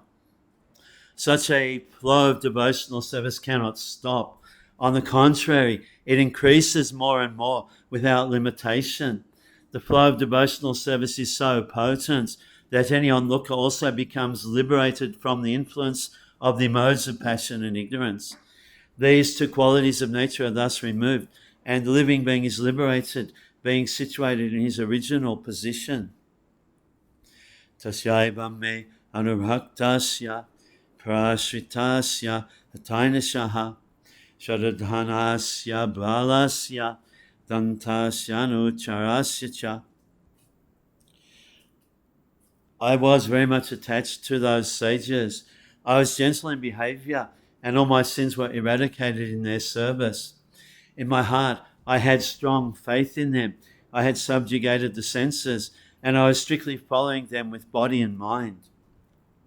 These are the necessary qualifications of a prospective candidate who can expect to be elevated to the position of a pure, unadulterated devotee. Such a candidate must seek always the association of pure devotees. One should not be misled by a pseudo-devotee. He himself must be plain and gentle to receive the instructions of such a pure devotee. A pure devotee is a completely surrendered soul unto the personality of Godhead. He knows the personality of Godhead as the supreme proprietor and all others as his servitors. And by the association of pure devotees only, one can get rid of all sins accumulated by mundane association. A neophyte devotee must faithfully serve the pure devotee, and he should be very much obedient and strictly follow the instructions. These are the signs of a devotee who is determined to achieve success even in the existing duration of life. Jnanam guyatamam jatat sakshad bhagavatoditam anbhabhocham gamisyantaha kripaya dinavatsalaha. As they were leaving, those Bhaktivedantas, who are very kind to poor-hearted souls, instructed me in that most confidential subject, which is instructed by the personality of Godhead himself. A pure Vedantist or a Bhaktivedanta instructs followers exactly according to the instructions of the Lord himself. The personality of Godhead, both in the Bhagavad Gita and in all other scriptures, has definitely instructed men to follow the Lord only. The Lord is the creator, maintainer, and annihilator of everything. The whole manifested creation is existing by his will. And by his will, when the whole show will be finished, he will remain in his eternal abode with all his paraphernalia. Before the creation, he was there in the eternal abode, and after the annihilation, he will continue to remain. He is not, therefore, one of the created beings. He is transcendental. In the Bhagavad Gita, the Lord says that long, long ago, the instruction was imparted to Arjuna. The same was instructed to the sun god. And in course of time, the same instruction, being wrongly handled and being broken, was again re-instructed to Arjuna, because he was his perfect devotee and friend. Therefore, the instruction of the Lord can be understood by the devotees only and no one else. The impersonalist who has no idea of the transcendental form of the Lord cannot understand this most confidential message of the Lord. The word most confidential is significant here because knowledge of devotional service is far, far above knowledge of impersonal Brahman. Jnanam means ordinary knowledge or any branch of knowledge. This knowledge develops up to the knowledge of impersonal Brahman. Above this, when it is partially mixed with devotion, such knowledge develops to knowledge of Paramatma, or the all-pervading Godhead. This is more confidential, but when such knowledge is turned into pure devotional service and the confidential part of transcendental knowledge is attained, it is called the most confidential knowledge. This most confidential knowledge was imparted by the Lord to Brahma, Arjuna, Uddhava, etc. Yenai bhaham bhagavato vasudevasya vedasaha mayanubhavam abvidam yena gachanti tadpadam. By that confidential knowledge, I could understand clearly the influence of the energy of Lord Sri Krishna, the creator, maintainer, and annihilator of everything, and knowing that I could return to him and personally meet him. By devotional service, or by the most confidential knowledge, one can understand very easily how the different energies of the Lord are working. One part of energy is manifesting the material world. The other superior part of his energy is manifesting the spiritual world. And the biomedium energy is manifesting the living entities who are serving either of the above mentioned energies.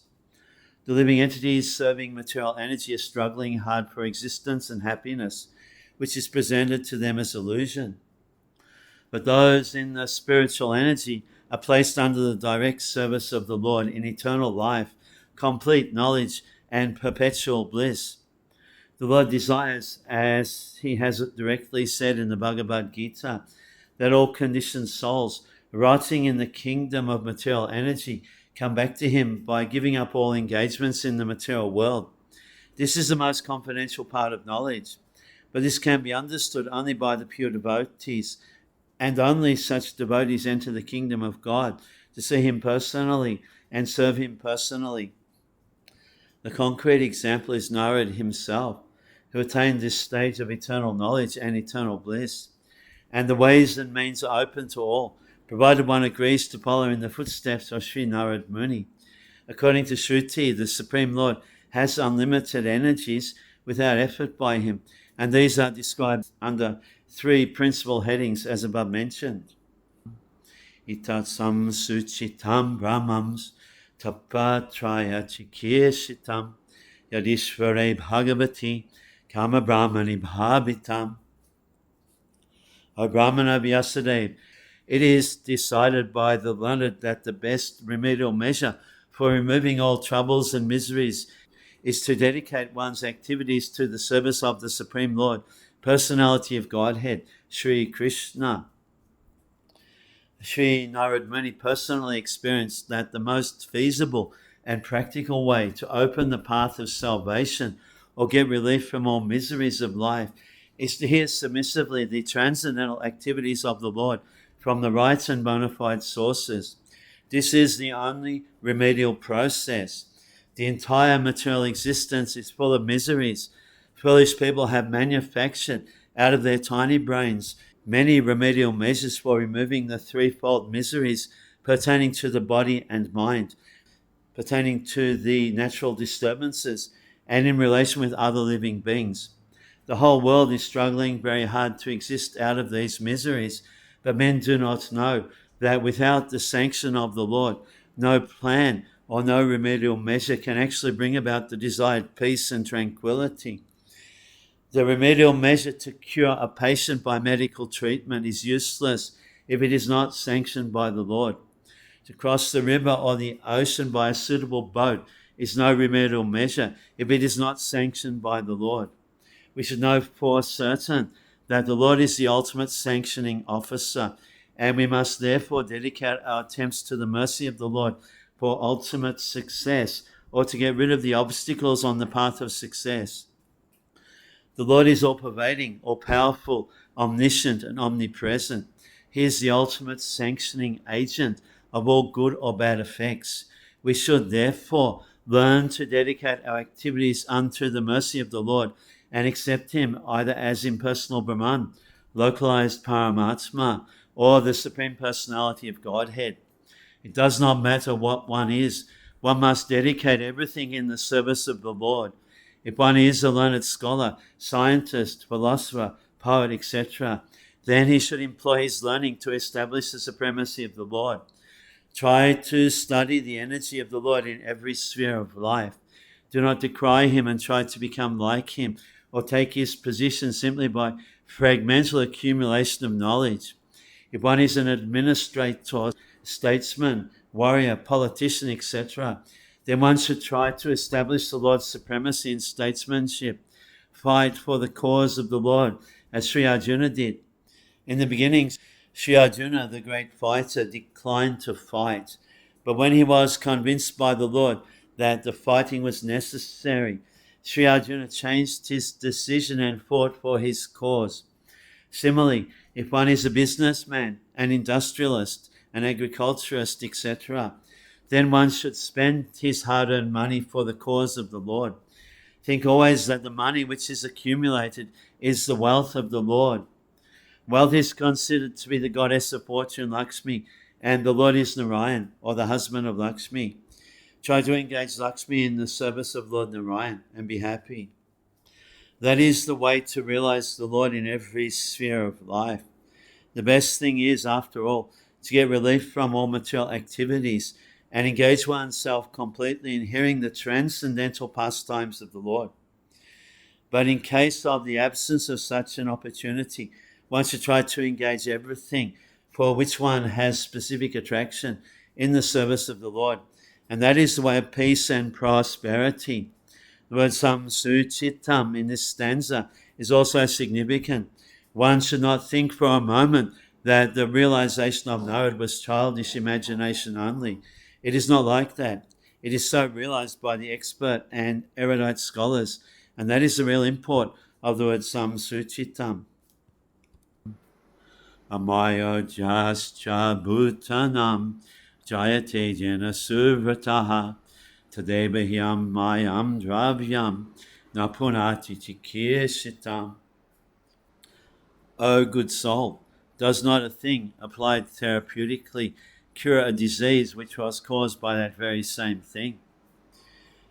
An expert physician treats his patient with a therapeutic diet. For example, milk preparation sometimes cause disorder of the bowels, but the very same milk converted into curd and mixed with some other remedial ingredients cures such disorders. Similarly, the threefold miseries of material existence cannot be mitigated simply by material activities.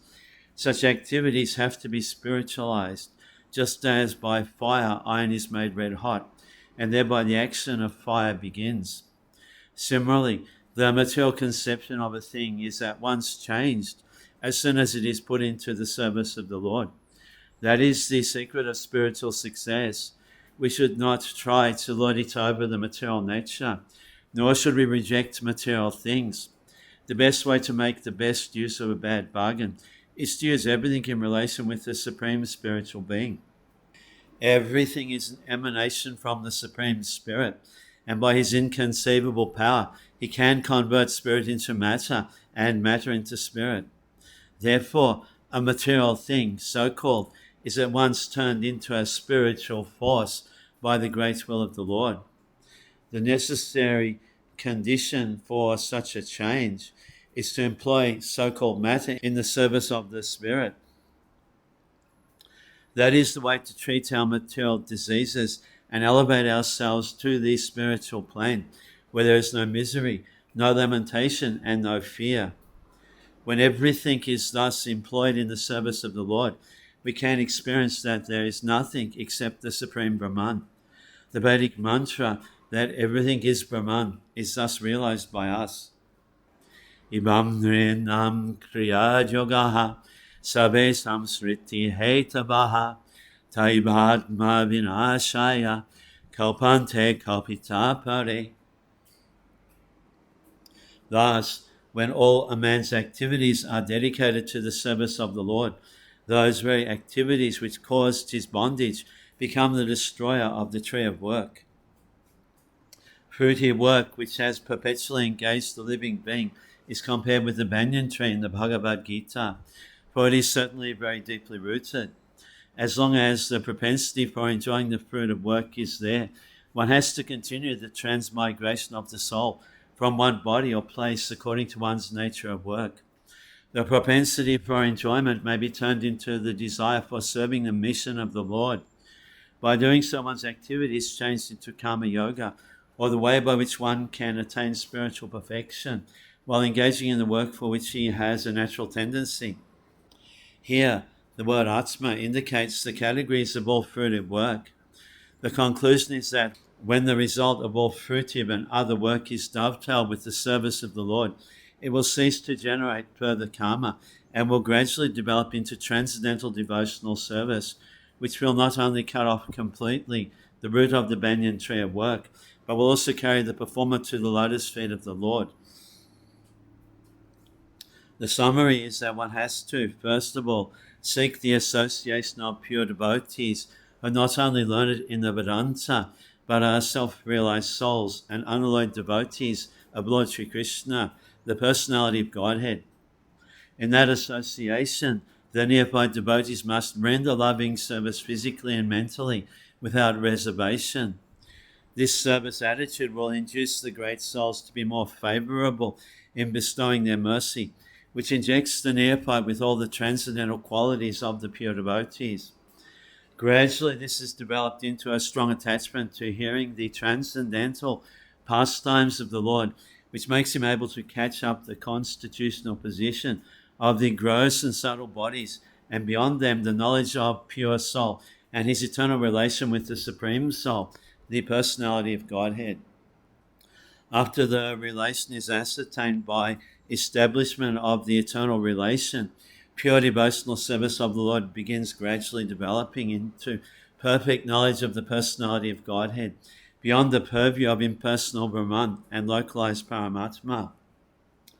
By such Purushottama Yoga, as it is stated in the Bhagavad Gita, one is made perfect even during the present corporal existence, and one exhibits all the good qualities of the Lord to the highest percentage. Such is the gradual development by association of pure devotees. Yadatra kriyate karma bhagavat paritoshanam jnanam yatadhinam hi bhakti yoga samanvitam. Whatever work is done here in this life for the satisfaction of the mission of the Lord is called bhakti yoga, or transcendental loving service of the Lord, and what is called knowledge becomes a concomitant factor. The general and popular notion is that by discharging fruitive work in terms of the direction of the scriptures, one becomes perfectly able to acquire transcendental knowledge for spiritual realization. Bhakti yoga is considered by some to be another form of karma, but factually bhakti yoga is above both karma and jnana. Bhakti yoga is independent of jnana or karma. On the other hand, jnana and karma are dependent on bhakti yoga. This kriya yoga or karma yoga, as recommended by Sri Narad to Vyas, is specifically recommended because the principle is to satisfy the Lord. The Lord does not want his sons, the living beings, to suffer the threefold miseries of life. He desires that all of them come to him and live with him, but going back to Godhead means that one must purify himself from material infections. When work is, therefore, performed to satisfy the Lord, the performer becomes gradually purified from the material affection. This purification means attainment of spiritual knowledge. Therefore, knowledge is dependent on such karma or work which is done on behalf of the Lord. Other knowledge, being devoid of bhakti yoga or satisfaction of the Lord, cannot lead one back to the kingdom of God, which means that it cannot even offer salvation, as is already explained in connection with the stanza, Naiskamyam apyachuta baba bhajitam, etc. The conclusion is that a devotee engaged in the unalloyed service of the Lord, specifically in hearing and chanting of his transcendental glories, becomes simultaneously spiritually enlightened by the divine grace, as it is confirmed in the Bhagavad Gita. Kubhana jatra kamani bhagavakti kirshaya sakrit gananti gunanhamani krishna shanu smaranti cha. While performing duties according to the order of Sri Krishna, the Supreme Personality of Godhead, one constantly remembers him, his names and qualities. An expert devotee of the Lord can mold his life in such a way that while performing all kinds of duties, either for this or the next life, he can constantly remember the Lord's name, fame, qualities, etc. The order of the Lord is distinctly there in the Bhagavad Gita. One should work only for the Lord in all spheres of life. In every sphere of life, the Lord should be situated as the proprietor. According to the Vedic rites, even in the worship of some demigods like Indra, Brahma, Saraswati, Ganesh, the system is that in all circumstances, the representation of Vishnu must be there as Yogeshwara, or the controlling power of such sacrifices. It is recommended that a particular demigod be worshipped for a particular purpose, but still the presence of Vishnu is compulsory in order to make the function proper. Apart from such Vedic duties, even in our ordinary dealings, for example in our household affairs or in our business or profession, we must consider that the result of all activities must be given over to the Supreme Enjoyer, Lord Krishna. In the Bhagavad Gita, the Lord has declared himself to be the Supreme Enjoyer of everything, as the Supreme Proprietor of every planet, and the Supreme Friend of all beings. Except Lord Sri Krishna, no one else can claim to be the proprietor of everything within his creation. A pure devotee remembers this constantly, and in doing so he repeats the transcendental name, fame and qualities of the Lord, which means that he is constantly in touch with the Lord. The Lord is identical with his name, fame, etc., and therefore to be associated with his name, fame, etc., constantly means actually to associate with the Lord. The major portion of our monetary income, not less than 50%, must be spent to carry out the order of Lord Krishna. We should not only give the profit of our earning to this cause, but we must also arrange to preach this cult of devotion to others, because that is also one of the orders of the Lord.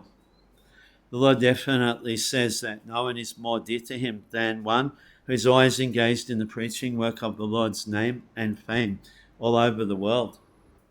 The scientific discoveries of the material world can also be equally engaged in carrying out his order. He wants the message of the Bhagavad Gita to be preached amongst his devotees. It may not be so done amongst those who have no credit of austerities, charity, education, etc. Therefore, the attempt must go on to convert unwilling men to become his devotees. Lord Chaitanya has taught a very simple method in this connection. He has taught the lesson for preaching the transcendental message through singing, dancing, and refreshment. As such, 50% of our income may be spent for this purpose. In this fallen age of quarrel and dissension, if only the leading and wealthy persons of society agree to spend 50% of their income in the service of the Lord, as it is taught by Lord Sri Chaitanya Mahaprabhu, there is absolute certainty of converting this hell of pandemonium to the transcendental abode of the Lord. No one will disagree to partake in a function where good singing, dancing, and refreshment are administered. Everyone will attend such a function, and everyone is sure to feel individually the transcendental presence of the Lord. This alone will help the attendant associate with the Lord and thereby purify himself in spiritual realization. The only condition for successfully executing such spiritual activities is that they must be conducted under the guidance of a pure devotee who is completely free from all mundane desires, free of activities and dry speculations about the nature of the Lord. No one has to discover the nature of the Lord. It is already spoken by the Lord himself in the Bhagavad Gita especially, and in all other Vedic literatures generally.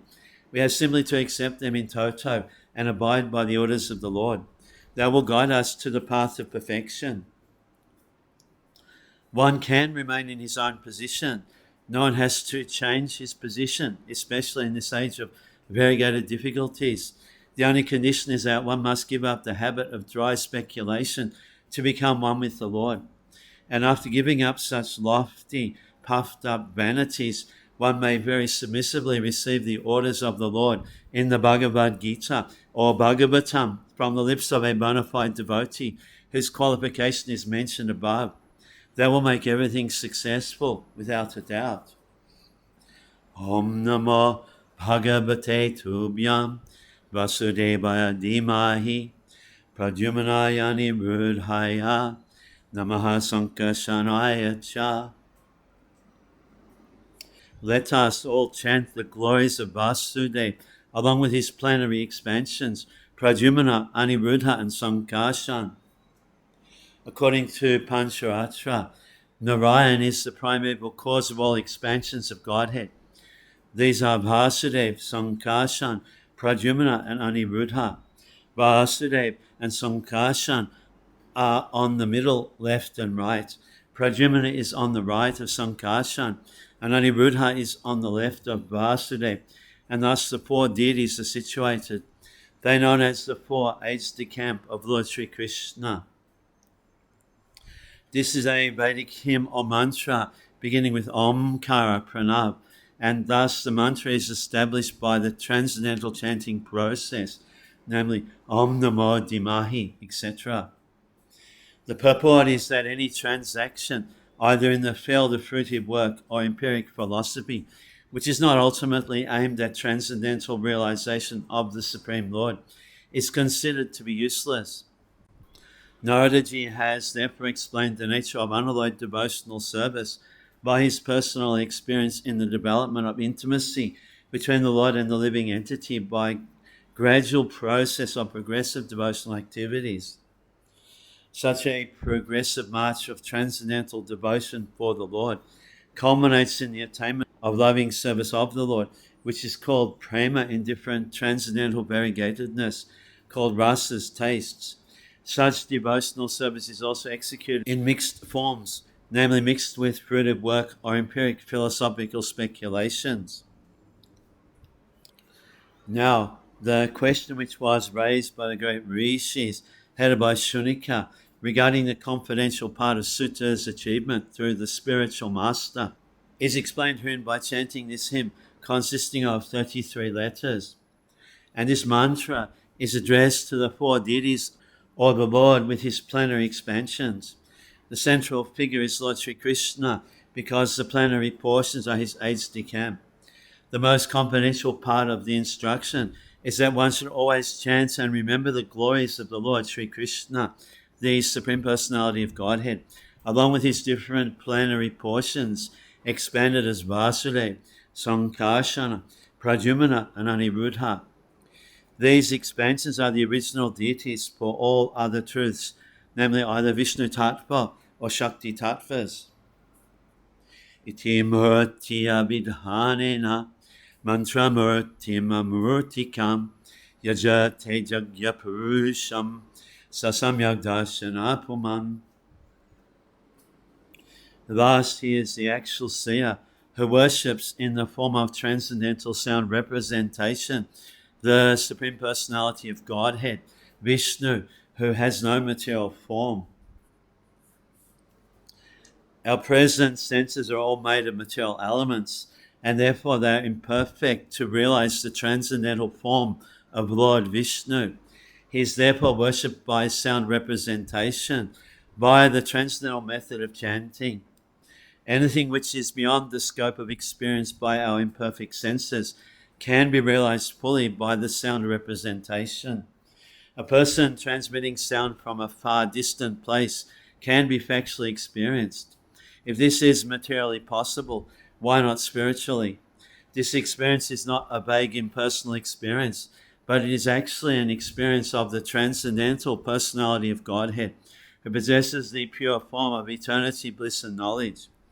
In the Amara Kosha Sanskrit dictionary, the word murti carries import in twofold meanings, namely form and difficulty. Therefore, amurtikam is explained by Acharya Sri Vishwanath Chakravarti Thakur as meaning without difficulty. The transcendental form of eternal bliss and knowledge can be experienced by our original spiritual senses, which can be revived by chanting the holy mantras or transcendental sound representations. Such sounds should be received from the transparent agency of the bona fide spiritual master, and the chanting may be practiced by the direction of the spiritual master. That will gradually lead us nearer to the Lord. This method of worship is recommended in the Pancharatrika system, which is both recognized and authorized. The Pancharatrika system has the most authorized codes for transcendental devotional service. Without the help of such codes, one cannot approach the Lord, certainly not by dry philosophical speculation. The Pancharatrika system is both practical and suitable for this age of quarrel. The Pancharatra is more important than the Vedanta for this modern age. Imam swanigamam brahman abhechamaranushitam adan me jnanam aishvaryam swasmin bhabam chakeshabaha. O Brahmana, thus by the Supreme Lord Krishna, I was endowed first with the transcendental knowledge of the Lord as inculcated in the confidential parts of the Vedas, and then with the spiritual opulences, and then with his intimate loving service. Communion with the Lord by transmission of the transcendental sound is non-different from the whole spirit, Lord Sri Krishna. It is a completely perfect method for approaching the Lord. By such pure contact with the Lord, without offense of material conceptions, numbering 10, the devotee can rise above the material plane to understand the inner meaning of the Vedic literatures, including the Lord's existence in the transcendental realm. The Lord reveals his identity gradually to one who has unflinching faith, both in the spiritual master and in the Lord. After this, the devotee is endowed with mystic opulences, which are 8 in number. And above all, the devotee is accepted in the confidential entourage of the Lord and is entrusted with specific service of the Lord through the agency of the spiritual master. A pure devotee is more interested in serving the Lord than in showing an exhibition of the mystic powers dormant in him. Sri Narada has explained all these from his personal experience, and one can obtain all the facilities which Sri Narada obtained by perfecting the chanting process of the sound representation of the Lord. There is no bar for chanting this transcendental sound by anyone, provided it is received through Narada's representative, coming down by the chain of disciplic succession or the parampara system. Tvamapyadhabra shruta vishrutam vibho samapyate jena vidam bhubhushitam pratkyahi dukkhamuh adidatmanam sanklesha nibbānam ushanti nanyata. Please, therefore, describe the Almighty Lord's activities which you have learned by your vast knowledge of the Vedas, for that will satisfy the hankerings of great learned men and at the same time mitigate the miseries of the masses of common people who are always suffering from material pangs. Indeed, there is no other way to get out of such miseries. Sri Narad Muni, from practical experience, definitely asserts that the prime solution of all problems of material work is to broadcast very widely the transcendental glories of the Supreme Lord. There are 4 classes of good men, and there are 4 classes of bad men also. The 4 classes of good men acknowledge the authority of the Almighty God, and therefore such good men, when 1, they are in difficulty, 2, when they are in need of money, 3, when they are advanced in knowledge, and 4, when they are inquisitive to know more and more about God, intuitively take shelter of the Lord. As such, Naradaji advises Vyasadeva to broadcast the transcendental knowledge of God in terms of the vast Vedic knowledge which he has already attained. As far as the bad men are concerned, they are also 4 in number. 1, those who are simply addicted to the mode of progressive fruitive work and thus are subjected to the accompanying miseries. 2, those who are simply addicted to vicious work for sense satisfaction and so suffer the consequence.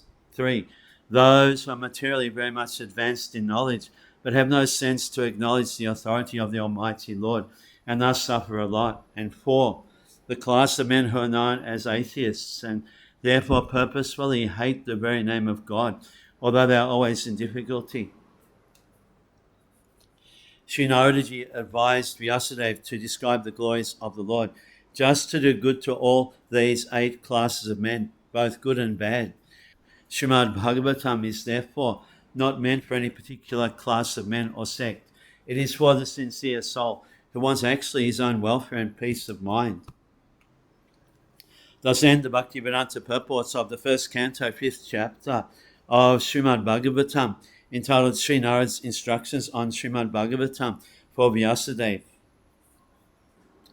Srimad-Bhagavatam, by His Divine Grace A.C. Bhaktivedanta Swami Prabhupada. First Canto, Chapter 6, Conversation between Narad and Vyas. Sutta vacha ibam neshamya bhagavan devarishi janma kamacha bhuya praprecha tam brahman vyasa satyabhakti sutaha. Sutta said, O Brahmanas, thus hearing all about Sri Narad's birth and activities, Vyasadeva, the incarnation of God and son of Satyabhati, inquired as follows. Vyasadeva was further inquisitive to know about the perfection of Naradaji, and therefore he wanted to know about him more and more. In this chapter, Naradaji will describe how he was able to have a brief audience with the Lord while he was absorbed in the transcendental thought of separation from the Lord, and when it was very painful for him. Vyaso vacha Vikshu viprabhashite Vigyanadresti bistaba Bhatamano Vayasyadye Tataha Kimakarad Baban. Sri Vyasadeva said, "What did you, Narad, do after the departure of the great sages who had instructed you from the beginning of your present birth in scientific transcendental knowledge?" Vyasadeva himself was the disciple of Naradaji, and therefore it is natural to be anxious to hear what he did after initiation from the spiritual master. He wanted to follow in Narad's footsteps in order to attain to the same perfect stage of life. This desire to inquire from the spiritual master is an essential factor to the progressive path. This process is technically known as Saddharma Pricha. Swayambhuva kaya vritya vatitam te parambaya katam chedam udashakshi kale prapte kalevaram.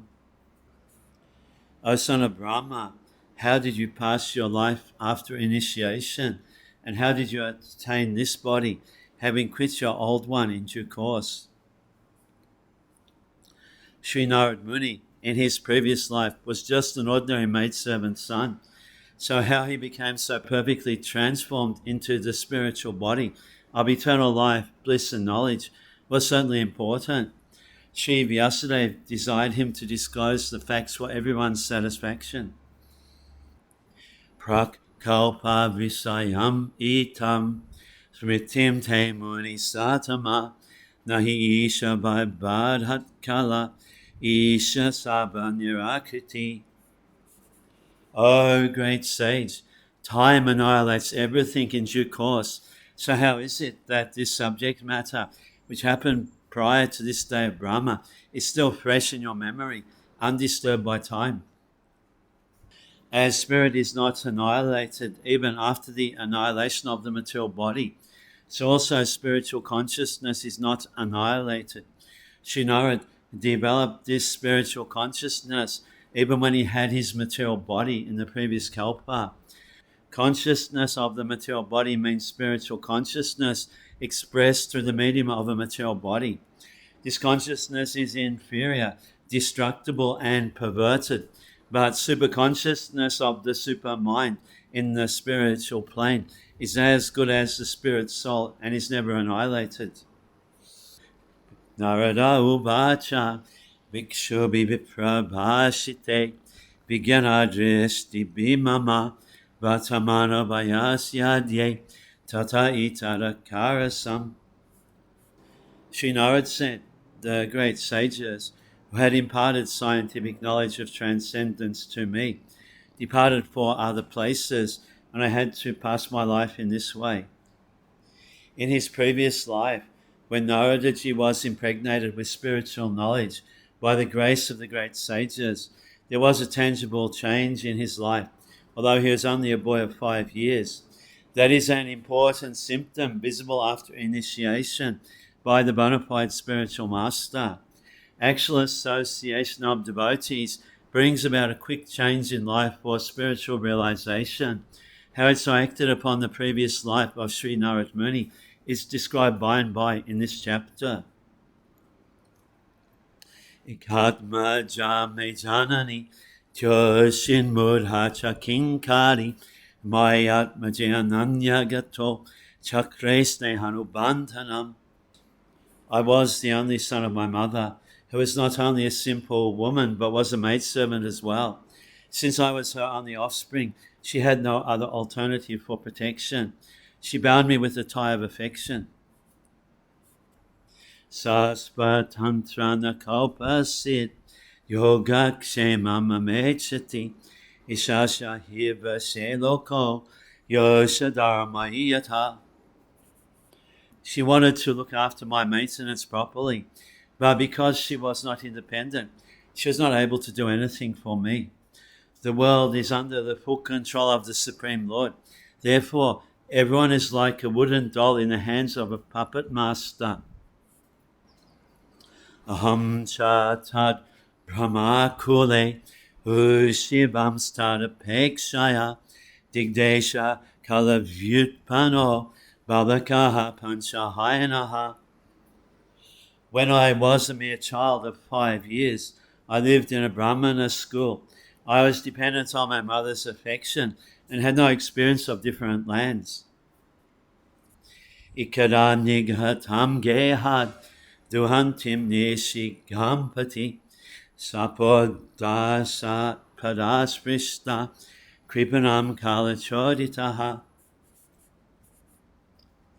Once upon a time, my poor mother, when going out one night to milk a cow, was bitten on the leg by a serpent, influenced by the supreme time. That is the way of dragging a sincere soul nearer to God. The poor boy was being looked after only by his affectionate mother, and yet the mother was taken from the world by the supreme will in order to put him completely at the mercy of the Lord. Tada taraham ishasya bhaktanam shamabhipshataha anugraham manyamanaha pratishtam dishamutaram. I took this as the special mercy of the Lord, who always desires benediction for his devotees, and so thinking, I started for the north. Confidential devotees of the Lord see in every step a benedictory direction of the Lord. What is considered to be an odd or difficult moment in the mundane sense is accepted as special mercy of the Lord. Mundane prosperity is a kind of material fever, and by the grace of the Lord, the temperature of this material fever is gradually diminished, and spiritual health is obtained step by step. Mundane people misunderstand it. Suhitanjana paramstatra puragrama prajakaram keta karavata bhatischa vanayupada vananicha. After my departure, I passed through many flourishing metropolises, towns, villages, animal farms, mines, agricultural lands, valleys, flower gardens, nursery gardens, and natural forests.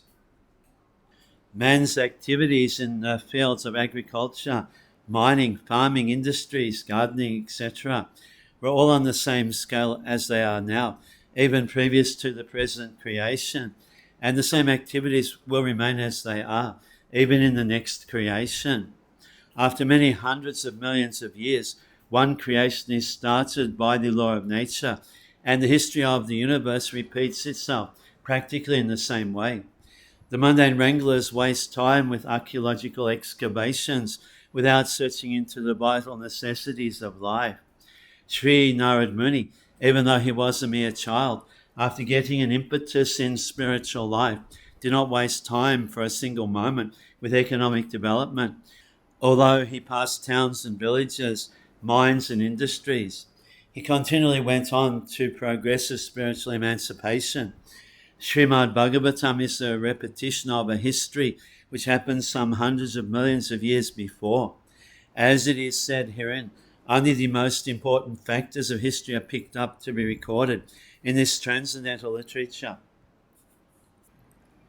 Chitradhatu vichitradrin ibhagbhagna bhujadraman jalasyayan shiva jalan nalini surasebitaha Chitrasvanai Patraratha Vibramrad Brahmasriya. I passed through hills and mountains full of reservoirs of various minerals like gold, silver, and copper, and through tracts of land with reservoirs of water filled with beautiful lotus flowers, fit for the denizens of heaven, decorated with bewildered bees and singing birds. Nala Venusharastamba Kusha Kichaka Gabaram Ikaibati Yatoaham Adraksham Vipinamaha Ghoram Pratibhaya Karam Valok Lukashibajiram. I then passed alone through many forests of bamboo, sharp grass, weeds, and caves, which were very difficult to go through alone.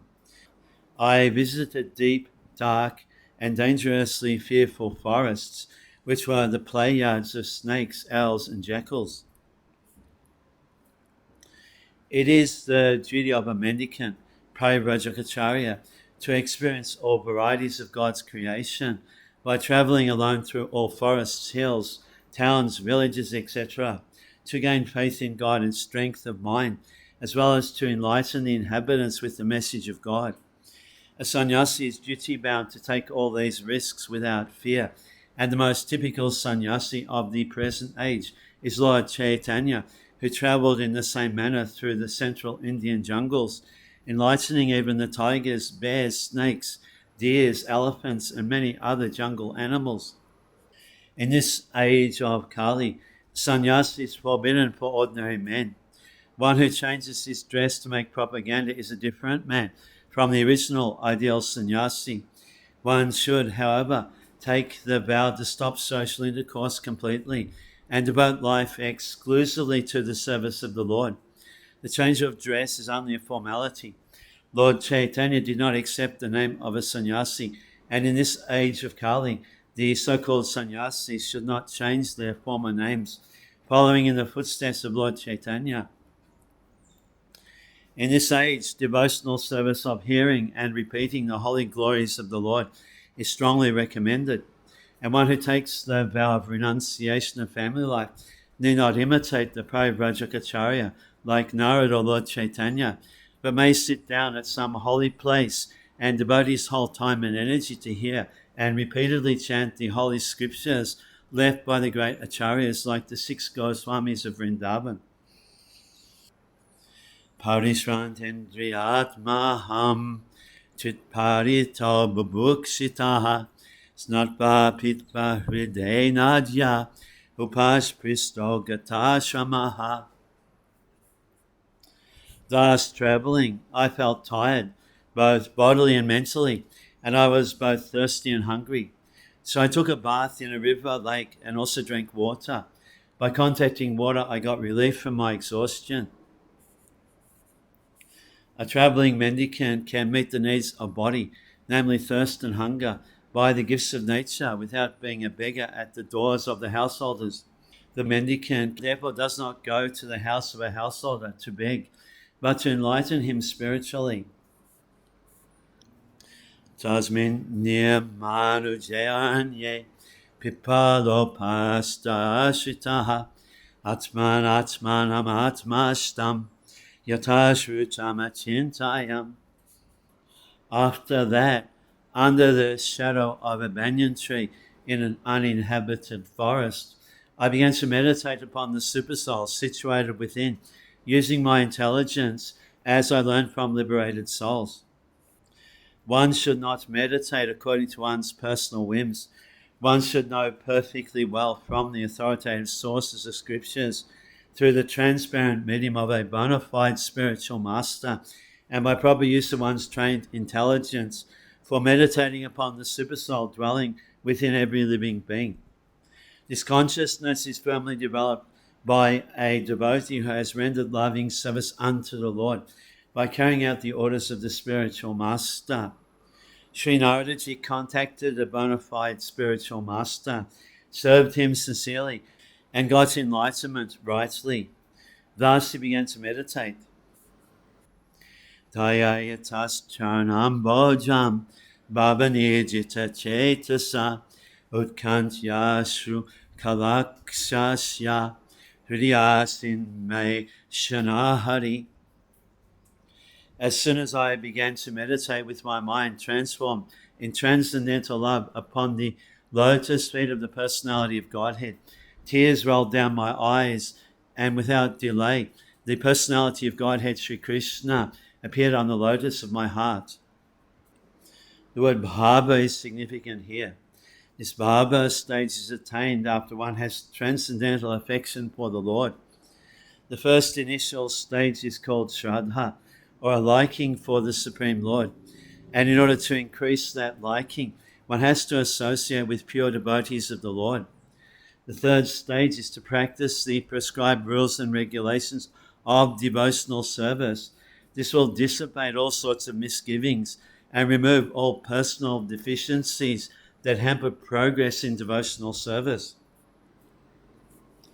When all misgiving and personal deficiencies are removed, there is a standard faith in transcendental matter, and the taste for it increases in greater proportion. This stage leads to attraction, and after this there is bhava, or the prior stage of unalloyed love for God. All the above different states about different stages of development of transcendental love. Being so surcharged with transcendental love, there comes a strong feeling of separation, which leads to 8 different kinds of ecstasies. Tears from the eyes of a devotee is an automatic reaction, and because Sri Narad Muni in his previous birth attained that stage very quickly after his departure from home, it was quite possible for him to perceive the actual presence of the Lord, which he tangibly experienced by his developed spiritual senses without material tinge. Premati bara nirbhina pula kangvati nirvritaha ananda samplabelino na pasyano payamune. O Vyasadeva, at that time, being exceedingly overpowered by feelings of happiness, every part of my body became enlivened. Being absorbed in an ocean of ecstasy, I could not see both myself and the Lord. The spiritual feeling of happiness and intense ecstasies have no mundane comparison. Therefore, it is very difficult to give expression to such feelings. We can just have a glimpse of such ecstasy in the words of Sri Narad Muni. Each and every part of the body or senses has its particular function. After seeing the Lord, all the senses become fully awakened to render service unto the Lord, because in the liberated state the senses are fully efficient in serving the Lord. As such, in that transcendental ecstasy, it so happened that the senses became separately enlivened to serve the Lord. This being so, Narad Muni lost himself in seeing both himself and the Lord simultaneously. Rupam Bhagavato Jatan Manaha Kantam Suchapaham Apasyan Sasotaste Bhaklavya Drumana Iba. The transcendental form of the Lord, as it is, manifests according to the mind's desire, and at once erases all mental incongruities. Upon losing that form, I suddenly got up, being perturbed, as is usual when one loses that which is desirable. That the Lord is not formless is experienced by Narad Muni, but his form is completely different from all forms of our material experience. For the whole duration of our life, we go to see different forms in the material world, but none of them is just apt to satisfy the mind, nor can any one of them banish all perturbance of the mind. These are the special features of the transcendental form of the Lord, and one who has once seen that form is not satisfied with anything else, and no form in the material world can any longer satisfy the seer. Formless means nothing like material form, nor is he like any material personality. As spiritual beings, having eternal relations with that transcendental form of the Lord, we are, life after life, searching after that form of the Lord, and we are not satisfied by any other form of material appeasement. Narad Muni got a glimpse of this, but having not seen it again, he became perturbed and stood up all of a sudden to search it out. What we desire life after life was obtained by Narad Muni, and losing sight of him again was certainly a great shock for him. Didikshustad ahambuya pranidhaya manohridi vikshamana pinapasyam avitriptai bhaturaha. I desired to see again that transcendental form of the Lord, but despite my attempts to concentrate upon the heart with eagerness to renew the form, I could not see him any more, and thus dissatisfied, I was very much grieved. There is no mechanical process to see the form of the Lord. It completely depends on the causeless mercy of the Lord. We cannot demand the Lord to be present before our vision, just as we cannot demand the sun to rise up whenever we like. The sun rises out of his own accord, so also the Lord is pleased to be present out of his causeless mercy, One should simply await the opportune moment and go on discharging his prescribed duty in devotional service of the Lord. Narad Muni thought that the Lord could be seen again by the same mechanical process which was successful in the first attempt. But in spite of his utmost endeavour, he could not make the second attempt successful again. The Lord is completely independent of all obligations. He can simply be bound up by the tie of unalloyed devotion, nor is he visible or perceivable by our material senses. When he pleases, being satisfied with this sincere attempt of devotional service, depending completely on the mercy of the Lord, then he may be seen out of his own accord. Ivam yatantam vijane mamaha gocharogiram gambira saksnaya vacha suja prashamayan iba. Seeing my attempts in that lonely place, the personality of Godhead, who is transcendental to all mundane description, spoke to me with gravity and pleasing words, just to mitigate my grief. In the Vedas, it is said that God is beyond the approach of mundane words and intelligence, and yet, by his causeless mercy, one can have suitable senses to hear him or speak to him. This is the Lord's inconceivable energy. One can hear him upon whom his mercy is bestowed. The Lord was much pleased with Narad Muni, and therefore the necessary strength was invested in him so that he could hear the Lord.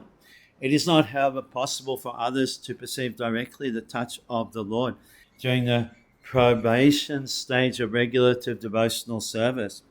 It was a special gift for Narad. When he heard the pleasing words of the Lord, the feelings of separation were to some extent mitigated. A devotee in love with God feels always the pangs of separation and is therefore always enwrapped in transcendental ecstasy. Hantasmin janmani bhavan namam drastami hahati abhipakpa kashayanam dudajaham kuyoginam. O Narad, the Lord spoke, I regret that during this lifetime you'll not be able to see me anymore. Those who are incomplete in service and who are not completely free from all material taints can hardly see me. The personality of Godhead is described in the Bhagavad Gita as the most pure, the supreme and the absolute truth. There's no trace of a tinge of materiality in his person, and thus one who has the slightest tinge of material affection cannot approach him. The beginning of devotional service starts from the point when one is freed from at least two forms of material modes, namely the mode of passion and the mode of ignorance. The result is exhibited by the signs of being freed from karma, lust, and lobha, covetousness. That is to say, one must be freed from the desires for sense satisfaction and avarice for sense gratification. The balanced mode of nature is goodness, and to be completely freed from all material tinges is to become free from the modes of goodness also. To search the audience of God in a lonely forest is considered to be in the mode of goodness. One can go out into the forest to attain spiritual perfection, but that does not mean that one can see the Lord personally there. One must be completely free from all material attachment and be situated on the plane of transcendence, which alone will help the devotee get in personal touch with the personality of Godhead. The best method is that one should live at a place where the transcendental form of the Lord is worshipped.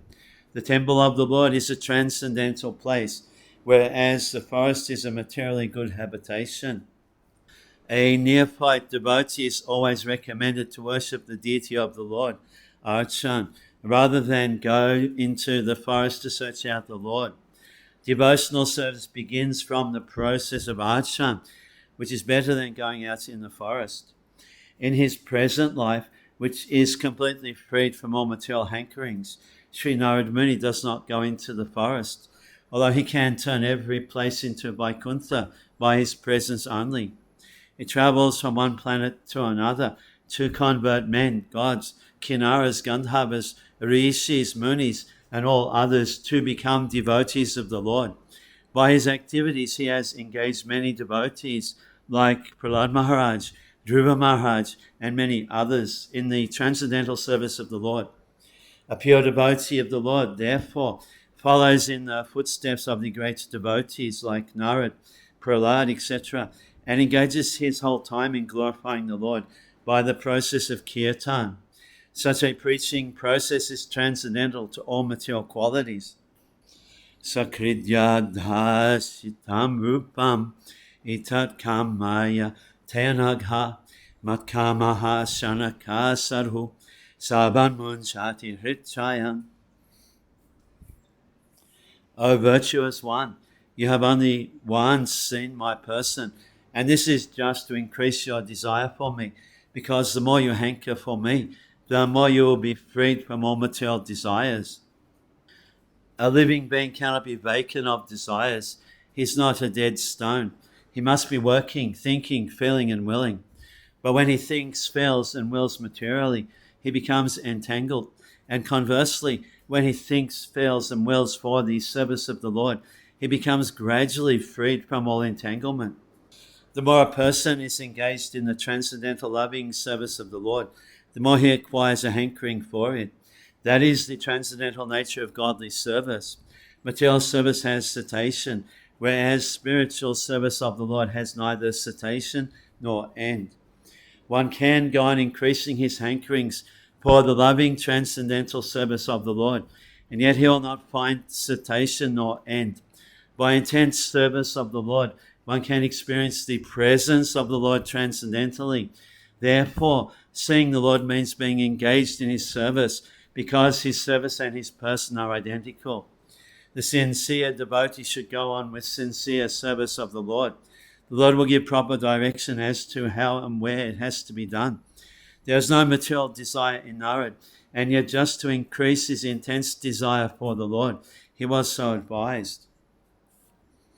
Satseva yadhid higyapi jatamai dvidhamati hitva bhajamimam lokam gantamajjanatamasi.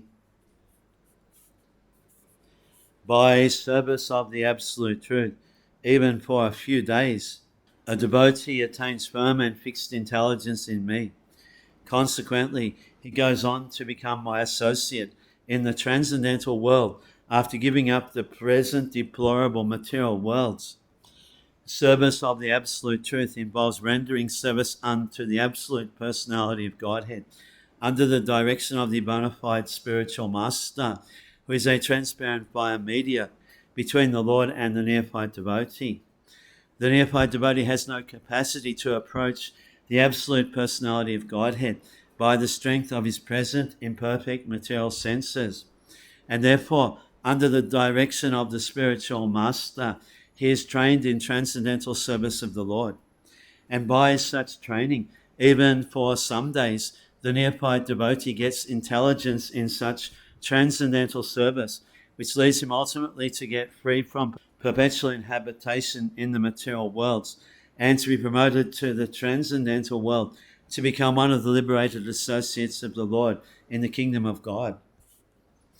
Matimai nibhadheyam na vibhadyeta kaichit prajasage nibrodhepi smritis chamadanugrahat. Intelligence engaged in my devotion cannot be thwarted at any time, even at the time of creation, as well as at the time of annihilation. Your remembrance will continue by my mercy. Devotional service rendered to the personality of Godhead never goes in vain. Since the personality of Godhead is eternal, intelligence applied in his service or anything done in his relation is also permanent. In the Bhagavad Gita, it is said that such transcendental service rendered unto the personality of Godhead accumulates birth after birth, and when the devotee is fully matured, the total service counted together makes him eligible to enter into the association of the personality of Godhead. Such accumulation of God's service is never vanquished, but increases till fully matured. Ita barukbo paramatan mahat Mutam nabho lingam alingam ishvaram Aham chatasmai mahatamahiyase Shisnavanamam Vidadhe Anukampitaha. Then that supreme authority, personified by sound and unseen by eyes, but most wonderful, stopped speaking. Feeling a sense of gratitude, I offer my obeisances unto him, bowing my head. That the personality of Godhead was not seen, but only heard, does not make any difference. The personality of Godhead produced the four Vedas by his breathing, and he is seen and realized through the transcendental sound of the Vedas. Similarly, the Bhagavad Gita is the sound representation of the Lord, and there is no difference in identity. The conclusion is that the Lord can be seen and heard by persistently chanting the transcendental sound. Namani anantasya tatrapahapatan Guyani bhadrani kritani cha asmaran Gam prayatam stustamana agata spriha Kalam pratikshan vimado vimatsaraha. Thus I began chanting the holy name and fame of the Lord by repeated recitation, ignoring all the formalities of the material world. Such chanting and remembering of the transcendental pastimes of the Lord are benedictory. So doing, I traveled all over the earth, fully satisfied, humble, and unenvious. The life of a sincere devotee of the Lord is thus explained in a nutshell by Narad Muni by his personal example. Such a devotee, after his initiation by the Lord or his bona fide representative, takes very seriously chanting the glories of the Lord and traveling all over the world so that others may also hear the glories of the Lord. Such devotees have no desire for material gain. They are conducted by one single desire, to go back to Godhead. This awaits them in due course on quitting the material body. Because they have the highest aim of life, going back to Godhead, they are never envious of anyone, nor are they proud of being eligible to go back to Godhead. Their only business is to chant and remember the holy name, fame and pastimes of the Lord, and, according to personal capacity, to distribute the message for others' welfare without motive of material gain. Ibam Krishna Mati Brahman Na Saktas Yamalatmanaha Kalaha Pradurabhut Kale Tadit Sodomaniyata. And so, O Brahman of yesterday, in due course of time, I, who was fully absorbed in thinking of Krishna and who therefore had no attachments, being completely freed from all material taints, met with death, as lightning and illumination occur simultaneously. To be fully absorbed in the thought of Krishna means clearance of material dirts or hankerings. As a very rich man has no hankerings for small petty things, so also a devotee of Lord Krishna, who is guaranteed to pass on to the kingdom of God, where life is eternal, fully cognizant and blissful, has naturally no hankerings for petty material things, which are like dolls or shadows of the reality and are without permanent value. That is the sign of spiritually enriched persons. And in due course of time, when a pure devotee is completely prepared, all of a sudden the change of body occurs, which is commonly called death. And for the pure devotee, such a change takes place exactly like lightning, and illumination follows simultaneously. That is to say, a devotee simultaneously changes his material body and develops a spiritual body by the will of the Supreme. Even before death, the pure devotee has no material affection due to his body being spiritualized like a red-hot iron in contact with fire. Prayujamani maitam shudham bhagavatim tanum arabha kama nirvano nyapatat panchabhotikaha. Having been awarded a transcendental body befitting an associate of the personality of Godhead, I quit the body made of 5 material elements, and thus all acquired fruitive results of work, karma, stopped. Informed by the personality of Godhead that he would be awarded a transcendental body befitting the Lord's association, Narad got his spiritual body as soon as he quitted his material body. This transcendental body is free from material affinity and invested with three primary transcendental qualities, namely eternity, freedom from material modes, and freedom from reactions of fruitive activities. The material body is always afflicted with these three inebrities. A devotee's body becomes at once charged with the transcendental qualities as soon as he is engaged in the devotional service of the Lord. It acts like the magnetic influence of a touchstone upon iron. The influence of transcendental devotional service is like that. Therefore, change of the body means stoppage of the reaction of three qualitative modes of material nature upon the pure devotee. There are many instances of this in the revealed scriptures. Dhruva Maharaj and Prahlad Maharaj and many other devotees were able to see the personality of Godhead face to face, apparently in the same body. This means that the quality of a devotee's body changes from material to transcendence. That is the opinion of the authorized Goswamis by the authentic scriptures. In the Brahma Samhita, it is said that beginning from the Indra Gopa gem up to the great Indra, king of heaven, all living beings are subjected to the law of karma and are bound to suffer and enjoy the fruitive results of their own work. But only the devotee is exempt from sinful reaction by the causeless mercy of the Supreme Authority, the personality of Godhead. Kalpantaidam hadaya shainayam basyudan bataha shisha yishur anupranam viveshanta ham vibho. At the end of the millennium, when the personality of Godhead, Lord Narayan, lies down within the water of devastation, Brahma begins to enter into him, along with all creative elements, and I also enter through his breathing. Narad is known as the son of Brahma, as Lord Krishna is known as the son of Vasudeva. The personality of Godhead and his liberated devotees, like Narad, appear in the material world by the same process. As it is said in the Bhagavad Gita, the birth and activities of the Lord are all transcendental. Therefore, according to authorized opinion, the birth of Narad as the son of Brahma is also a transcendental pastime. His appearance and disappearance are practically on the same level as that of the Lord.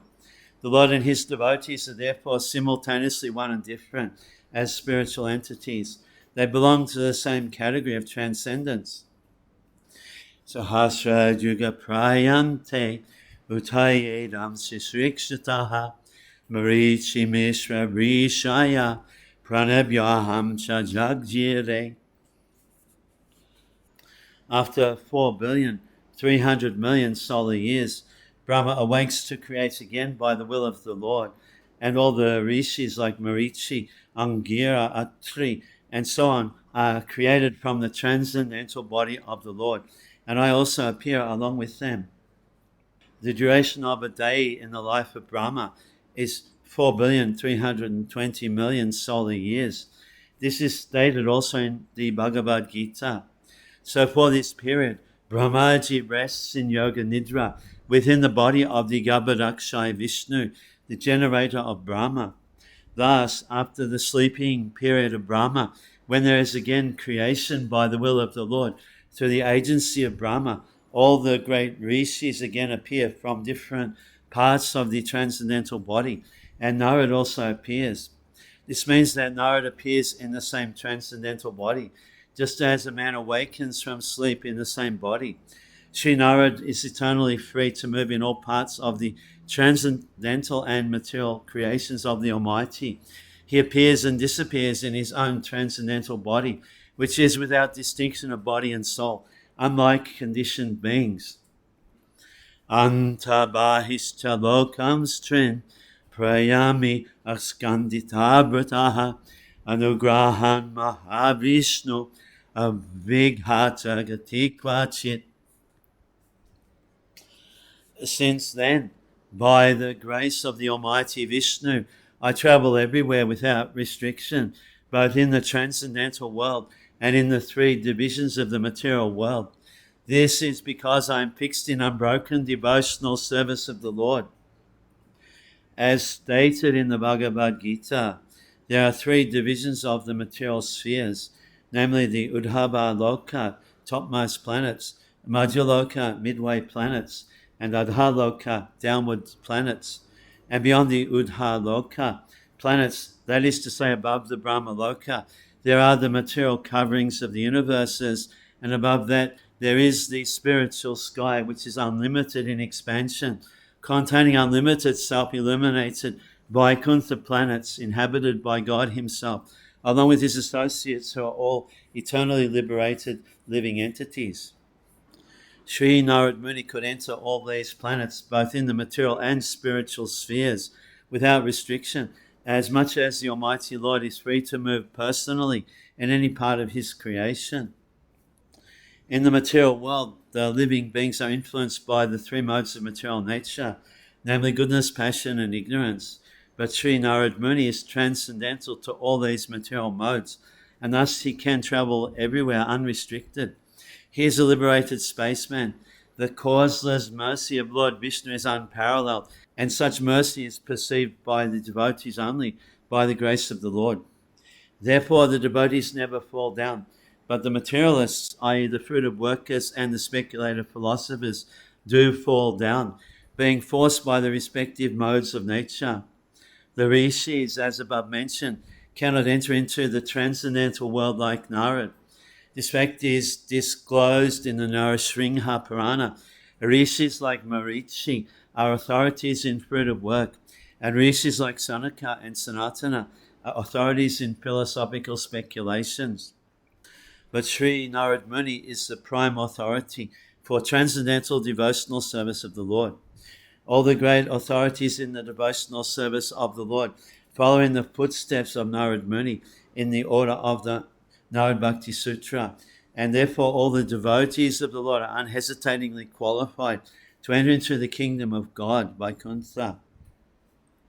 Devadhatamimam vinam swara brahma vibhusitam murchayit baharikatam gayamanastramyaham.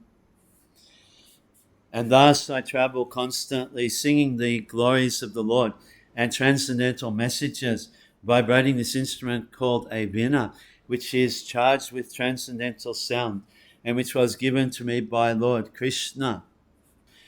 The musical string instrument called the veena, which was handed to Narad by Lord Sri Krishna, is described in the Linga Purana, and this is confirmed by Srila Jiva Goswami.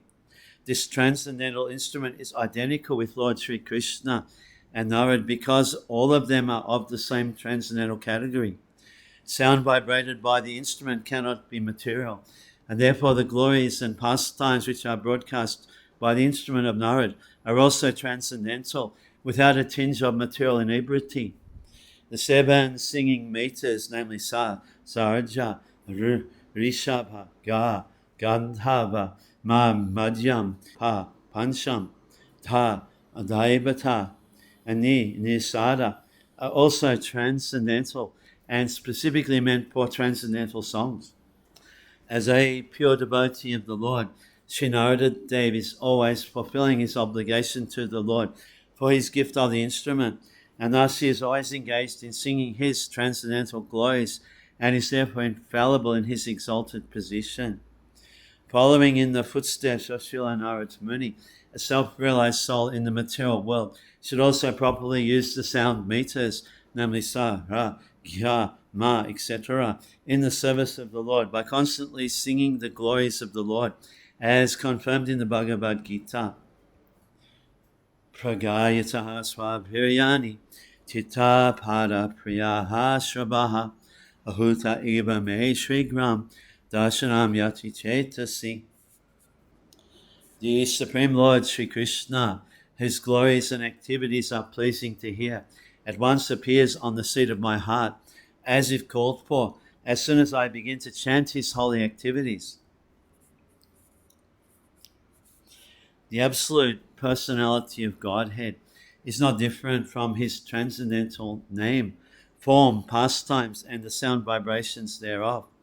As soon as a pure devotee engages himself in the pure devotional service of hearing, chanting, and remembering the name, fame, and activities of the Lord, At once he becomes visible to the transcendental eyes of the pure devotee by reflecting himself on the mirror of the heart by spiritual television. Therefore, a pure devotee who is related with the Lord in loving transcendental service can experience the presence of the Lord at every moment. It is a natural psychology in every individual case that a person likes to hear and enjoy his personal glories enumerated by others. That is a natural instinct.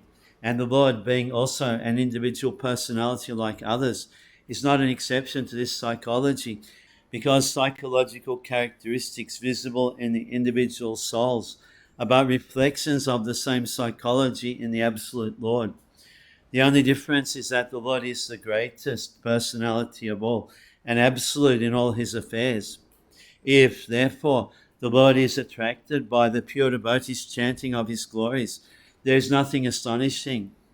Since he is absolute, he can appear himself in the picture of his glorification, the two things being identical. Srila Narad chants the glorification of the Lord, not for his personal benefit, but because the glorifications are identical with the Lord.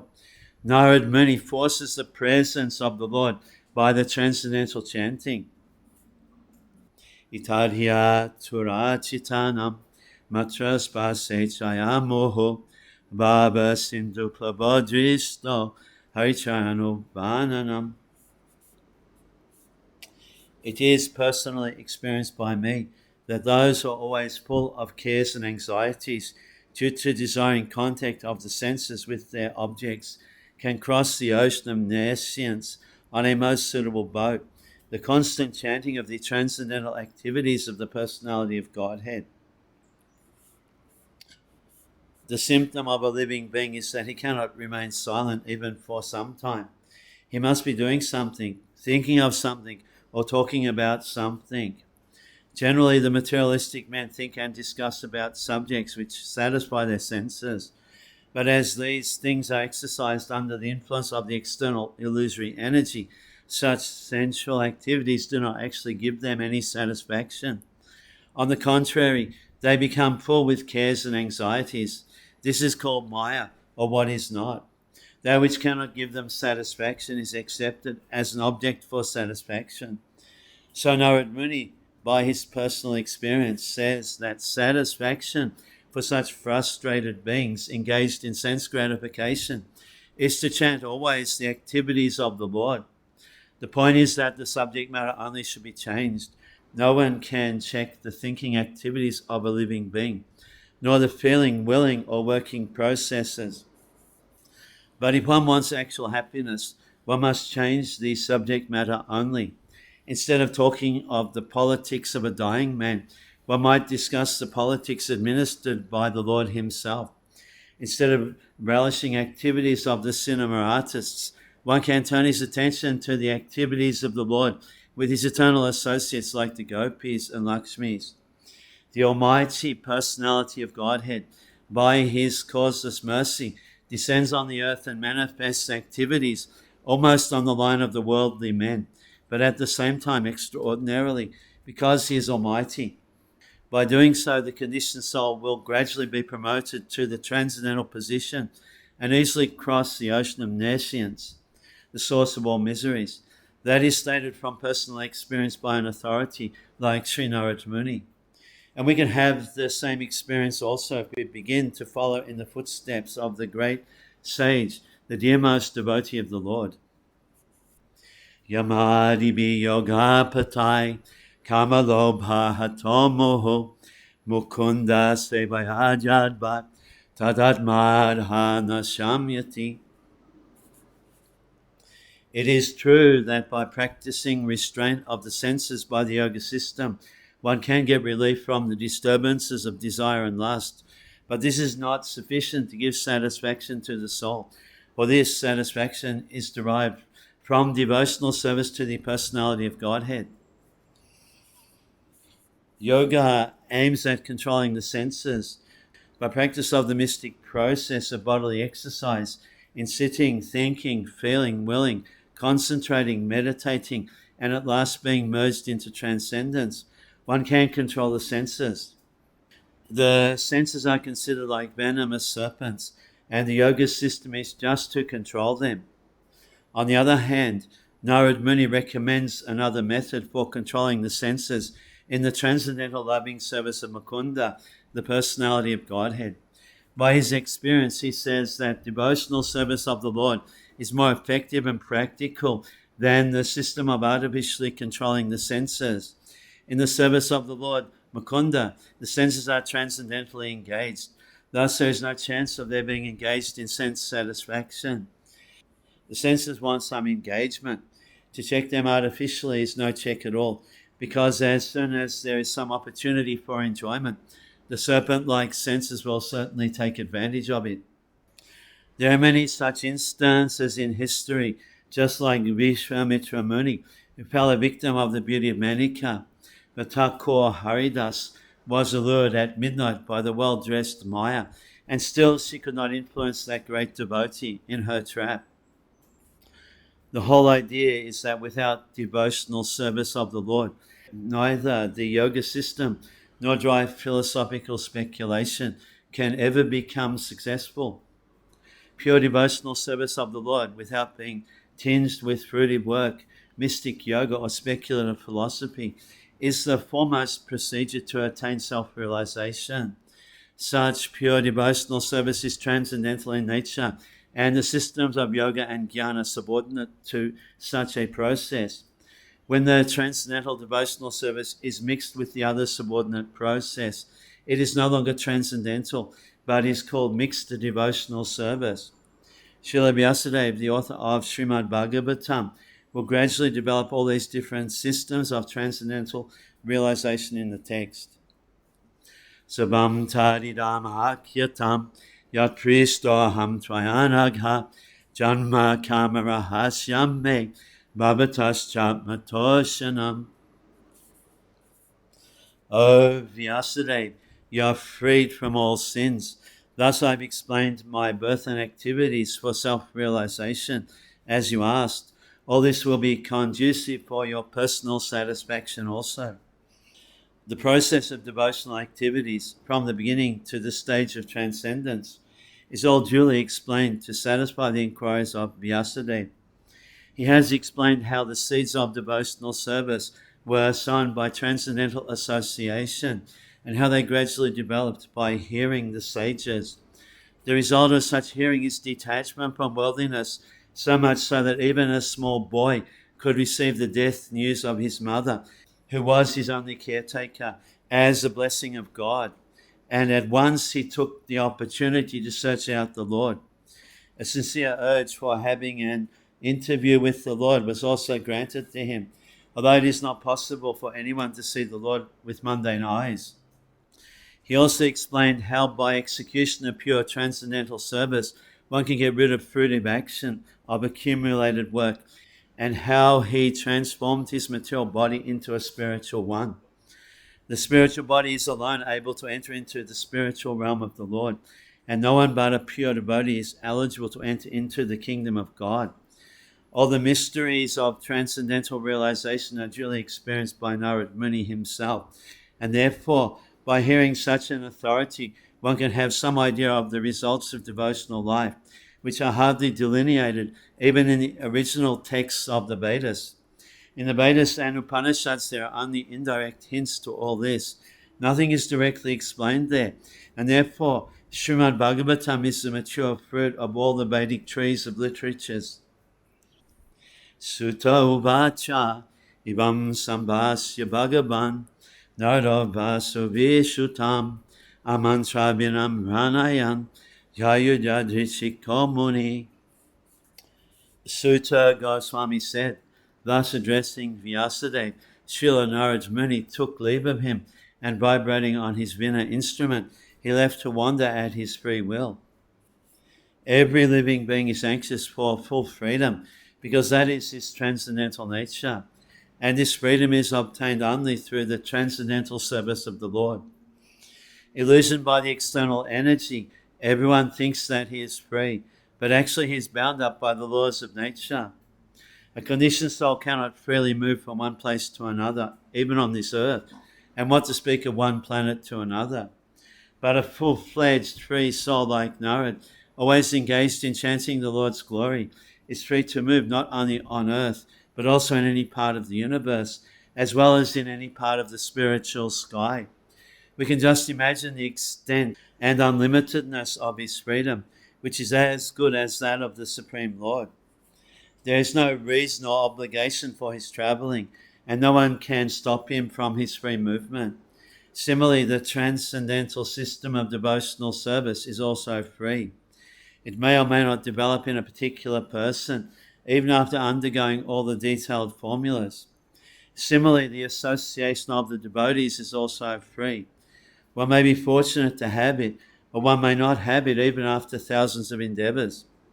Therefore, in all spheres of devotional service, freedom is the main pivot.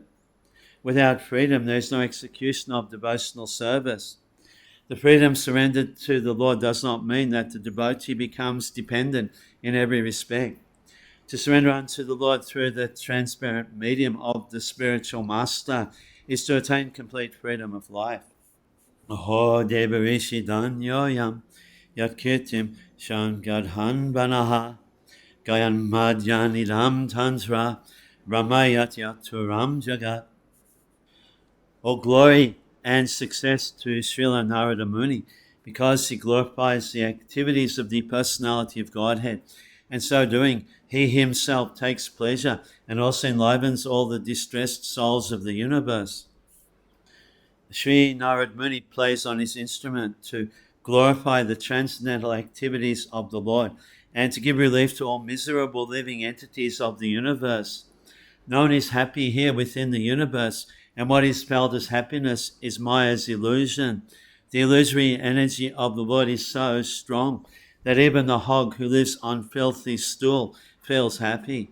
No one can be truly happy within the material world.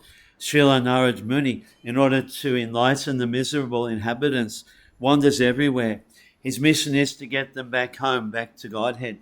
That is the mission of all genuine devotees of the Lord, following in the footsteps of that great sage. Thus end the Bhaktivedanta purports of the first canto, 6th chapter of Srimad-Bhagavatam, entitled Conversation between Narad and Vyas.